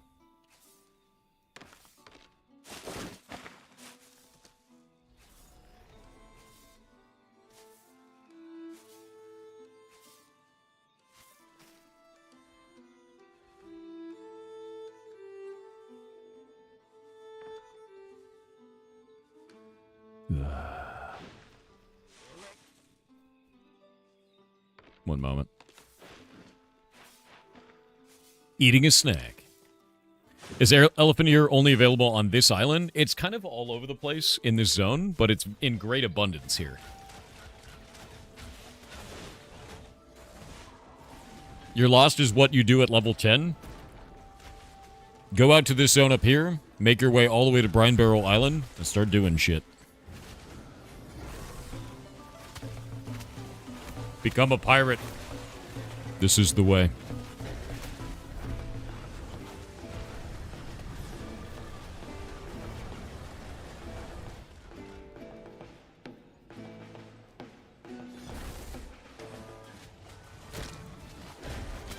Isn't EVE Online a different kind of game? It is also a social sandbox.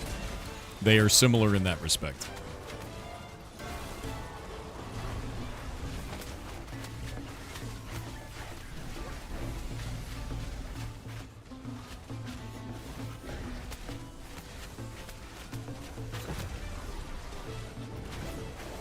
Holy shit, dude. Alright, I'm gonna get away from you. Whatever it is that you're doing with that frog over there. Okay.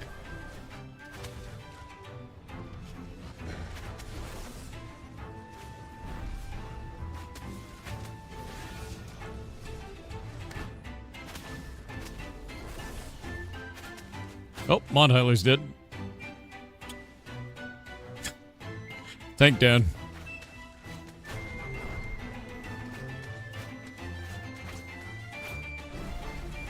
Yeah, that frog got dragged over the team.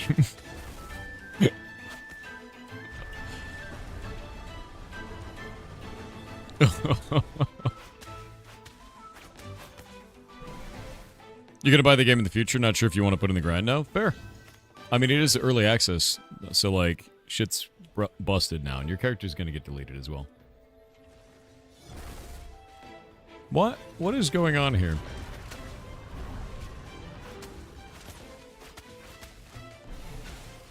Well, the frog's coming. Actually, I think it might be leaving. Nope.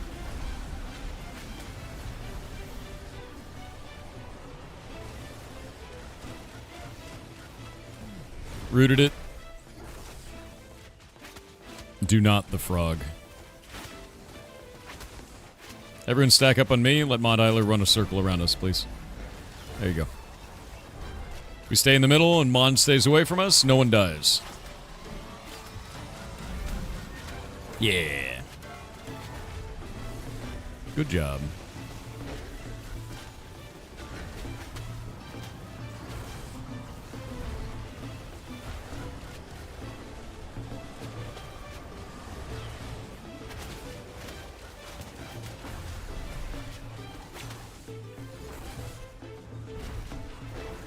Very interactive tanking. He's running, dude. I mean, you could tank it, but why take the extra damage, right? The ground is very bad here, yeah. We've reported it already. It's the edge of what is called a cork, which is where a zone is going to build its city. See this? So along the edge of that, it looks very weird if there's no city built there yet. Looks very weird. Very strange, yeah. Because this is going to turn into buildings and shit, so...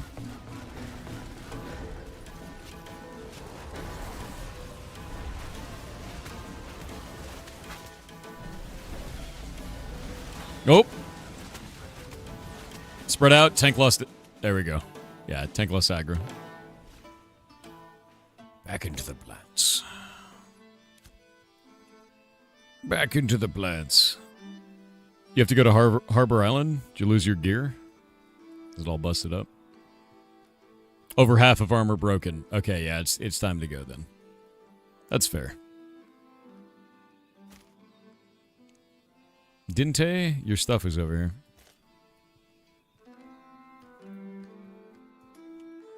Yeah, we'll head back to the harbor then. And that gives me a chance to delete even more channels.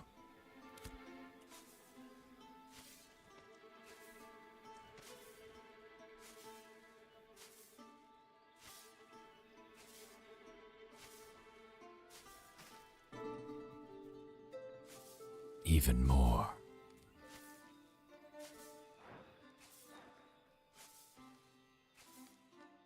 What level should you be to head out to the island?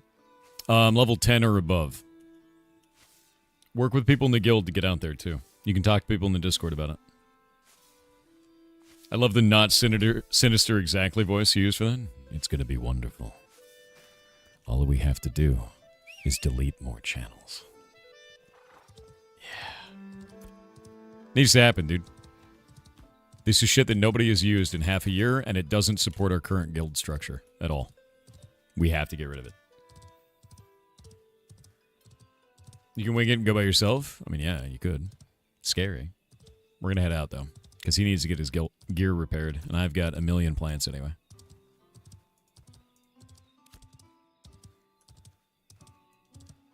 Do you have a referral code? Yeah. Here.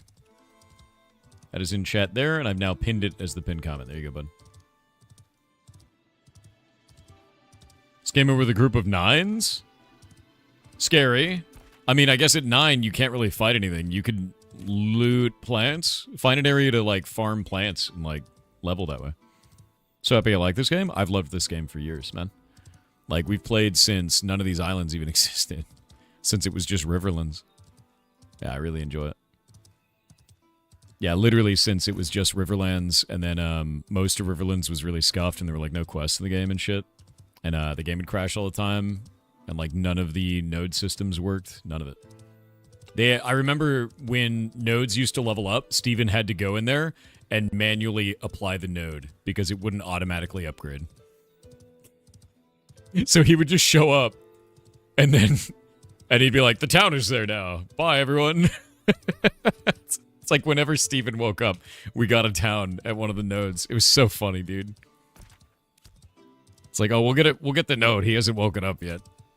It's hilarious. Water check? I have my water. It's glorious.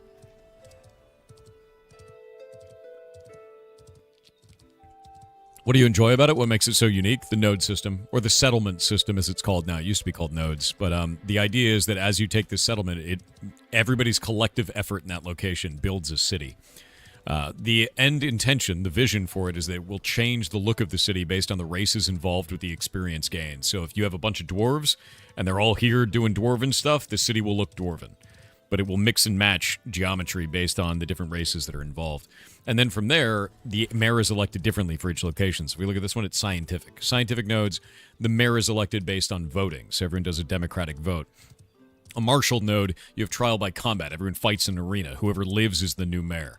Economic nodes, whoever's richest, and they buy it, and it removes all the gold from the economy.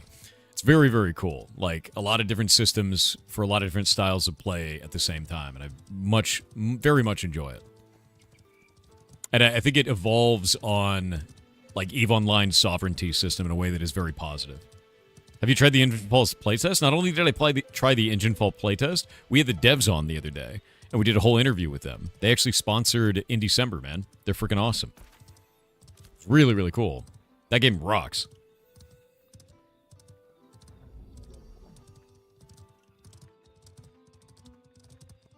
Are there enemies in the water? No, not that I've seen, but there might be now.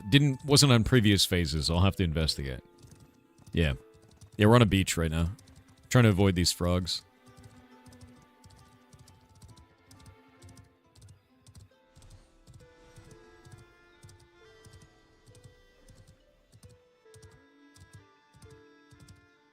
Can you be an enemy in the water? Yeah.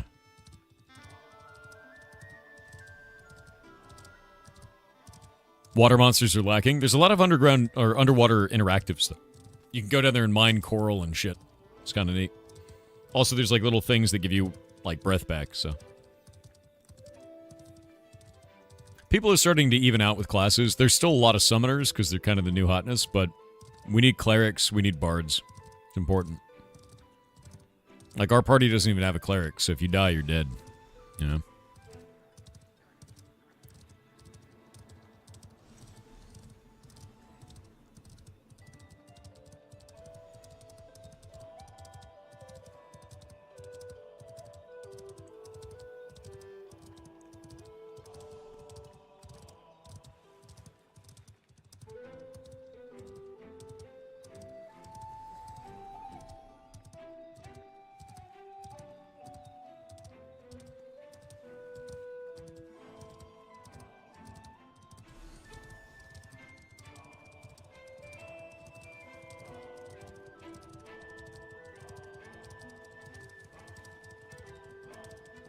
Do you know if dual classing stuff is already a thing in the game? It is not. We can't do sub-archetypes yet. Eventually, but not yet. Nefana said, so the place I work for as customer service representative just added an AI evaluation tool for our calls. Not only does it rely on deeply flawed voice to text, they are evaluating our use of positive language and knowledge of policy. Ew. It's so hilariously wrong and bad. Haven't seen a single evaluation correct. Management keeps saying wait till it trains. I keep saying it won't matter. Yeah. It doesn't understand context. Don't worry, guys. Wait till it trains. It's just fired half the team. It's calibrating. All right. Okay, it's crashed. It's calibrating again. It's doing it. Nope.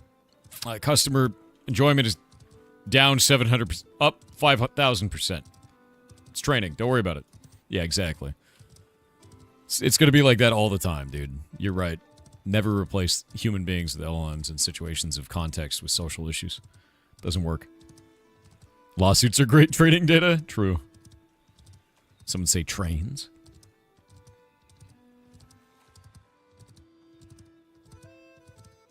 Some things just make no sense. True.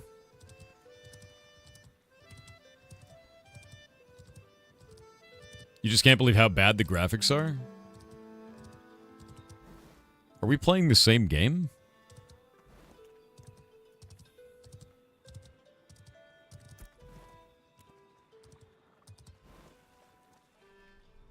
Mounts are so slow? No, the world is so big.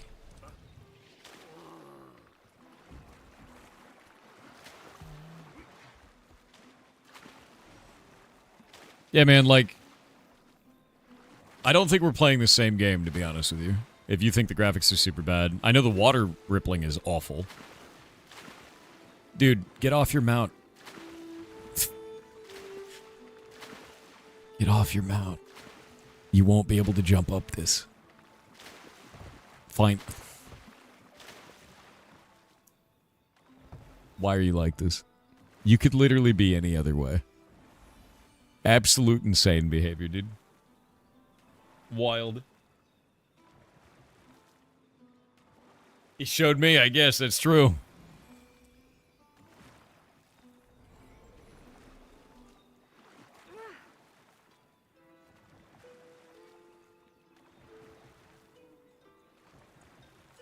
Dude, it's Horace Washington. It's true.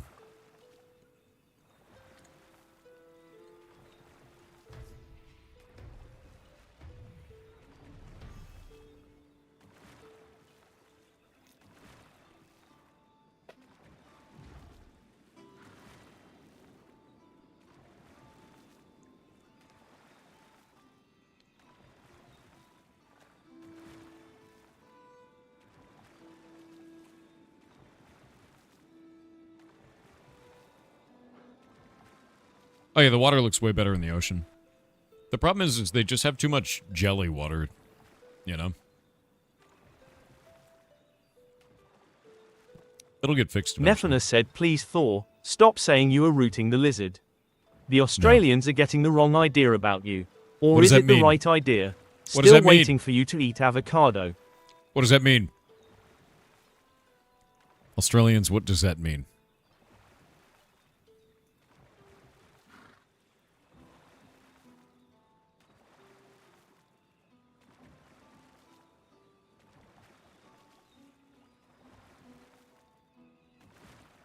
What does it mean? What does it mean? What does it mean? Not like this.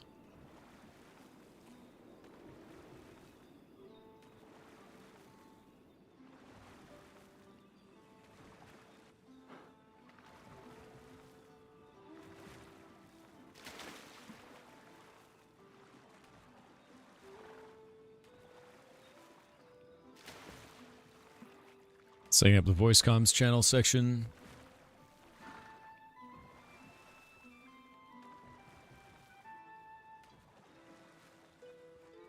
Cool.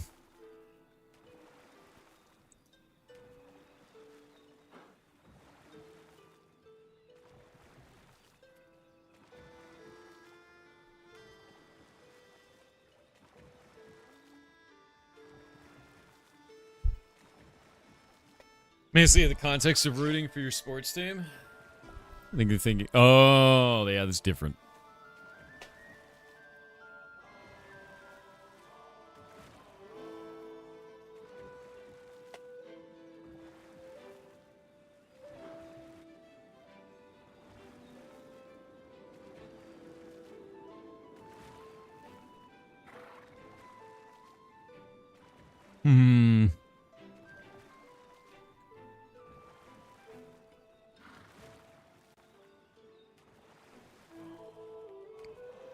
Yeah, Balthazar, there's no problem with that. So rooting is slang for sex in Australia, apparently.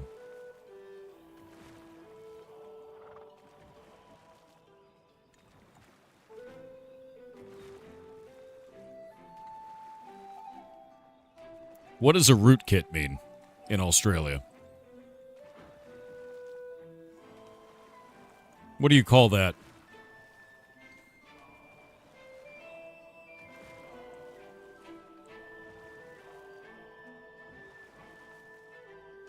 What does it mean when someone says, I'm rooting for you? What do you call a root canal?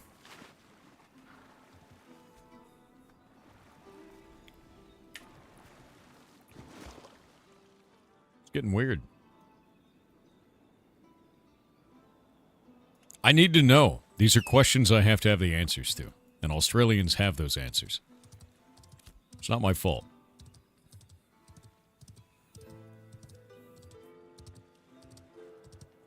Yeah, how do you identify the root of a problem?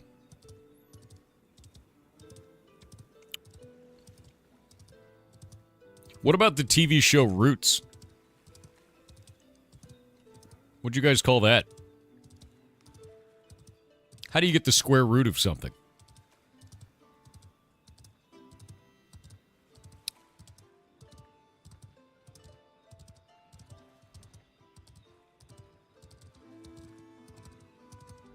What do you call root beer?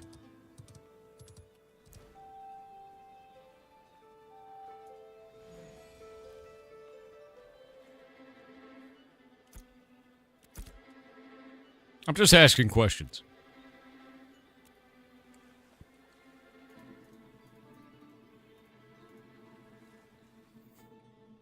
Yeah, what's a beetroot? What about root vegetables like a potato? What do you call that? What's that?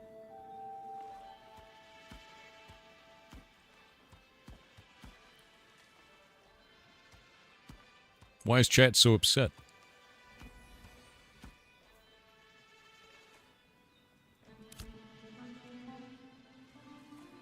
Yeah, what's a rutabaga?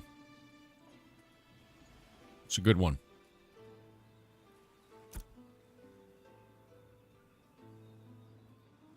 Yeah. What do you call the root directory?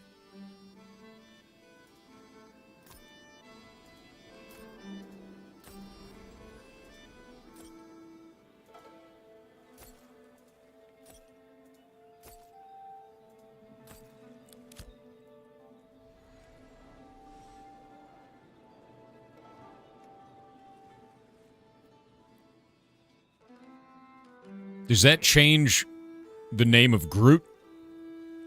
Or is his name still the same, too?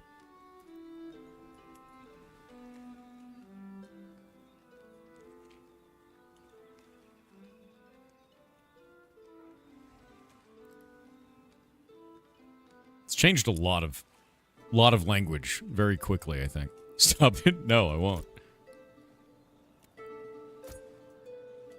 You started this, Australia. When's the next indie game? 14 minutes. And the next one is a sponsored one, so they're sponsoring the event.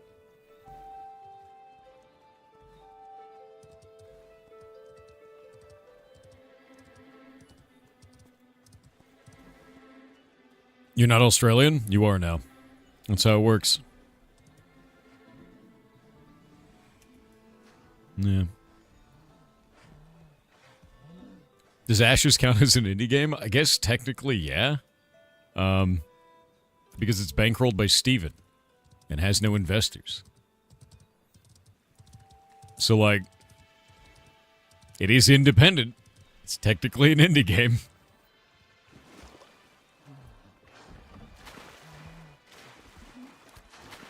My God, why? Where did Steven make all this coin? I don't know. People try to make up all kinds of stories about it. I have no freaking idea. And to be honest with you, as a player of his video game, I don't really care.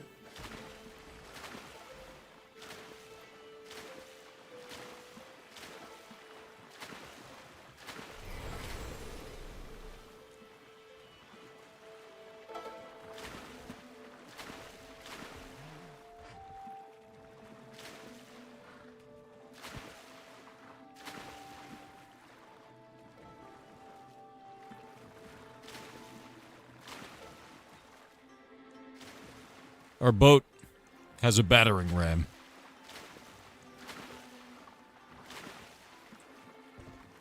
Hell yeah.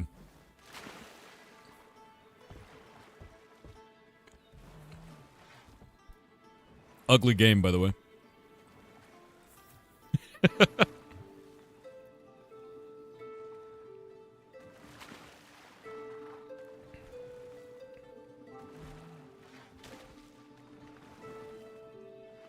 Muscle milk is just terrible sounding. That's a real product here. It's called muscle milk. It's terrifying.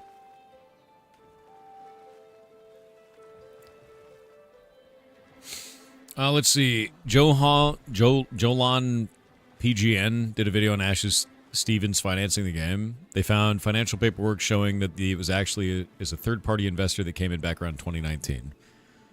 Is that investor still involved? Was it an angel investor? Do they actually have the contract? Do they know what it is? What it entails? Or is it just on paper? Do we even know if that was executed on, too? That's the other question I have for it. Can you swim? Yeah. Yeah, you can swim. You actually swim faster than the boat, but the boat is fun. What do you think of the game since Steam released on Steam? They fixed the in-game economy, which was my main driver for not wanting to play, so I'm quite happy with that.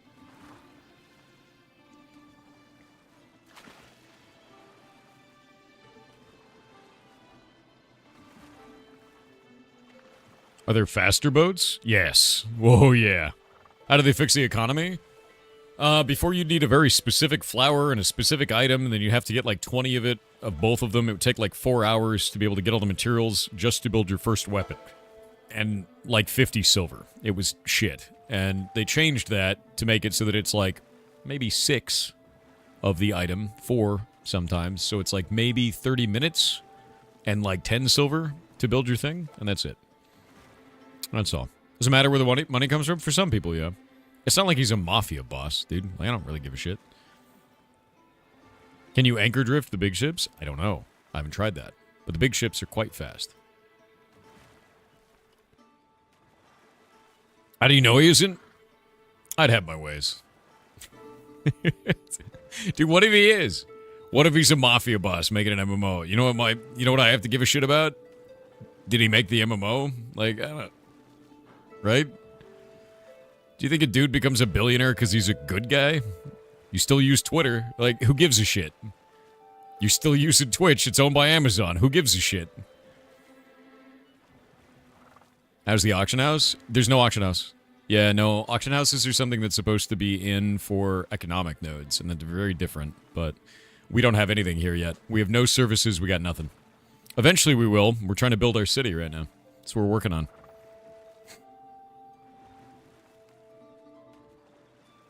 Technically an indie game with a budget of a AA game? It's definitely not a AA budget. They have 250 employees. Do you think GTA 6 will be insane? I'll let you know in 2027 when it launches, which is their new date, by the way. Are they wiping for launch? Absolutely. Everything gets wiped. Imagine a kraken swallows this tiny boat. I'd rather it not, but there are things down there in the ocean, as you can see. And you can swim down there if you want to, but I'm gonna say I don't want to deal with that, you know?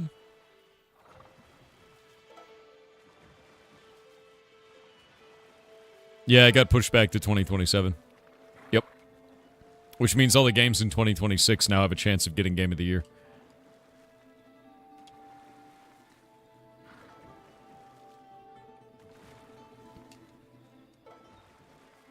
Is level 10 a good time to move up to Brine Barrel? Yes, but do this first. Fill up your entire inventory with quests. Do them all. Do all of the quests. You want to get at least a little bit of gear. So if you haven't been doing that, you're going to have a bad time.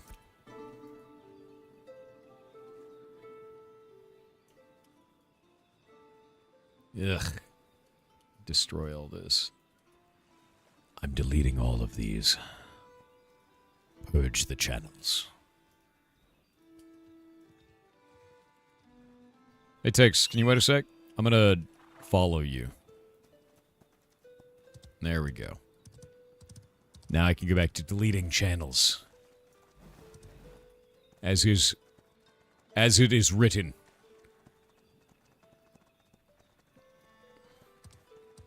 How many more times you have to cross the water? I don't know. As many times as my inventory fills up? Because that's really what I was doing. I was just dumping all this. I've made a gold and 10 silver doing this. So.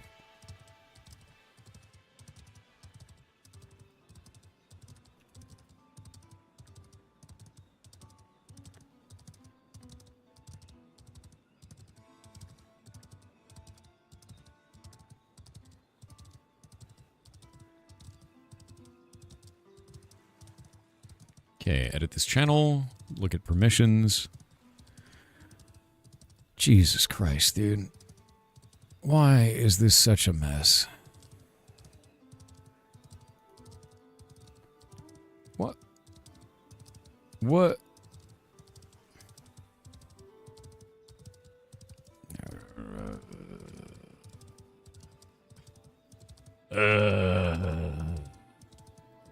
For whatever reason, all of the roles are set on this in such a super weird way. It just needs to be guildy, yes. Nothing else. Permissions. Minister of Truth does not have any other roles on this whatsoever. Just voice connect. That's it. Fixed.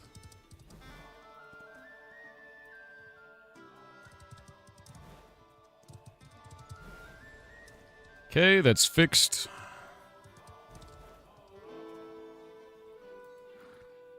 Permission synced. Good. Permission synced. Good. Now we can make 1,000,000 channels. Who's the Minister of Truth? Kronos.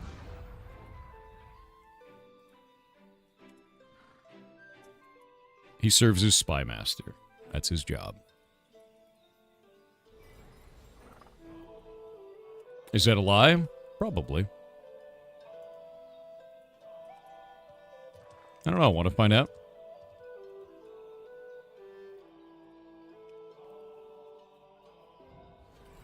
What are we looking for? Loot. Loot and shoot. There we go. All right. Start looting everything. Let's rock. This way. Ooh, we got a cut person here. We got a pirate archer in here. These are the guys you want to kill.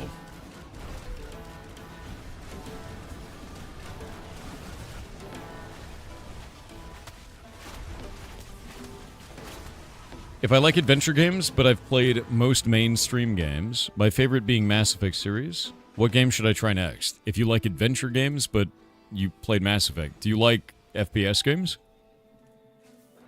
Like FPS story games, right? No, Kagzu was not.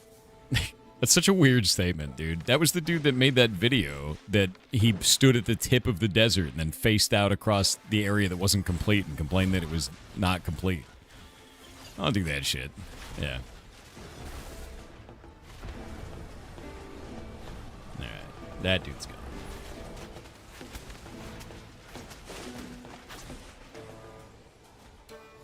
Yeah, like, that was a lie. That whole video was a lie. Why do you want to kill the human ones? Because they can't randomly turn into huntable beasts. You don't want to deal with that.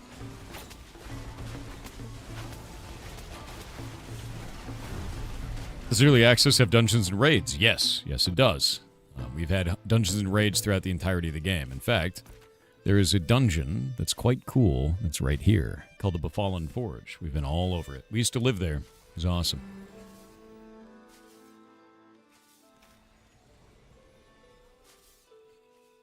You enjoy first-person shooters if they have a good story or exceptional action? Have you played through all of Borderlands 4? It was fun. It was like the end game is kind of shit, but the rest of the game was quite good. I 100%ed all the map objectives. Really enjoyable experience, to be honest with you.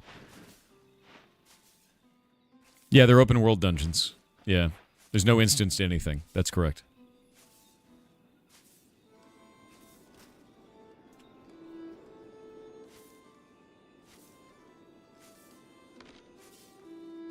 Yesterday the game ran fine. Today, 1 minute the game closes. they did do an update. You may be having shader problems. You might want to either clear your shader cache for like if you have an NVIDIA card, or update your drivers. Yeah.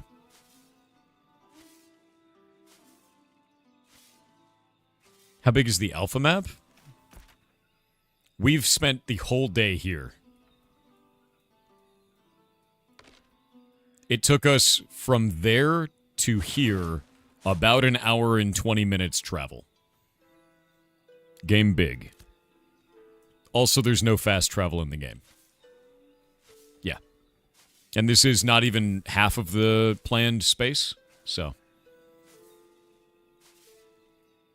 Imagine New World times like 5 to 8 in terms of size. Maybe even larger. Probably larger at this point. There's not any fast travel outside of scientific nodes, and even then they can only go to their vassal states. You trying to level that settlement? Yeah, we're leveling the settlement. Giant iguana. You rubber band, you have like 7,000 ping? That sounds like a network issue on your end. Like, no server in the game should be giving you 7,000 ping. And if you're the only one that's dealing with that, that's going to be a routing problem from whatever your network is to theirs. Might want to contact your ISP or try a different server, to be honest with you. 7K ping is non-existent connection. Yeah, at that point, you wouldn't even be connected. That sounds like an ISP problem. Straight up. Do boats need a port? There are ports around the map, but I don't remember if the Corsair needed a port. I think you just dump it in the ocean. But once it's there, was the thing. You needed a port to, like, box it back up. All right. I need to go play the next game for in December. So I will be back. In December time. You guys ready? You guys ready? Huh? We will be back to Ashes of Creation after in December. After the in December game. Give me just the moment to set everything up.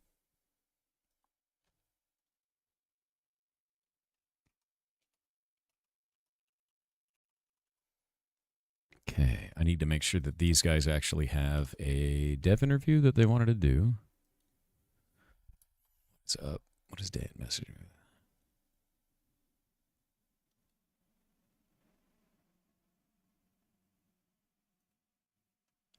What is this?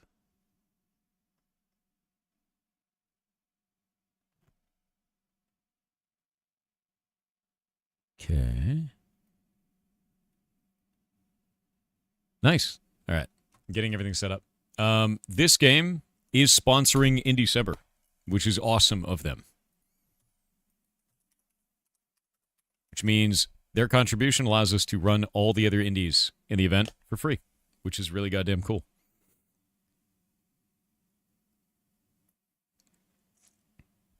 It takes 3 hours to swim from Brine Barrel to Arisalon. Don't ask how I know. Oh. That's horrifying. Yeah, thank you, sponsor, 100%. I think it's awesome that they did this. We're gonna talk about it in a minute. I'm getting the game installed real quick. The cool thing is, this is a dev that's made a couple of things before. I really like their art style. I think their game looks cool as shit. And it's published by a much larger publisher. One that's published a number of things you probably know. And you'll know when we get there. You'll see.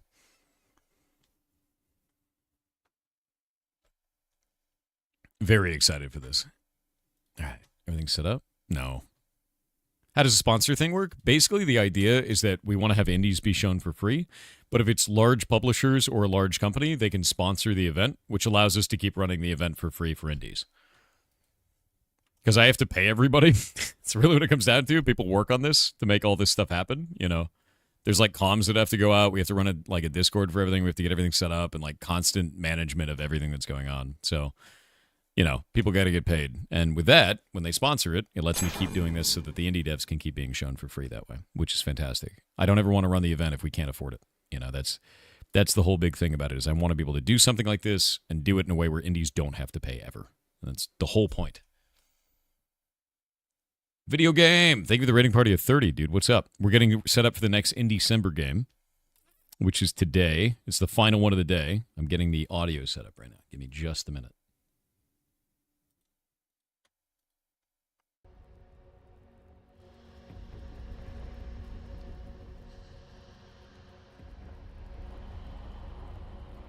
Music is sick.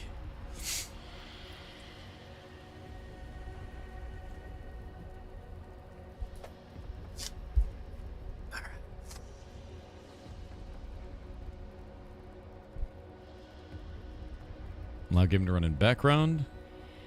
Perfect, that's great. Language is set up correctly. Alright, you guys ready? Is there not a third game today? That's this game. This is the third game today. We're about to start it. You guys ready? You guys ready?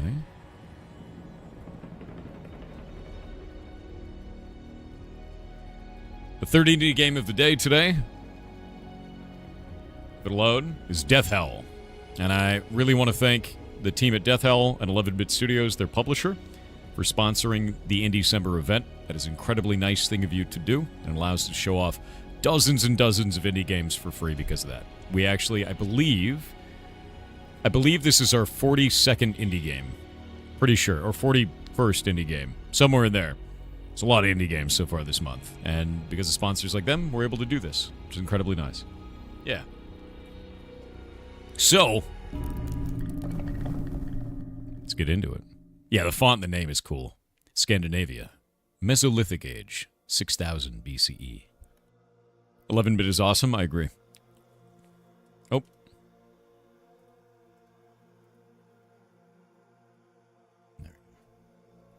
That is haunting, dude.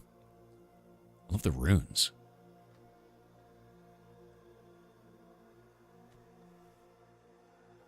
My son.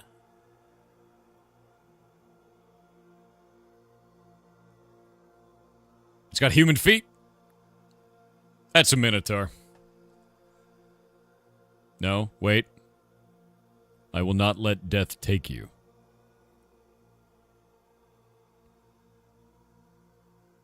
Wait for me in the spirit world.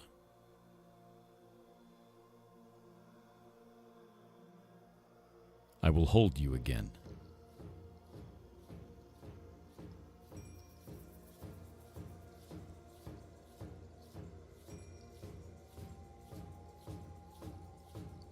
Oh, dude, we're about to have a spirit journey.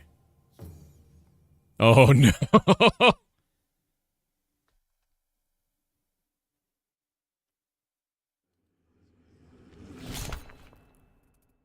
Darkness. I can't see. Olvi? He died in your arms. Please, tell me where to find my son. Come to me.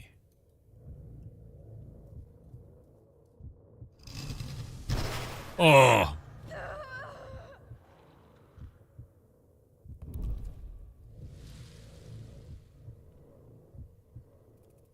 My sweet boy. Is that really you? Branch.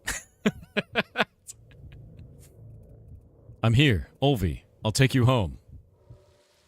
Whoa. Olvi? Branch. Skull. Bug. Cone. I don't understand. Please come back with me. No. Come back. Olvi. Oh, this is bad, dude. Branch, skull, bug, cone. Lost are those who seek a way out of sorrow. I will not lose him. It's too late. He's not yours anymore. Oh. I will not let death take him. Oh.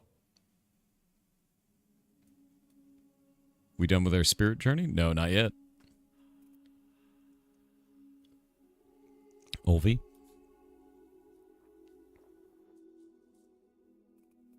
Olvi, sweetheart, it's me. Come home.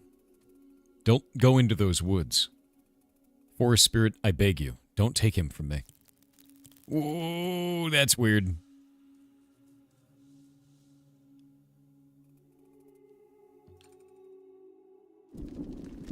Death, release my child. And I could just start moving.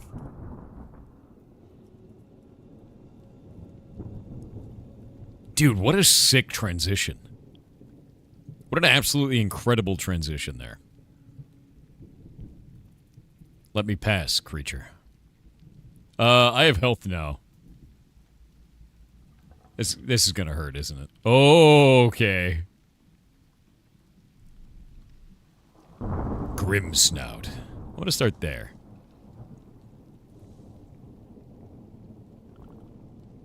Can't hurl a rock. Can we move first? No. Eat it. Whoopah. All right. Tactics game. Oh. That hurt a lot, actually. Yeah, that hurt a lot. One less for each shield you have. Okay. Shield? Defensive swing. Nice. Quick strike. Nice. Throw the rock. Cool. Oh, we quickened. I feel strange, like I drew its dying breath.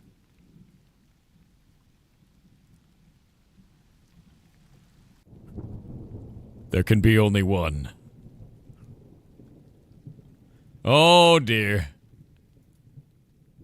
Poor animal. He must have been magnificent. Okay, what is this? It's glowing.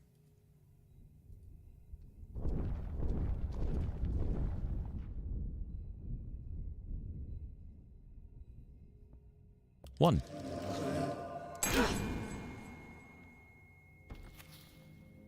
Oh, ooh. Moose are terrifying, dude. Thank you, little one. You were dead. I don't understand. You awakened the stones. The sacred grove released the death howl you had absorbed from the boar. It revived every creature in the spirit world. Look around you.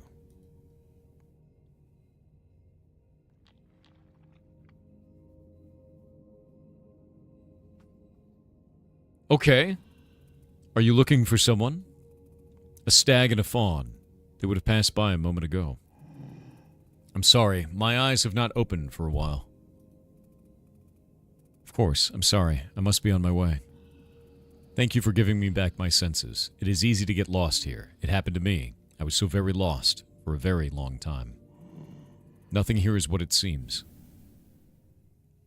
Okay. We are super haunted. We are really, really haunted now. At this point. Incredibly haunted. Unvisited Sacred Grove. We got our full health back. I think we're going to go down here to the spirits and find out what this nest is. What? Squirrel. Okay.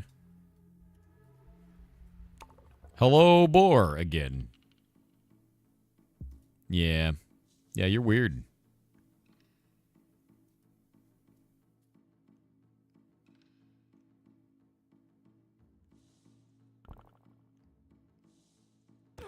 Smash.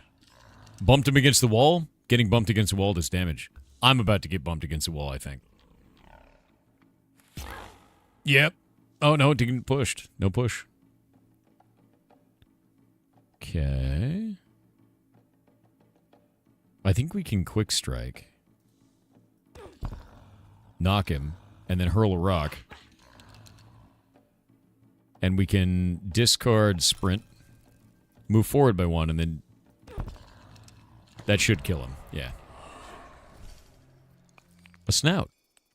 I feel a powerful energy within this object. Maybe I could use it to make an amulet to protect myself, or a weapon. I can't overcome these spirits just by throwing rocks at them. Okay. A stick and a snout becomes first strike. We create the cards. A slit stone and a snout becomes aim for the heart. I'm going to do aim for the heart. Look at the animations in this, dude. That's freaking beautiful, honestly. It's like actually incredible watching that. Everything is just so over the top in terms of visuals in this. It's amazing. Oh, here we go. That's a big gross snail. Love it. Is that an owl? Doomglare. Doomglare. Sob slug. I don't think I want to... I'm just going to move there.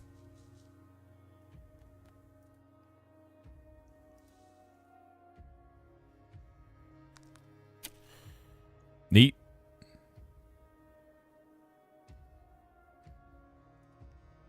Hurl that rock.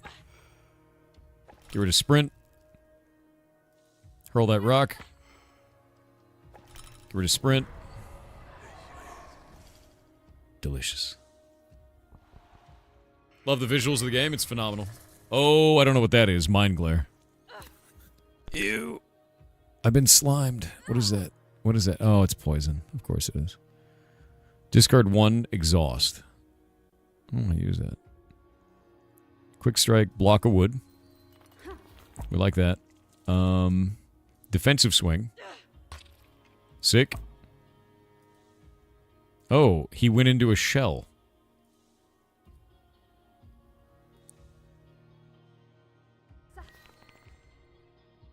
There we go.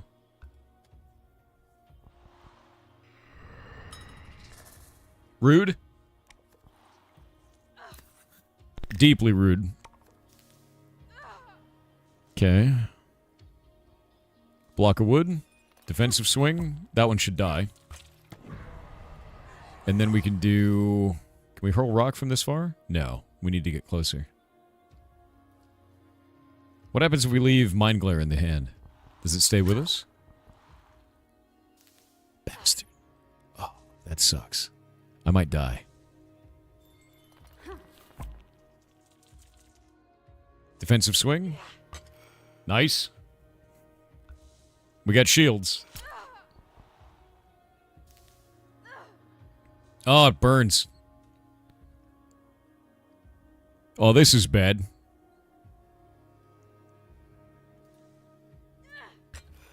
We're gonna wait on the ads. But I think I got this. We gonna die? No. I live. I live. This time.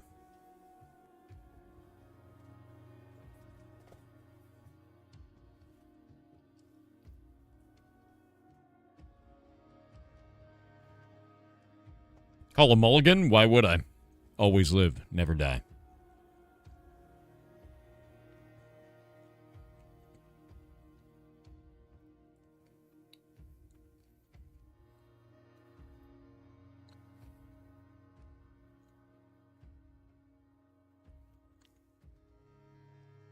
Are you into metal? No, as funny as it is. Even though I got the hair for it.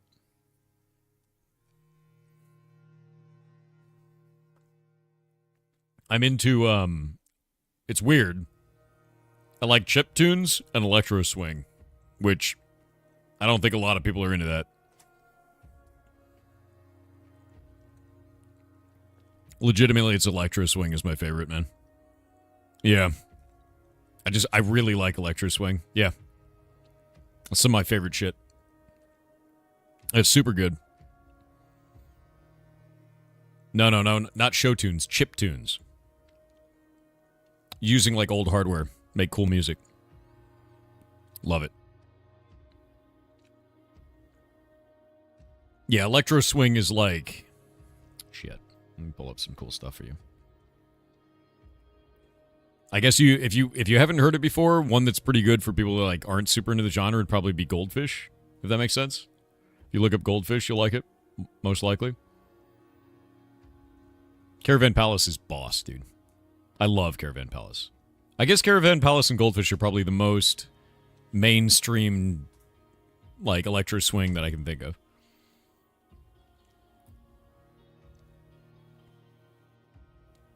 Yeah, Caravan Palace is good. You got to see Pair of Stellar live? Oh, that's cool. I think the coolest thing that I've seen live in any of the bands that I really like was Anamanaguchi, which was awesome. It was like I think it was in Colorado. It's a long time ago. That was rad. And I got to see Electric Six live, which was really cool, too. Electric Six is wild. Super weird. I also got to see Macaulay Culkin's band, the Pizza Underground, live. Super strange. It's a tiny little venue, too. Whoop. We win! Be gone, demon! I don't feel well. I should find a sacred grove. Okay. Maybe I can make something out of that? What can I craft? Realmless cards. What happens if I touch that?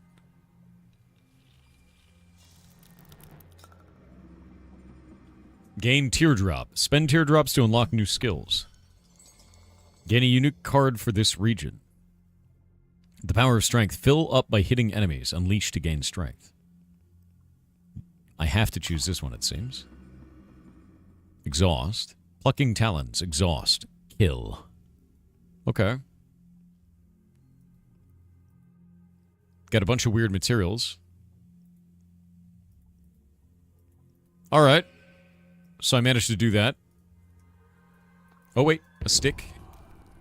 A leaf. Got some new cards to unlock. Hold up. How do we make that one? No? Let's go in here. Mosquito bite. Ignore armor. Does 2 damage. Okay. Enchant weapon. Okay. Distraction. It's a lizard with no tail. That's funny. I need to get a blushing child. It's a flower of some kind. Fireball. Bark of Sunless Hollow. Okay, I'm going to make a mosquito bite. Because that's kind of cool. And I'm going to make an enchant weapon. Not enough death howls. I need more death howls. Okay. What's that? Okay. What about this mushroom? Found mushrooms. Dude, we're 100% on like a spirit journey right now.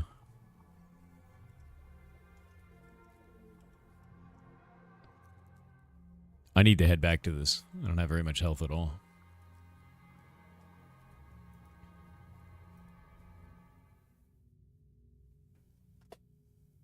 Progress to next teardrop. Oop. Okay. That brings back all the enemies. But it doesn't bring back... They're defeated. Okay, so the ones that were already defeated stay defeated. It's like a bonfire, yeah. I need to go through this fight and that fight to get the unvisited sacred grove. We have a crow and a boar. The Sorrow Wing only has 6 HP. I'm going to go for it first. It's Madge.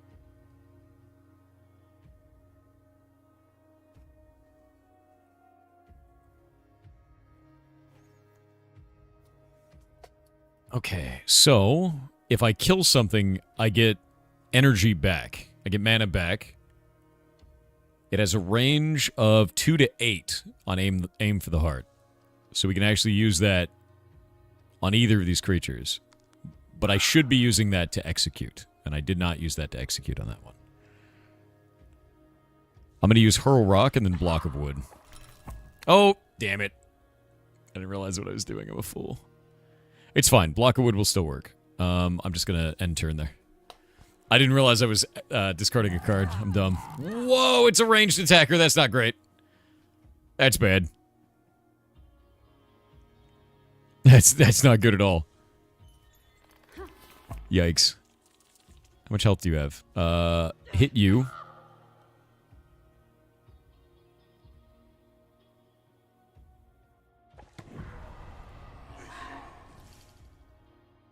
We're gonna do another block of wood. I'm wet. Okay, the crow turning into, like, death was not what I expected. You know, I guess turning into the most horrific... Oh, there's Mosquito Bite. That's awesome. Quick Strike. Into a Hurl Rock. Throw that away. And I think we can move to there. move to there and then wait. Yeah, I didn't expect it to be a ranged attacker. Oh, shit. Okay, it's not going to do it. I can move forward by 1. Wait, can we mulligan that? Can I undo? There is no undo. Shit. Defensive swing it. It's fine. So there's no undo on movement. Something to keep in mind. Yeah, I could have sniped it. I should have. I gotta be really careful about how I move. Oh, mushroom.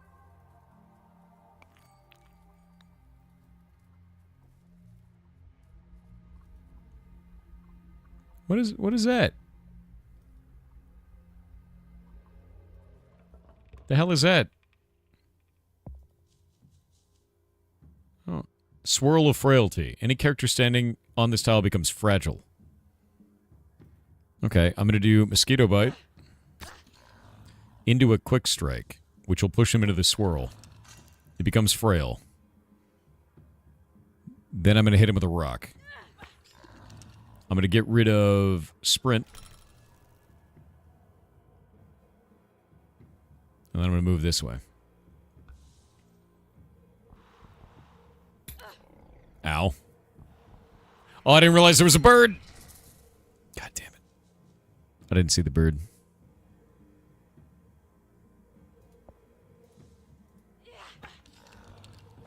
Get rid of that, which is kind of cool.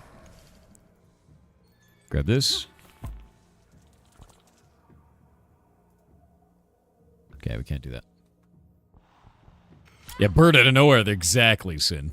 It's horrifying, actually. He's just so dark. Okay, I can do that into walking forward twice and then a defensive swing. That's a pretty good hit. And now I have a shield on me as well. God, he does a lot of damage. I'm going to hurl rock. Get rid of sprint. I should have got rid of mind glare and then aim for the heart and kill him. Oop. Another death howl is mine. Wait. These foul spirits are everywhere. What if they kill me before I find Ulfi? If you die, your sacrifice will be in vain. Or maybe you want to die. No. If you can't save him, at least you will be joined in death. You know, Mr. Voice in my head, that's not very nice. Okay? Alright, I think I'm going to do this one before I move over there so I can get the death howl out of it. Which seems like the right way to go, honestly. Oh, mushroom. And a weird thing here. Okay. What did I unlock? Crafting. Reckless? Costs 1 less for each discarded card this turn. Sacrifice. Triggers an effect when this card is discarded by another card. Increases the damage for this card by 1 for the rest of the battle. So every time it gets sacrificed, that happens. 4 damage to all enemies in one direction. 3 range. Discard 2 random cards. Rabid attack.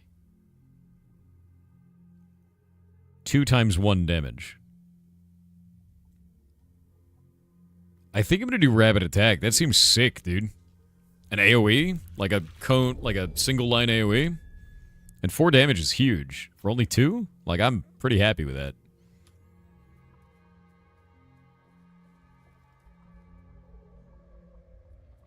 Yes, in Blanky, that is correct. This is being sponsored by 11-Bit Studios. That is their so 11-Bit is actually the people who are the publisher for this game, and they are sponsoring the event, and that is a fantastic, awesome thing for them to do. Cannot thank them enough, legitimately. Okay, mosquito bite into a quick strike. I'm just going to block a wood. No. I should have blocked a wood into defensive swing. Once I got block a wood from it. I think the best move is going to be block a wood. It's going to stop me from dying. Because these birds hurt bad.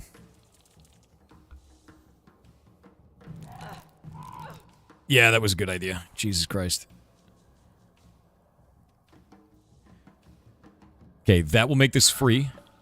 Perfect. That's a free kill. We'll go here. Hurl a rock. There. Into another hurl a rock. Into one move and a quick strike and it dies. Oh, it didn't die! There was only 1 damage! Shit. I might not die.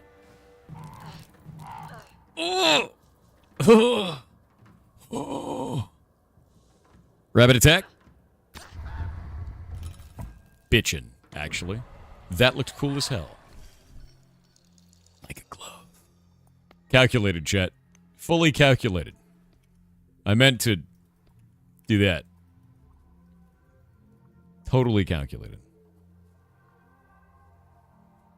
Yeah, they're the publishers. Yes.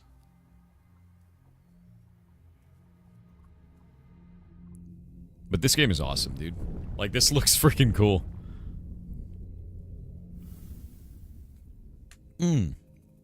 Moose friend. Oh, it's you again. As you see, I haven't gotten far. These vile spirits are persistent. You helped me, little one. I have spent many years here, so I might be able to help you as well. You're not from the spirit world? No. I am a spirit traveler, like yourself. Call me Nantok. I see you've reached another sacred grove. Once the stones are awakened, you can use them to travel between the groves. Sacred groves are scattered all over the spirit world. I'm not interested in the mysteries of the spirit world. I came here only for one purpose. The young deer, he belongs to you, doesn't he? He's my son. He was taken from me. All I want is to take him back. Have patience, Ro. Do not despair. You know my name? Yes. Everything here is connected to you. How can that be? Your family is tied to this world. Look at your bracelet. My brother made it for me years ago. It feels different. All your totems gain a powerful energy from the spirit world. Try to focus on them, and you will feel their power. Press 3 to show totems. Okay. My father carved this for me when I was a newborn. As a hunter, you must become... Wait 1 second. You must become one with your prey. This figure represents both states, my human and my spiritual form. So it gives you 1 card, plus 1 card. This bracelet was given to me by my brother when I was a child. At the time, I used it as a necklace. Somehow it always made me feel stronger. Plus 1 damage on next attack on first turn. Mother's cloth. Mother used to wrap me in this cloth when I was a child to keep me warm through harsh winters. Years later, I would wrap my son in it. Shield on the first turn. My sister made this for me a long time ago. Once in a while, I play the songs my mother taught me, but I usually use it to attract animals when hunting. Give a random enemy week 2 on the first turn. What is week 2, dude? I think I'm going to do week 2. That's kind of sick. Yeah. Nandor. You see, your family protects you through these totems. Yo. Olvi? He's calling for me.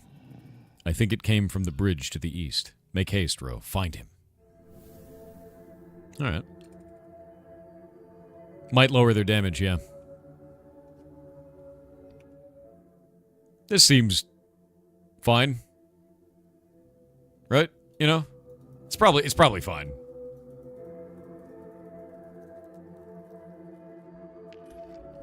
Oh. Snail and a frog? So one thing I learned about the snails is that they shell up. Oh. I've seen this lake before. You gave him to the water. I washed his little feet. You submerged him in black water. The black waves cradle him now. Wait, did we kill our own son? Is that what we did?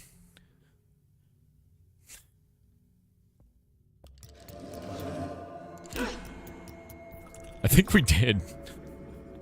Spend teardrops to unlock new skills. Okay, we've got this to unlock new skills. We get a teardrop. Realm of Distorted Hollows. When a spirit dies in this region, you will receive a temporary spirit card.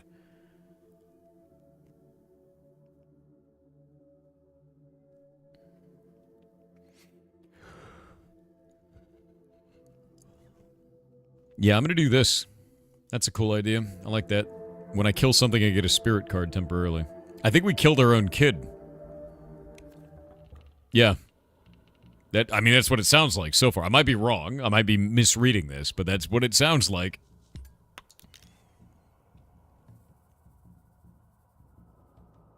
Ooh, we could aim for the heart and then a shield. Yeah. Boop. Now it's going to shield up. Now I'll shield up. Now throw a rock at it. Ugh. Yeah. Get owned. Oh, it's pissed. No. Oh my god, that frog is terrifying. Poison goes through the shield. It's not good.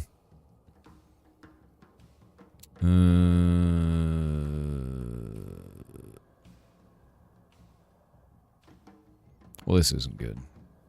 If I push 1-2, it's not going to do anything. It only does 1 damage. I'm going to hurl a rock at it, and then sacrifice sprint, which gives me another card.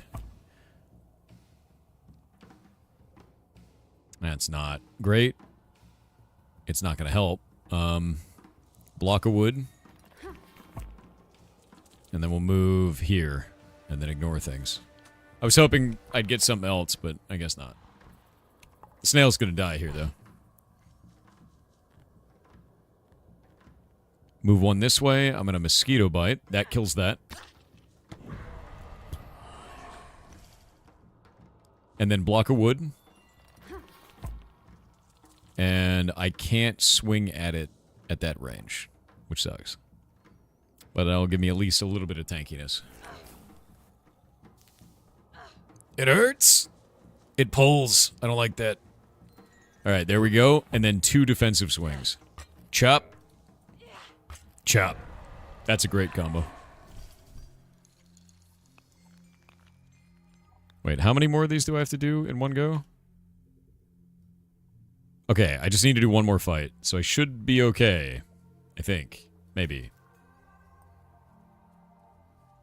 Bit of terror going on, you know?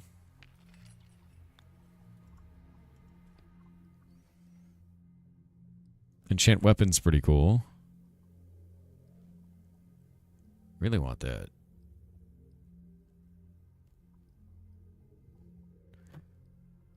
I'm gonna do that, because it costs 0.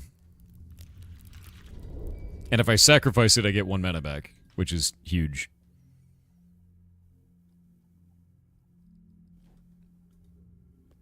Already have Plucking Talons. I don't think I've pulled Plucking Talons yet. Right.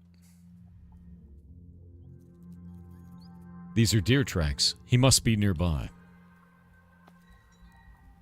Oh. What is that? Sunless Hollow. Bursting Growth. Doom or Gloom Croak. Okay, that's, I'm fighting a tree. That's what's happening right now. Is that a... Okay, not an enemy. That's fine. Alright, rabbit attack. I like that. Eat it.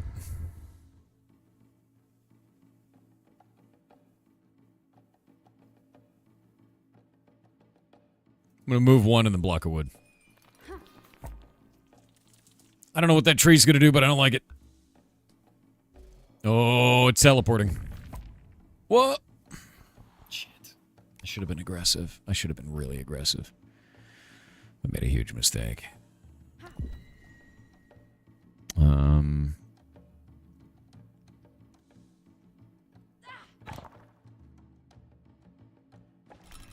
Give me another card that doesn't... Nope. That's not a great card. I don't have any options. Shit. We're gonna go over here. What does that thing do? Oh no, it's doing it again. Oh. Rude. Wait, you have 2 health? Eat it.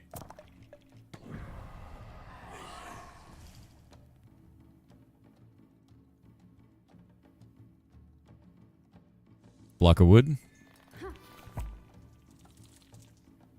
Go there. What is that? Hurl a rock. Ugh. Cool with me. Gross. I think I can use that to deal damage, is what I've learned. Okay.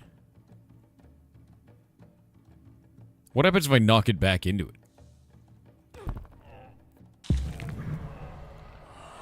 That's sick.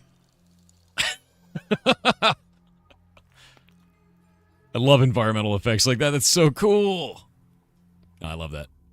That worked out way better than I anticipated. Yeah, I got to wombo him.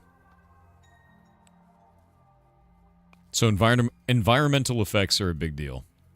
Respect the forest. It will explode. I can't cross the river. Okay. Death grows in these woods. What grew inside you? I'd really not like to touch that. Thanks. I'm gonna go over here first. Thank you very much. Yeah.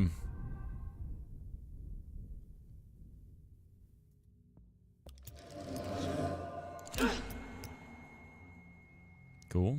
Got my health back. Alright, what? Something is moving inside. I feel it. The forest is pregnant. I don't like that. I don't like that at all.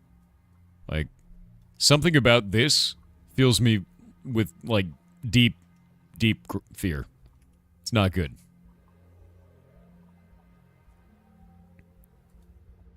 Okay, there's like 4 enemies here?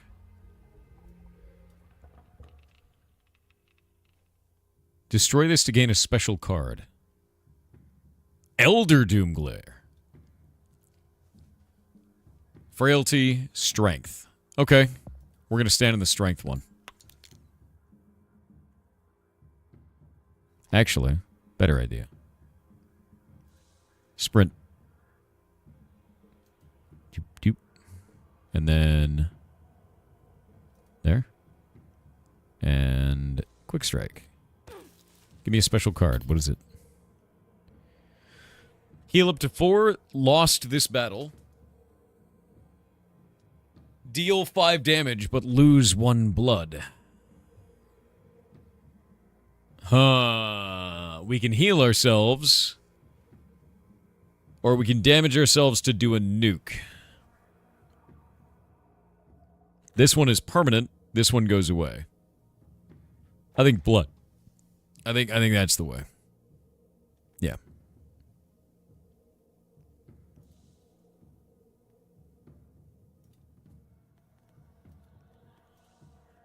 Boop. No. Okay. All right. That's cool. It's fine. It's all fine. Everything is fine. We're going to buff me, not the enemy. That would have been awful. That does 2 and pushes 2. That'll kill that guy. I want to do 4, though. Do 4 on that dude. Chop. And then we could do... push you. And then hurl a rock. You're dead. Delicious. I love quickening. Oh, that guy just burped on me. No, come on, man.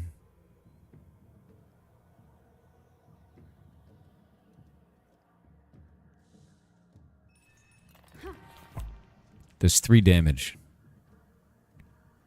I feel like double shield is the right way to go right now. I can also sacrifice to get 3 shield. I'm going to push him into the wall. So he takes 2 from that. And then hurl a rock at him. Get rid of block of wood, which lets me cast Furious Strike for 3 for 1. That's probably the most amount of damage I could do that turn. I don't know what that was, but I don't like it. What is that? What is that? The hell is doomed? Triggers an effect if the card is in your hand when the turn ends. You son of a bitch. I'm going to aim for the heart. Rabbit attack you. And I win. Turn doesn't end. I live. Actually insane. Can you discard? You'd have to use... I'd have to have, like, throw stone to discard it. That's a horrifying card, dude.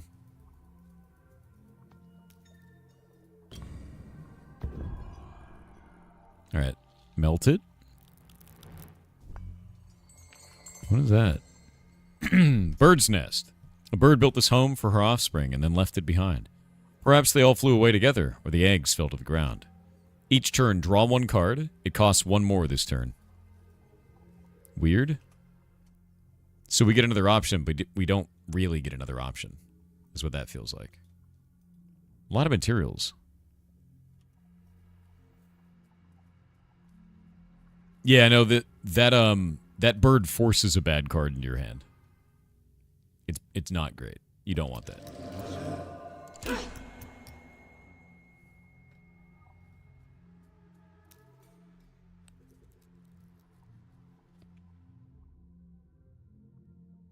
Elder Spirits was that one. So this one's going to be another Elder Spirits here.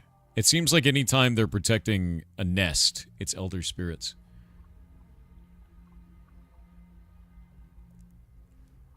Okay, some kind of new boar and 2 crows and a normal boar. We're going to go here. Yeah, I like that.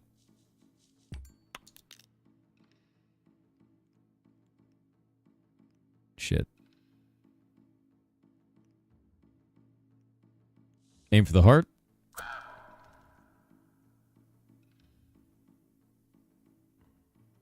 I'm just going to block a wood.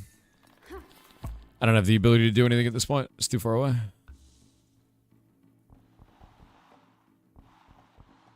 Don't like that. We got ads. Oh, it's rough. I might lose this one.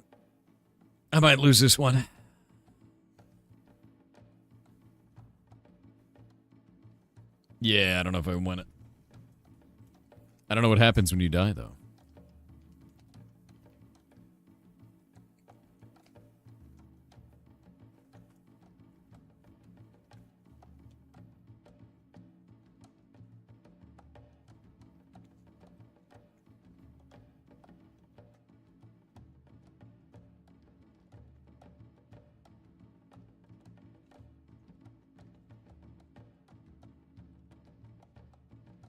VVVA with 500 bits said Ashes of Creation Pirates is all fun and games.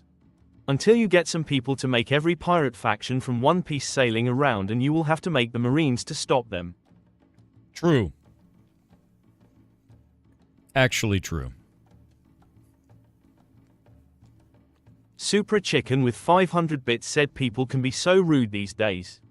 When you sneeze and I say, bless you, the courteous thing to do is simply respond with, thank you. I don't want to hear these silly responses like, who are you, or, what are you doing in my house? Ridiculous behavior. Why are you like this?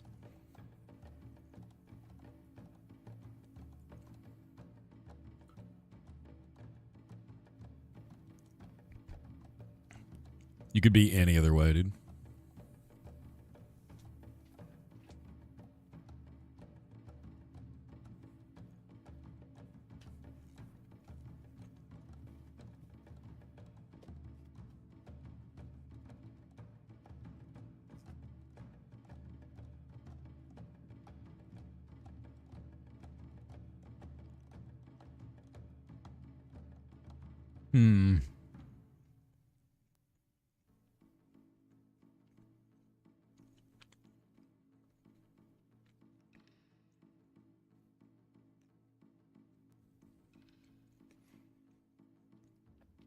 All right. I have one move to make here. And the reason why is if I use Block of Wood twice and then hurl rock, this doesn't die. It does 6 damage, which means I take 2 damage overage, and then all these attack. Which means the only move I have is Furious Strike. I move by 1, and then hit it with Furious Strike, expending all of my stuff. Everything. And then I can hit it. Actually, I might have more. If I hit it with a rock, that makes Furious Strike costs go down by 1. I discard block of wood, giving me 1 sacrifice. So one shield. I think I can do that. Sacrifice the block of wood. Give me a shield. Take a step forward by 1. Hit it with Furious Strike. It dies, and I end with 1 shield and no damage from that bird. Best move I could have made with that hand. I think. I could have gambled on an extra heart or an extra card, but I don't think it would have been worth it.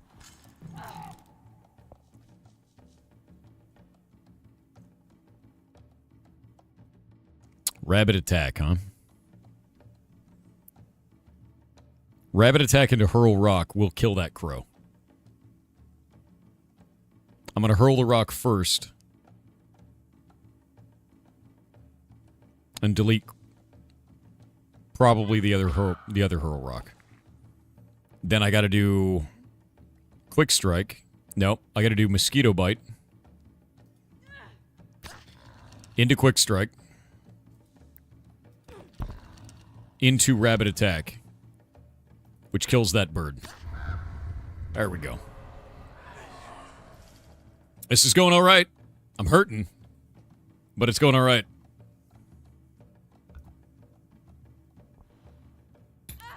Oh, that's not good. Oh, shit. I'm dead. It's over. Yeah, there's no way to win this. Yeah, there's no way. Damn. Nope. That's GG, dude. 1 HP in a dream ain't gonna work. That guy does way too much damage. I got owned. I got owned. GG. I got close. I did well. I think I played my hand really well. Just wasn't enough. Wait. Oh?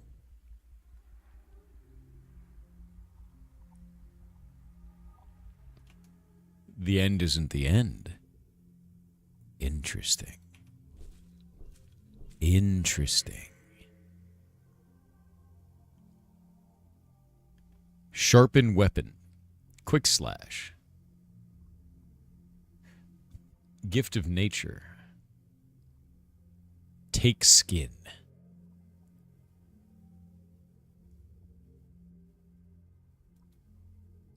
Okay. The end isn't the end. Huh. Huh.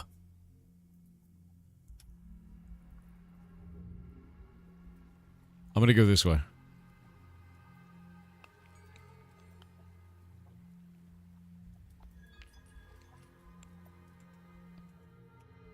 What was that? Nice. I'm gonna go this way and up. I can't beat this quite yet, but that's okay. Find a way.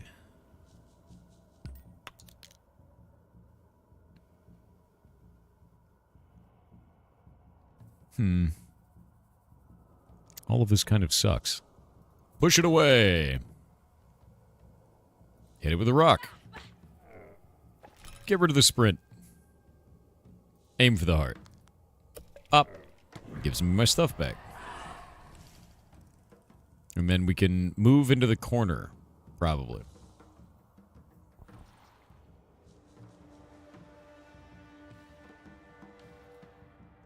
Hit it with a rock. Should have done something else first. 1 sec. F. Yeah, should have done rabbit attack first. That's fine. Boop,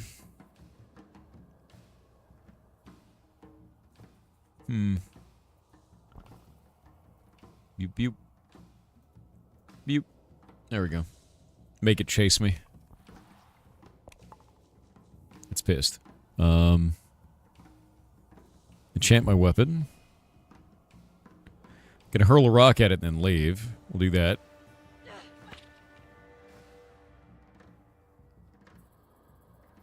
Oh, better idea. This mosquito bite ignores armor. Nice. That feels nice.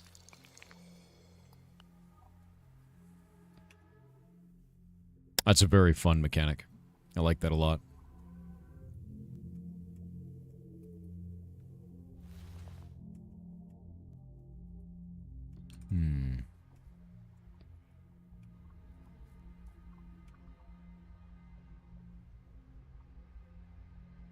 This looks pretty easy. You can do this. Love the nature vibe. It's pretty haunted, man. It's like haunted in a very good way, too. Okay, that doesn't work.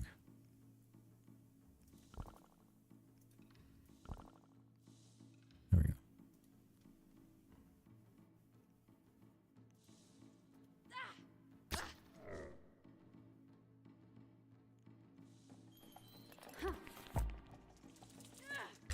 Boop.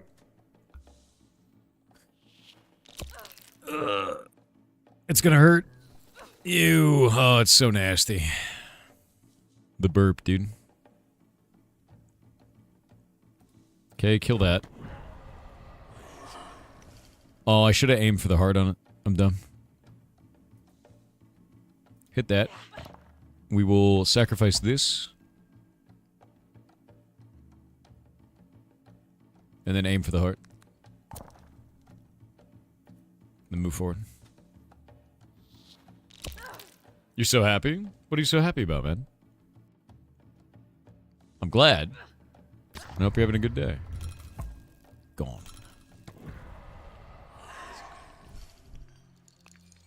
Hey, I got one of the pieces of wood. I can almost get fireball then. There we go. Dude, honestly, I think the combat feels very dynamic and interesting. Like, way more so than I anticipated. The art style is just phenomenal as well. It's, like, actually incredible.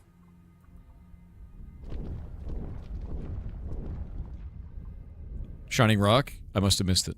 I'll check it.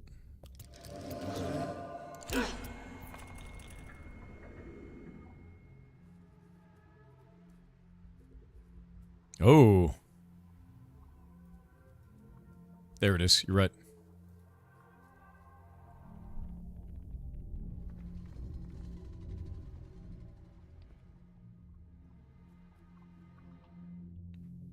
What is that?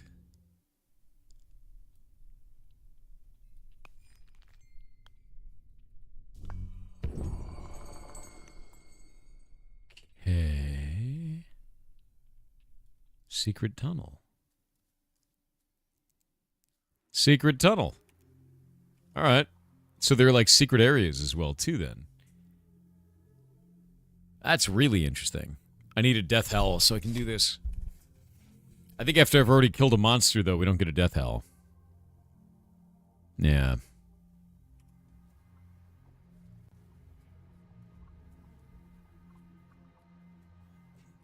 So I can't farm them. They become obstacles rather than benefits.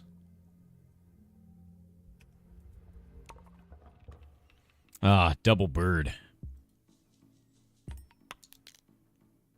What? Ah, he's weakened.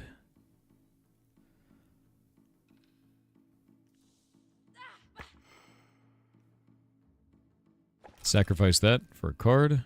Okay. Move 2.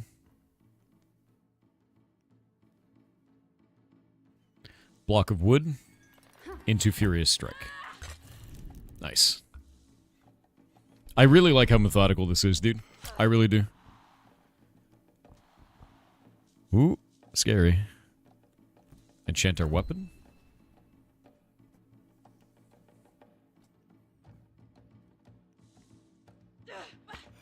Nice.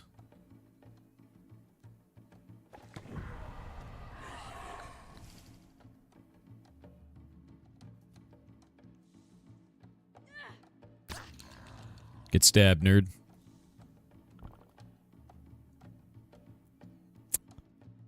Do that. Boop. I'm gonna take damage here.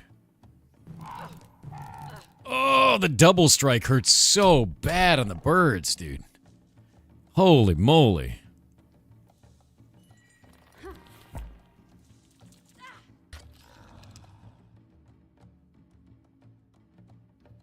Like, damn.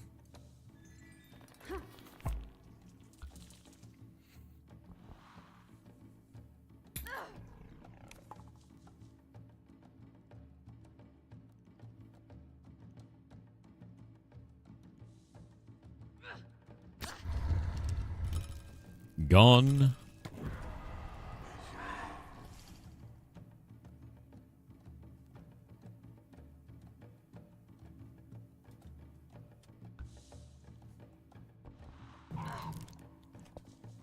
What is the distance on that? I thought it was out of its range. What a horrible creature.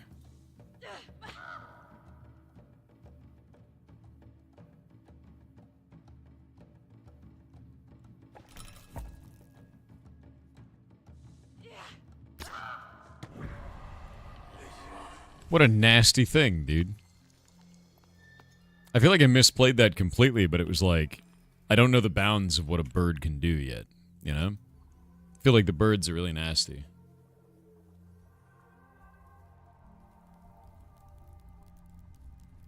What the? Ah! Hold on. I'll fetch some water to put out the fire. Please don't!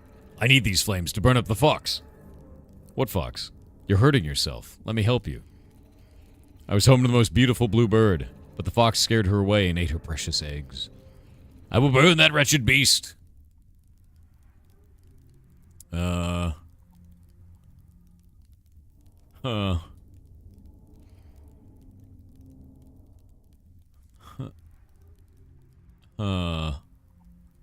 There's fish in the river now. That's, The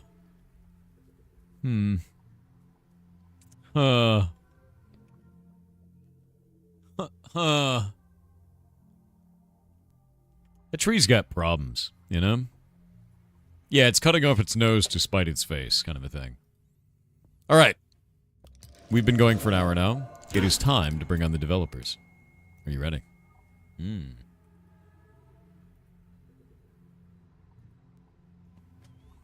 Hello! Hello. Hey, nice to meet you. Hey, nice to meet you. If you'd like to introduce yourself to everybody in chat, let them know who you are and what you do. Yeah, I'm Malte Burup, and I'm the director of Death Howl, and I think I have to do some audio configuration here because I can hear myself, and that. Oh, because you're running the stream at the same time. Out of the. Are you running the stream at the same time? Are you watching? Is that why? Yes. That'd do it. Yeah, you can just end that. You're good to go. That'll do it. I'm good to go now. You have no idea how many people it's gotten throughout all of Indecember, man. Like, it's a super common one. It's very funny. But I took off the headphones and that helped, but then I couldn't hear you. So, but I'm happy that I heard your explanation. Yep. No worries at all. The solution to my big problem. Okay, but thanks for having me on, and yeah. Yeah, absolutely. So far this game is fantastic. I was wondering, like, thank you. Like, what is it that you do on this? Is this a solo development project? Do you have a whole team? Like, we have a whole team. So I'm director of Death Howl and also artist together with one other artist. So 2 artists on the team and 1 programmer. And then 2 guys are making sound and music. So we're basically, we say that we are like 3-man team at the core, but in reality we are probably 5. So yeah, makes sense. Yeah, because there's always like contractors and other people, but like your core team is 3, but in total you work exactly. 5 people. Yeah, that makes sense. We're 3 at the office, so yeah. And so we wear a lot of hats. So we all 3 of us make the game design, and I do the backgrounds mostly, and some character designs and stuff like that, and also writing and a bit of music. So that's fantastic. So give me a little bit of an understanding of your guys' inspirations for building this. What kind of games do you like that you kind of called on during the design phase for this? Because this is fantastic, and it is brutal too, like really brutal, and I love it. I'm happy that you love that it's brutal. It's definitely a thing that people will have to get over the whole brutal side of it, and once it clicks, it's really fun. So that's just what we hope, that people will endure the brutal side of it. So I guess for me it started maybe 10 years ago with the Dream Quest. If you know that little game, there's like stick figure. It's like a sort of a precursor to Slay the Spire. So it's it's basically stick figures running around this very basic map, and then it's a roguelike deck builder. So I was totally amazed by how well it played, and it was really addictive, and I wanted to do something like that. So I made a very early prototype back then that just basically was that, but just where you went around this map instead of going in dungeons. But I wasn't good at programming. I still am not. But and I wasn't that good in game design either. So it was basically not functioning. It was a bad game. But I already started back then doing a little bit of prototyping, and then went on to do mind scanners with Rasmus, the programmer, on Death Howl. And afterwards, we sort of took up this game because meanwhile, the Slay the Spire had put the genre on the map, and it has become this huge thing. So we wanted to do, basically that, but in an open world setting. So yeah. Well, that's fantastic. So give me a little bit of backstory in terms of the artistic direction for this, because this looks wild. It is so drenched in really interesting, just kind of mythology kind of feel. The art is very dark and very interesting. I don't think I've seen a game that looks like this before. Not really. Yeah, thanks. It's I've always been really happy with pixel art, and I like doing pixel art, but it's also something that we see. It's quite saturated on the market, the pixel art. So I wanted to do something new with it. So basically, I had this feeling that it should be this lino cut. Do you say that, lino cut, or wood cut thing? Oh, like a where wood it's cut. where it's printed on one color. So all the shadows share the same color basically, so everything is made with holes in it. And this got this also the Mike Mignola style. People often call it. So this makes it a bit different than the usual pixel art, and I think it's something that fits very well with this spirit world as well, this fractured otherworldly place. Because we also wanted to portray nature. And if it was just, nature, it would be maybe a little bit too much just a normal world. So this style definitely adds something spiritual, different to it. Yeah. No, I agree with you on that. I think it adds quite a bit different to it. Oh, that's so interesting. I just turned into the bird that I just killed. Yes, you did. I really like that. That's quite rad. You are becoming a shaman slowly, so I'm okay with that. Yeah. So when you kill an animal, or not an animal, but a spirit creature, you can get its powers in this spirit card. If you unlock the spirit skill, of course, at first. But then, you will transform into any of those creatures that you kill and gain its powers. Yeah, no, I'm really, really enjoying that. And I can see how this is starting to go in very interesting directions, honestly. Yeah. So how far have you gotten? I can't get past this one very well. Well, not yet anyway. Trying to see if I can take this guy out, but I can't show you the world map just yet. But I've gotten through a number of combats. I'm still on the first map. I don't know how much is beyond that, but I've gotten a couple of nests down, and I've died once. I'm probably going to die again here. I'm not doing too great on this one. It's also hard to play while talking, I guess. No, not really. Like it's nice because it waits for you. There's no timing on it, which is like super good. It's mostly just I just feel like I'm making the wrong moves a lot of the times. I just don't understand the interactions between the different characters quite yet. Yeah, exactly. You need to figure out the characters. Like we don't say how they work. Like each of the enemies have their own like attack patterns and stuff. So you need to figure out that just by fighting them, basically. We actually started like when the game started. We showed all the attacks, like you could read about them, but no one really noticed that that you could read about them. So everyone was just like, I don't know what the enemies are doing, and like, but it's right there. But I didn't see that, but it's good that you don't know. So okay, then we just moved it completely, and then it was much better. So yeah, there is a chance that I can get away. This one is all about like kind of moving. Oh no, he's gonna wreck me. Oh, dead. Oh shit. Yep. Oh, so close. I was trying. I was like, oh man, maybe I'll be able to get him, but like no. They're just so fast. The boars are really quick. It's a double boar, double bird battle with one of the boars being like an advanced version of the boar. Yes. And so there's 13 maps. So you're in the first one of 13, and it's really?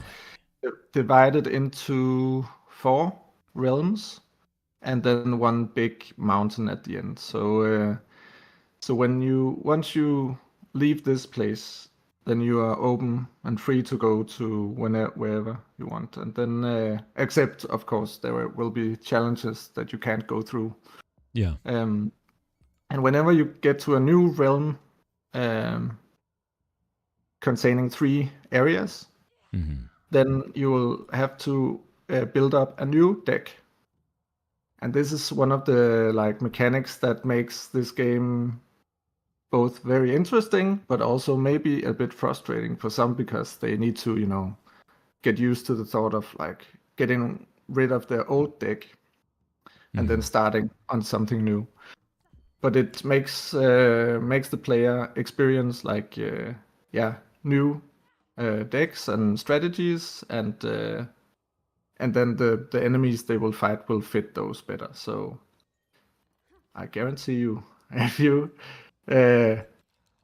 want to enjoy this for the fullest, then just always go to a new area and level up and go to all the arenas that you can beat, instead of just pushing on like in a direction that is too hard for your level, basically. So I've learned this now. Yeah, basically, it's one of those things where it's like I've started clearing all of these small ones because I'm having trouble beating this one elder spirit. I need to beat that elder spirit to get a bird so I can give it to this tree that lit himself on fire, which is great. It's quite cool. Are these maps randomized in some way, or are they static? Like you hand built? Hand painted all. Yeah, it's a bit of like, it's non-procedural. I don't know how to do that, but we probably could have done that. But I wanted to do something that was more handcrafted and have basically full control of that experience. That's awesome. And so it takes a bit of time, but I have like used a bit of copy and paste for some rocks here and there, so a bit of reuse, definitely. I mean, I'd be amazed if you didn't, to be honest with you, building the entire. It would be stupid not to reuse, but it is like a lot of each map is like hand painted fully. Mm-hmm. So well, that's fantastic, honestly. I'm going through and learning about birds right now. that are terrifying. They hurt very badly. Why do you why do you like killing people with crows? That's the big question. Because crows are so nice. They're so terrifying. I think they're supposed to be ravens, but ravens and crows are very similar in there, so true. Whatever works.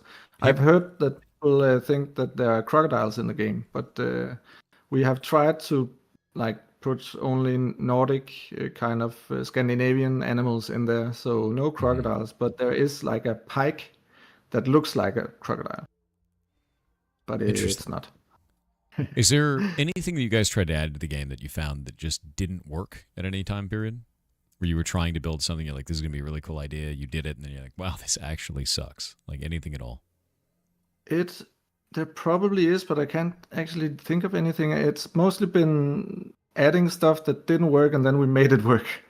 Really? That's awesome. So we Nothing had a wasted. huge, we had a huge like design discussion about materials and upgrading and unlocking cards. So I can't actually remember how it was in the beginning, but I think you just had every card actually. You had access to every card in the game, and then you couldn't craft them all, but you could craft the ones that you had picked up the materials basically. So it was a huge information overload for the player to have access to every card. So we just gated that, locked that away in these material pickups. So now every time you pick up a material, then there's like this material counter, and once that reaches like 20 points or something, then you unlock 4 new cards. So basically, that's the booster pack that you get there. And that whole design was something that we invented 2 years into the game or something. So that was pretty late. Other than that, I think many of our designs was pretty much from the start, like basic designs, of course. And then we just polished them and produced the whole world. Like that took 4.5 years in total to make this game. And so it's been 4.5 years in total developing on this game as it stands currently. Yeah. That's fantastic. So I'm wondering, you said Scandinavian influence for the animals. Do you have any type of Scandinavian mythology that you guys have included in this or hinting at in any way? I read a lot of fairy tales mostly, actually, and also folklore from Scandinavia, but not anything that really is specific. I think I took from maybe 20 different folk tales and fairy tales. But then one fairy tale, actually, funny enough, the Danish Hans Christian Andersen, H.C. Andersen, Tale of a Mother, I think it's called in English, is about a mother's journey into like the realm of death, basically, and to get her child back from death, who has stolen her child, and she goes through these different trials to get him. So game that's very very much based, like inspired by that. Tiny bit, yeah. That's funny. And also John Bauer, he made this famous, the Swedish artist John Bauer made these pretty paintings of trolls in the forest, with a girl sitting at a lake, looking into a lake, and there's beautiful trees around her. And that is from a fairy tale with a girl riding around a moose. So that's also very much based on that. And she gives like her possessions away to the different spirits of the nature. Like, So, like in this game, you also give your possessions away to the great spirits. Spoiler. No, I think that's actually quite cool, honestly. I think the way that the game feels, the difficulty is quite good right now. I am interested, is there any type of meta progression between runs in any way? Because the meta progression between individual fights seems to just be on that specific map. Does that go away at the end of the map and I start over from the beginning of the next map? So yeah, the skills, the skill point system, or what do you specifically? Yeah, like the skill points that I've gained, the power-ups that I've gained, is that only for this map? Does that go away? It's only for this not this map, but 3 maps that are in this this realm. So each realm has 3 areas, 3 maps, and also a deck per realm. So you have 4 realms in total. So 4 decks in total and 4 skill progression systems in total. And some of the skills are used across. So, for example, you can unlock a new totem, a new like slot for a totem, so you can get more totems or carry more totems or equip. And that can be unlocked in any map and then used in any map. But you have this overwhelm system as well, which is used per realm. Mm-hmm. And then you have these spirit cards that you also use per realm. So it's a bit, yeah. Yeah, there's quite a lot in this, and I'm still finding like random little secrets and things as well. Like I think I just found another secret passageway here. It's quite interesting. Oh, I don't want to fight that. What is that? It's like a two super birds and a horrible spider. I think you found the hardest battle on this map. That's great. That's really good news. Thanks for that. Oh, the horror. Congratulations. We did it. We did it. Will be rewarded after. No, it deleted the one card I wanted. God. Oh, we got ads. We got ads for a moment, so we're going to wait for the ads. They go off for about 2 minutes, and then chat can still hear me. Chat can still hear you, and we just kind of chill out for a little bit. That's it. Yeah, I always wait. I don't want somebody to miss something just because they don't pay money.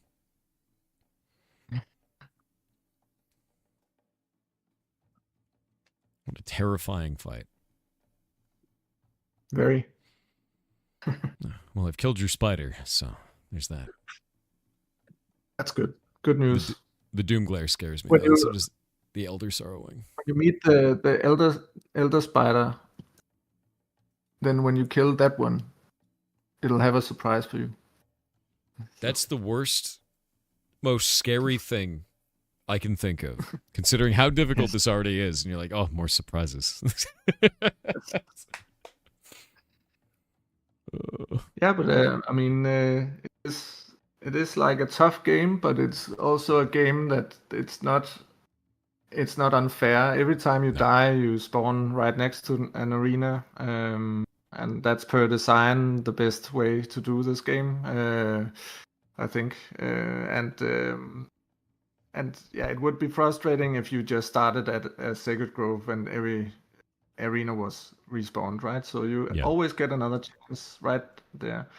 But I think, as I've said, it's all about going into out to the different maps and explore and take on the battles that you can do and in your level.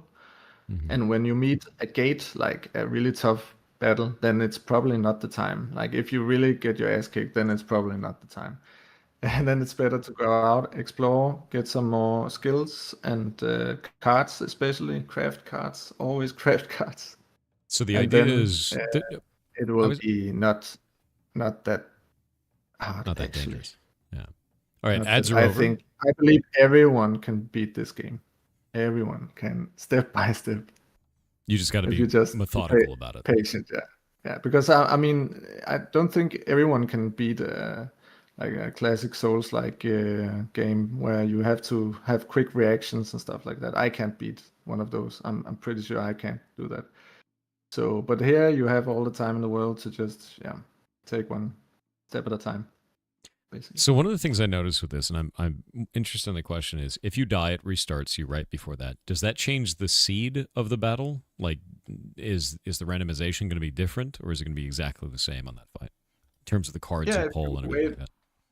If you wait a couple of turns, then it does. So if you just go into a fight and see, I have a bad hand, then you quit or exit the battle right away, then you'll have the same hand. And that's for like keeping people from actually doing this mulligan thing where they keep doing this until they have the perfect hand, and that's would be terrible if It's people not did fun. that for every Yeah. battle. So that will so we try and keep like save the people from doing that.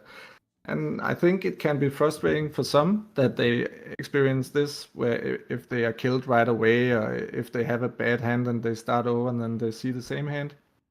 Mhm. But again, if the battle is too tough, then go to another battle. It's always the best way, because I guarantee if when you come back, you'll beat that arena, because then you're so much tougher if you've crafted new cards and stuff. So I think the randomization thing is definitely, it's a integrated part of a deck builder. You don't know which hand you're gonna get next, and that's part of the fun as well, to design your turn based on the cards you've been dealt. So This one attacks you when you attack it? Oh my god, this game. yeah, it's tough. Oh, I owned this entire thing, and I think I'm gonna die. I'm gonna die right here. Oh my god, you gotta be kidding me. Maybe you're lucky. No, no, because you get another turn. I can go close and then do it because I don't think it attacks back when I'm close. And then I can go one step. No, I can't go one step away. Okay, wait. Will it push against the wall? Die. Yes. Yes, All right. it will. I live with 2. Yes. What a horrifying creature. Oh, there's a nest down here. I don't even know what these do, but I love killing them. So there's that. Oh, it gives me a whole teardrop. That's awesome. And a totem. Whenever you summon Filga, it has 3 extra water. I don't even know what that is. Yeah, Filia is something that you probably haven't got yet. So it's a spirit animal that you can get, like a friend that you can, like that comes along, and you can summon it, and then that totem will give you extra. Yeah, Absolutely the scariest thing I've seen so far, by the way. It was a horrifying fight. Thank you for that. Ooh, yeah, but definitely craft some cards. Yeah. Put some more realm cards in there. Yeah, I'm starting to get the hang of sort of like what I'm doing with the deck right now, which is good. And one of the things I was wondering about this, a lot of times decks start to feel kind of overburdened, but it looks like I have a deck size of 20 of total, so I can swap out cards that I do or do not want, right? Yeah, exactly. I always keep it at 15 out of 20. Actually, try to do that. So I put out a lot of that makes cards sense. just to make room for the best ones. I think it's really wild, like how visceral a lot of these have been. Like the card Take Skin, and you actually gain armor if you kill someone with that. Like it's just like, oh, yes, exactly. I love the theming for that. It's just horrifying, right? Like it's really, really well done. The idea that you extract thoughts, exactly. Cards. Yeah, that's been fun. That's been a really fun part of the process of making these cards, to first figure out the design of the card, of course, the mechanic, and then base like a name around that, and then do the illustration based on the name. That's the sort of the pipeline for that. So I'm going to ask you a really difficult question. This is the one that I ask each developer, and everybody always has a really different answer. What do you think your game does the worst? And this is the call your own baby ugly question. Yeah. Good question, because now that we've released it, we've seen all these happy reviews and people love it, but then there's also all these people that are getting frustrated because of some of our design decisions. So and some of the design decisions are like better than others, of course, and some could use a bit of polish to communicate. So I think the game probably does not communicate to craft enough. Like we need to put that into players' minds to craft, craft, and do not stay at a battle that you can't get on. Like don't keep beating one battle with the basic deck. You need to go out, get some more cards from the realm, and get back when you're ready to that dangerous fight. So maybe communicating that is something that we're working on right now. So and we didn't see that flaw when we released it, but we can see it now that okay, we need to communicate that better, I think. So what are your kind of strategies that you have to overcome that? If the issue is you feel that players are not crafting as much as they should be, which I also fell for the same thing. I also did not craft. I felt like, I just need to hit things. And I think the reason why I felt that way is because in many card games, you don't craft. Like, you don't do that. You do just have to get good when you're fighting any given encounter. And I think it's from things like Slay the Spire and stuff like that. So what is your strategy to overcome this? So we are moving like very slowly actually and trying to not to do too much tutorialization and do this invisible tutorial basically. So right now we're trying to, with some blinking buttons here and there, but also just letting Ro, the protagonist, say that I'm like these spirits are too tough. I need to craft better spells, basically. So in game speech like that would help when you're stuck at some point. Then tell the player directly to go out to explore and craft new and better spells before doing that arena. I think it's a cool way to do it. Like have the character respond to it. That's neat. I think that works in because it's always one of those tough things. Is like you don't want to have Navi being like, "Hey, listen," like exactly. Like, but you gotta come up with some way to get the player to do it. Like in some way, whatever it's gonna be. But I think that's a cool way to do it. And I think that'd be really neat to watch that, to handle that way. Yeah, we'll see if it works. If not, then we'll just put a huge banner in your face. Craft do it. More cards. Craft the card. It's just like yell at the player, dude. It's funny.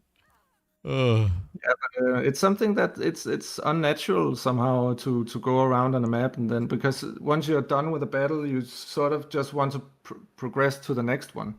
Yeah, and I do it too sometimes. I forget to craft, and then I enter a battle that's too hard, and I lose all my death house, and then I can't craft, and then so I can see the frustration from players that forget to craft and then try and brute force their way with a basic deck into a boss area. That's tough. You know what might actually help in terms of like little feedback is I didn't believe that I was gaining resources if I killed a spirit that had been previously defeated. I thought I had already collected its death house and it no longer provided resource for me. But I know it's not the case now. Now I know I can farm, and I've just been doing that. I think that was the first impression of like, oh, I killed it. That's I don't get a soul anymore. Yeah. Cool. So that's definitely something to communicate as well. Also, just learning that cards cost death house to craft is also something that many people miss because they are focused on the ingredients, of course, in the beginning. So I think it's kind of a learning thing. Yeah. It's quite fun though. Like I think that you guys have made something that's really, I don't know, it's brutal hard. The art is phenomenal. Like all of the extra explosion, like when you unlock a card and that whole thing just rippled across the screen like that. It's just awesome. It's just really, really cool on some of this stuff. Cool. So I do dig that. I think that it's a beautiful game and that it's also incredibly difficult right now because I don't know what I'm doing yet. And I think over time I'll get better at it, and then it'll become more easy, and it'll become more interesting in that way. I am having a blast with this so far. Great You love taking skin? I know, right? Take skin is an ability. I'm going to go take some skin right now. Yes, I've also switched over to now using Mother's Cloth because it starts me with 2 shield, and I can then use Defensive Strike on first turn without doing anything, and it will give me, it only costs 1 instead of 3, which is really interesting. So there's combos you guys can do with different, totems to do different amazing stuff with your cards. They already combo. Definitely. Yeah, So we that have was cool. like it can go out of control. Like we have to nerf some of those totems because we've had like players writing us like, "Oh, I did the whole realm with like one, like without dying, like in one sweep." Oh, Like because like this loop that happens, and there's so many cards and so many totems that the perfect mix will just spiral out of control, and you'll become like just become God. Yeah, Way too maniac. So we need to look at those things and then just make sure that nothing like completely breaks. But at the same time, it's always fun when you break the game. It just need to be controlled somewhat, and that's also one of the reasons why we have this game divided into 4 realms to have 4 different deck types. So you can't just like create this monster deck and then just roam the rest of the world. You have to begin again, like from zero, basically from scratch each time you enter a new realm. So yeah, no, I think that's really interesting because I do feel like I'm starting to roll in terms of damage and get stronger and stronger as I go. Now that I'm starting to understand what I need to do, basically. Yeah. Although I'm probably going to die, as you do. So this hand is all basic deck. So that means probably you need to take some of the cards out because they are beginning to clutter your deck. So it would be better to just have a fewer of those and more of the green ones, of course. Yeah, I think I want to get rid of the basic ones. I started getting rid of stuff like First Strike and things like that, the knockback ones, because they're cool, but they're not. Some of them are good, but not a full hand of them, maybe. Yeah. So here you already have 2 much better cards at disposal. So yeah, like right here, like Rabbit Attack is just amazing. Yes. So yeah. And then Plucking Talons and that one. So now you discarded 2 cards. If you had a green card that reacts to discarded cards, then you could do a sick combo, for example. Yeah. No, I saw a couple other combos in there that are really amazing. And like now that I'm stealing cards from, fallen enemies, that's really interesting. I don't know what I just got. So now you can go right, and then you'll like go to a. If you go right, then there's this scene of like an emotional scene. But I don't know if you will. Oh, you got the bluebird. Oh, that's a horrible debuff. Yes. So if it stays in my hand at the end of the turn, then I revive an enemy spirit. If removed from the deck, it will return to its place of origin. Okay. Yes. So I got it. So now, wait, something happens. No, no. What a horrible trick. I was so excited to finally beat that. What a horrible trick. But you unlock new cards and stuff, so maybe you can craft a better card right now. Yeah, you can't fast travel with a quest card, but you can throw out the quest card if like you can't get stuck. Of course, you can always throw the quest card out and then just proceed. What's it like? Right now, it's really tough because you revived the arena. Yeah. So you need to remove that. So what is it like being a monster? What is that like for you? That's so wild. Oh. I love that though. Honestly, I love that I have a moment where it's like, oh, the game is just so like, yeah, I did it. I did it. And the game's like, no, you didn't. No, punished for game. Yeah. No, I The actually worst really thing like is that I'm horrible at games, so I'm really not good at any game. so any game that's too hard, I'll run away screaming from. But it's interesting to make this game because it's like for us developers, it's of course not hard because we know all the tricks, but it's also interesting to see to design a really hard game and see people's reactions to it in of course a good way. We designed it with love and care, so it wouldn't be. We try and do it hard, but not. We don't want people to be totally frustrated. So we are trying to also design that part a bit better to onboard people a bit better, so they don't get so frustrated. Makes sense. By telling them to craft, and get rid of the basic cars. No, it makes sense. I'm going to put another rabbit attack in there. Yes. That's so now you're amazing beginning card. to have a really nice stick. Yeah, I'm starting to. Getting there. It is really interesting, though, is like thinking about how you're going to build this out and like the way that you should make, your character in this, whatever it is, like your deck, and it's not easy to understand at first, but you learn it really quickly. So it's not like too esoteric. I think it's quite fun, actually. Like now, I also have to attack this from a completely different angle because before I optimized around killing that crow, but now I start over here. So it's like, oh no. Yeah, at least you get your life back. True. So we weren't that punishing. And I'm not going to use this gift of nature because it's worthless, and then it would exhaust it for the rest of the battle. Yes. Good play. Yeah. Yeah, this is super fun though. I think it's really interesting.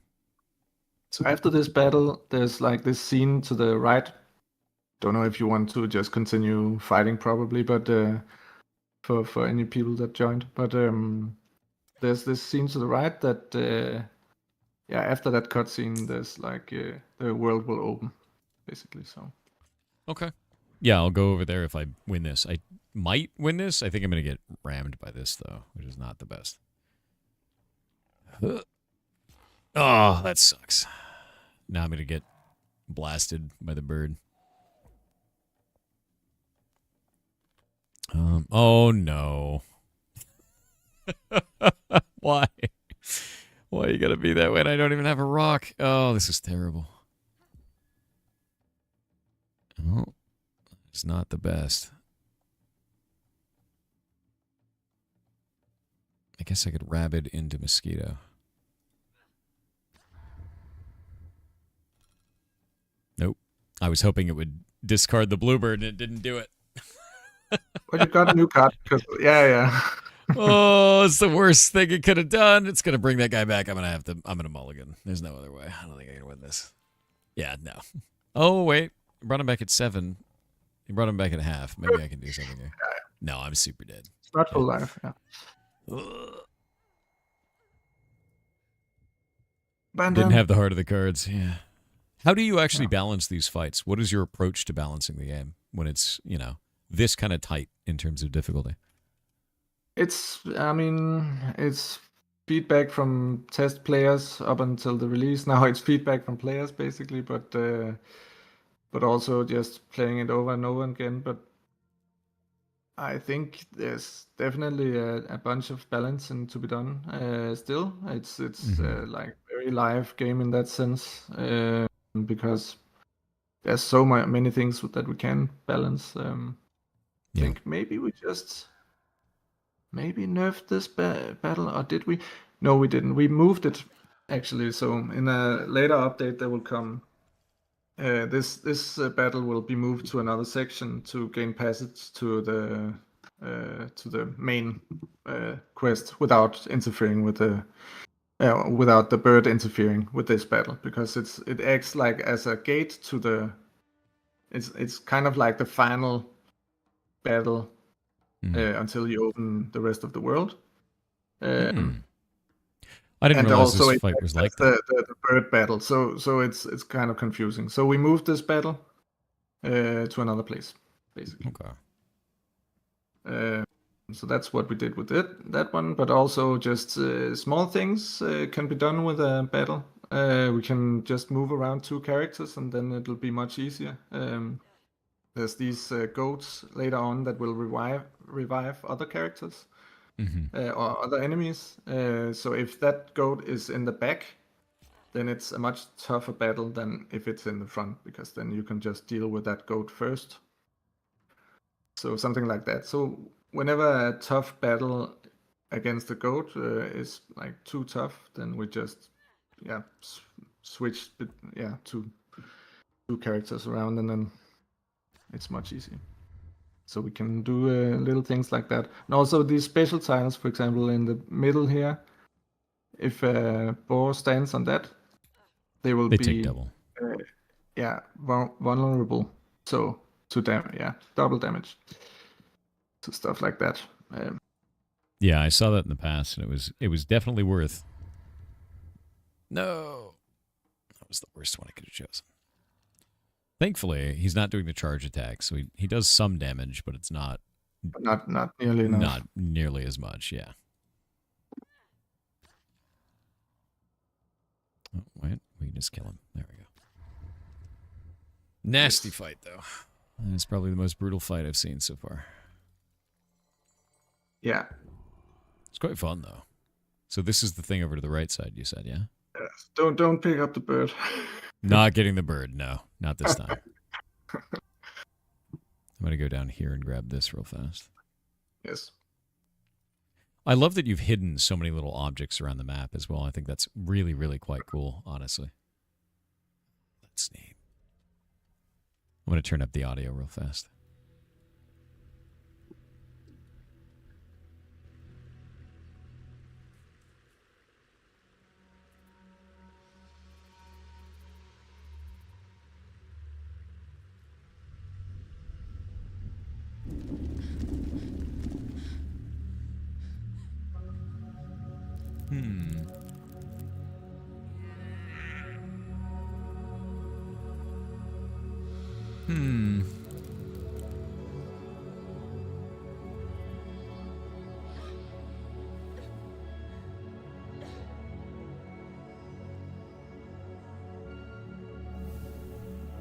It's full of emotional pain.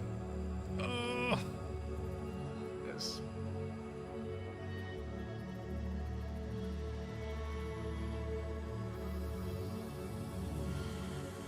Even if you find him, you don't have the knowledge or power to stop this. The great spirits might be able to help you. Great spirits. Oh, so this leads into why you have so many maps. We must find the great spirits.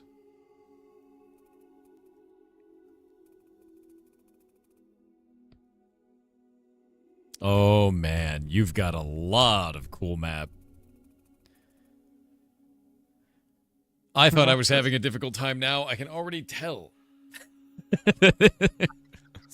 Yes. Oh, it's going to be full of pain. So many battles, so much pain.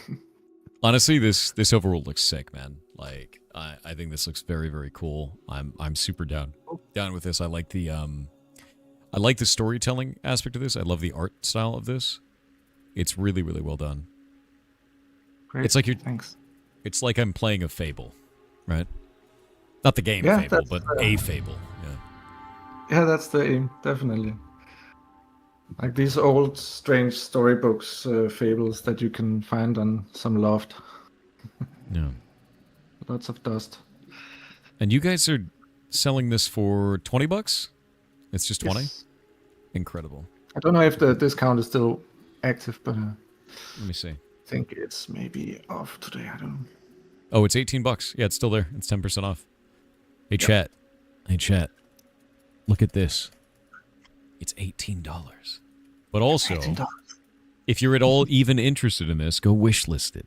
Do it, because that helps the game, even, and it costs you nothing. So if you're not interested in getting it right now, wishlist the game, because it'll tell Steam to go buy it, like to show it to people, you know, so that they go buy it. This is phenomenal, dude. Like, I think it's really, really hard, too, which I like. Like, I like how difficult this is, entirely so. But it's also kind of like, it's difficult in terms of combat mechanics and in terms of, like, understanding the best move that you can have in a given moment. But it's also, like, forgiving in that you don't lose your run when you die. You just kind of go back a second, you know? Which isn't really what I expected. And I like that because I think a lot of games are way too hard up front. They try to be super hard up front, and then right after they're so difficult, they just go, okay, you start the whole run over. You lose everything when you do that. And this one is very hard, but also that's okay because you just get to try again. It's not the end. Yeah, exactly. Yeah, really well done. And it's also, you know, the whole aspect of like Souls-like aspect of it is kind of a interesting thing because it's something that the testers when we made the game during the production, we had a lot of testers from our publishing department, and they came back with this thing of it being a Souls-like, and we never intended it to be a Souls-like. It's just something that came from the design, basically. So we based it on roguelikes, but in an open world fashion. So yeah, how do you do an open world roguelike in that matter? So that's every time you, it's kind of a tricky thing. So it came from that design, like to solve that problem. We needed to let the enemies revive in each battle. Each battle revive whenever healing. So basically the same, you know, structure as we didn't want to heal between every fight because that would just be reset the game for every fight. We wanted to have a sequence of fights like in a roguelike where you have, you can heal and then you have 3 battles and then you can heal a little bit again. So we wanted that structure from Slay the Spire actually. So then we sort of thought of this design of reviving all the monsters every time you healed. So you needed to go through all 3 arenas to get to the next Sacred Grove, to the next camp. And then you can fast travel between the camps, these Sacred Groves, once you found them. Yeah, I think for me so far it feels very good. Like it feels like it's very balanced, and I'm getting so many new cards that I realize that any difficulty that I was having before, it's because, like you said, I wasn't taking the time to make sure that I was doing this correctly, right? Yeah.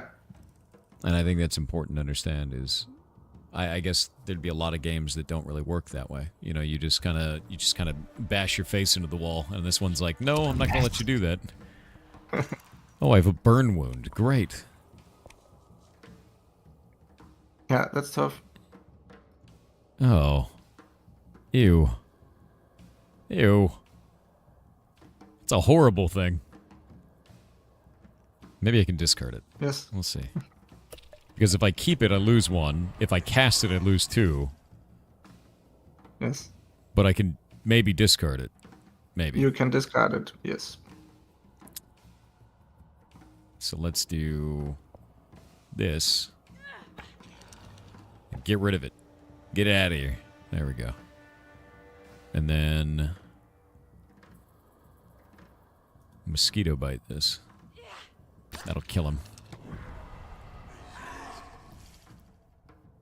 And then we don't have enough. I'm gonna get another burn! The burn wound is wild. Oh, it hurts. I love that I'm getting like so many different options now too. Like these start to play together very, very well. Yeah. I think. Like I the can more move up cards here you get, the more fun it becomes to battle. Most definitely. Yeah, I super agree with that. I didn't have a shield there, but I could still pop out enough damage for it. And I have so much mill on this that I can just not have to care about stuff like Burn Wound because I can just remove it every turn. I was trying to get as many things that were like discard a card out of my hand because I kept getting debuffs, and now I'm happy I did that. Exactly. Yeah, no, this is cool. I think this is starting to feel really, really awesome. So what comes next then? Like, what are you guys working on now? That's a horrifying creature thing. Still this game. Yeah. Oh yeah. It's What do you want to do in this game now that you've launched? What's next then? Yeah, so basically this week has been like correcting all like hot fixes and stuff like that, and then we carry on polishing the onboarding of this, and then we have some small treats here and there, some totems and stuff like that coming up. But once the game is in the state that we want it, then we are moving on to something new, and we'll see if. Time will tell if the game suddenly gets a huge boost, then we might come back and do a DLC of something. It would be nice to do because there's so much to discover. Like there's so much more to this game that we want to do, basically. So yeah. Is there, even though you guys are launched, are there a lot of things that players still haven't found yet? Do you think? We've just seen one of the quests, the hidden. We have these hidden quests. So one of the quests had like only 1% of people that had discovered that. So that's not many. Yeah, it's not very many at all. Yeah. Well, hey, so I think that's cool. That's the closest. I think yeah. So we have these hidden quests that require you to put like a basic puzzle together, but it's kind of hidden, so you need to traverse the whole map to find all the clues to solve the puzzle. And then once you do that, then it will reveal something special. That's quite cool. That's actually really awesome. Well, we are almost at time. I am blown away by this, dude. Like, to be completely honest with you, I think what you were making is very, very cool. I think that the art is phenomenal. I think the gameplay is phenomenal. I think the embellishment and kind of any action that I perform in this is visually beautiful. Yeah, the game looks dope. Yeah, how many of you guys in chat agree with this? Because like this is cool as hell. Like it looks really, really neat to me. It's funny too because there's some aspects of it that just seem so simple, and then you interact with something and it just explodes into this like full screen effect of something that's just phenomenal. Yeah, yeah. You're getting it for Switch. Oh, you guys are on. How many consoles are you guys on, by the way? Right now, only PC. Only PC, Steam Deck, and then we will be on the consoles, all the consoles.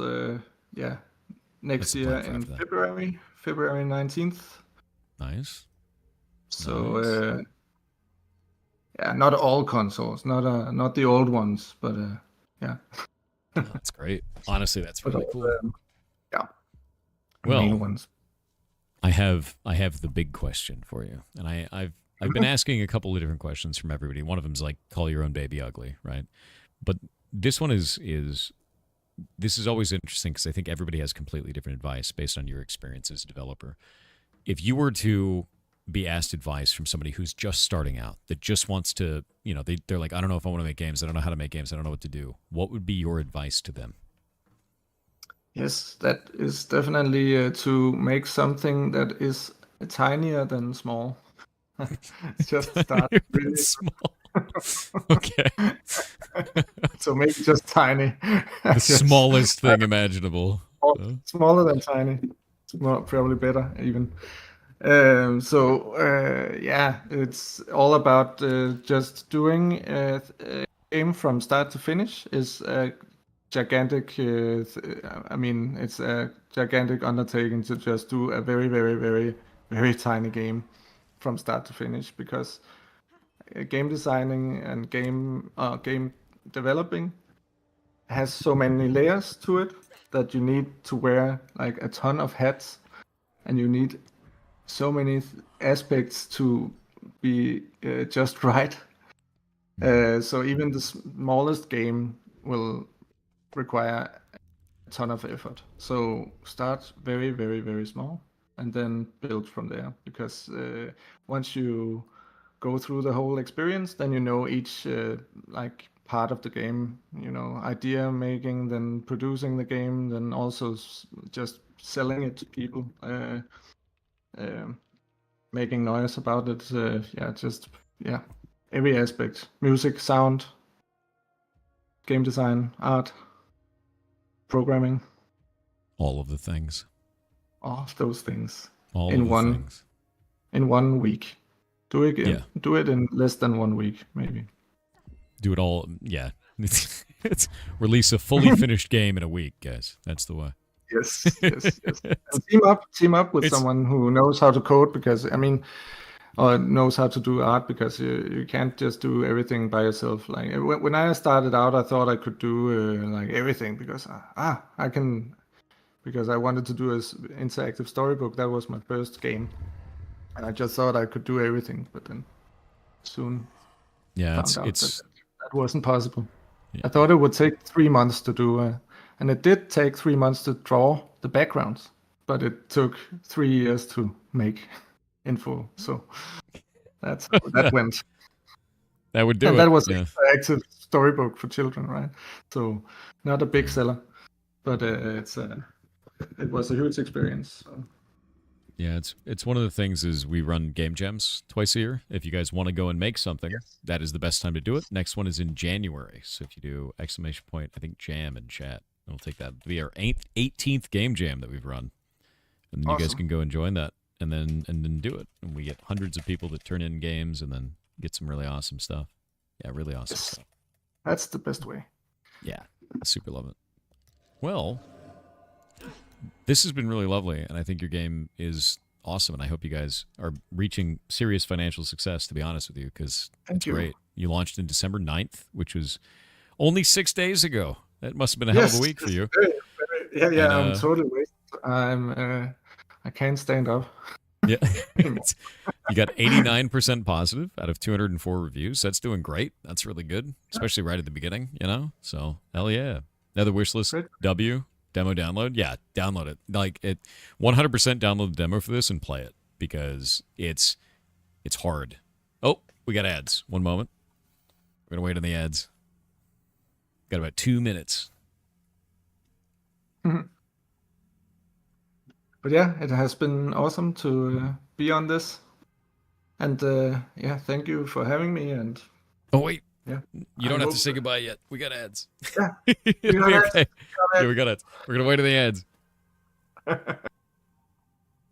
Wait for the ads. It's a Santa Claus in December game show. Yeah, heck yeah. I always wait on the ads. I just don't want them to miss something, man. Like, there's so many, like, I don't know, there's like so many economic factors right now, and people can't pay for subs or anything like that, and if they're here and they watch an ad, I'm still making money. I can still pay the team, so it's like, I just wait for them. There's no reason not to. Definitely. But I really like that you like the game, even though it's so brutal, because that's a huge thing in like a big design decision to make it hard. But it plays definitely the best when you are challenged.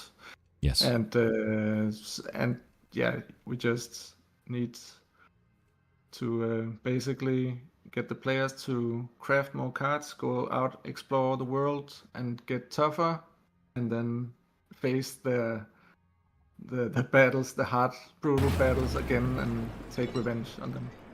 Yeah. When the ads come back, I'm actually or ending. I'm gonna walk them through that, because I think if that's the most difficult thing you guys are facing, and even I felt it, like I think people are going to have a much better time if they understand that mechanic, for sure. Yeah. Because it's quite fun. And once I understood what was going on with that, like I was like, oh. Do I keep totems between levels, by the way? Are those permanent? Yeah, those are permanent, except 4 of them. Okay. Which you will see later. But yeah, that's what we've heard in the reviews as well. Is like, once it clicked, I totally got it, and it was great. Like, so I'm going to tell you guys what I learned so that when you play the demo on this, you'll have a much better experience. As like I've played Slay the Spire and stuff like that, and a lot of the times when you have a battle, you just take what's on hand, right? That's not like this. You can stop and refight an encounter to get more of those death howls and craft more cards to make a perfect deck. So the idea is just keep farming if you can't beat a fight and make a better deck and then get back into the fight and replace like all of your cards, because you can have up to 20 cards in your deck and as small as 15. I didn't realize that in the beginning, and I was only spending all of my death howls when I got to one of these Sacred Grove terminals and like turning them in for the these points. You don't have to use them for that. You can use them to craft cards. Like this costs 2 death howls plus the resources. So just like farm and build cards, and then you can just steamroll, right? And the enemies are hard enough that you need to do this or you're going to die. Yeah, exactly. So, and like I would even just call it exploration rather than farming, because if you explore the world, then you take the easiest path available. You'll get to new spots, you'll gain new resources, and then on the way you'll get enough death howls and resources to craft along the way, and then you'll just be stronger when you get back to the gate, the hard battles. Here's a question. If I leave to main menu, does it destroy my run or does it save it? Can I return It right saves it all the time. Like you return to a Sacred Grove, and if you are in the fight, you just died in a fight, then it returns to that. So awesome. Well, that's fantastic. Cool. Yeah. Well, thank you very much. Thank you for sticking around for the ad. Sorry, they went off right at the end there. And, yeah, no problem. It's good. And if there's anything you want to tell the community before you head out, let me, go for it. Floor is yours, man. Yeah, I mean, enjoy Death Howl. I hope you explore our spirit realm and just give him hell. Yeah. All those vicious, brutal spirits around. Yeah. And for the person who said, can I enjoy this even if I'm not good at super hard games? I am enjoying it. And I think that if you are having a tough time, if you just farm for a moment, I'm really bad at super tough games as well, because I always, say to the other guys that it's too brutal, and then I go explore some more, and then it's not too brutal anymore. So it's always about just exploring, getting new and better cards, and then all will be fine. Yeah, no, it feels that way to me as well. You just kind of, you realize like, oh wait, I'm just using cards that are bad. And you're good to go. There's a big difference between the basic cards and the realm cards. So yeah, the green cards are incredibly strong, very, very much so. Yeah. Well, thank you very much, cool. And I will talk to you later. Thank you. Thank you as well. And thank you again to you guys and 11-Bit for sponsoring in December. That is fantastic. That is a very awesome thing to do. You guys are amazing. So thank you. I'll see you around. See you. Bye. Oop. There we go. Yeah, this game is really cool, man. Like, I really, really like this. And it is very hard. In like a good... It's like hard in a really good challenge you kind of way, not in a impossible bullshit way. Like there's games that have impossible bullshit difficulty, right? There's ones that are like, they just kind of punch you because the game can punch you and it's random and it's too random, right? This one is not that. This one feels deterministic and it feels like it's just like, oh, you died? Why are you using cards that are bad? Stop it. Go use different ones. You have the ability, and there's no RNG that's going to lock you out kind of a thing. So that feels good. It's very well balanced. Once I understood the mechanic, like the crafting of the cards, it felt way better, way more fair, if that makes sense. Well, with that in mind, we're going to head out. And it is time to go play Ashes. Really enjoyed that, man. Really, really enjoyed that. What a cool game. And I'm gonna show you guys this here. Here's the game again. Go wishlist that. Help them out. Yeah, 100% do that. Phenomenal game. Really phenomenal game. You hate when a game is simply hard to be difficult, not good due to actual good gameplay. Yeah, that one is hard because it's good gameplay. It's not hard because I'm getting RNG'd. Like when I went to go, like if I lost a battle and I went back in, my cards were exactly the same every time. It was deterministic. so I could play the same hands again. I wasn't fishing for like a mulligan, if that makes sense, for like a better hand, which I think that's great, to be honest with you. Is Kingdoms of the Dump ever finished? Not yet. I am planning to save it. I want to fight the final boss on a day where we have enough time to enjoy it. Yeah. Also, I've been waiting for Ashes of Creation to come out for ages, and I'm very excited about it. When Ashes of Creation comes out for good, like for realsies, we're gonna have like nothing else to do. It's gonna be just that.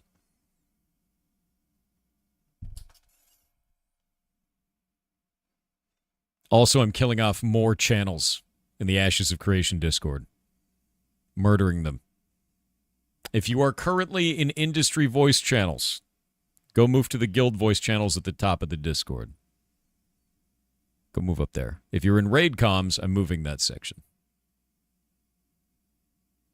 You will be slid. No more silos. No more ivory towers. No more clicks. I will find you. I will send you back into the masses. The game this Dev was talking about, that gave inspiration, was Dream Quest. Yeah, that's the one I've never seen before. I didn't know anything about this. Oh, it's a weird game. Oh, that's wild. This is crazy. So this was the inspiration for that game. It's called Dream Quest. It's so simple. It's like ridiculously simple. Not really what you would expect at all. That's cool, man. So this game inspired them to make their game. And it's sitting at, it came out in 2014, and it's 89% positive. That's awesome, dude. Like, that's really cool. Here. That's really, really cool. The gameplay must be really, really fun. Like, incredibly so. Because that's the thing, is like a lot of the times you'll see games that inspire other games and you never realize where that's going to come from, right? You think Dream Quest came out before Slay the Spire? I've never even seen it. That's a great example of the graphics don't matter. Yes, so is Kingdom of Loathing. Very simple graphics are totally fine. A lot of people don't realize that.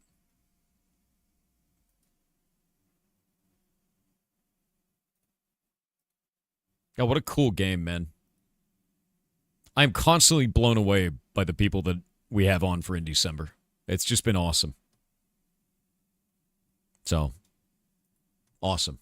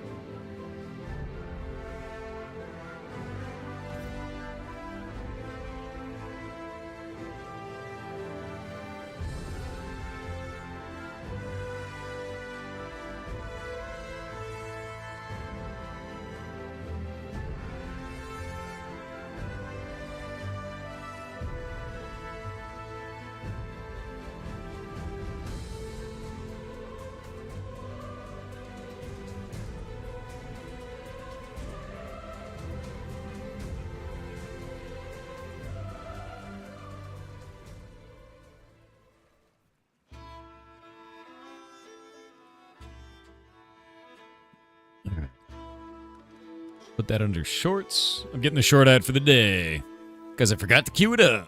Can I get an invite? Also, what percentage? 24. Sick. We're doing good. I'll turn on the chat blur 1 sec.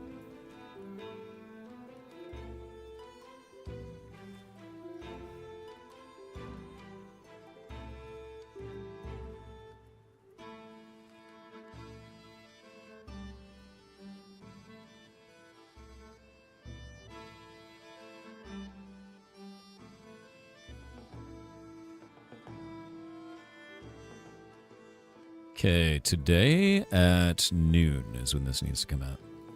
By the way, I've heard some really interesting stuff from a lot of people in the community. People don't seem to be getting videos.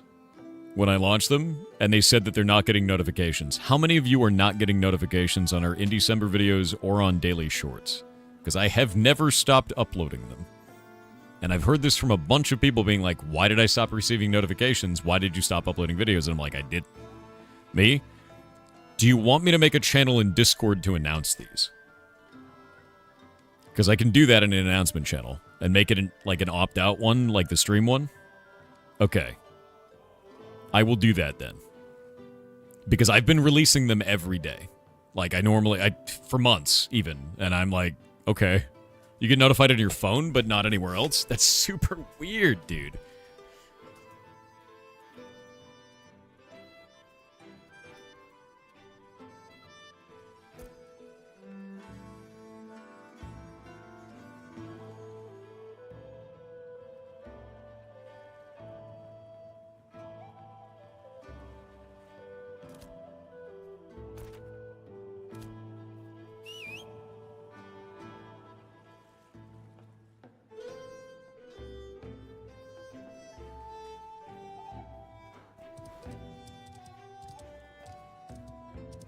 Werla boy. What are you doing out there? Harvesting plants, my man.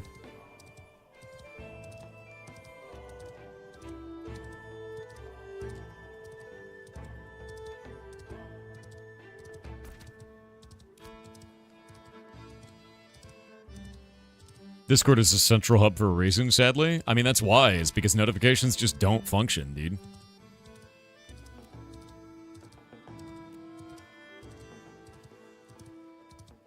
Will not stop until settlement achieved? Hell yeah, dude. You're a boss. We're getting there. We just need more people out here doing that. Like, the more people that are harvesting plants, the more people that are killing monsters here, the more people that are trying to tame this wild, the more that we can do this. Always make a socials content announcement channel? That's true. I think I'll do that today. I'm going to set it up. In fact, I'll set it up while we're farming this, so then we can have it. Someone said Frog looks like Dumbledore, and Toad looks like an oil baron? No, dude, you know what they look like? They look like a couple of guys they're gonna break your legs. The boss sent us. You know, we're here on boss's orders. You know the drill. It's time to get rid of those legs, kid. You know. It's exactly what it is, dude. They're so chunky, man. Oh. I'm gonna put this on Twitter, hold up.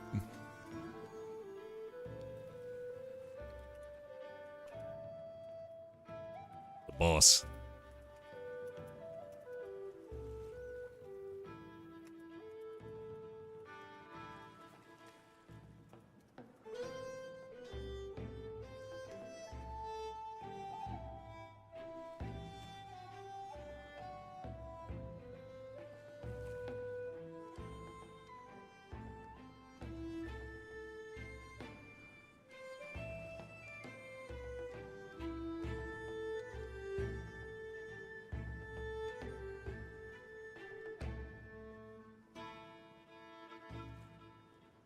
There we go. Enjoy this. The boss sent us to have a chat with you. It's just so funny, dude. Oh, they just look like a couple of tough guys, right? They're a couple of bouncers. They're ridiculous, man. And we got photos too. Please enjoy them. Oh, let me check them out, dude. Oh, Henry photo shoot. Oh my god, he's so cute. Look at this animal. Look at him. Look at him. Look at him. Little Henry. He's like, why did you put me in a hat? Why have you forsaken me? Oh. Actually, I'm going to change the quote on this. Hold up. I'm going to delete this tweet. I want to get a better tweet. It's funnier.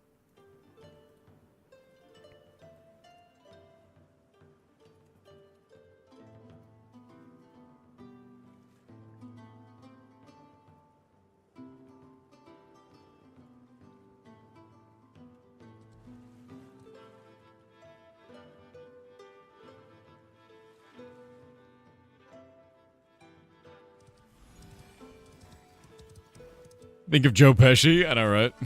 They're really fancy boys. They are. But they're ridiculous, honestly. What is that, Million Lines? Oh, what's up? I was laughing at the ferrets. They're very funny, dude. You walk so slow with a crate, get a mule.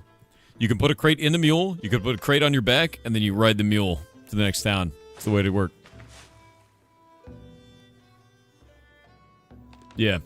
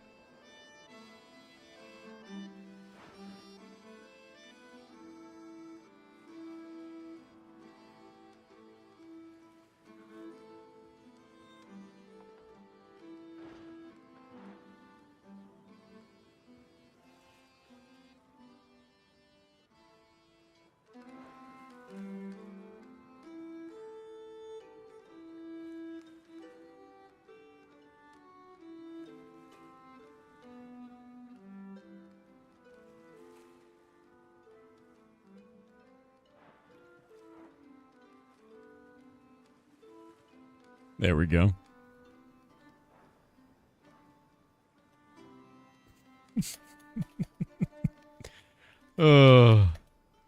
Grass movement makes you feel like you're on mushrooms?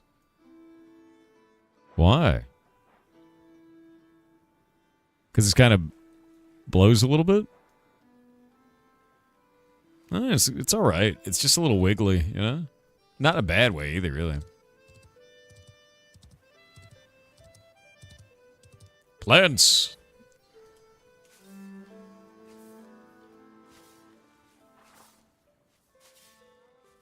Ferrets mean Santa as well? Yeah.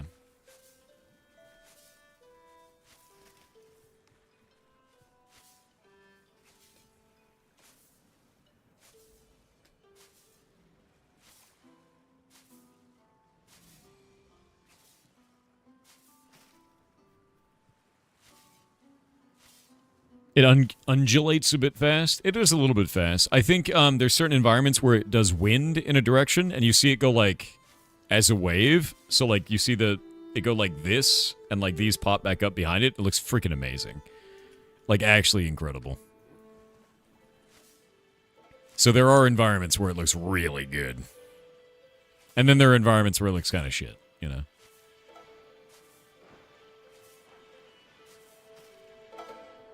Makes it feel like a group effort to harvest. I mean, it really is a group effort, to be honest with you. And every one of these gives experience to the node. So the more people we have here, the better it gets. It's exactly what we want to have. Like, everybody's working together. And it's nice, too, because it's not like World of Warcraft where you just have, like, a node. You know what I mean? Like, a lot of these types of MMOs, they'll be like, here's a single node to, you know, give you loot, and then you fly around until you find the next node. And this one's like, here's a field. Touch everything, you know? Can you summon a minion to help you harvest? No, there's nothing like that. Unless you're a guild leader. This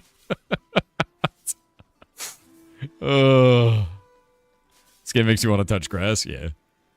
That's what I'm doing. We're all minions now. Pirate minions. Savage. No, dude. We're all doing stuff. My role is just to make sure we do stuff in the right direction. And that means I got to do all the science to make sure that we're not wasting each other's time. I don't want them to waste their time. That's the biggest thing. I want to make sure that we have a clean system that's devoid of internal politics and bullshit. There's no ivory towers and stupid, obnoxious shit like there was before. I think it was one of the biggest problems with our structure before is it became middle management's playground for everybody thinking they're better than everybody else or everybody thinking that someone else is better than them and getting mad about it. Internal politics are not fun. They're not fun at all. I like a simple structure. No problems. No bullshit. Because the moment you start adding any type of internal structuring for internal politics, you get people getting really butt mad about everything. About everything, whether it's a real problem or a perceived problem. And I just don't want to deal with any of that ever again. So we're not going to have it. So I'm deleting every channel that has to do with anything that is an ivory tower whatsoever. And I'm moving all of the voice channels to the top of the Discord, so the only place you can talk to another person is when everyone else can see you, unless it is a private comms channel for specifically leadership, and that's it. So I miss your old guild from WoW? Yeah. People usually take MMOs too seriously. I think they take social sandbox MMOs too seriously to an extra degree, because it is easy to lose yourself in the character that you play and replace your life with it, right? I think that's the issue with it, is you can isekai yourself mentally quite fast. And I don't want that to happen this time, because we've seen it. And especially when people are like trying to use this as an escape for real life, it's a problem. No more ministries? There are ministries, yes. The ministries will still exist, but they will be more as a resource repository for information. We will get certain activities done and things like that, and people will work together and, you know, the ways that they were before. But I don't want another, I only sit in industry comms all day, and I only talk to industry people, or I only sit in, you know, MOP comms and only talk to MOP people. And then people go, man, I wish I was as cool as the industry people. Like, that's not, none of that is good. That is a negative to the guild. Entirely so. There are too many barricades and walls in a way that doesn't work for this game. It works for EVE. It's great for EVE Online. It is not good for this. And the reason why is because they don't have any structures for alliances. They don't have any structures for adding a like a war target or an ally. There's none of that in this game. There's no API for us to detect spies. There's none of this. So we can't take it seriously like we took EVE seriously. We have to do this in a way that is more collaborative and less barricaded. It just doesn't work. Ashes shouldn't become a second job for people. Yeah, agreed. It should be something fun. We're going to go on and be pirates for a while, you know? Look at all the plants we just harvested. That whole clearing is us. That makes sense. Thank you for the clarification between the two. 100%. And the thing is the moment I started deleting those channels, people took that to Kronos and then screamed and shit and tried to get him to get mad at me. It just shows you the perfect example of why I don't want this. Very good example of why I don't want this. None of that shit. Not interested. All it did was make me delete channels faster. For some reason, this part of the stream seems more fun to watch than the pit grinding. Yeah, no, it is. It's because we're not sitting in one spot. Also, the colors are a lot more vibrant, the environments are a lot more beautiful, and you can see a lot more of the kind of like the engine working to look at not shitty, you know?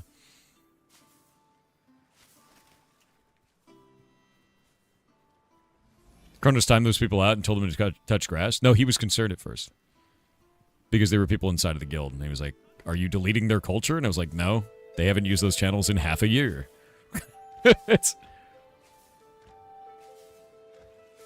Did I say suppository? I thought I said repository. Suppository is funnier here, but also not correct. I'm going to go with the first one. Funnier. Take the whole Discord and use it as a suppository. The whole one. There you go. It's not a good suppository. It's a great repository, but not a good suppository. Yeah. Sure, it's useful for how butt mad people got? Exactly. That's why they're butt mad. Because they use Discord as a suppository. See? But it's all coming together. It all makes sense.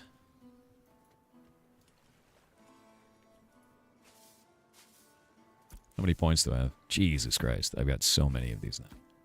But no, I'm going to be rebuilding this whole thing to be a collaborative experience. I want it to be flat in terms of leadership and understanding. I'm going to tap certain people to head up certain activities, and that's about it. And if it becomes too difficult and too obnoxious for them, we'll tap more people. You know, there will always be people inside of guilds that immediately rise to the top, not because they want power, but because they want to help. And because they immediately start doing instead of asking to do. That always works that way. Natural leaders are pretty obvious. I don't want to take applications and do interviews and shit. I'm just going to be like, you're doing good at this. Do more of this if you'd like to. Great. You know?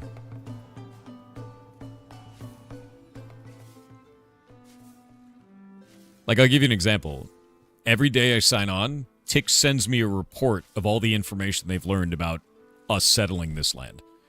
I didn't ask for that. She just did it. That's awesome. That's super useful. And now I can expect that kind of thing and be like, hey, Thank you for doing that. That's freaking cool. Every guildie does stuff like that. And I think that's how you make a guild that makes sense. Instead of being like, this person's the leader now. You'd be like, hey, you did this thing? Great. Yeah. Yep. Natural intelligence officer. Bingo.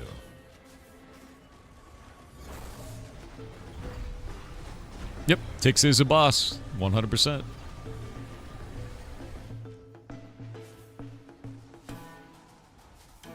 Yep. People fall into places. They put themselves in a place. And then you gotta watch to see if a person is, you know, taking on too much and burning themselves out because they're trying to prove themselves. And you'd be like, stop it. Sit over there. Was Tix with us in Dune? Yeah. Yeah, Tix and I ran the base together. It's great.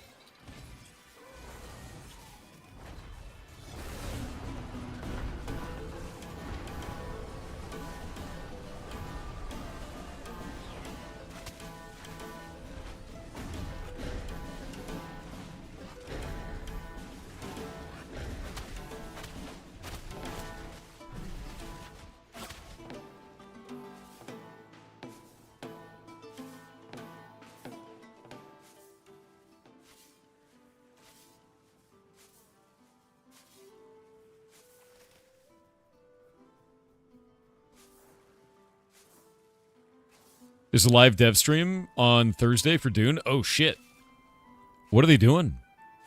Thorfinn, another MMO? I've had this MMO for a while. I love this game. They finally entered early access on Steam, and I'm very happy with it. Does modding count as game dev experience? 100%. Yeah, you're developing an experience for someone to play. That's game dev, man. And if anyone looks down on you for that, they're a piece of shit. Done. Anybody that tries to put barricades inside of the game dev area of like, you have to be this tall to ride the ride, that's not real, you know, experience doing stuff. No, those people suck ass. They're morons. That's how you put yourself in a corner and never actually make anything. Do something. Make stuff. Doesn't even matter. Dota started as a mod, you're goddamn right, dude. What makes Ashes great? I think the node system. I think the settlement system is probably the coolest thing that I've seen in a video game. And that's what we're doing right now, is we're trying to settle this. 25%! We're at 25% of this node done. If we can settle this place, it will build a town in the middle and we can start living here. Oh, we got ads. That means I can go get water. Please stop me from dying. I'm gonna get water.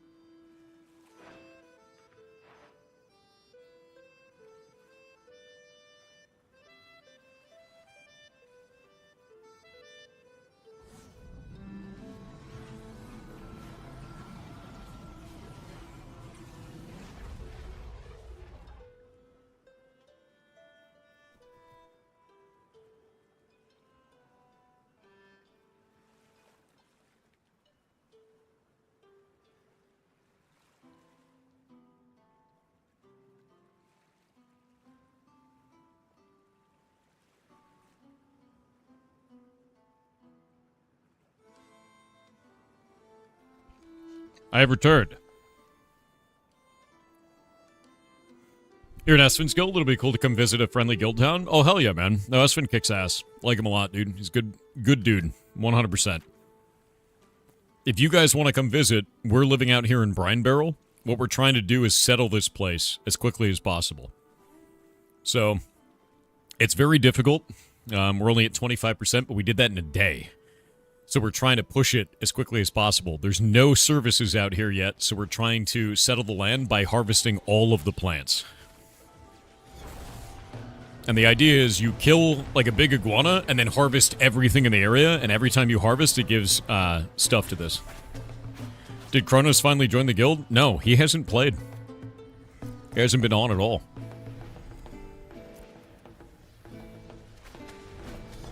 Like, literally now. Yeah.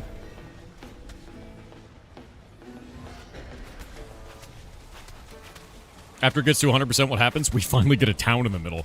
And then we can start doing quests and shit. Yeah.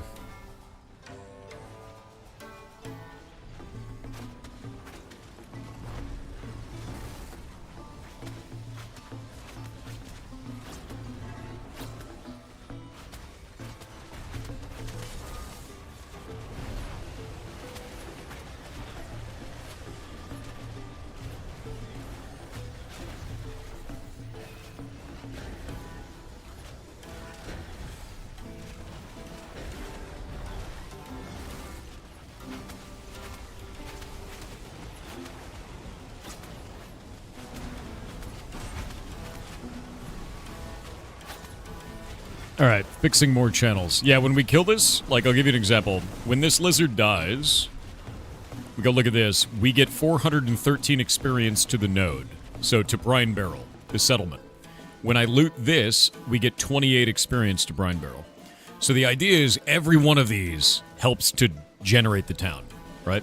Why does the lizard have so much HP? It is a 2-star elite. It goes all the way up to 5 stars. There's 1, 2, and 3 stars as normal elites. 3 stars, you need an 8-man party. 2 stars, you need 4 to 8 men. 1 star, 4 man, usually. And then a 5-star, that's a raid. So it's 1, 2, 3, and 5. But all these plants, all of these are worth 28 experience each.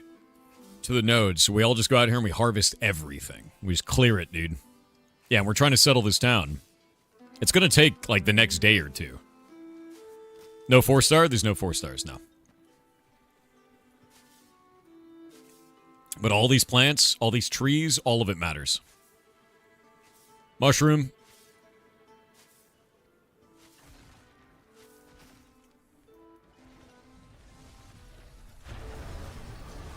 There we go.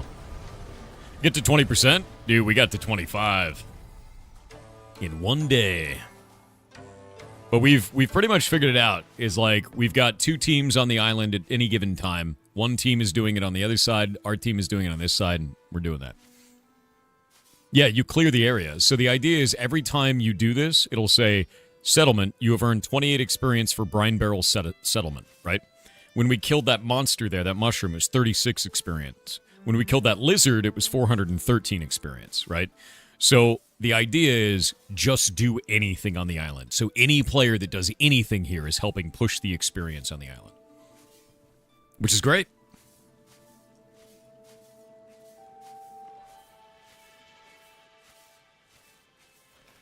So we're all just doing this. We're all just pushing as hard as we possibly can, getting as many materials. We clear-cut all of this up there. That used to be filled like this. So any player that is out here in Brine Barrel is counting. As long as you are getting experience in this little zone. It's got to be inside the red barrier there. Every piece counts. Everything. Is there a free trial? No, unfortunately. And remember, this is an alpha, and your character will be deleted when it launches. Yeah. Oh, another giant iguana. Also, am I wrong, or when I left, was Montyler... Were you shit-talking? Something about a spit emote? What was that?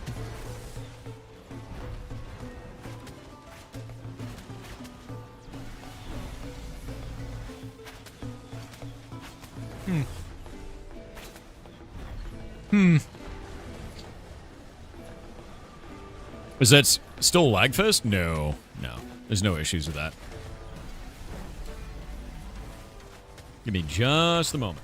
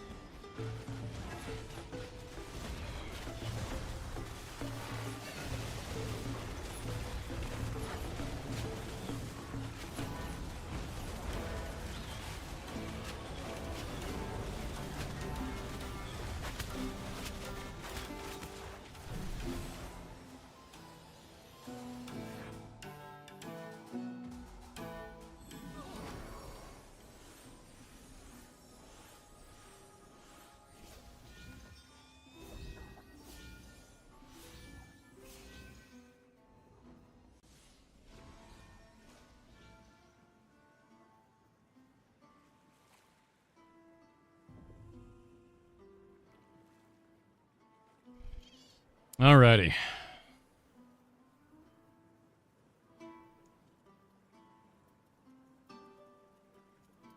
Doot, doot, doot.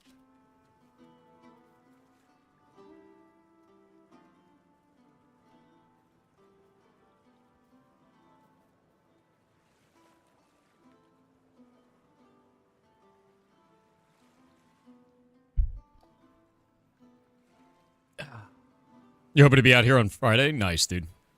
Hell yeah.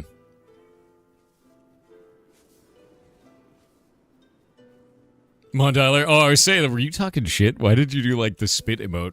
What was that? I didn't even know what you were talking about. I was like, you seem very bombastic about it. Is this game worth it in this state? Do you want to play an experience that is kind of scuffed? Because it is very playable and fun, is a social sandbox, right? Which isn't for everybody. And your character's going to get wiped when the game launches. If you are okay with those things, I would buy it. If you are not okay with any of those things, or even one of those things, I would not buy it. And I would wait. Ow, my bones! It hurts? There was a hidden mushroom. I tripped on him, he hurts. Go away, you little shit.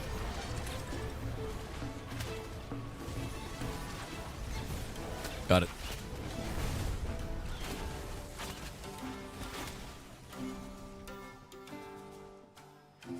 Poor mushroom, that mushroom's evil.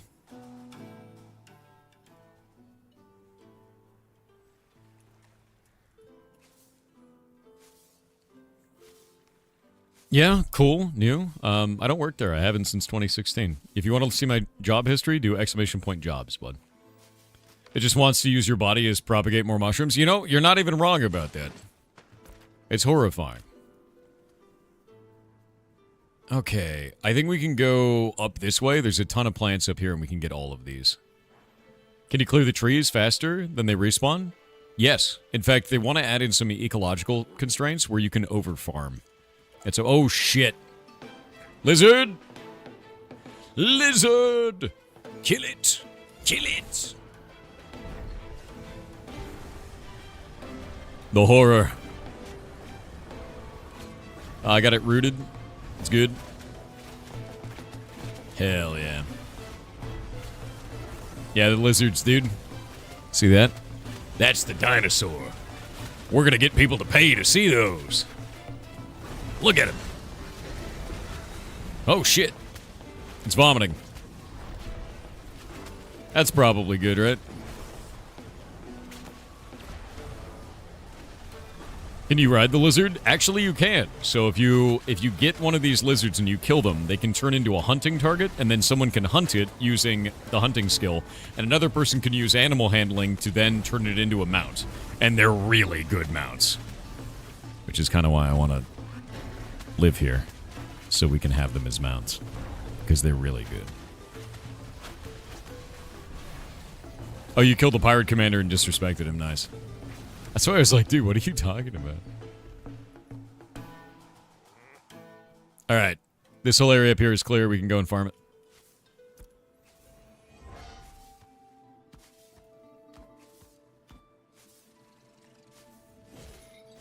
A crab.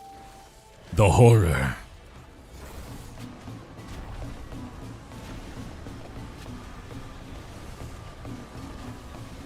Can't wait till Iguana Ale shows up. Oh, look at that guy. See that dude? Where la boy? He's doing his part.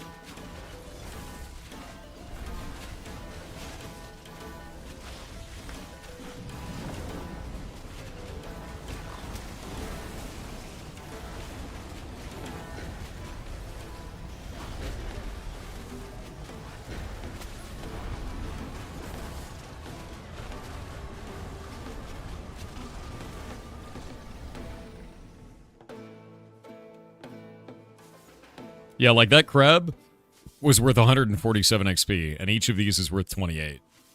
So, like, if we spread out and each of us does this, it's very, very fast XP. It's faster than killing monsters, but they disappear, so.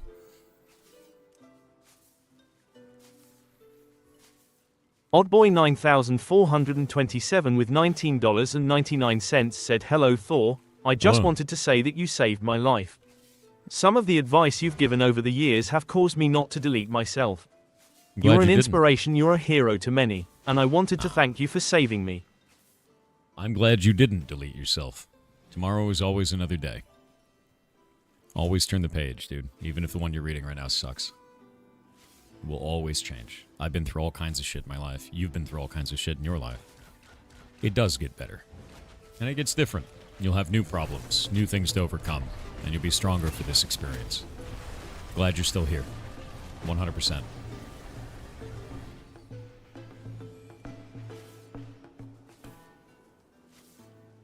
Ugh.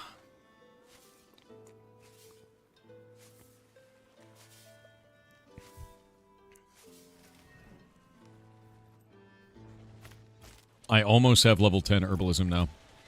Getting there.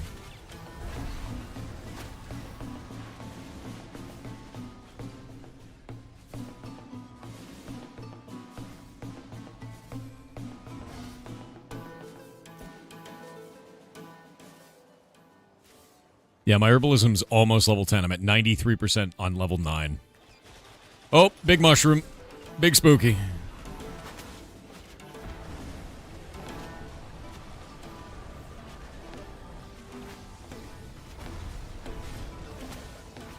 Oh, you humiliated the mushroom, dude.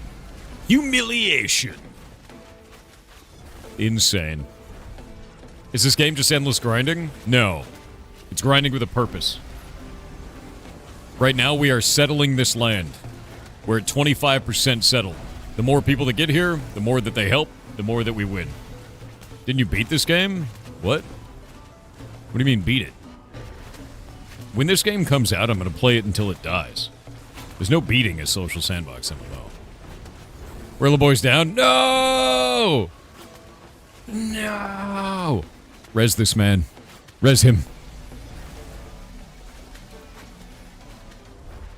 Cresso, revive this poor goblin. Revive him.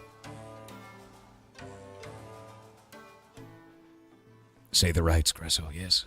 Yes. Wait. I farted in the ashes as he rezzed you. It's part of you now. Good luck. That's how you do it.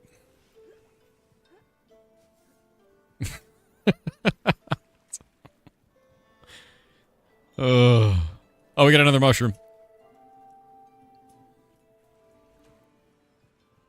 We got another big boy mushroom. I need you up here, bud. Mr. Mondialer. Oh, they pulled it. It's spooky. Kill the small mushroom first.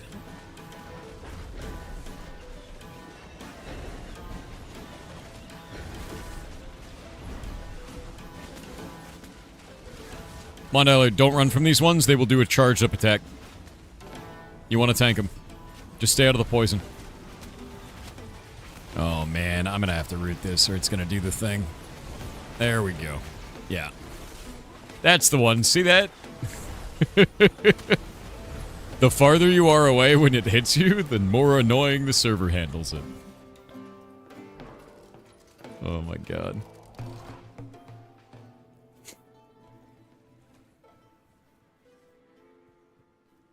Alright, let's see. Another one's coming. Oh, there it is, the pain.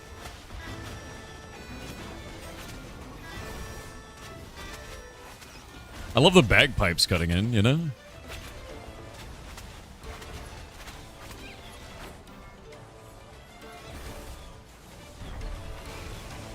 Dacheezy said hi Thor, if you have not checked out a game on Steam called Bistro, you should do so. I think you'll find it interesting. What's it about? Bistro? Does anyone know what that game is? I've never heard of that. I don't know what that is. Another big mushroom over here. Man, they're all over the damn place here. Look at this thing.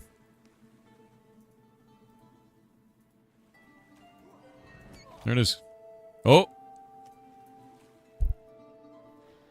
Oh. Did somebody summon a pet? Yeah, you did. Oh, it's a scary ass thing, dude.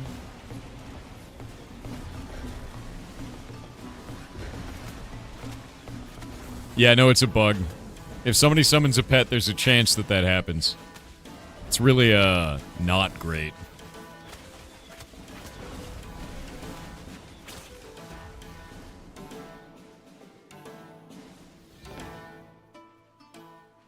Each of those is worth 147, so this forest is worth more. Chop it down. Cut it up.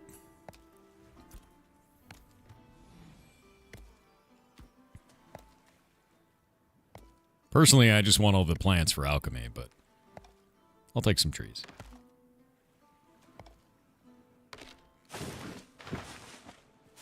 Yeah, that tree is worth 28.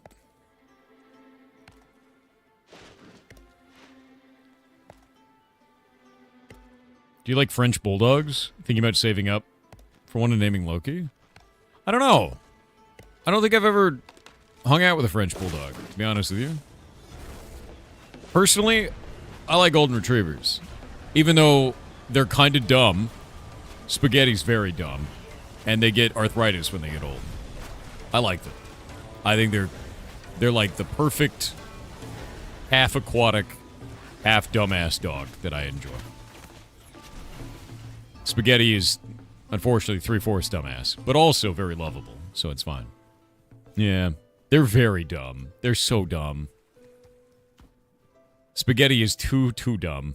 My favorite thing that he does now is he will run up to you. He'll get down real low because he wants to play, and then when you lean down to go pet him, he whips his head up and then hits you in the chin and makes you feel like you broke your teeth.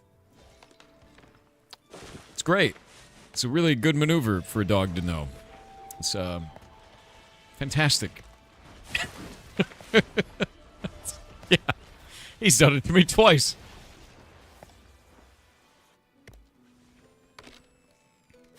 Now when I go to pet him, I just do this. And then he does the thing, and then I pet him normally, and it's fine.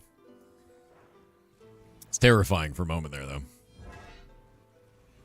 Chopping all the trees. Stealing all the plants. You fell for it twice? You're not even wrong. My favorite thing about Spaghetti is that when he did something really wrong, he makes the face. Because for whatever reason, golden retrievers know when they do wrong. And they make this face like, I did it, I'm so, no, like that, the whole thing. And he does it, and it's ridiculous. Whatever it is. Yeah, the golden face, whoa. He does one of those. And you're like, dude, I don't even know what you did. And then, like, sometimes it's nothing. Sometimes it's like, I spilled my bowl of food and then I ate it off the floor. Oh, you know, like one of those. And I'm like, dude, it's not even wrong. You're fine. But he makes like the full sad thing. I threw my toy a little bit far away. Oh. It's ridiculous, dude. He's a ridiculous animal. That's why you like cats. They have no sense of shame. So, as someone who's grown up with cats his whole life, I think you got it a little bit twisted. Cats are dumber than dogs. And I'm just going to be 100% honest with you. Cats are straight up dumber than dogs. It's not that they're like ornery and think they're better. They just don't have any thoughts. Straight up. None. Like, this is why when you walk past them, they're like, attack. Because they just run on instinct. Instinct and dumb. Cats are really dumb. They're really dumb. They're like 100% instinct made with claws. And that's it. Yeah. They're really dumb. Yeah, they're all vibes, 100%. Like, I have grown up my whole life with cats. Whole life. They're so dumb. Dogs are like, dogs will think about it. They'll still do the dumb thing, but they'll feel bad about it afterwards. The cats will just do the dumb thing, and they're like, my body moved on its own. What are we talking about? That's cats. It's ridiculous, dude. Oh, big lizard. We have to kill it.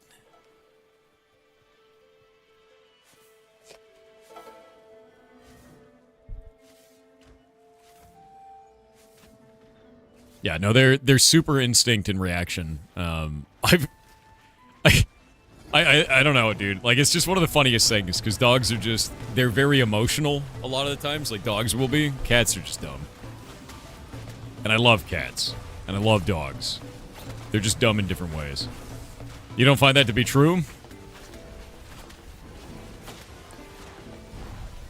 Too close. Cats are dumb, you'll see. You love a clingy cat? Some cats are really clingy. That's true. That is... Sometimes they find like a human that they want to be around all the time. And that's fine. But if you walk past your cat in the dark, what does it do? It goes for those ankles, man. No matter what cat it is, no matter who you are, that cat's going for those ankles in the dark. That's what they do. Nothing? No, they do. Every cat ever, dude. That'll do it. Every time. How do you feel about this Taco Bell burrito? Your cat doesn't do anything? Cats are dicks. Yeah, that's why we like them. Like, cats are... Here's the basic way that I feel about it. We don't deserve dogs. They love us too much. We absolutely deserve cats. They're evil. And we like that about them. Also, cats are dumb. You know what it might be, actually? I think I know why I feel that cats are super dumb. Half the cats in my life have been orange. I think that's why. I think that's what it is. Half of the cats in my life have been orange. They're idiots. Orange cats are idiots. Okay. At least I understand now. Yeah, that's your problem? Probably true. Because I was just realizing Gadget was really smart. She actually had thoughts in that head, sometimes. Orange cats have none. Orange cats are idiots. They're dumb, dude. Orange cats are super dumb. Lovable as all hell, but very dumb. Tell me I'm wrong. You say cat stereotypes? Tell me I'm wrong. Orange cats are dumb. They're great. They're lovable, but they're dumb.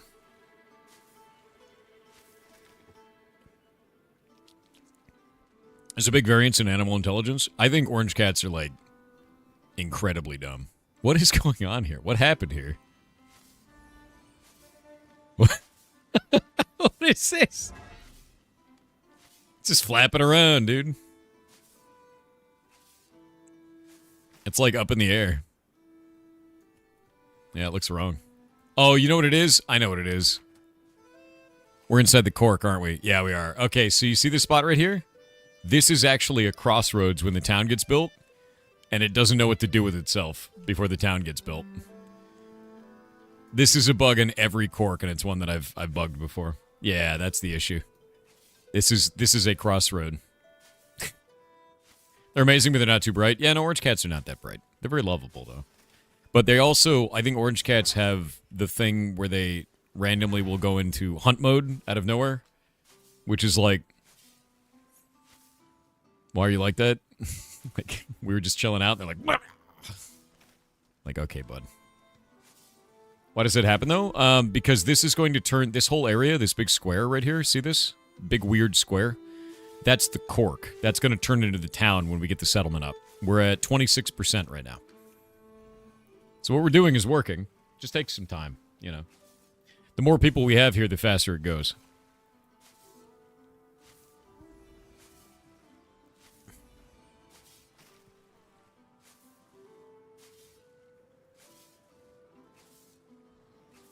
Your sister has an orange cat, can confirm. They don't have brain cell 98% of the time. Actually, I think what it is they all share a singular brain cell. They're like Chet, right? Every orange cat globally is the same orange cat, brain-wise, together as one. They have to distribute the single brain cell equally across all orange cats. That's why they sometimes just stare off into the middle distance and then snap into, like, going insane. That's them getting the brain cell. They're downloading it. Takes a minute. Yeah. Orange cat is an SCP? Yeah, dude. Because they do that. They'll just stop and they're like... And they'll freeze like that for a moment and then just go apeshit. Just... Update on Marathon? What is this?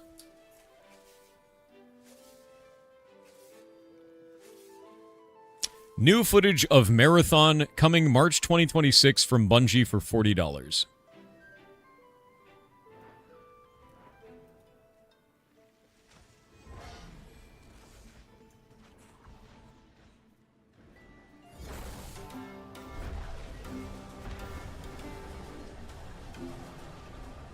I'm not interested. Yep. Not after what they pulled.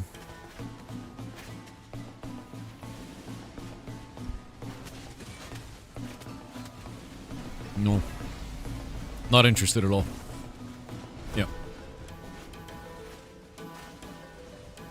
Yeah, no. I don't care if it pops off and becomes Twitch meta. I don't give a shit. Not after what they did. That's beyond the pale for me. What do they do?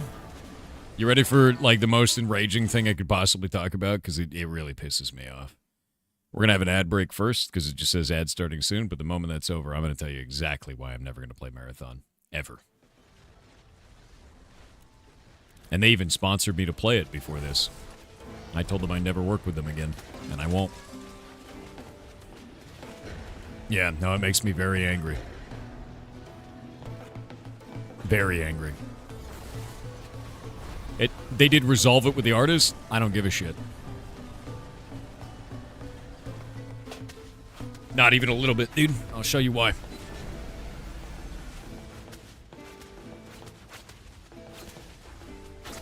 Yeah.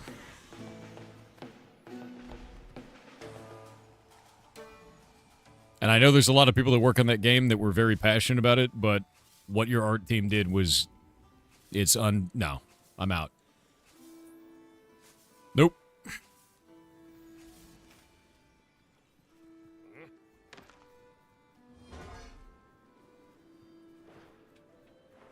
Yeah, I got a story for the kids. Pisses me off. Let me pull up all the tweets.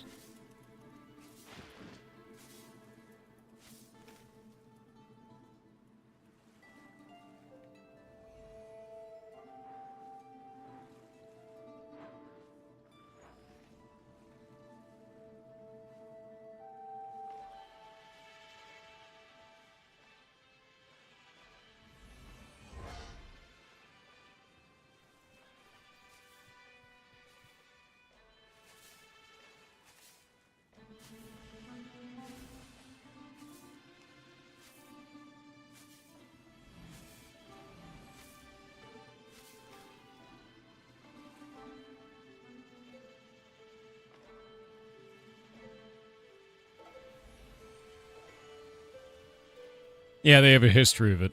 It's not an isolated incident. I've got a story for the goblins, yes. Actually, how many of you guys don't know about this? About the Bungie Marathon thing? How did you guys not... How many of you guys don't know about this with Marathon? This was bad enough that when I did a... Actually, we'll go to the beginning. You know nothing of this. All right. The internet forgets very quick. Yeah. We're going to wait for the ads to be over. So, let's grab all the evidence to show you everything so you can see for yourself what's going on here, and we'll go from there. So a while back, I did a sponsored stream for Marathon, which was a extraction shooter that Bungie was releasing. I was very interested in this. The art style really, really appealed to me. It was very, very cool. It's got this kind of like really weird, kind of futuristic design that's very interesting, right? So I went around the game with the community. We looked at all the art. We looked at all the symbolism on everything, like the symbols everywhere, like, oh shit, this could be new factions and everything like this. Yeah. Then we found out that Bungie stole all of it. Wholesale. Not AI. Directly stole it from an artist named Anti-Real. All the symbols that were on every single one of the objects throughout the entire game, yeah, that was their symbols, including their personal logo. They did this across every asset in the video game, dude. Every logo on any vehicle in the whole game was made by this artist. All of it. And half of the art team, including the art director, was following that artist on social media, so it's not like they could just make it go away because they knew the person, because they were following them, and they just stole it all. All of it. How did we find out again? Because the artist tweeted about it with all of their work. And it wasn't just those types of things, it was also the entire look and feel of the video game. You know all those cool symbols you saw all over Marathon? Yeah, those were stolen from the artist as well. Everything about that game, all of the visual uniqueness of the game came from this person's portfolio. All of it. It was insane. I have never seen theft at this scale in my life, dude. It was awful to see. Awful. Yeah. So it really pissed me off.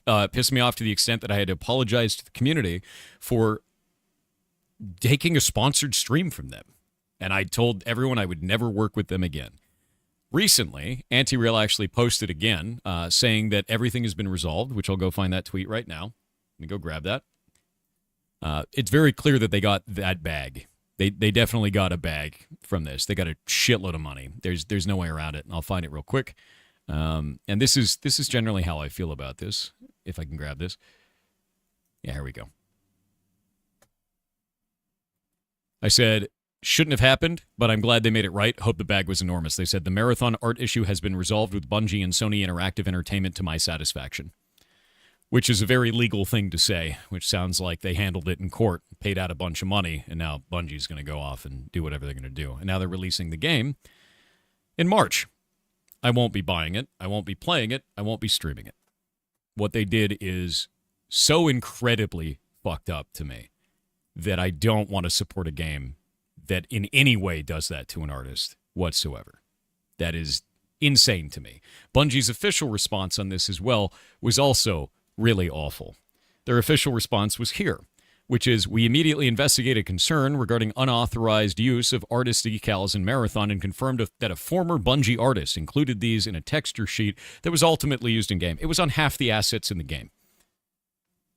You can't just say that some former artist did this when half of your art team, including your art director, were following the person you stole from, and it was on half the assets in the game. That is not one random person alone doing this. And if it was, you have zero constraints on what enters your production environment as a company. That is insane to me. This response is insane. And they didn't even do it on their official Bungie account. They did it on their Marathon dev team side account. And on some of these, it gets even worse, which I'll show you here. This one, they took the exact art and just erased the artist's signature. Like, are you kidding me, man? Like, this, it makes me so angry, you have no idea. They didn't even erase it well. It still says Anti-Real right there. Like, god damn it, dude. Like, it's just so stupid. So no, I won't be playing Marathon. I won't be buying Marathon. What they did pisses me off on a personal level. And it's fucked up. Yeah. No. Massive Bungie L, dude. Anyway, rant over.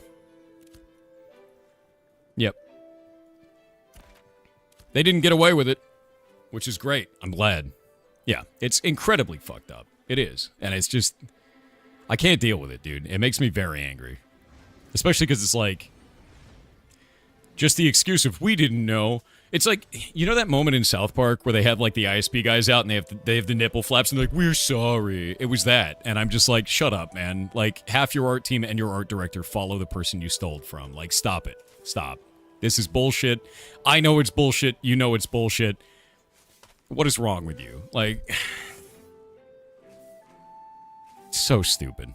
Gets more concise each time. That's because I don't want to stay mad for longer. That's every time I tell this story, I tell it faster because it makes me so angry that I don't want to be angry